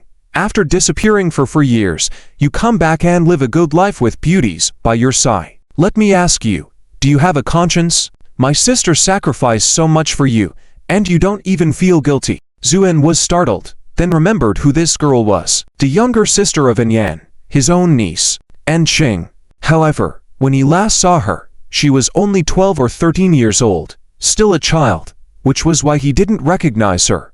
Zuan couldn't help but smile bitterly. "And Qing, I truly didn't abandon your sister. These past 4 years, I really couldn't come back. And these few friends of mine, they're just friends. Is your sister doing well?" And Qing sneered. "Now you care to ask, what were you doing all this time? Let me tell you, my sister broke ties with the family for you, then turned to a monastery and has since disappeared." Zuan was shaken to the core, his eyes flashing with cold light. "Disappeared?"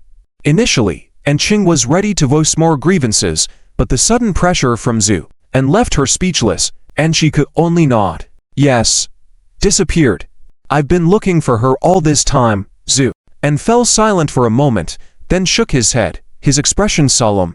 "No matter what methods I employ, I will find Yanner." Although Zuan's current spiritual awareness couldn't reach too far, he believed that with further advancement, he could scan the entire earth directly. He had a feeling that his wife must be somewhere out there, and Qing had initially come to confront him, but seeing Zuan's resolution softened her heart.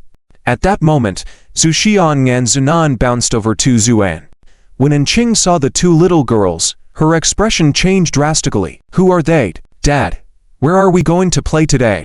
The term dad caused Qing to falter, almost losing her balance. Are they my sister's children?" And Qing quivered, "Zu," and nodded. Tears welled up in Qing's eyes as she knelt down and said, "Come here. Let Aunt hold you." Zhu Xiang and Zunan looked at this unfamiliar girl, feeling an inexplicable closeness, but they shook their heads. "Dad, who is she?" And Qing fell silent for a moment, then gently tapped the heads of the two little girls. "She's your aunt." Saying this, Zuan couldn't help but sigh. Back then, He had accompanied Yan back to her home once. It was during that visit that he realized the entire An family looked down on him, except for An Qing. Everyone else had mocked and ridiculed him at that time. That was why he resolutely brought his wife to Beijing. Though Zhu Xian and Zunan felt shy, they still approached An Qing. "Are you our aunt?" An Qing, with tears streaming down her face, nodded. "Yes." "Then where's our mom?" An Qing's voice choked with emotions. "Your mother went to a faraway place, but she be back soon." "Okay. Aunt, please don't cry. Okay?" Zhu Xian and Zunan obediently wiped An Qing's tears. An Qing hugged the two little girls, a feeling of indescribable sorrow in her heart. In wealthy homes like the An family, despite luxury, loneliness often prevailed. Feng Keachu held his shoulders and looked into the distance, his eyes still carrying a trace of amazement. At first sight of An Qing, Feng Keachu was stunned. Different from the beauty of Tan Xiaoyu and Hua Tingting, An Qing possessed a kind of beauty that made men unable to resist a protective instinct, especially with her stunning appearance reminiscent of anime characters, commonly referred to as a high-quality loli. "Tam, why are there so many beauties around this man?" Feng Keachu thought somewhat bitterly. "Once I finish the big task, I will find a way to have all these little girls under my control." As for Zuan, Feng Keachu did not care about her. He came from the Feng family in the provincial capital, where the Feng family was a legitimate powerhouse. In the provincial capital and even in the North River region, there had been no mention of a wealthy family surnamed Zhu, so he thought Zuan was just an ordinary man. Feng Keachu was neither a martial artist nor a sorcerer. His trip to Qingmeng this time was solely because of that middle-aged man, Left Yuki, a well-known feng shui master in the provincial capital. It was he who said that there would be a precious treasure in Qingmeng Mountain, and if acquired and presented to the family, Feng Keachu would undoubtedly become the head of the Feng family in the future. This was the reason why he traveled hundreds of miles to this mountain valley. "What are you guys doing?" An Qing asked at this moment. Before Zuan could speak, Feng Keachu had already approached, smiling and saying, "Hello, I am Feng Keachu from the Feng family in the provincial capital. Would you like to get acquainted?" An Qing glanced coldly at him, completely ignoring him. Feng Keachu felt somewhat embarrassed and was about to step forward when the man beside An Qing stepped forward without a change of expression, pushing Feng Keachu aside. Feng Keachu was taken aback, his expression darkening. "Feng young master, the major issue is important. I can see that the dragon's energy is becoming stronger. Let's hurry and go." Left Yuki, afraid of ruining things, quickly advised. Feng Keachu snorted through his nose, turned to Zuan, and asked, "Where's the Blackwater pool?" Zuan replied with a faint smile, "Just ahead. Follow me." At this moment, Zhu Xiang and Zunan said to An Qing, Auntie, Dad wants to take us to see the big serpent." The two little girls still remembered the serpent in the Blackwater pool, which they called the Big Serpent. Feng Keachu sneered inwardly. "Big Serpent? It's ridiculous. They have no idea how they will end up." An Qing's heart stirred, nodded, and said, "I will go with you to take a look." "Okay, great. An Qing's sudden participation did not seem to affect Zuan much. However, the silent men around caught Zuan's interest. These men clearly had good skills, and they remained silent and disciplined in their actions. Could they be military men? Zhu and thought to himself. It wasn't too far from the Pear Blossom Valley to the Blackwater Pool. The mountain road was rugged, so the journey was slow. Zuan decided to carry one daughter in each arm, walking steadily at the front like a leisurely stroll. This physical strength impressed An Qing's few bodyguards. Just as Feng Keachu's face turned pale, feeling he could barely hold on, they arrived at the Blackwater Pool. There was no significant difference from when Zuan had left some time ago, but upon arrival, Left Yuki's expression became excited. "Yes, this is it. The dragon is transforming. This is a rarely seen opportunity in a century. Young Master Feng, if successful this time, you will not only control the Feng family, but also reach the peak of the provincial capital." Feng Keachu's face also showed excitement. At this moment, the water in the Blackwater Pool began to boil, and the previously clear sky suddenly became overcast. "It's almost here. It's about to come out." Left Yuki muttered to himself, then somewhat painfully took out a set of small flags from his bosom and began to arrange them around the Blackwater Pool. After finishing, several faint red lines appeared above the Blackwater Pool.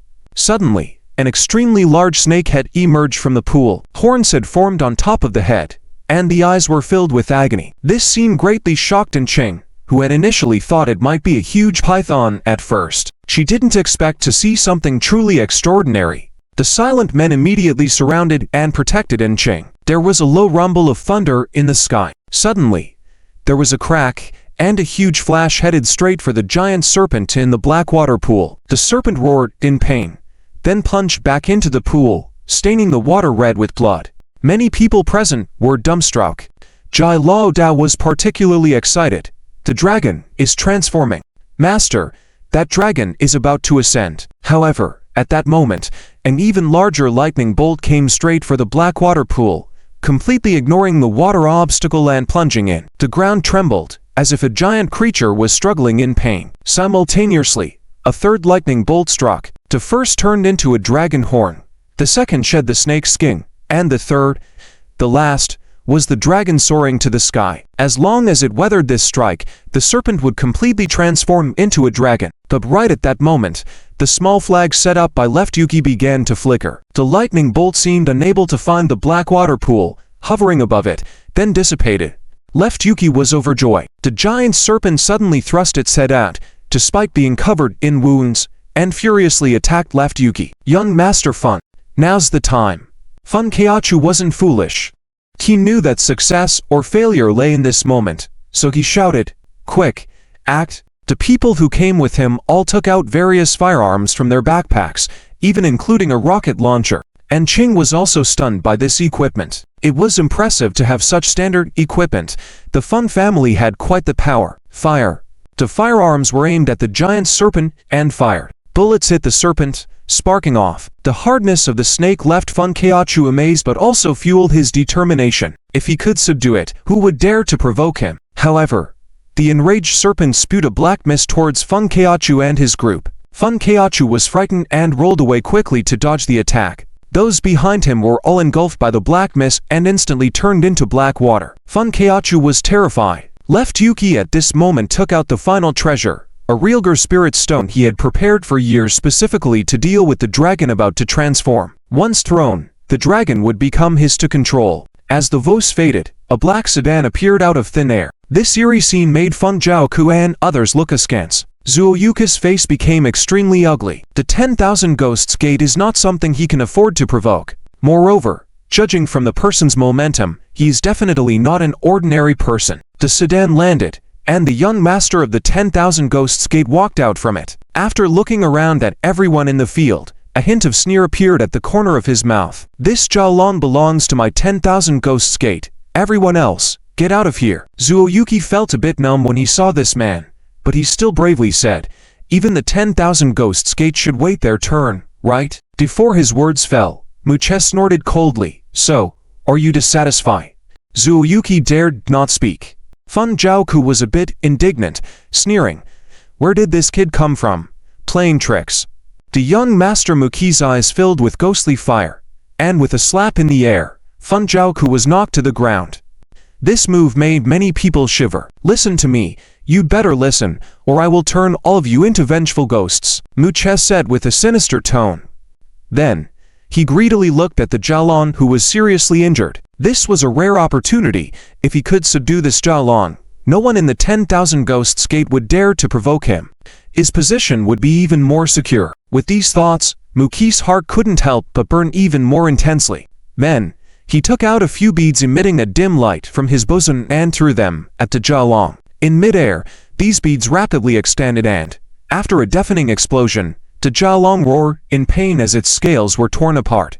With blood dripping, the Jiaolong became completely enraged, instantly releasing a black mist towards Muche. Muche sneered, waved his hand, and countless tormented souls flew towards the Jiaolong. The black mist was countered by these tormented souls. Zuoyuki and others watched with pale faces.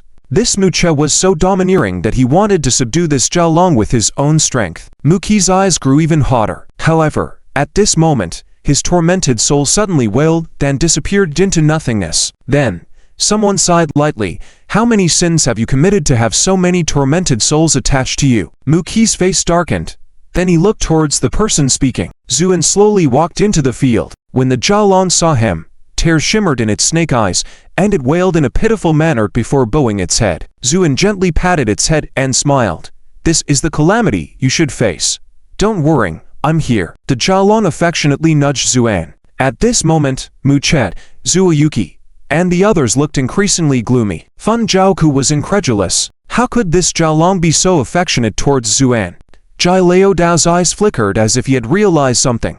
But the most shocked among them wasn't Ching. She never expected to witness so many unbelievable things today. Muchet sneered. Where did you come from? Don't you know one should not get close to the affairs of the 10,000 Ghosts Gate? Zhu, and revealed his white teeth and smirked. You are the young master of the 10,000 Ghosts Gate that Yuejuo Qian mentioned. Muchet was shocked. Then his expression turned grim. You know Yuejuo Qian? Then Zuan nodded. I killed her. Muchet sneered. Very good. It's been a long time since someone dared to speak to me like this. You are the first one. I will refine your soul into Yin Thunder, never to be reincarnated. Fun Zhaoku then quietly asked Zuoyuki, Mr. Zuo, what is Yin Thunder? Zuoyuki's face turned grim. That is the most poisonous method. Fun Zhaoku couldn't help but feel a bit happy after hearing this. Let the fight begin. The more brutal, the better. It would be best if both sides suffer. Zuan then smiled lightly and patted the Jialong's pitiful head. All right, I will take care of this guy. After I deal with him, I will help you ascend to heaven. Muchet sneered, just about to say something when a flame appeared in Zuan's hand. The immaculate flame burned brightly. Muchet was stunned, a hint of fear appearing on his face. He felt an instinctual fear towards this flame. Zuan then said calmly, seeing the resentment emanating from you, I know you've done cruel deeds. Today, I will take you. Muchet disdainfully chuckled. Don't think this little thing can do anything. Watch my 10,000 ghosts heart devour. With those words, the sky darkened, and countless tormented souls flew towards Zuan. Left Yuki and Ching and others standing beside them turned pale. The momentum was too frightening. Zuan remained motionless. Muchet sneered, probably thinking that they were scared stiff. However, at that moment, Zuan suddenly raised his head. The flame in his hand suddenly expanded. Then he struck out with a punch. Doom. Before those tormented souls could even wail, they turned into nothingness. In the moment Muchet hesitated, Zuan smiled faintly. It's your turn now. Then, he was already in front of Muchet and struck with a slap. Muchet tried to dodge, but his muscles stiffened, unable to avoid Zuan's hand slapping him. Smack! With a crisp sound, Muchet was sent flying tens of meters away. After landing, he coughed up a large mouthful of blood and stared at Zuan with horror. Zu, and stood with his hands behind his back, shaking his head. Too weak. Muki's face was full of malice. He suddenly raised his hand. All of you, die for me. In an instant, the followers who came with him all fell to the ground and died. Then Muchet, with a solemn expression, waved his hand and gathered these spirits, coldly saying, offering. With a cluster of black flames, these spirits all disappeared. And then, the earth trembled, as if something was crawling out from underground. Zuoyuki turned pale with shock. Suddenly, the ground shook, and a dense black mist rose into the sky, revealing a towering ghostly figure in the field. You mortals, what do you want from me? The huge voice echoed through the valley. Muchet immediately knelt respectfully. Lord Ghost King, someone is opposing our 10,000 Ghosts Gate. Please show your divine power and exterminate them. The Ghost King sneered. All right, but the offerings from your 10,000 Ghosts Gate have not been satisfactory recently. Muki's expression tightened, and he quickly said, after this matter is done, I will offer 10 virgin maidens to you. Lord Ghost King. The Ghost King finally smiled satisfactorily and turned to Zuan, but then he was shocked. You. Why you? The Ghost King's expression gradually turned fearful. Muchet said, Lord Ghost King, it is him. Adult. Everyone present wore a puzzled expression on their face, especially Muki, looking particularly confused. Lord Ghost King, this fellow. Before he could finish speaking, the Ghost King impatiently stomped his foot. Muki didn't even have a chance to scream before he was crushed into mincemeat. The Ghost King, now with a terrified expression, said, My lord, I truly didn't know it was you who graced this place. Please forgive me. At that moment, Zuan smiled lightly. To you. Remember me. The Ghost King felt a chill, inwardly alarmed. My lord, I once accompanied the Ghost Saint to the heavenly realm and happened to see you once. The Ghost King cautiously explained. As a Ghost King of his level, how could he have possibly met Zuang? But in the past, he had once attended a grand event in the heavenly realm along with a great being from the underworld, where he had caught a glimpse of Zuen from afar. At that time, Zuen sat at the head, revered by countless heavenly beings. The Ghost King vividly remembered that grand scene. The underworld ghost saint who brought him there warned, "If you happen to meet this person in the future, back off as far as you can. Do not provoke them." The Ghost King remembered this warning well and never expected to encounter Zuen in the mortal realm. At this moment, the Ghost King's heart trembled. Although Zuen's aura was not overwhelming at the moment, he dared not underestimate him in the slightest. After all, he was an immortal, a figure who could create or destroy a realm with just a finger. Compared to him, the Ghost King was nothing. Zuen nodded. "You seem to be sensible." If the Ghost King could sweat, he would have been drenched in cold sweat, hastily nodding and bowing. Yes, my lord. Do you have any orders?" Zuen nonchalantly remarked. "I heard that this Wengaimon frequently offers sacrifices to you." The Ghost King shivered, hastily explaining, "My lord, I have no connection with this Wengaimon. They simply offer sacrifices to the ghost realm occasionally, which is how they sometimes contact me." Zuen nodded. "Do they use living souls as sacrifices?" The Ghost King, feeling exasperated, cursed Wengaimon inwardly. Why did they have to provoke someone like that old ancestor? Were they seeking death? Zuen waved his hand. "Forget it. I'll let you go this time. Do you know how to handle it in the future?" The Ghost King kept nodding vigorously, pledging, "My lord, do not worry. I understand. Now, off you go." The Ghost King felt as if he had received a royal pardon as he quickly retreated back into the temporal rift he came from. He realized he needed to be more cautious about meddling with human affairs in the future. Zuen glanced at Muka's body on the ground, chuckled, and pointed with his finger. A cluster of light emerged from Muka's body, transformed into Muka's appearance as it settled in Zuen's hand.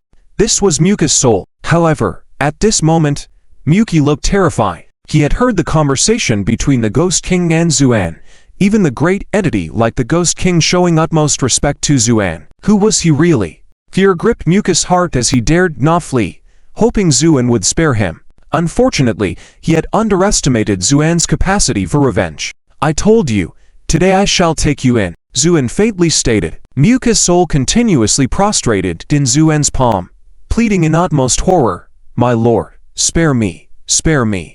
I was blind and acted rashly against you. Please spare me." "Spare you? But have you ever shown mercy to those innocent beings you harmed?"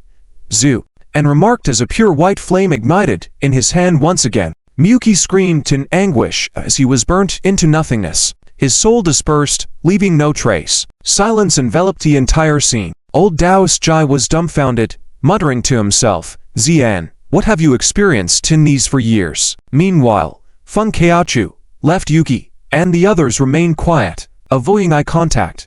Particularly Feng Keiachu, who was filled with anxiety at the moment. Just moments ago, he had considered handling this man. It was truly an overestimation of his own capabilities. Left Yuki was on the verge of falling to her knees. She understood the terror of the Ghost King just now. It could be said that with a simple gesture, that Ghost King could have scattered the souls of everyone present. Yet, even such a terrifying entity showed utmost respect to Zuen. Left Yuki dared not contemplate Zuen's background any further. At that moment, the dark clouds in the sky began to thin out, dispersing as the dragon's expression turned increasingly anguished. Zuen looked up and calmly said, "Now, I shall help you ascend to the heavens." With that, he leapt into the air, pointed towards the sky, and commanded, "Heed my orders, thunderstorm." Thunderous roars echoed as the initially thin dark clouds thickened, revealing a vortex at the center with lightning flickering within. The serpent dragon raised its head, a determined glint in its eyes. Zuen gave a sharp cry.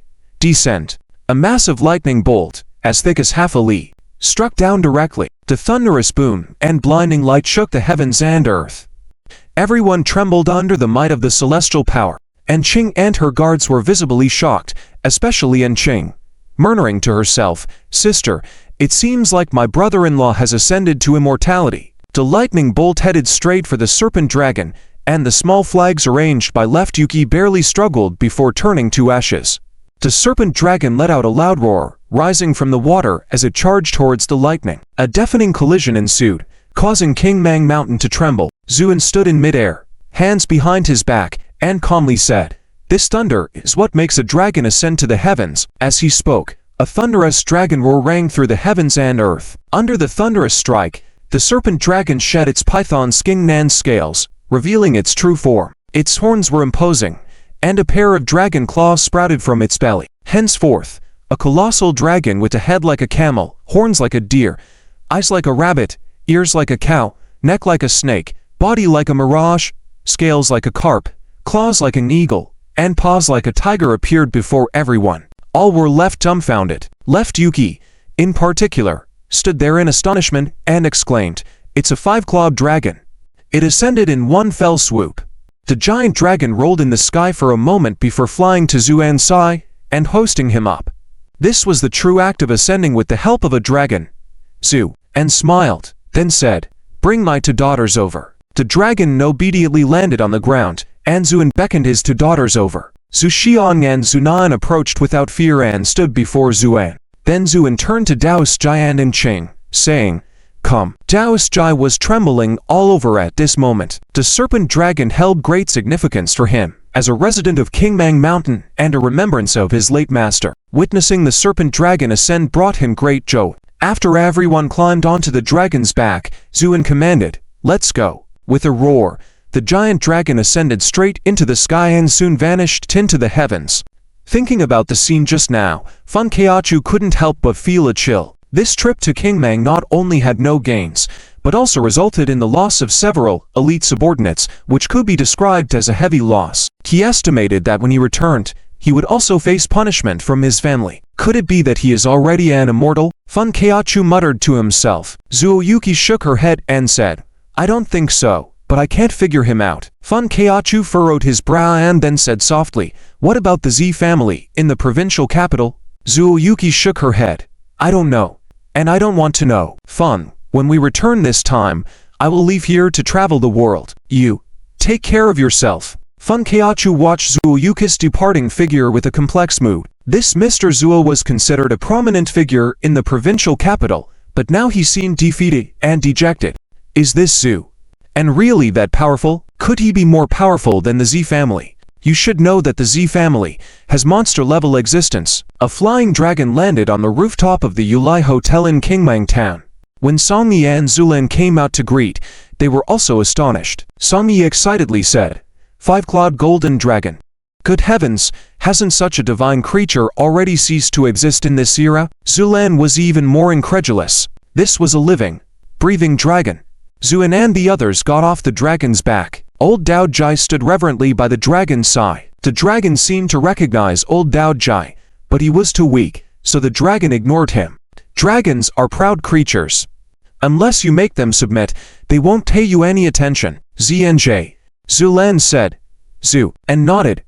"Follow me." "Okay." Zulan followed Zuan into the room, and Zuan closed the door, leaving only the two of them inside. Zulan's heart was pounding as she played with the hem of her clothes while looking down. "Do you want to cultivate?" Zuan asked indifferently. Zulan was taken aback, realizing what he was asking.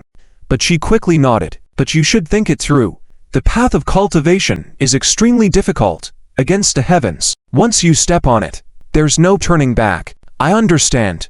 Zulan nodded solemnly. "All right, then I will teach you a set of techniques. Remember not to divulge them.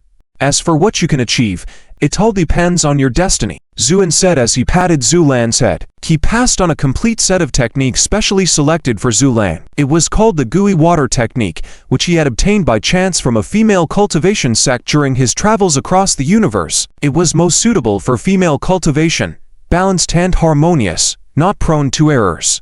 After opening the door, and Qing stood in the corridor, looking at Zuan with a playful look in her eyes. "Oh, you're out so soon, Zu." And Riley smiled. "She's my sister." "Sister? Full sister or half-sister?" And Qing asked coldly. Although she had temporarily forgiven Zuan, it didn't mean she would allow him to casually find other women outside. For her sister's sake, she had to keep an eye on Zuan. "Those people with you, are they from the military?" Zu and asked casually. And Qing nodded. "You have a sharp eye. They belong to a secret unit in the military, and I'm also a member of that unit." "Dragon Group?" Zuan said curiously. And Qing smirked. "Even better, we're Vol Fang. We are a special operations unit. with an ever-changing code name, but most of the time, people call us the Phoenix. Looking at this petite, seemingly underage sister-in-law, Zuan found it somewhat amusing. Sensing Zhu An's disbelief, and Qing glared at him coldly. What? Don't believe me? Let me tell you, my hacking skills can rank in the top 3 in the world. And Qing's words were indeed true. Although she came from the prestigious family, she was not like other wealthy heiresses who spent their days dressing up and sipping afternoon tea. She had no interest in such activities. And Qing's favorite pastime was dealing with the internet. In the online world, she was truly a queen, and was even called the Jade Butterfly by many foreign experts. She honed her hacking skills in the hope of finding her sister through the internet, but as her reputation grew, she was recruited into the Phoenix team. Zuan's expression became solemn. No matter what, to rank in the top 3 in the world in anything was not easy. His younger sister was indeed quite exceptional, and Qing looked proud as she raised her head, and at that moment, 2 little maids ran in. Sister, sister, look at this. The 2 little maids held up a thin, long thread like a treasure. Though they had only met recently, and Qing had developed a deep bond with the 2 little maids and smiled as she said, "You 2 little troublemakers. Let me see." She reached out to pick it up, expecting it to be light like a feather, but it turned out to be quite heavy. What is this? Zuan, on the other hand, immediately recognized what it was. It was a dragon whisker. The 2 little maids proudly said, "We pulled this off from the big eel. Isn't that amazing?" And Qing was speechless. That was a dragon, a totem of the Chinese people, something that only existed in mythical legends. But here with Zuan, it seemed like a pet. Zhu and patted the heads of the 2 little maids and chuckled. Impressive. Let's go home. As they walked out, the dragon caught sight of Zhu Xiang and Zunan and retreated in panic. It was afraid of those 2 mischievous kids. Zuan patted it comfortingly. Come on. It's a dragon after all. Show some spirit. It's just a dragon whisker, right? The golden dragon dared not make a sound and bowed its head. Zuan carried the 2 little girls as they ascended, and Qing and the others followed suit. Only old Dao Jai and Zulan remained behind. The dragon flew into the sky and disappeared in the vast night. Song Yi sighed. Truly the methods of immortals. From that moment on, he completely believed in Zuan. To tame a 5-clawed golden dragon. What realm was this? Could it be that he was already an immortal? Song Yi pondered. If he was truly an immortal, then in China and even the world, he would be considered a top-notch figure. As far as Song Yi knew, there were 2 immortals in the capital, both revered by prominent families and rarely seen. It seemed that the Z family in the provincial capital also had an elder in their midst. After everyone had descended, Zuan pointed to the distant Cloud Dream Lake. From now on, you will stay in this lake. Understand? Jinlong nodded, then soared into the air, flying into the lake. Although Cloud Dream Lake wasn't considered too large, it could still accommodate Jinlong without any problems. Moreover, Zuan had renovated this place, so the spiritual energy in Cloud Dream Lake was even richer than in the Blackwater Pool. Jinlong joyfully spun around in the lake before sinking to the bottom, Zhu, and smiled, knowing that this Jinlong had just transformed and had not yet mastered many abilities. When it became more proficient, it could shrink its form or even transform into other creatures. Of course, if it wanted to transform into a human form, it would require decades of rigorous cultivation. When the door opened, Tang Zhuaner came out in her pajamas, her eyes sleepy. She hadn't expected Zuan to return so soon. But when Qing saw Tang Zhuaner, her expression became even more unpleasant. What's going on? Zuan responded nonchalantly, a friend. Friend, Zhu, and nodded and said lightly, to be precise, the benefactor who raised Zhu Xiang and Zunan. And Qing swallowed her following words, her expression softening as she looked at Tang Zhuaner. Hello, I'm Qing, Xiang and Nan Zent. Tang Zhuaner nodded. I'm Tang Zhuaner. As for the black-cloaked men who came with Qing, they had left when they were in Qingmang town. And Qing explained that although she had joined the Phoenix Club, she was an field operative and didn't have to attend unless called upon. Zhu Xiang and Zunan insisted on sleeping with Tang Zhuaner at night. After tidying up, Zuan sat on the sofa in the living room. At that moment, Qing walked over and sat beside Zuan. You're doing well. This villa must be quite valuable. It was a gift from someone else. Zuan responded blandly. Where have you been these past 4 years? Why did you disappear without a word? Zhu, and remained silent for a moment, then sighed softly. Even if I tell you, you won't believe me, but rest assured, I have never done anything to betray your sister. And Qing nodded. Whether you did or didn't, it's up to your conscience. But I've decided, this time in Beijing, I'm not leaving first. Oh, I have to keep an eye on you here until my sister returns. And Qing said fiercely. However, despite her fierce expression, resembling that of a junior high school student, her chubby cheeks softened any threatening look. Zuen smiled. All right. Meanwhile, in a remote and desolate deep mountain, under a black altar, dozens of elderly individuals knelt in prayer. The leader held a skull staff, with flickering ghostly flames in his eyes, looking quite terrifying. Ziche is dead, his soul scattered. My Wengui men has never suffered such humiliation. Therefore, I have decided that Wengui men will re-enter the mortal realm and avenge Ziche. The old man, the master of Wengui men and Ziqi's father, Mu Qian, declared angrily. Yes. The crowd below responded resoundingly. Offer the sacrifice, Mu Qian ordered. Someone pushed several young girls onto the altar, preparing to slit their throats for the sacrifice. Just as they were about to proceed, a black mist rose from under the altar, causing the entire cave to tremble. Mu Qian was ecstatic. Is it a blessing from a powerful being in the ghost realm, come to aid Wengui men in our plight? Leading the group, he knelt down reverently, bowing repeatedly with excitement. At that moment, a ghost king appeared in the cave through the altar, none other than the one from the black water pool. Seeing the ghost king, Mu Qian was even more overjoyed. Ghost king, it's an honor for you to grace us with your presence in the mortal realm. We have encountered a major calamity in our Wengui men. Someone has directly killed my son, even erasing his soul. I implore the ghost king to assist us. The ghost king, coldly glaring at the kneeling Wengui men, said, Are you the master of Wengui men? Mu Qian took a few steps forward. Ghost king, I am indeed the master of Wengui men. I have overseen all sacrifices offered to you. Mu Qian revealed a smile full of flattery. The ghost king nodded, then suddenly struck him with an open hand. A chilling wind swept through, slamming Mu Qian against the cave wall, turning him into a mass of flesh that couldn't be recognized.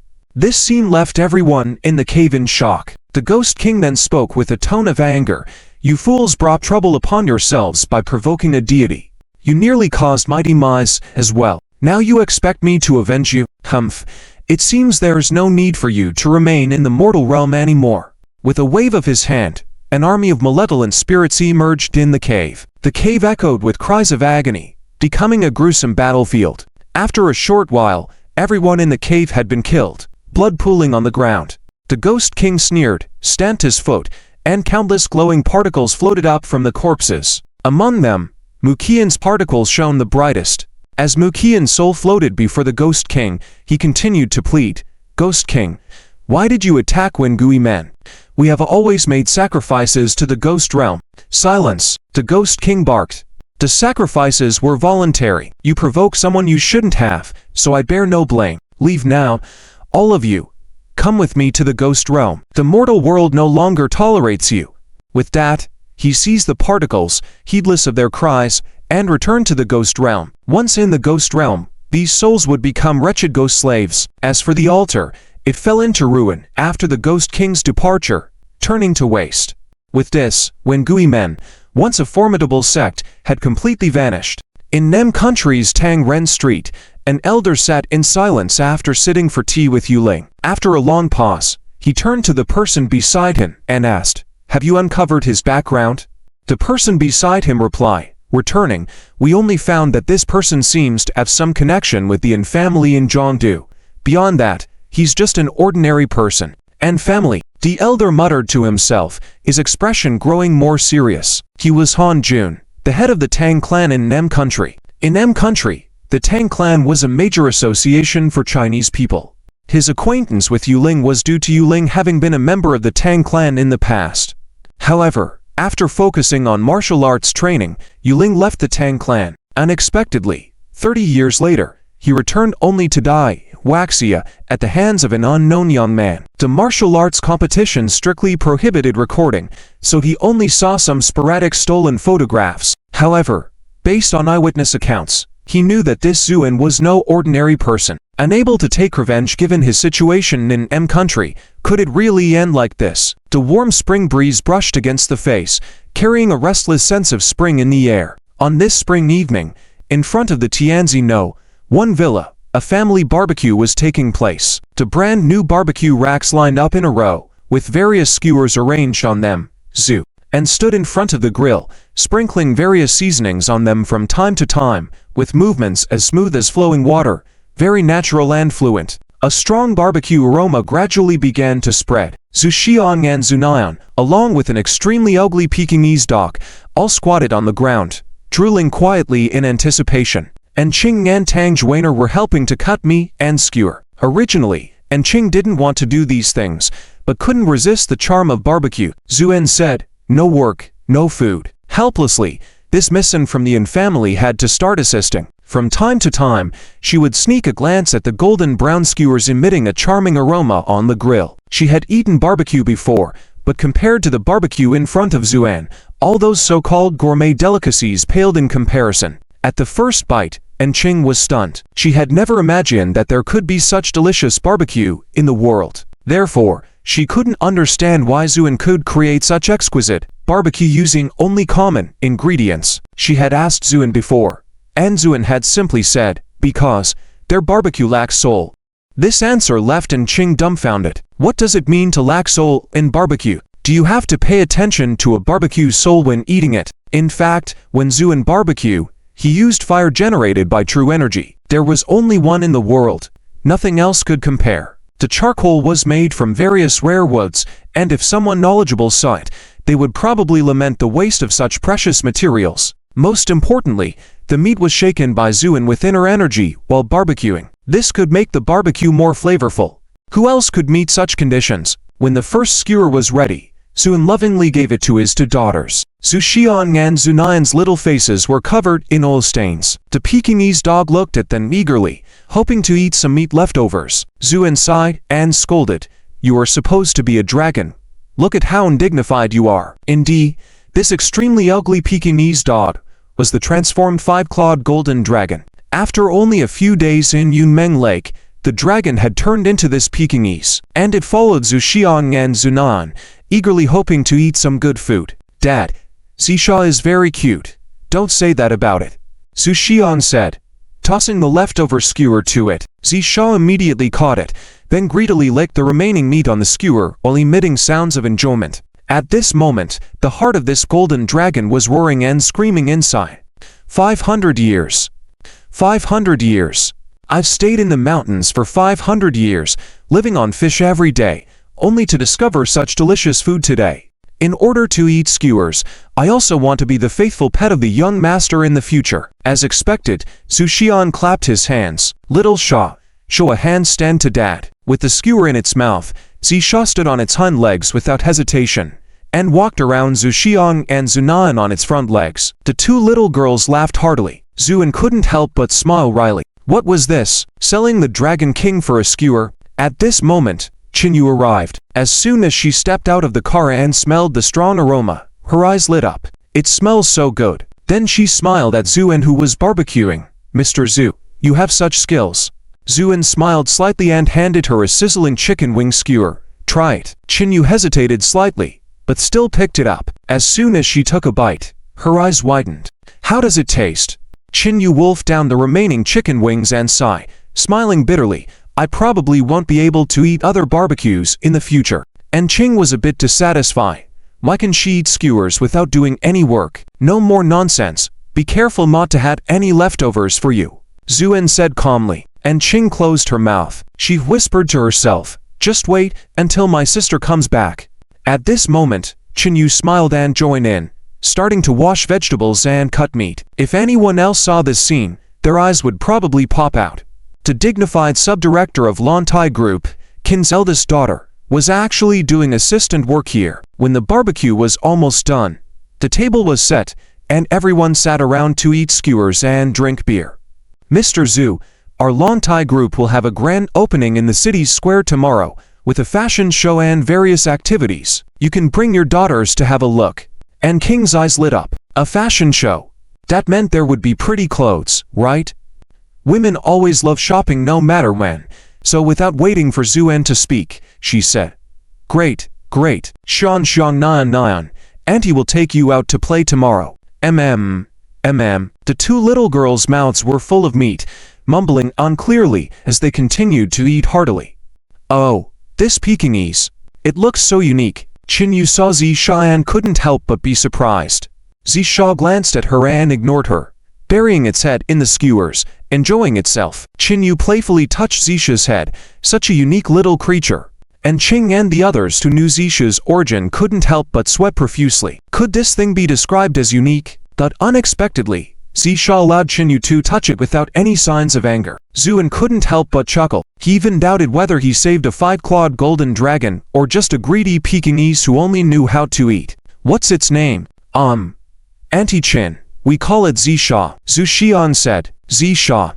Qinyu looked at the extremely ugly Pekingese and nodded. Quite fitting. After Zisha finished the skewer, it looked up with its big, shiny black eyes at Qinyu. What? Aunt Qin, it's asking for food from you. Haven't you heard of it? A dog sits at the gate, with shiny black eyes, wanting to eat meat bones. Zhu Nyan giggled. Qinyu suddenly realized and handed another skewer to Zisha. Here, have this. After hesitating for a moment, Zisha made a decision between dignity and deliciousness. It walked over, wagging its tail, and started eating eagerly. Qinyu chuckled and patted Zisha's head. This little thing looks really unique. Lantai Square.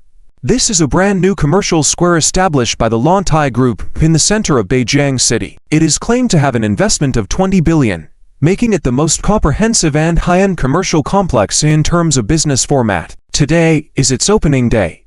In the morning, it was bustling with extraordinary activity as various reporters came to interview. Many citizens also arrived early. This is because Lantai Square will have a fashion show today.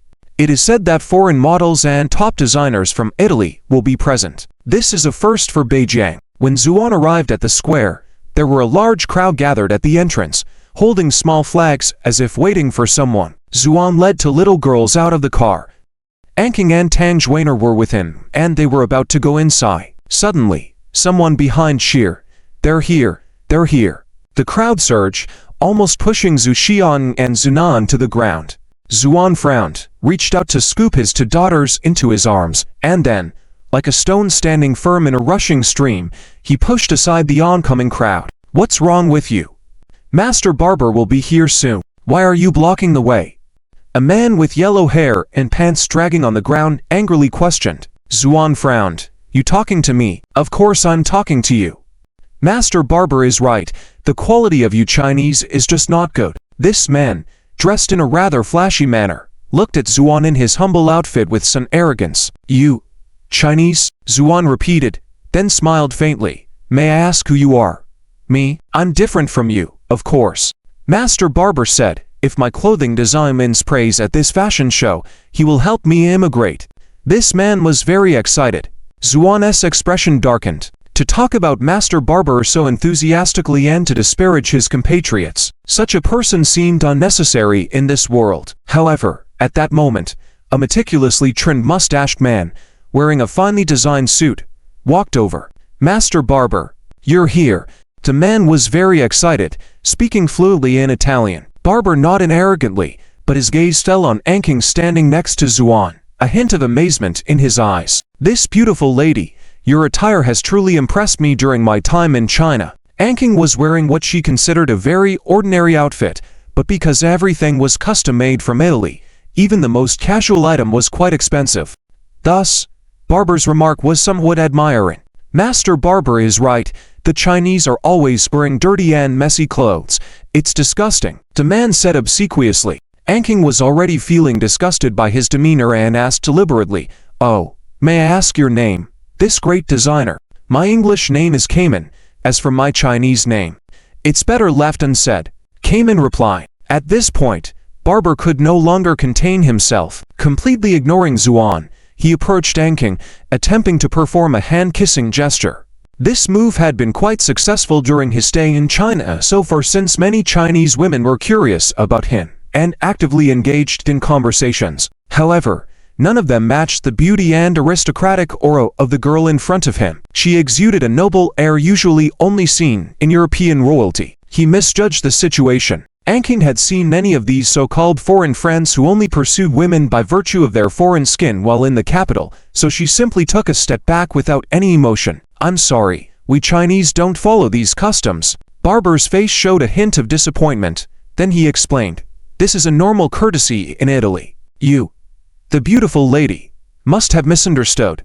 Cayman chimed in, "Yes, the Chinese are too conservative and feudal." Before finishing his sentence, he was interrupted by Zhu Xiang, who was in Zuan's arms, commenting, "Dad, that man's pants look strange." Zuan nodded, calmly saying, "For those who don't even care about their face, losing their pants is nothing." This statement made Cayman's face darken instantly. Barber also frowned, looking at Zuan, a slender Chinese man who seemed rather defiant. "So the manners of the Chinese are like this." "Like what?" "If you don't want to watch, you can go back to Italy," Zuan said expressionlessly. Barber was taken aback.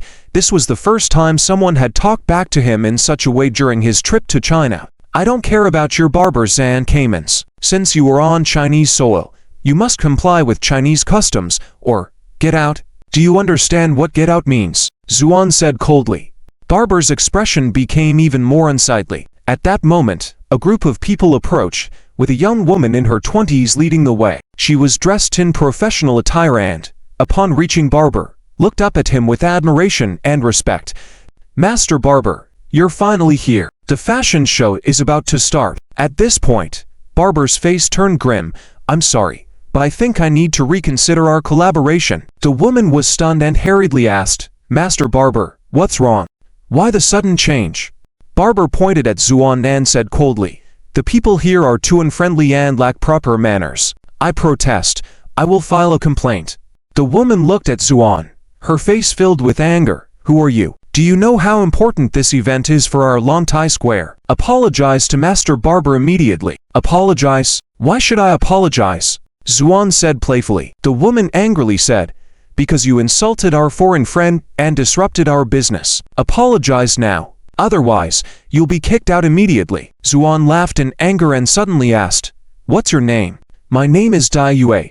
I'm the market operations manager sent by Lontai Group to oversee this place," Dai Yue said arrogantly. She could tell at a glance that Zuan was not an important figure, but Master Barber was a costly guest, and if something went wrong, what would happen? Zuan nodded. "So you're Dai Yue. I almost mistook you for Muyan Quan." Dai Yue initially didn't understand, but after a moment, she realized the implication and couldn't help but tremble with anger. Barber and Cayman stood aside, chuckling at the situation. Barber was confident that these Chinese people would eventually yield, so he wasn't worried. He asked Cayman nearby, "What does this shepherd dog mean?" Cayman's expression stiffened. "Oh. It means insulting this woman's behavior." "Oh." Barber remembered the incident of Dai Yue knocking on his hotel room last night and nodded. "I'm fired. Are you kidding me? Security, get rid of these people." Dai Yue sneered. "Take a look at this, Zhu," and tossed the card over. Dai Yue nonchalantly picked it up, not paying much attention, thinking Zuan was just playing games. But after a glance, she froze, because this card seemed to be the revered card that every employee of Lontai Group should remember when they join. The person holding this card is the most honored guest of Lontai Group. Never mind firing a small operations manager like herself, even closing down Lontai Square and only welcoming him would be feasible. Dai Yu's face turned extremely pale, trembling all over. Zuan said, indifferently, "Have you looked carefully? Do you want to make a phone call to confirm?" Dai Yue dared not speak, because she knew this was definitely real. Who was this man to possess the VIP card of Lontai Group? Dai Yue felt a sense of despair. Zuan said calmly, "Since there is no doubt, I now ask you to immediately get lost." At the end, Zuan's tone slightly intensified. Though it sounded no different to others, to Dai Yu's ears, it seemed like thunder booming, shaking her to the core, almost making her pee herself. The people behind Dai Yue remained quiet, not daring to lift their heads. Suddenly, Dai Yue shouted, "You fired me. Then what about your fashion show today?" Looking at Bobo, she said admiringly, "Master Bobo, you saw it. These people are rude and uncouth. Why should we cooperate with them?" Bobo's face darkened. not expecting this man to have such authority, causing a manager to resign with a mere gesture. However, what the woman said was right. He decided to terminate the cooperation immediately to see how they would handle the opening fashion show. Kamen added, the quality of the Chinese is poor, lacking in contractual spirit. Master Bobo, I believe they will have to apologize to you soon. Bobo looked proud, but at this moment, Zuen smiled, who said that without you all, this fashion show won't go on. Bobo was puzzled. Did this man invite other designers as well? No, that can't be. Then why did he say that? Dai Yue hesitated briefly, then mocked, you act pretty calm. Let's see what you do at the opening ceremony later, Zhu, and glanced at her deeply. Then lowered his head to Zuxiang and Zunan, shall we play a game with Grandpa later? Yes. The two little girls answered in unison. Zuen carried his two daughters to the fashion area. Dai Yue, Bobo, and the others exchanged glances and followed suit. They wanted to see what Zuen was up to. The fashion show was about to start in 20 minutes. The person in charge was in a panic. Upon seeing Zuen, he was startled. You, Zhu, and cut him off, showing the card. I'm taking over here now, but the words were swallowed as he also recognized the VIP card. There are still 20 minutes left. Even if God comes, he can't save them now. Bobo sneered. But Zuen remained calm, scanning the assortment of clothes, swiftly selecting a dozen pieces. Once at the design table, he grabbed scissors and began cutting at lightning speed. Everyone's eyes widened. Was he changing the design on the spot? With only 10 minutes left till the show, how could he possibly make it on time? Even Enqing thought Zuen was joking. Bobo, Kamen, and Dai Yue looked on in mockery. Zuan's cutting was swift. In less than a minute, he finished cutting the clothes, then started sewing them together. The waiting tailors were top-notch, and with remarkable speed, they sewed the clothes as Zuen instructed. Zuen picked up two pieces and handed them to Zuxiang and Zunan. These are for you. Then he gave the rest to Tang Zhuaner and Enqing. These are for you. Enqing widened her eyes. Do we have to go up there? Yes. I designed them based on your input, Zuen said calmly. Understanding the urgency, Enqing and Tang Zhuaner led Zuxiang and Zunan to the dressing room. The show was starting in less than 5 minutes. Bobo sneered. It's ridiculous. I studied design in Europe for over a decade, yet someone plans to design a new outfit in just a few minutes. Zhu, and glanced at him calmly, then smiled faintly. Sorry. When it comes to clothing, the people of Huaxia are your ancestors. This remark made Bobo's face turn grin, unable to come up with a retort. Because what Zuen said was indeed true. When the people of Huaxia had already donned exquisite silk clothing, Europeans were still wearing coarse fur or rough linen. Today's fashion show attracted many media outlets and fashionistas from all over the country. They were waiting silently below the runway. In the distance, regular folks whispered to each other, "Hey, what's the point of this fashion show? It's just those messy things from Europe." Exactly. One time I saw a model come out wearing a plastic bag. What a joke. Alas, our Huaxia civilization for thousands of years, now being taught how to dress by foreigners. Some lamented. Finally, with the sound of a guqin, the audience fell silent. Usually, the opening used various English songs, so why this change today? Some were puzzled, yet the sound of classical instruments was soothing, captivating listeners. The spotlight shone at the runway exit. Everyone held their breath, waiting to see the first model to appear. Two girls in classic hanfu walked out hand in hand. The identical pair with bright eyes and picturesque features, combined with the traditional hanfu, resembled princesses from a painting. There was a commotion in the audience. The media were stunned. Wasn't the designer supposed to be European? How could there be hanfu? But the media were quick to start snapping photos. It was the best material. The flashes made the two girls feel a bit scared, but they persisted and completed the walk with lowered heads. When they returned, applause erupted in the hall, starting softly but quickly turning into thunderous cheers. The opening featured two spirited young girls, leaving everyone eager to see what would happen next. As a delicate hand lifted the curtain, the audience held their breath and watched intently. A woman in traditional hanfu attire walked gracefully onto the stage, captivating everyone with her presence. This first appearance was truly stunning. Many photographers went crazy, their camera flashes never ceasing. The first person to walk out was Enqing, slightly shorter in height, so the designer Zhu, and made adjustments to her hanfu dress, making it smaller to fit her delicately, and Ching, accustomed to big stages, walked confidently and gracefully down the runway. "What a beautiful young lady!" someone exclaimed, earning nods from many others. As the Guqin music reached its climax, a woman in a black and red fairy skirt slowly walked onto the stage. Tang Zhuaner, compared to Ching, had a slightly fuller figure, so Zuan chose a black and red color scheme for her, matching with the fairy skirt exuding an ethereal aura. At that moment, Tang Zhuaner noticed the many people looking at her fixedly and felt a bit scared. And sensed Tang Zhuaner's hesitation on stage, narrowed his eyes, and sent a telepathic message to her, showing her how celestial maidens walked. Tang Zhuaner felt as if she had entered the heavens, surrounded by stunning celestial maidens exuding elegance, leaving her feeling calm and beginning to imitate their graceful postures. From an outside perspective, this woman initially seemed flustered upon entering the stage, but quickly regained composure and moved with a light and elegant step, captivating everyone with her beauty. The photographers in the audience were astonished, some even forgetting to adjust their cameras until nudged by others, then hurriedly aiming their lenses at this woman who appeared like a celestial being on Earth. The background music gradually became more intense, heightening the atmosphere. Many onlookers in the distance couldn't help but clench their fists, as the woman on stage exuded the charm of authentic Chinese clothing. The hanfu was so beautiful, especially when worn by women of the Huaxia descent, showcasing a graceful and dignified demeanor. Bob and Common, along with Dai Yue and others, stood nearby in utter amazement. Especially Bob, a seasoned fashion designer, could see the magic in these clothes. Each person has a unique posture, demanding designers to showcase the model's beauty to the fullest. No easy task, but Zuan effortlessly achieved this within a few minutes. How did he do it? Bob felt that his worldview had been turned upside down. Little did he know, for Zuan, this was just child's play. Having once been a deity and experienced many grand events and beautiful sights, his understanding and control of beauty were unrivaled. A mere clothing design could not faze him.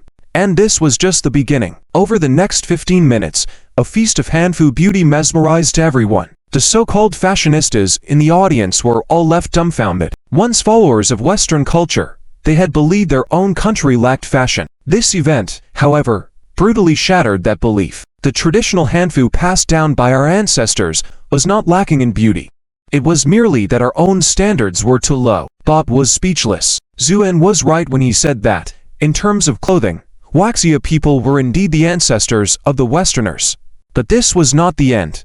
As the music faded, the lights on the runway dimmed. Was it over? People looked around, reluctant to accept it was ending. Suddenly, a magnificent and grand piece of music resounded, catching everyone off guard and sending shivers down their spines. From the stage entrance, Zuan, dressed in black and red Han Dynasty attire, with a 3-foot Han sword hanging from his waist, made a slow entrance. The Han Dynasty attire featured intricate patterns, exuding majesty and grandeur. The Han sword, 8-sided and about 3 feet long, commanded respect and awe. Zuan, with a calm demeanor, had eyes as deep as an unfathomable pool, profound and chilling, making people feel a sense of fear and reverence. Silence filled the stage and the audience. Many reporters even forgot to take photos until Zuan reached the front of the stage, prompting them to quickly lift their cameras.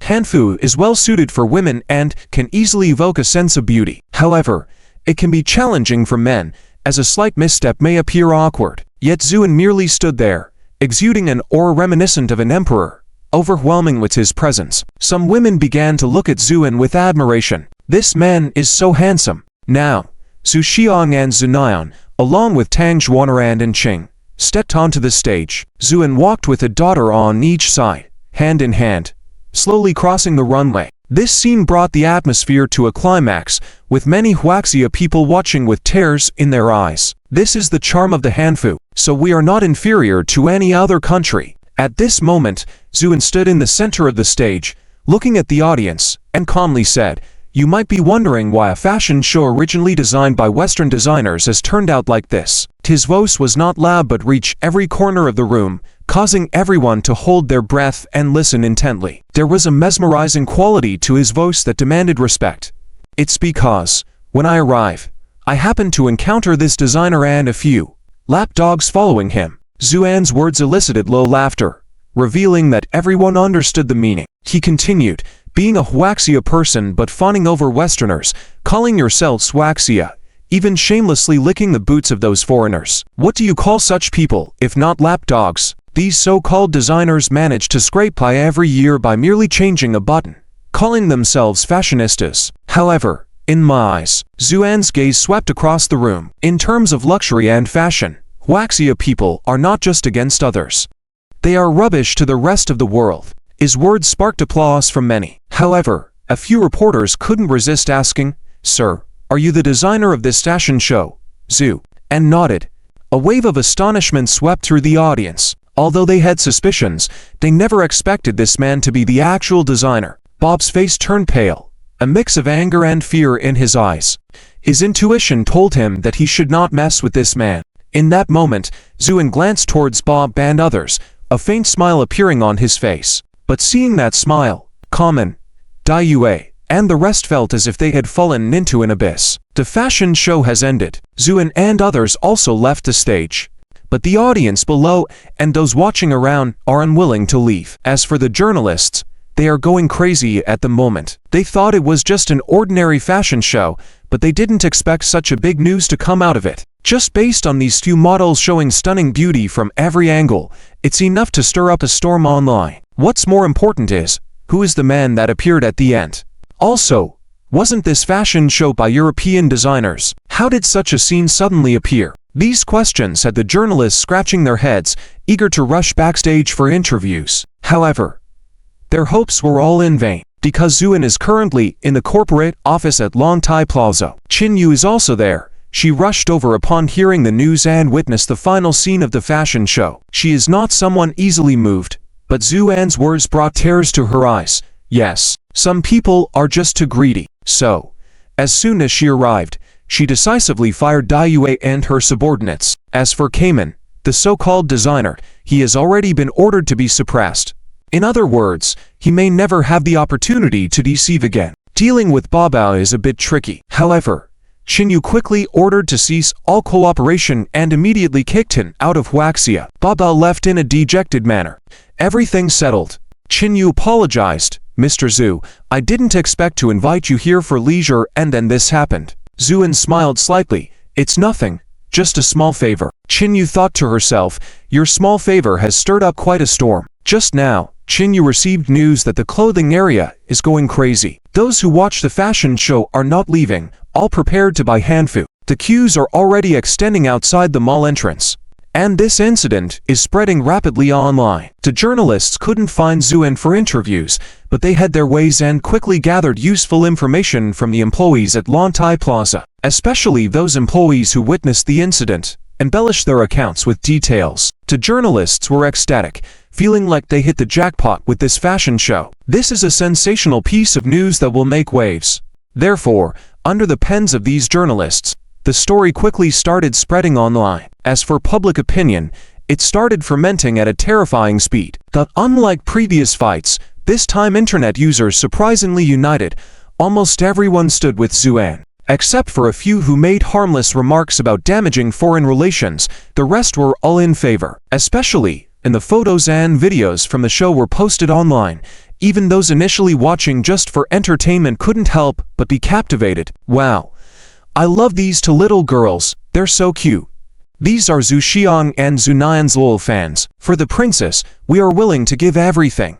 These are King's fans. All praise has no meaning in front of you. These are Tang Xuanara's fans. And then these fans began their habitual arguing and debating. For example, debating over who is prettier, and Qing and Tang Xuanara's fans had debated for hundreds of pages.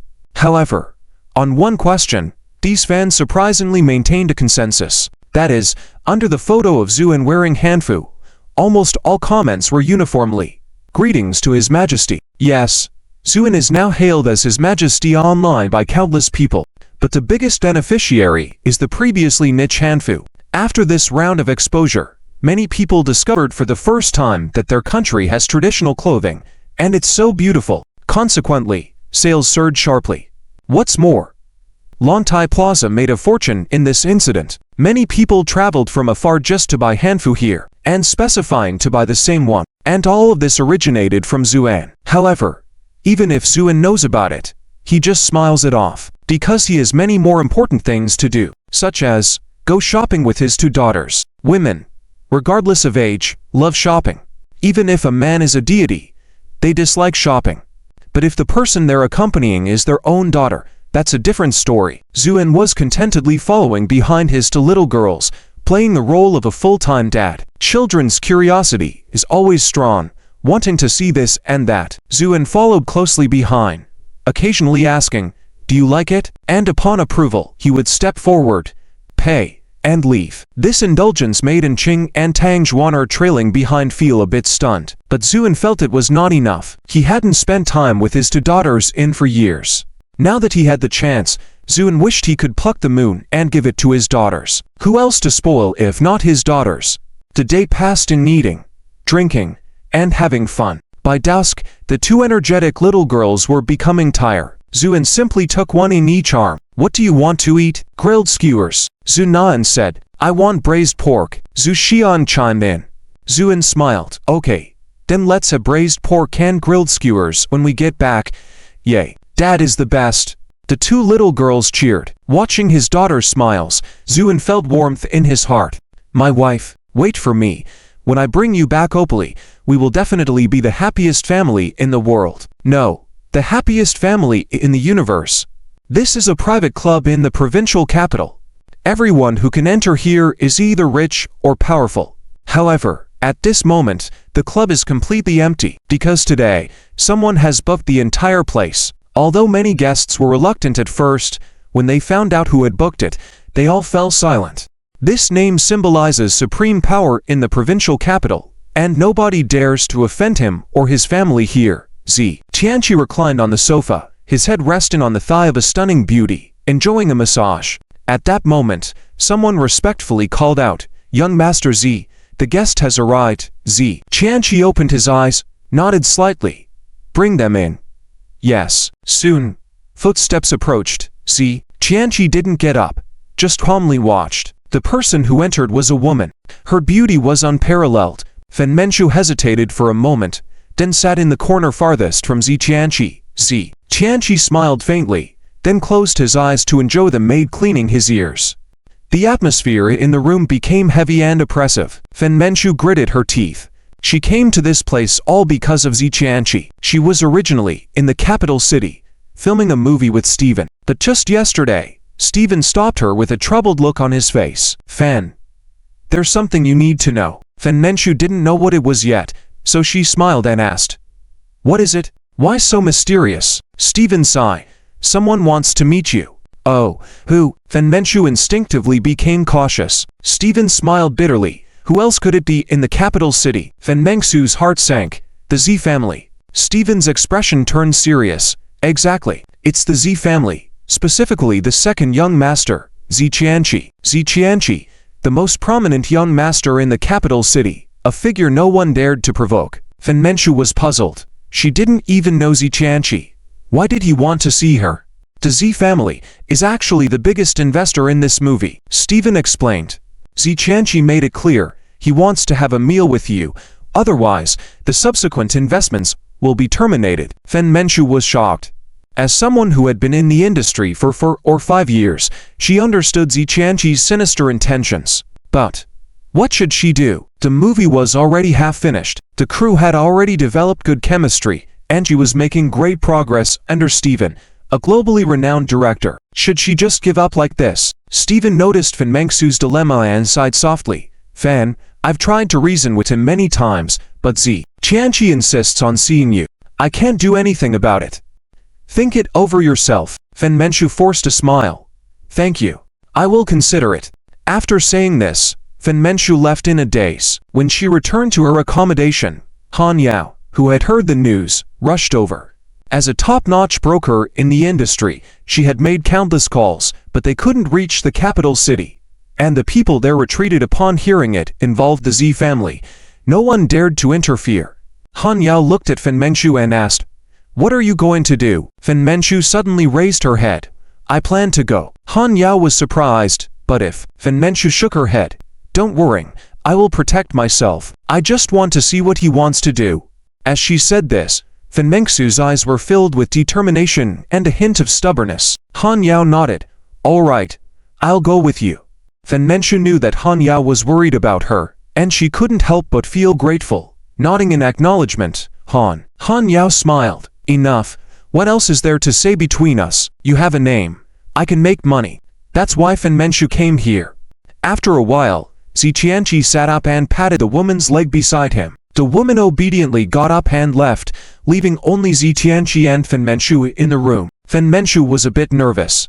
Zi Qianqi, however, smiled faintly, stood up and walked to the liquor cabinet, opened a bottle of red wine, poured two glasses, and handed one to Fen Mengxiu. This is one of the few remaining bottles of 100-year-old red wine in the world. Miss Fan can try it. Fen Mengxiu took a sip and nodded approvingly. Indeed, it's good.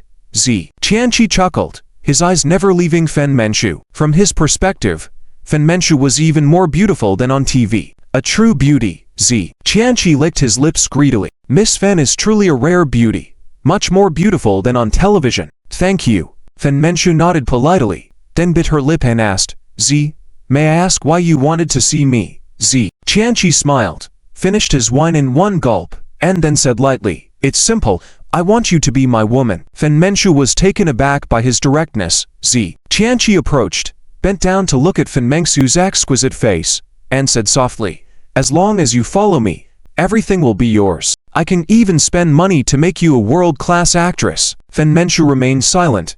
Zi Qianqi's heart was moved, and he couldn't resist reaching out to lift Fen Mengxiu's delicate chin. But at that moment, Fen Mengxiu threw the red wine in her hand towards him. The wine splashed all over Zi Qianqi's face. He was stunned. Fen Mengxiu stood up slowly, enunciating each word.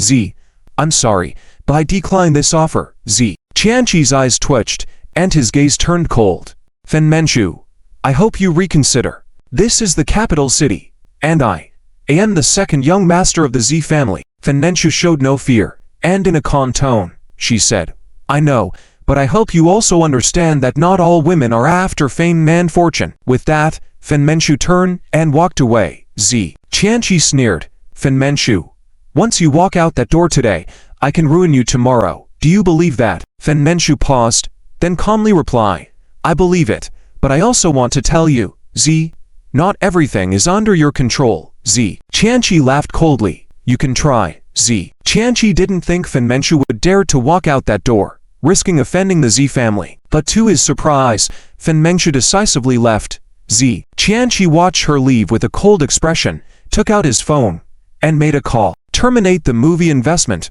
replace the female lead, and blacklist Fen Mengxiu. After hanging up, a smirk appeared on his face. In S City, the Zi family was all-powerful. One day, you'll come back, begging on your knees. Zi Qianqi thought to himself. Fen Mengxiu walked out of the club, and Han Yao greeted her. How did it go? Fen Mengxiu smiled. Nothing happened. Although Han Yao felt uneasy, she didn't ask further. When they returned to the hotel, Han Yao received a call from Steven. On the other end of the line, Steven regretfully said, sorry, the investors have withdrawn their funding now, and they want to replace the female lead. Han Yao felt a pang of anxiety, knowing that everything was now irreparable. She made many phone calls, but couldn't reach anyone this time, because by now, everyone in the industry knew. This is the press conference for the movie Battle of the Gods. Many journalists arrived early. With their keen sense of smell, they caught a whiff of a big news story. Sure enough, when all the cast and crew of Battle of the Gods enter, discussions started below. Why isn't Fen Mengxiu here? Exactly. She's definitely the female lead. How could she miss such an important press conference? Huh. Isn't that Hua Ruyu, the hottest rising star in the industry recently? Why is she here? Amidst these discussions, Steven, with a dark expression, said, due to personal reasons, Miss Fen Mengxiu has left the cast of Battle of the Gods and won't be playing the female lead anymore. Hua Ryu will take over the role. With that, Steven turned and left, expressing his silent anger through his actions. The whole room erupted with commotion. The journalists were going crazy. This was a shocking piece of news in the entertainment industry. Battle of the Gods is the biggest investment and most anticipated film of the year. Therefore, it has garnered the most attention. Now, with a sudden change in the female lead, it led to various speculations. Ms. Hua, What are your thoughts on taking on such a major role in Battle of the Gods all of a sudden? Hua Ryu's delicate face displayed a scripted smile and she calmly said, I have no particular thoughts. Everything speaks for itself. The room exploded. Fen Menchu is a decorated actress and known as one of the strongest acting talents of the new generation. Now, hearing Hua Ryu's words, it seemed like she wanted to outshine Fen Menchu. However, these journalists were there for the drama, and one quickly asked, Ms. Hua, are you suggesting that Fen Menchu lacks talent? Hua Ryu responded, I didn't say that, but you can interpret it as you wish. But Fen Menchu is your senior, and it said that when you just entered the industry, she helped you. A journalist interjected. Hua Ryu coldly chuckled. In the entertainment industry, there are no seniors, and I didn't seek her help back then. It was all voluntary on her part. Now that her popularity has waned, being replaced is only natural. I've said what I needed to say. Hua Ryu stood up, raised her head arrogantly, and left. This news quickly spread like wildfire in the entertainment industry. Many television media outlets immediately covered the press conference. Han Yao sat in front of the TV, furiously throwing the remote control. This ungrateful person. You helped her so much before, and now she's stabbing you in the back. Fen Menchu remained calm, just sighing softly. Menchu, how about we tell Mr. Zhu? He has great connections and might be able to solve this matter. Han Yao tentatively asked. Fen Menchu shook her head. Even if he has great connections, what can he do? The other party is the Z family. Han Yao sighed, as well. The Z family had been dominating the provincial capital for decades, becoming a formidable force. Despite the rise of the Qin family in Beijing in recent years, they still paled in comparison to the Z family. This was evident from the fact that the Qin family had no commercial presence in the provincial capital. This made Fen Menchu quite pessimistic. What should we do? If this matter isn't handled properly, your career will be ruined.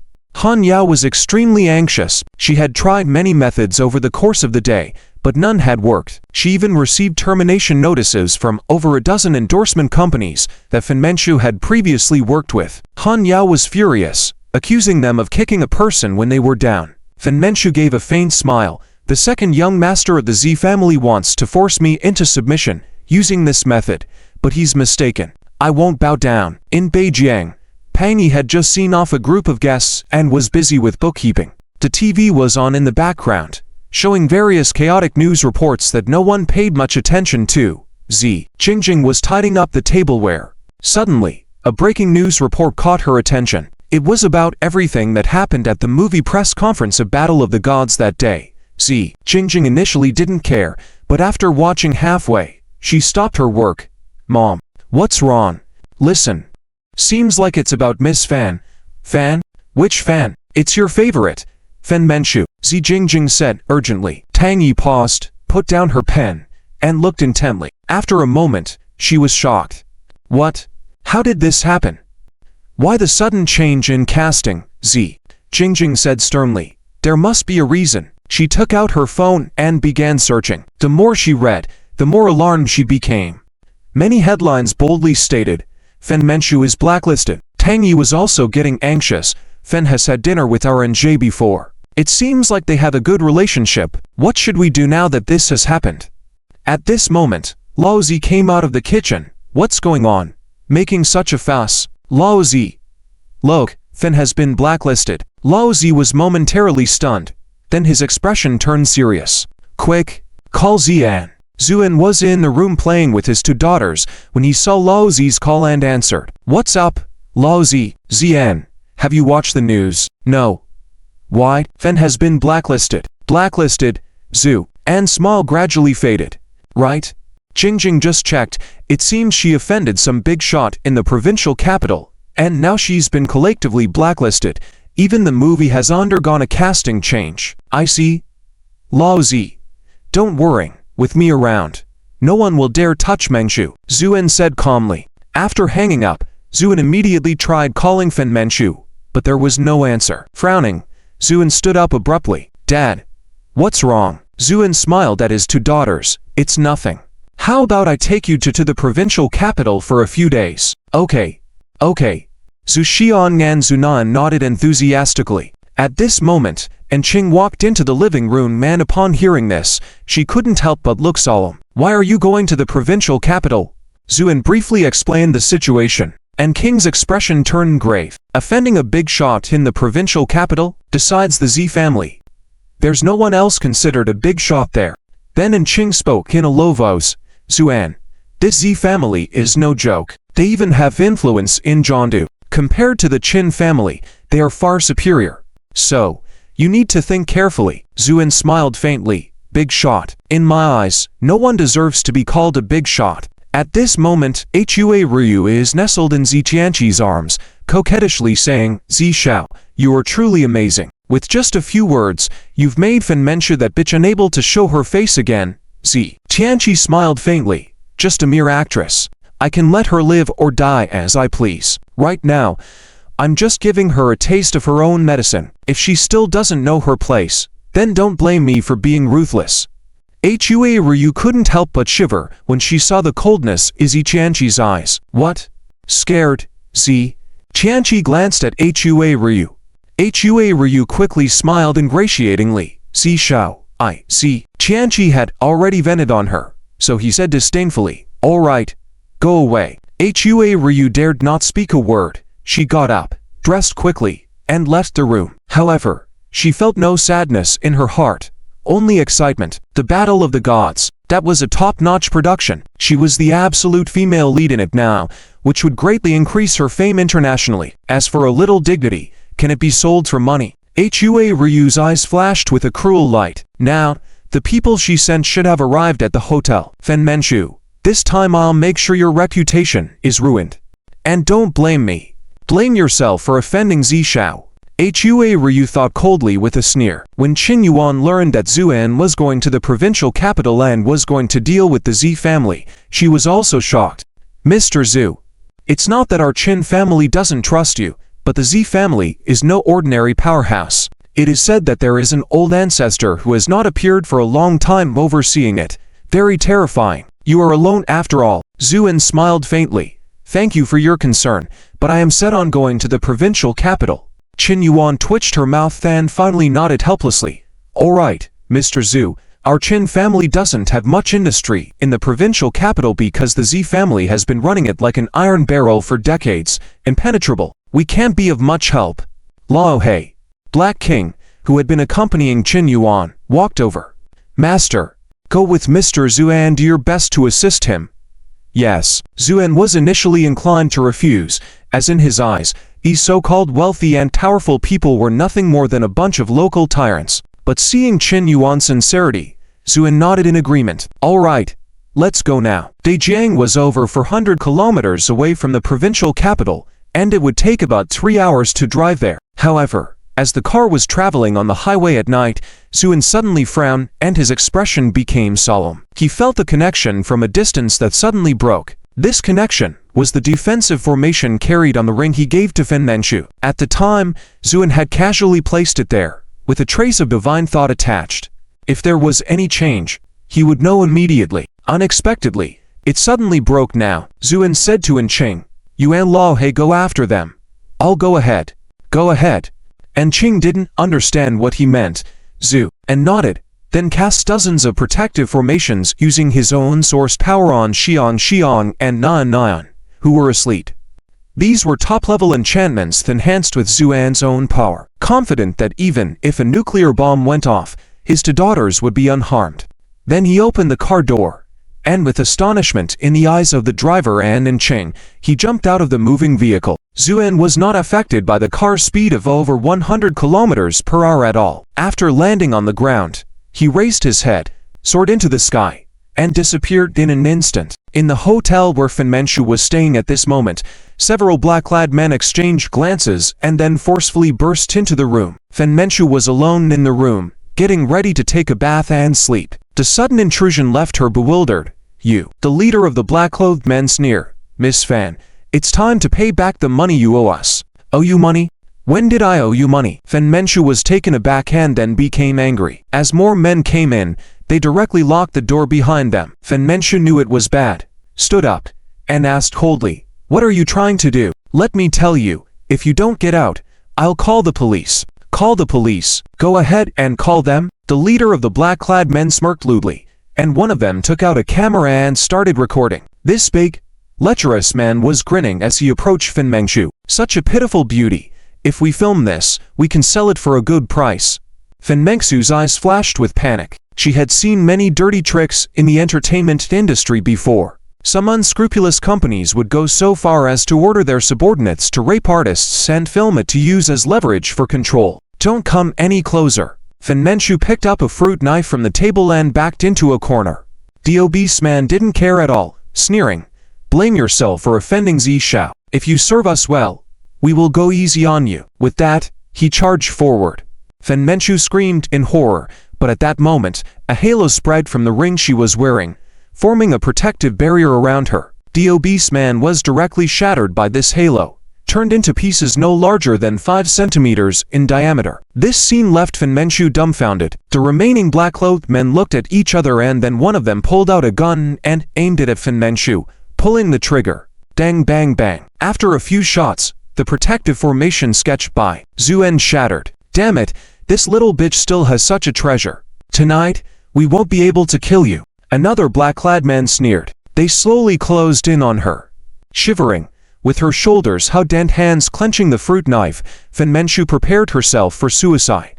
Even if it meant dying, she didn't want to fall into the hands of these villains. Zuan, we won't meet again in this life. In the next life, I will definitely marry you. Fen Mengxiu thought to herself, resolutely preparing to plunge the fruit knife into her heart. Just then, a convo suddenly rang out. You haven't had dinner yet. What would you like to eat later? This voice made the black-clad man pause, and Fen Mengxiu trembled all over before looking incredulously towards the door. She was very familiar with this voice, which she had heard countless times in her dreams. Could it be? Fen Mengxiu felt her whole body go weak, tears falling uncontrollably. It was like a younger sister feeling wrong and seeing her older brother when she got home. The black-clothed men glanced at each other, all looking suspicious. One of them harshly demanded, "Who are you? Don't you know that the Black Cloth Gang doesn't welcome strangers? Get lost." Zuen smiled slightly. Black Cloth Gang. Honestly, that name lacks imagination. Who the hell are you? Someone cursed angrily and raised a fist. Zuen, without even looking at him, reached out and grabbed his head, then smiled at Fen Mengxiu. Close your eyes. Fen Mengxiu hurriedly closed her eyes. With a sudden force from Zuan's hand, the head of the black-clothed man burst like a rotten watermelon. The stench of brain matter filled the air, making the remaining black-clothed men tremble in fear. It was ruthless. To kill a person with just a wave of the hand, and the indifferent expression made it seem as easy as killing a chicken. Zuen revealed his white teeth and said coldly, "Not bad. Now, it's your turn." The remaining black-clothed men were terrified, ready to flee, but then felt a tingling sensation under their feet. Looking down, they saw a pure white flame rising from the ground. The flame had no key, but in an instant, it burned the black-clothed men to ashes. Only one black-clothed man was left. Zuen walked over slowly, and the man trembled and fell to his knees, begging for mercy. "Please spare me. I was wrong. I won't do it again." Zuen stopped in front of him, asking, "Who sent you?" The man trembled, showing hesitation. Zuen shook his head. "Forget it. I'll find out myself." With a grab, a phantom emerged from the man's head, and the man collapsed to the ground. The man's soul was weak and fragile, and his eyes showed extreme fear towards Zuan. With a pinch, the crucial memories were extracted. After reading them, even Zuan furrowed his brows. The Black Cloth Gang was truly wicked, responsible for harming more than 10 women. They deserved no mercy. With a snap of his fingers, the remaining bodies were quickly turned to ashes by the flames. Zuen said, "Okay, open your eyes now." Fen Mengxiu slowly opened her eyes and saw Zuan's smiling face, reminiscent of the young man who stood up for her in the classroom years ago and she was being bullied. She suddenly threw herself into Zuan's arms, crying loudly. It was too terrifying for a girl. If Zuan hadn't arrived, Fen Mengxiu would have faced either humiliation and blackmail or even suicide. Perhaps even after death, these black-clothed men would not have let her go. Zuen remained calm at that moment, silently praying, "Honey, please don't be mad. I'm just here to rid the world of evil and help the innocent." After crying for a while, Fen Mengxiu felt a bit embarrassed and released her grit. Zuen ruffled her hair and said with a smile, "You, a crybaby. Come, let's go eat." Fen Manchu was staying at a 5-star hotel with a 24-hour buffet downstairs. These past few days, she had no appetite and barely ate anything. However, with Zhu-An's presence, she suddenly felt hungry and enjoyed her meal. At that moment, Han Yao rushed in anxiously. She had gone to seek help from acquaintances, hoping to resolve the situation through connections. But upon returning, she heard about the commotion upstairs, possibly involving gunfire. Worried, she rushed upstairs. Finding no one in the room, Han Yao panicked. Fortunately, a staff member informed her that Miss Fen and a man had gone downstairs to eat. Han Yao hurriedly followed. Upon arrival, seeing Zhu-An, Han Yao breathed a sigh of relief. She inexplicably trusted Zhu-An. With him around, it felt like he could handle any crisis. Zhu-An noticed Han Yao and nodded in acknowledgement. Despite their initial unpleasant encounter, Han Yao genuinely cared for Fen Manchu. "Manchu, are you okay?" Han Yao asked with concern. After sitting down, Fen Manchu shook her head. "I'm fine." Who could have done this? Han Yao, upon hearing the situation, was furious. "The person who sent people after Manchu is named Hua Ruyu," Zhu-An replied. "Hua Ruyu." Han Yao was shocked, then angrily said, "That vile woman used such despicable means. She deserves severe punishment." Zhu-An smiled and, looking at Fen Manchu, asked, "How do you want to deal with these people?" Fen Manchu fell silent. She was not a saint and felt angry too. But dealing with the Z family's power was daunting. She knew Zhu-An was formidable, but could one person stand against such a formidable force? Zhu-An sensed Fen Manchu's thoughts and smiled, saying, "If you want them dead right away, I can ensure that the Z family and Hua Ruyu won't see tomorrow's sun." His tone was calm, as if discussing a trivial matter, but Han Yao couldn't help feeling a chill. Despite the bloodshed being casually mentioned, it was unsettling. "But I think letting them die that easily would be boring," Zhu-An continued. "So, what do you mean?" Fen Manchu asked. Zhu-An smiled. "Since they're blocking you, let's show these so-called elite families how to behave. They replaced your movie. We'll make our own and see who has the last laugh." "Make a movie?" Fen Manchu and Han Yao exclaimed in surprise. "Yes. And I'll invest. Will 5 billion be enough?" Zhu-An was confident. He knew the Qin family would spare no expense since they were enemies with the Z family. "But what about the director?" Fen Manchu inquired. Zhu-An looked at Han Yao. Gritting her teeth, Han Yao slammed the table. "Mr. Zhu is right. These people have gone too far. We won't back down. Let's make a film and show them that some people are untouchable. As for the director, leave it to me." "What about the script?" Fen Manchu asked. Zhu-An smiled. "Don't worry about the script. This movie isn't just to make a point but also to teach them a lesson. Hence, the movie's name will be God Slayer." The title filled Fen Manchu with unease at its fierce implication. With one side named Battle of the Gods and the other God Slayer, it was clear they were going head-to-head. And judging by Zhu-An's intentions, this was only the beginning. In fact, Zhu-An had sensed a presence upon entering the city, likely an immortal. The arrogance of their enemies stemmed from this backing. However, Zhu-An remained nonchalant. "Okay, Mr. Zhu, I understand. I will get back to you immediately." Qin Yu hung up the phone with a serious expression. "What did Mr. Zhu say?" Qin Yuan asked in a deep voice while standing by the office window. "He is preparing to shoot a movie for Fen Manchu and wants us to invest in it." Qin Yu hesitated a bit. "Providing the funding is not difficult. A few billion yuan is not a big deal for our Qin family. But if we do this, it means we will completely stand against the Z family." Qin Yuan smiled and suddenly asked, "You, look at this vast city outside the window. How splendid it is. This office is located on the top floor of the tallest building in Beijing City. Standing by the floor-to-ceiling window, one could see the whole city at a glance, as if the entire Beijing City was underfoot." Qin Yu was somewhat puzzled. Qin Yuan continued, "For so many years, we have always maintained a good relationship with the Z family on the surface, but do you really think it's as friendly as it seems? Business is like a battlefield, even more cruel than a battlefield. Do you know why our Lontai group has no industry in the provincial capital?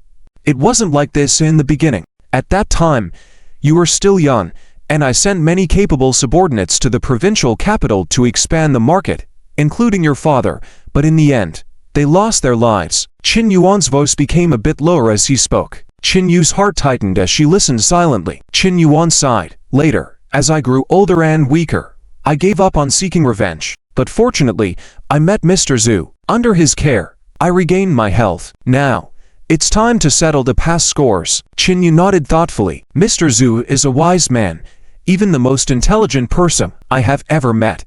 When he went to the provincial capital this time, I sent He Wan along not just to accompany him, but also to show him our Qing family's intentions. No matter what happens, the Qing family will be Mr. Zhu's loyal supporter. This is the reason he asked for our investment. He has much bigger plans than just a movie. So, grandfather, are you suggesting that I will stay here? You take enough funds and personally go to the provincial capital. Mr. Zhu asked for 5 billion. Then you bring 10 billion. Qin Yuan's eyes became even sharper. Qin Yu's expression became serious as she nodded. Got it. What is born of dust returns to dust. Some things need to be resolved. Qin Yuan looked at the bustling city below, his eyes seeming to burn with a flame. Han Yao's expression turned extremely ugly. For the whole morning, she made countless calls to well-known directors in the industry. But as soon as they heard it was to direct a new movie for Fen Manchu, they all politely declined. The setbacks made both Han Ya and Fen Mengsu's hearts sink. The influence of the Z family in the industry was evidently larger than imagined. Only Zhuan remained indifferent, even spending the morning playing puzzles with his two daughters. By noon, after the last call ended in failure, even Han Ya fell into despair. At that moment, the doorbell rang. When He Wang opened the door, a man wearing a mask walked in. After taking off his mask, it was Stephen. Mr. Stephen, what brings you here? Han Ya and Fen Mengchu both quickly stood up. Stephen smiled apologetically, then nodded respectfully towards Zhu. And sitting in the chair, Mr. Zhu, and nodded. Please sit. Stephen shook his head. I won't sit. There's a lot to do on the set. I came to tell you that if you are really planning to make a movie, I can recommend someone. Who? Han Yao's eyes lit up. Stephen said, this person is my old friend, whose directing skills are not inferior to mine. He offended the Z family by not going to the powerful and was subsequently hidden away. I heard his partner fell seriously ill later on, and he disappeared. Are you talking about? Han Yao hesitated for a moment. Stephen nodded. Yes, it's none other than the once-renowned genius director, Cao Zheng. Is he also in the provincial capital? Stephen nodded.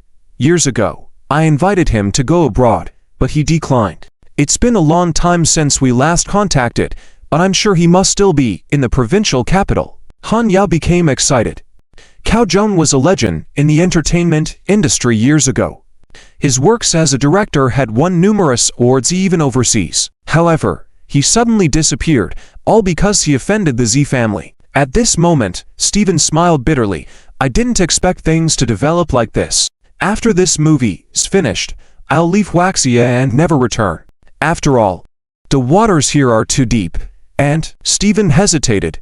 What is it, Zhu? And raised an eyebrow. This time, the Z family has apparently taken serious action, increasing their investments significantly. Qianji has great ambitions, even wanting to use this movie to conquer the overseas film market. Stephen's meaning was clear. He was warning Zhuan that if he truly wanted to use the movie to teach a lesson to the Z family, it would be very difficult. Zhuan smiled faintly. Ambition is good, but without equal strength, it's just a fool's dream. Stephen gave the address to Han Yao and then left after putting on his mask again. Han Yao was extremely excited, ready to go and invite Cao Zheng immediately. Zhuan also stood up and said, I'll accompany you. He Wang will stay here to watch over things. He Wang nodded. Understood. Daddy, we want to go too. Zhuan smiled, picked up his two daughters, and said, sure. It was a very dilapidated neighborhood, filled with garbage strewn all over the streets due to lack of maintenance. The residents here were mostly economically disadvantaged individuals.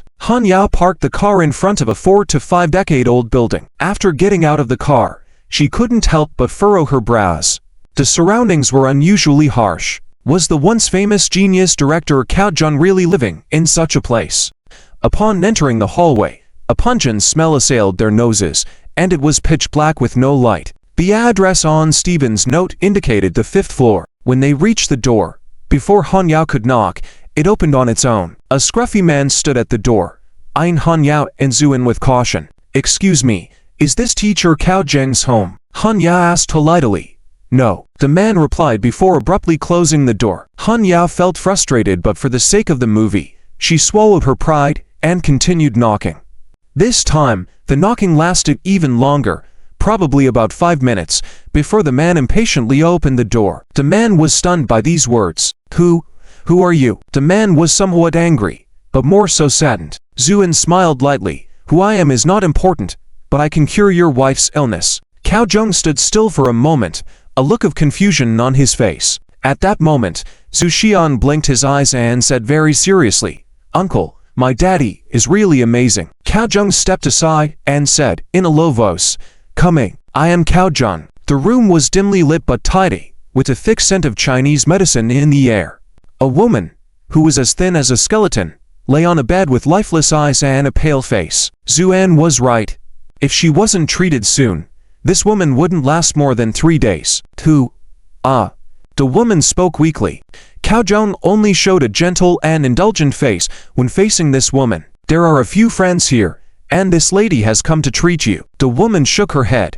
It's no use. No one can help me. Stop spending money on me. Save some money, so after I'm gone, you can find someone else. Cao Zheng's eyes were full of indulgence. Don't say such silly things. You will definitely get better. With tears in his eyes, Cao Zheng turned his head away. Han Yao originally wanted to explain the purpose of their visit, but seeing this scene, she couldn't help but be moved. It was no wonder that such a renowned director had fallen to this state. It was all for the sake of his beloved woman. Zhu Xiang and Zunan tugged at Zuan's clothes and said with sadness, Daddy, please save this Andy. They are so pitiful. Zuan smiled. Indeed, a child's heart is always the purest. Though cultivators need to sever worldly emotions, if one indulges in indiscriminate killing, they will fall into the demonic path. Only by holding a pure heart like a child's can one be invincible in all endeavors. Zuan took a few steps forward and approached the woman's bed. With just one look, he could tell that this woman was on the brink of death. Surviving until now was already a miracle. She was literally clinging on to her last bit of life force. And what was this life force? Just by looking into the woman's eyes filled with deep love and reluctance towards Cao Zheng, Zuan could tell. His heart, as firm as a rock, couldn't help but be moved, so he reached out his hand and solemnly commanded, Condense. The woman's soul was dissipating. Without first condensing the soul, no elixirs or miraculous medicines could save her. But who, besides immortals, could perform soul condensation? Fortunately, Zuan was indeed an immortal, and not just any immortal, but the supreme immortal. With a command, countless light dots gradually condensed. This miraculous scene left Cao Zheng dumbfounded, but the woman's eyes gradually cleared. After a moment, Zuan stepped back, took out a Peiyuan pill. It was made from the leftover medicinal residues. For ordinary people, this pill was already considered a divine remedy. Zuan threw it to Cao Zheng. If she takes this pill, she can live 100 years longer. Cao Zheng took the pill without hesitation and prepared to feed it to the woman. This was also intentionally set up by Zuan. He wanted to see how this man would choose in front of a pill that could extend life by 100 years. The result didn't disappoint him.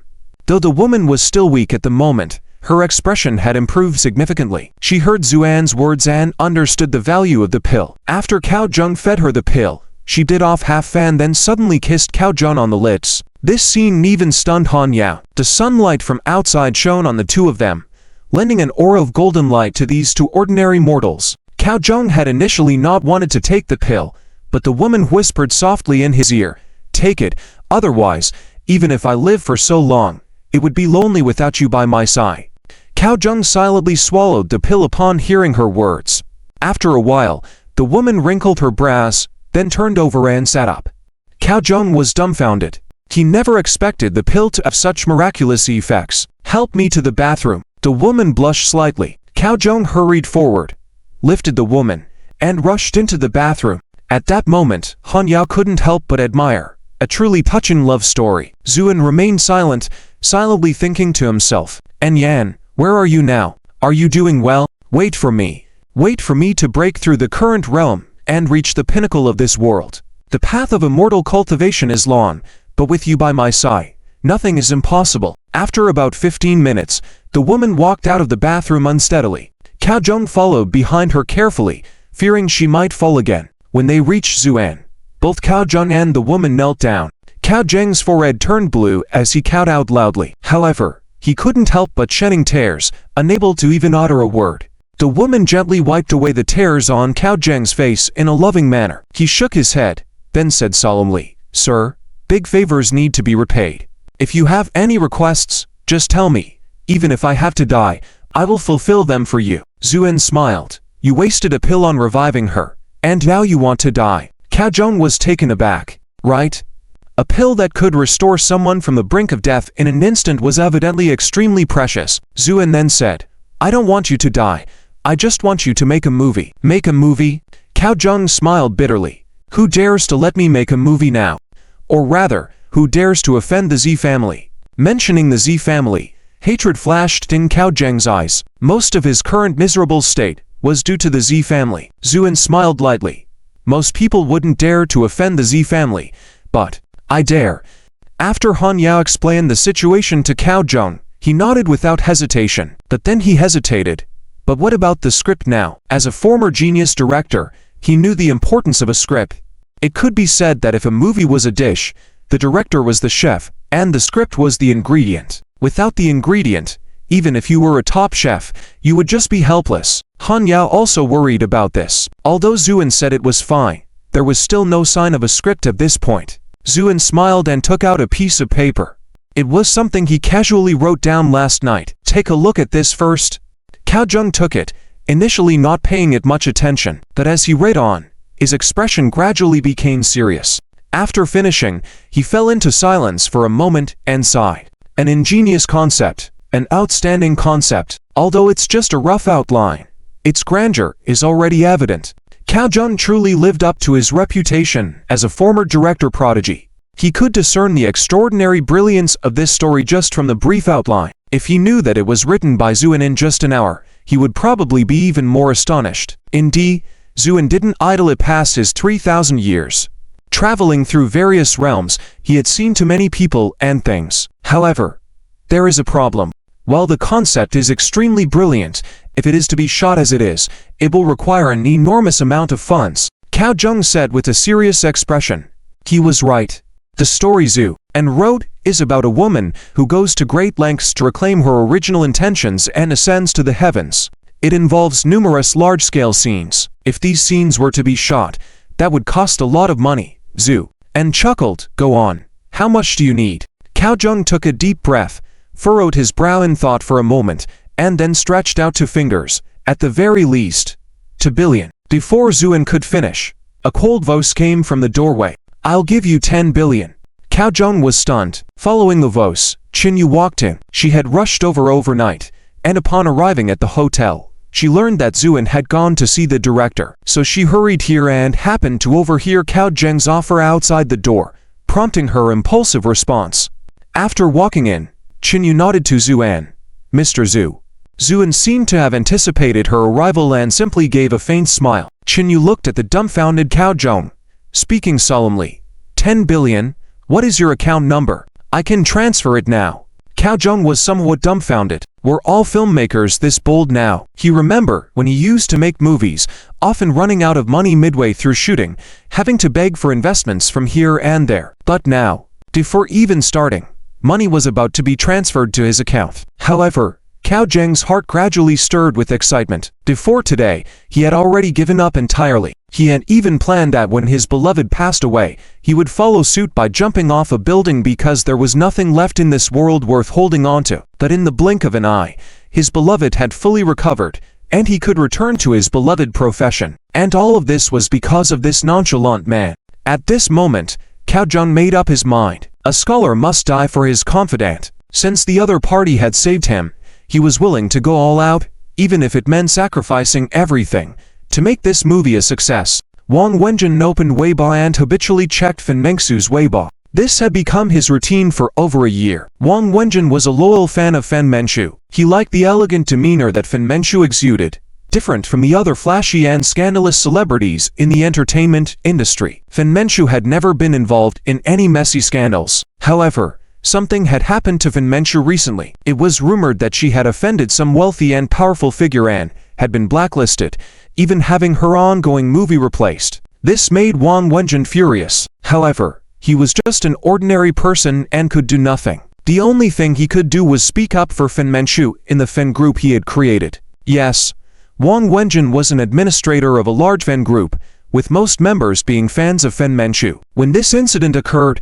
All these usually silent fans stood up to show support for their idol. However, their power was too weak and ineffective. Today, Wang Wenjun went to Fan Mengxiu's Weibo, intending to leave a comment to let her know, even though he doubted she would see it. He wanted to tell Fan Mengxiu that she still had many fans silently supporting her from the shadows. Fan Mengxiu's long-dormant Weibo suddenly had a new post. Looking at the date, it was posted today. Wang Wenjun felt a surge of excitement and immediately clicked on it. The content of the Weibo was short, with only a few words. Tomorrow, press conference. See you there. A press conference? What press conference? This raised many questions in Wang Wenjun's mind. Meanwhile, Fan Mengxiu's Weibo post was like a bomb that shook the entire entertainment industry. Many people who saw the post had one thought. Fan Mengxiu had run out of options. Could she be preparing to announce her retirement at the press conference? It might just be the case. When Ryu saw the post, she smirked with satisfaction, although she had been anxious during these past few days. After all, not one of the operatives she sent out had returned. Current events indicated that Fan Mengxiu was likely faltering. Hehe. Once you retreat, I will find an opportunity to destroy you. Ryu harbored deep-seated resentment towards Fan Mengxiu. She wished for nothing but to see Fan Mengxiu's reputation in tatters. In just half a day, Fan Mengxiu's Weibo post had been pushed to the top of the trending list. Countless people left comments. There were doubts, sarcastic remarks, but mostly words of encouragement from fans. Meanwhile, Wang Wenjun was the first to leave a message in the group. Who is coming with me to support Mengxiu at her press conference tomorrow? The group exploded with responses. I am. Me too. Count me in. I can't go, but I can contribute financially. Same here. Wang Wenjun looked at these messages and couldn't help but tears all up in his eyes. Unlike the boastful and domineering fans of other celebrities, Fan Mengxiu's fans were always gentle and understanding. However, when something did happen, these lovely people would step forward without hesitation. And the journalists were swarming like sharks smelling blood. Although it was still early, the press conference site was already packed with people. Journalists set up their cameras, eagerly awaiting Fan Mengxiu's arrival. Wang Wenjun and others held banners and slogans outside. Written on them were words of support. In wind or rain, Mengxiu, we will always be with you. Finally, the crowd began to stir. Fan Mengxiu appeared in a well-tailored outfit, with a graceful smile on her face as she confidently walked to the stage. The flashlights below flickered like a sea of stars. Countless journalists wanted to rush forward. Miss Fan, there are reports saying you are planning to retire this time. Is that true? Miss Fan, your movie was replaced by Ryu who claimed to have driven you out based on her skills. What do you have to say? Miss Fan? Numerous questions seemed to overwhelm Fan Mengxiu. At that moment, Han Yao walked over, shielding Fan Mengxiu from these aggressive journalists and spoke loudly. Everyone, please calm down. The venue gradually became quieter. Fan Mengxiu smiled and said, Thank you all for coming. This press conference is not about announcing my retirement but to inform you all that I am preparing to shoot a new movie. After a brief moment of silence, the journalists and while Fan Mengxiu was going to make another movie. How was that possible? The Z family had spoken. Who else would dare to invest in her project? As Han Yao tried to calm the journalists in vain, some ill-intentioned individuals deliberately pushed forward, causing chaos at the scene. Just then, Zuan, who was watching from backstage, strode to the stage and said coldly, Quiet. His voice was not loud, but everyone heard it clearly. It was as if Zuan's voice carried a magical power that made everyone pause. Looking around, many people naturally lowered their heads. Zuan then calmly stated, I know what you all want to ask. I am the investor for this new movie. Another commotion erupted. This handsome and imposing man was the investor. What was his relationship with Fan Mengxiu? Zhu.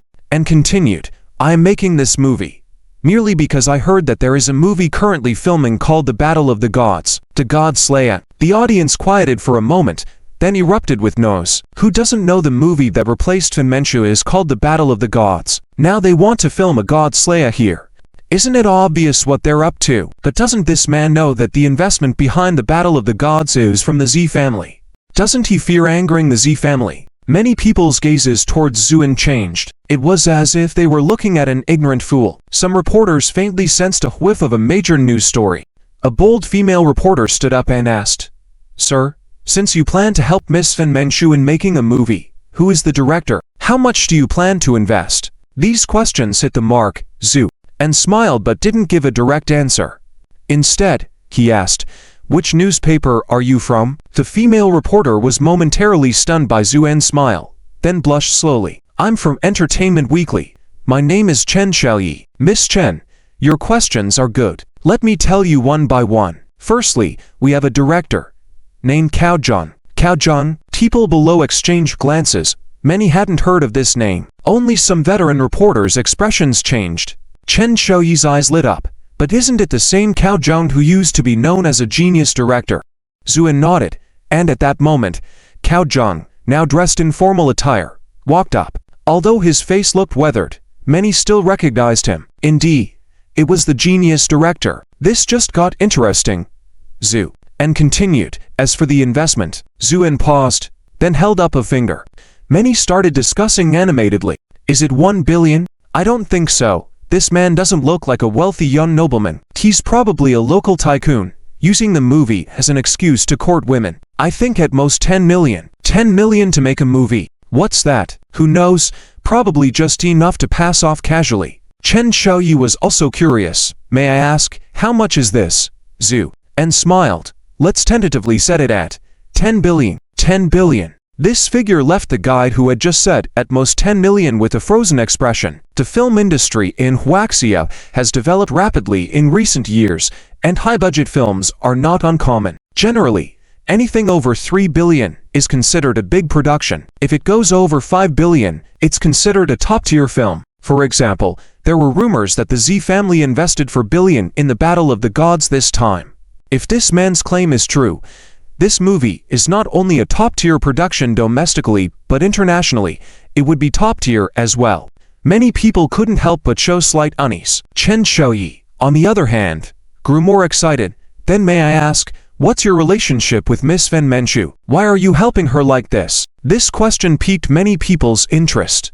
Fen Menchu's expression became tense. Zhuan, however, nonchalantly replied, "I can only say she's my best friend." This clever answer skillfully avoided the core issue, leaving Chen Xiaoyi a bit frustrated, about to ask more, when in Qing late, Zhu Xiang and Zunayan onto the stage. As soon as the two little girls appeared, many people's eyes lit up. As journalists, they had seen many beautiful children, especially the children of some celebrities, often appearing in the media. Those children were beautiful, but often seemed to mature. Their faces bore a routine false smile and, although their actions were cute, they gave off a sense of artificiality. However, these two little girls brought a refreshing feeling.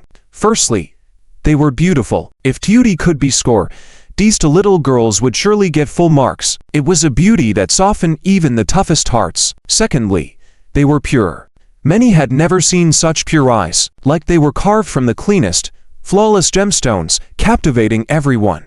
Lastly, they were cute. Imagine two extremely beautiful and pure little girls. Their charm was beyond measure. Then they came up hand in hand, hopping onto the stage. Who could resist that? So, many couldn't help but reveal a foolish smile, and some quick-thinking reporters aimed their cameras at the two little girls, snapping away. Zhu Xiang and Zunan reached Zhuan, calling out in childish voices, "Daddy." This daddy petrified many present. Daddy? This man was the daddy of these two little girls. Zhuan then put on an indulgent smile, bent down to hug the two little girls in his arms, then addressed the audience.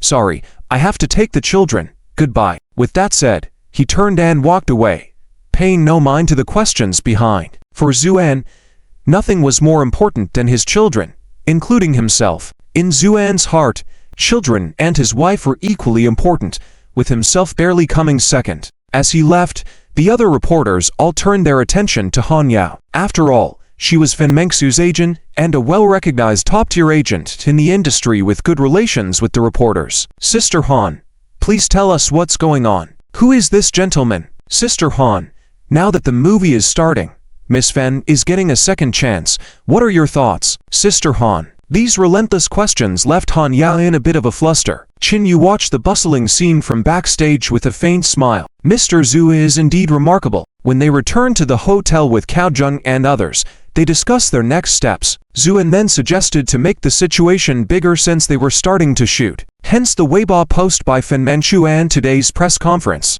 At this moment, Chen Xiaoyi, amidst the chaotic crowd below, was getting irritated, biting her lip.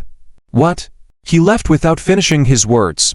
Also, who is this man? Why had no one heard of him before? These questions sparked a strong interest in her towards Zuan. She gritted her teeth, turned, and left the press conference venue. When she returned to the hotel, she quickly compiled today's materials into an article. Fen Mengsu's stalled career, a new movie to revive it. Who is the mystery man? In the article, Chen Xiaoyi couldn't help but lean towards Zuan's side, first reviewing all of Fen Mengsu's achievements since her debut, and subtly pointing out that some people's bans were arbitrary and irrational. After finishing it, she felt very satisfied and sent it to the editor. Rejected? Why was it rejected? Chen Xiaoyi felt puzzled and immediately called the editor-in-chief. The editor-in-chief helplessly said over the phone, "Zi Chen, it's not that your writing is bad, but we just received news that this article cannot be published." Why? Chen Xiaoyi was a bit indignant. Because someone has spoken. The editor-in-chief hung up the phone. Chen Xiaoyi sat there in a daze for a long time. There was no need to ask. It was definitely the Z family causing trouble. If even her entertainment magazine could be controlled, it showed the extent of the Z family's power. Involuntarily, Chen Xiaoyi shivered, recalling the imposing man on the stage today. Though she had only met Zhu, and once today, he left a deep impression on her. She wondered if he would win. Just as the press conference had started not long ago, Hua Ryu already received the news. She immediately returned to the rest area from the film crew, took out her phone, and read about it. When she heard that Zuan was willing to invest 10 billion to help Fen Mengsu make a movie, she was so angry that she threw her phone. Why? Why did Fen Mengsu always get to encounter such good opportunities? But after calming down, she felt that this matter wasn't so simple. This man was very unfamiliar. He shouldn't be from any prominent family in the provincial capital. 10 billion was no small amount. Could it be a boast? Maybe it was. And this was the provincial capital. Z. Xiao's territory. Did he dare to show off like this? Was he tired of living? As Hua Ryu thought to herself, she hurriedly called Zitianzi. Zitianzi had actually known about it earlier, but he didn't care about these things. He just looked at a photo with a faint smile. The photo prominently displayed Qin Yu coming to the provincial capital. Had the Qin family also come to join in the fun? Zitianzi clearly remembered that over a decade ago, the Qin family had planned to expand their business in the provincial capital, but had failed completely. He hadn't expected them to dare come again this time, sending their legitimate granddaughter. Was this Qin Yuan getting old and confused? After receiving Hua Ryu's call, Zitianzi simply said, "No worries, aren't they just looking to play? Then I'll play along with them." After hanging up the phone, he looked at Qin Yu's delicate profile in the photo, his eyes gradually turning greedy. The Qin family was considered a prominent family as well. What would it be like to have such a prominent family's daughter? But since they had offered themselves up, they shouldn't blame him for being ruthless. As for Zuan's statement and the press conference, Zitianzi didn't care at all. In his eyes, this man was just an ignorant fool. But he noticed the adoring and admiring look Fen Mengsu gave Zuan in the press conference video. This made Zitianzi's expression gradually turn sinister. "Want to challenge me? All right. I'll show you how formidable I am." Zitianzi made a phone call and only said one sentence. "Control public opinion." Sure enough, the following day, the stance of all the media outlets became extremely consistent. Almost all comments were sarcastic towards the movie The God Slayer. Many critics were discussing the press conference, but mostly made fun of it. Some even directly called Zhu a fraud. After all, 10 billion was no small amount. The media presented a united front. As for the online world, it was filled with heated arguments, especially under Fen Mengsu's Weibo post where fans clashed with haters. After dinner, Wang Wenjun opened his Weibo app, browsed through it, and became furious. Those haters were experts at distorting facts. The slander against Fen Mengsu incensed Wang Wenjun. He took a deep breath and began vigorously typing on his keyboard. And thus, the battle of public opinion began. At first, the online sentiments towards Fen Mengsu, Zuan, and others were extremely unfriendly, even overwhelmingly so. But gradually, many fans organized themselves spontaneously and staunchly resisted the malicious attacks. The situation began to equalize. Numerous celebrities watched from the sidelines, not speaking up. Hua Ryu closely monitored the online sentiments every day. When she saw everything was under control, she couldn't help but feel pleased. Although Fen Manchu had many fans, they couldn't change everything, so she boasted by posting several photos from the film crew online, along with a facial expression indicating exhaustion. Shortly after, numerous celebrities flooded the comments section with likes and encouraging messages. Almost half of the entertainment circle's stars were present. This stark contrast with the desolate atmosphere under Fen Manchu's Weibo post made Hua Ryu even more haughty and intoxicated in the dream of being the queen bee in the entertainment industry. Her arrogance expanded further, and on the film set, except for Steven, she would quarrel with everyone and they all dared not speak up. At this time, Fen Manchu's film encountered a problem. One of the key male roles had no actor. Originally, Han Yao had arranged for a newcomer in the entertainment industry to take on the role, which would bring more exposure to the film. However, this male star suddenly changed his mind, demanding a high salary and certain conditions. Han Yao hung up the phone, looking extremely displeased. Cao Zheng asked, "What's wrong?" Han Yao shook her head, gritting her teeth. This scoundrel not only goes back on his word but now is using this to blackmail us. Cao Zheng sighed. He knew this matter wouldn't be that simple. What do we do now? Cao Zheng asked. I just finished negotiating with him according to his demands. For now, we have to comply. After all, we can't afford delays with this film, Han Yao said. The filming of the Battle of the Gods was already over halfway done, and if they delay any further, they wouldn't catch up. Cao Zheng nodded. We have no choice. The next day, Bai Yuntao walked out of the airport wearing sunglasses and a face mask. Today, Han Yao personally came to pick him up. Seeing him, she hurried over. Bai Yuntao's assistant, a muscular-faced woman, sneered. Why did only one person come to pick him up? Bai Yuntao remained cold, then indifferent, not even looking at Han Yao. Han Yao gritted her teeth, forcing a smile. Teacher Bai, there's too much to handle on the set right now, that's why I came alone. Just as everything was prepared and ready for the trial runs, a problem arose on Bai Yuntao's side. Bai Yuntao's assistant said coldly, why am I staying in this film and television city? I want to stay in a 5-star hotel. How do you treat your guests? Han Yao, who was not in a good mood to begin with, had to swallow his anger and explain, because the shooting schedule is very tight. All members of the crew are staying in the film and television city. I have already arranged it, and the accommodation conditions here are not bad. It's not in the contract, so you have to pay extra. Bai Yuntao suddenly spoke up. Han Yao gritted his teeth.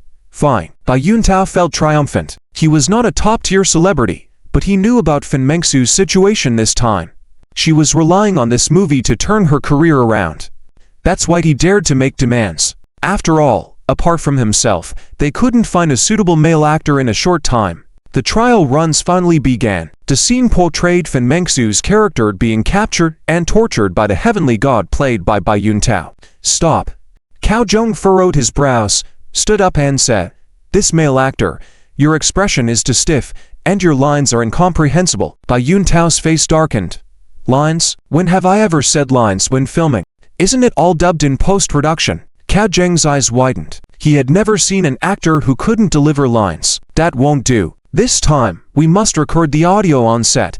Let's do it again. Originally, Fen Manchu was supposed to be tied to a pillar and immersed in water. Reshooting would mean she would suffer all over again. This Bai Yuntao was clearly not pleased either. He had thought he could just shoot a bit and then leave with the money. But Cao Zheng didn't care about those things. His demands were strict, and he wasn't polite. This made him very angry. So, he even intentionally started messing up his lines. After all, it's not like I'm the one soaking in water. Bai Yuntao thought smugly. Although it was early summer, the water here was still very cold. Fen Manchu repeatedly went into the water, her clothes sticking tightly to her body, showcasing her graceful curves, which made Bai Yuntao's eyes widen. He was supposed to finish his lines and leave. However, he deliberately stepped forward, reached out his hand and touched Fen Manchu's shoulder. Fen Manchu was stunned. Cao Zheng was even more furious. What's going on? Bai Yuntao's temper flared. Aren't we filming? What are you yelling about? Do you want me to quit right now? Bai Yuntao was confident that Han Yao and the others wouldn't dare offend him at this moment, so he spoke with great confidence. Cao Zheng was also at a loss for words. Bai Yuntao looked smugly at everyone present and sneered. Don't make any more excuses. I'm leaving now. Let's see how you deal with it. Just then, A calm voice came from not far away. Leave, do you think? You can still leave now. With these words, Zhuan walked over. He had spent the day at the amusement park in the provincial capital with his 2 daughters, so he had just arrived. As soon as he arrived at the film and television city, he heard Bai Yuntao's grandstanding, and he also witnessed what had just happened. Zhuan first smiled at Fen Mengshu, then turned to Han Yao and said calmly, "Is this the so-called male artist you invited?" Han Yao dared not say anything and lowered his head. Bai Yuntao looked at Zhuan with suspicion, while his assistant stepped forward, speaking arrogantly, "Who are you? How dare you talk to our teacher Bai in that tone?" Zhu, and squinted his eyes slightly. "Teacher Bai, you mean him?" The female assistant had an arrogant expression. "Of course."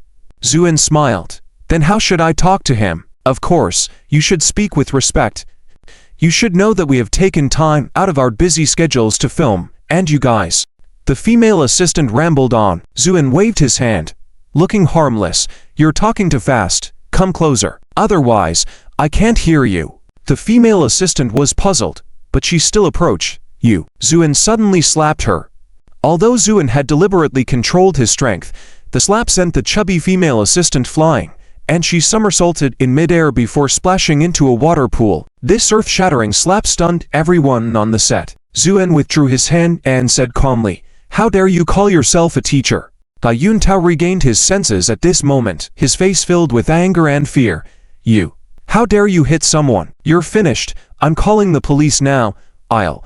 His words were cut off because Zhuan grabbed his neck, walked to the edge of the water pool, and forcefully pressed his head down into the water. Bai Yuntao's angry words turned into bubbles, floating on the surface. Bai Yuntao struggled frantically, but Zhuan's hand seemed as solid as iron, unmoved. This scene left everyone horrified. Zhuan's expression was too indifferent, as if he wasn't holding a person down, but a dog. After nearly a minute, Zhuan suddenly raised his hand. Bai Yuntao's head emerged from the water, coughing out the water from his airway, and then he began gasping for air like a dying dog. But before he could catch his breath, Zhuan pressed his head down into the water again. Another minute passed. Zhuan raised him again. This time, Bai Yuntao's tears and snot were flowing, and a urine smell emanated from his crotch. It was obvious he had been scared to the point of wetting himself. Nevertheless, Zhuan remained calm. Before Bai Yuntao could speak, his head was pressed down again. This happened 3 times. Only then did Zhu and release his hand. By now, Bai Yuntao had become limp like mud, unable to move. No one dared to speak. The chubby assistant didn't even dare to come ashore and stood shivering in the water. Zhuan took out a tissue, slowly wiped the water stains off his hands, and asked indifferently, "Are you still going to call the police?" Bai Yuntao trembled all over, looking at Zhuan as if he was looking at the devil, his teeth chattering. Sir, spare me, I won't dare anymore." Zhuan smiled. "I just heard that you seem to can't adapt to staying here, and want to stay in a 5-star hotel." No, I'll stay here, even if there's no house. The contract, I'll amend it immediately, whatever you want to sign. I can even waive my pay." Bai Yuntao was on the verge of tears. Just moments earlier, while submerged in the water, he had believed he was as good as dead. But this person seemed to understand his situation perfectly, each time rescuing him from the brink of death by bringing him back to the surface, only to submerge him again just as he had taken a breath. That feeling. As early summer approached, the weather gradually started to become hot. The filming of the Godslayer movie was also entering its final stages.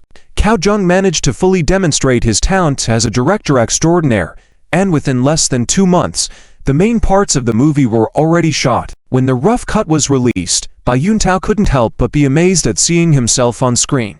While his acting may not have been outstanding, it was still passable. Was it really him? It turned out, he was capable of acting well in a movie too. Bai Yuntao found himself tearing up as he watched the screen. Suddenly, someone tapped his shoulder. Bai Yuntao turned around and saw it was Zhuan. "You did a good job." Zhuan smiled faintly. Bai Yuntao burst into tears even more, but this time out of fear. He had developed a strong psychological shadow towards Zhuan. Just hearing Zhuan's name made him tremble all over. I dare not," Bai Yuntao said nervously. At this moment, Cao Zheng spoke. "Mr. Zhu, the main filming is completed now, but post-production special effects are the most time-consuming. I'm afraid we might not make the deadline."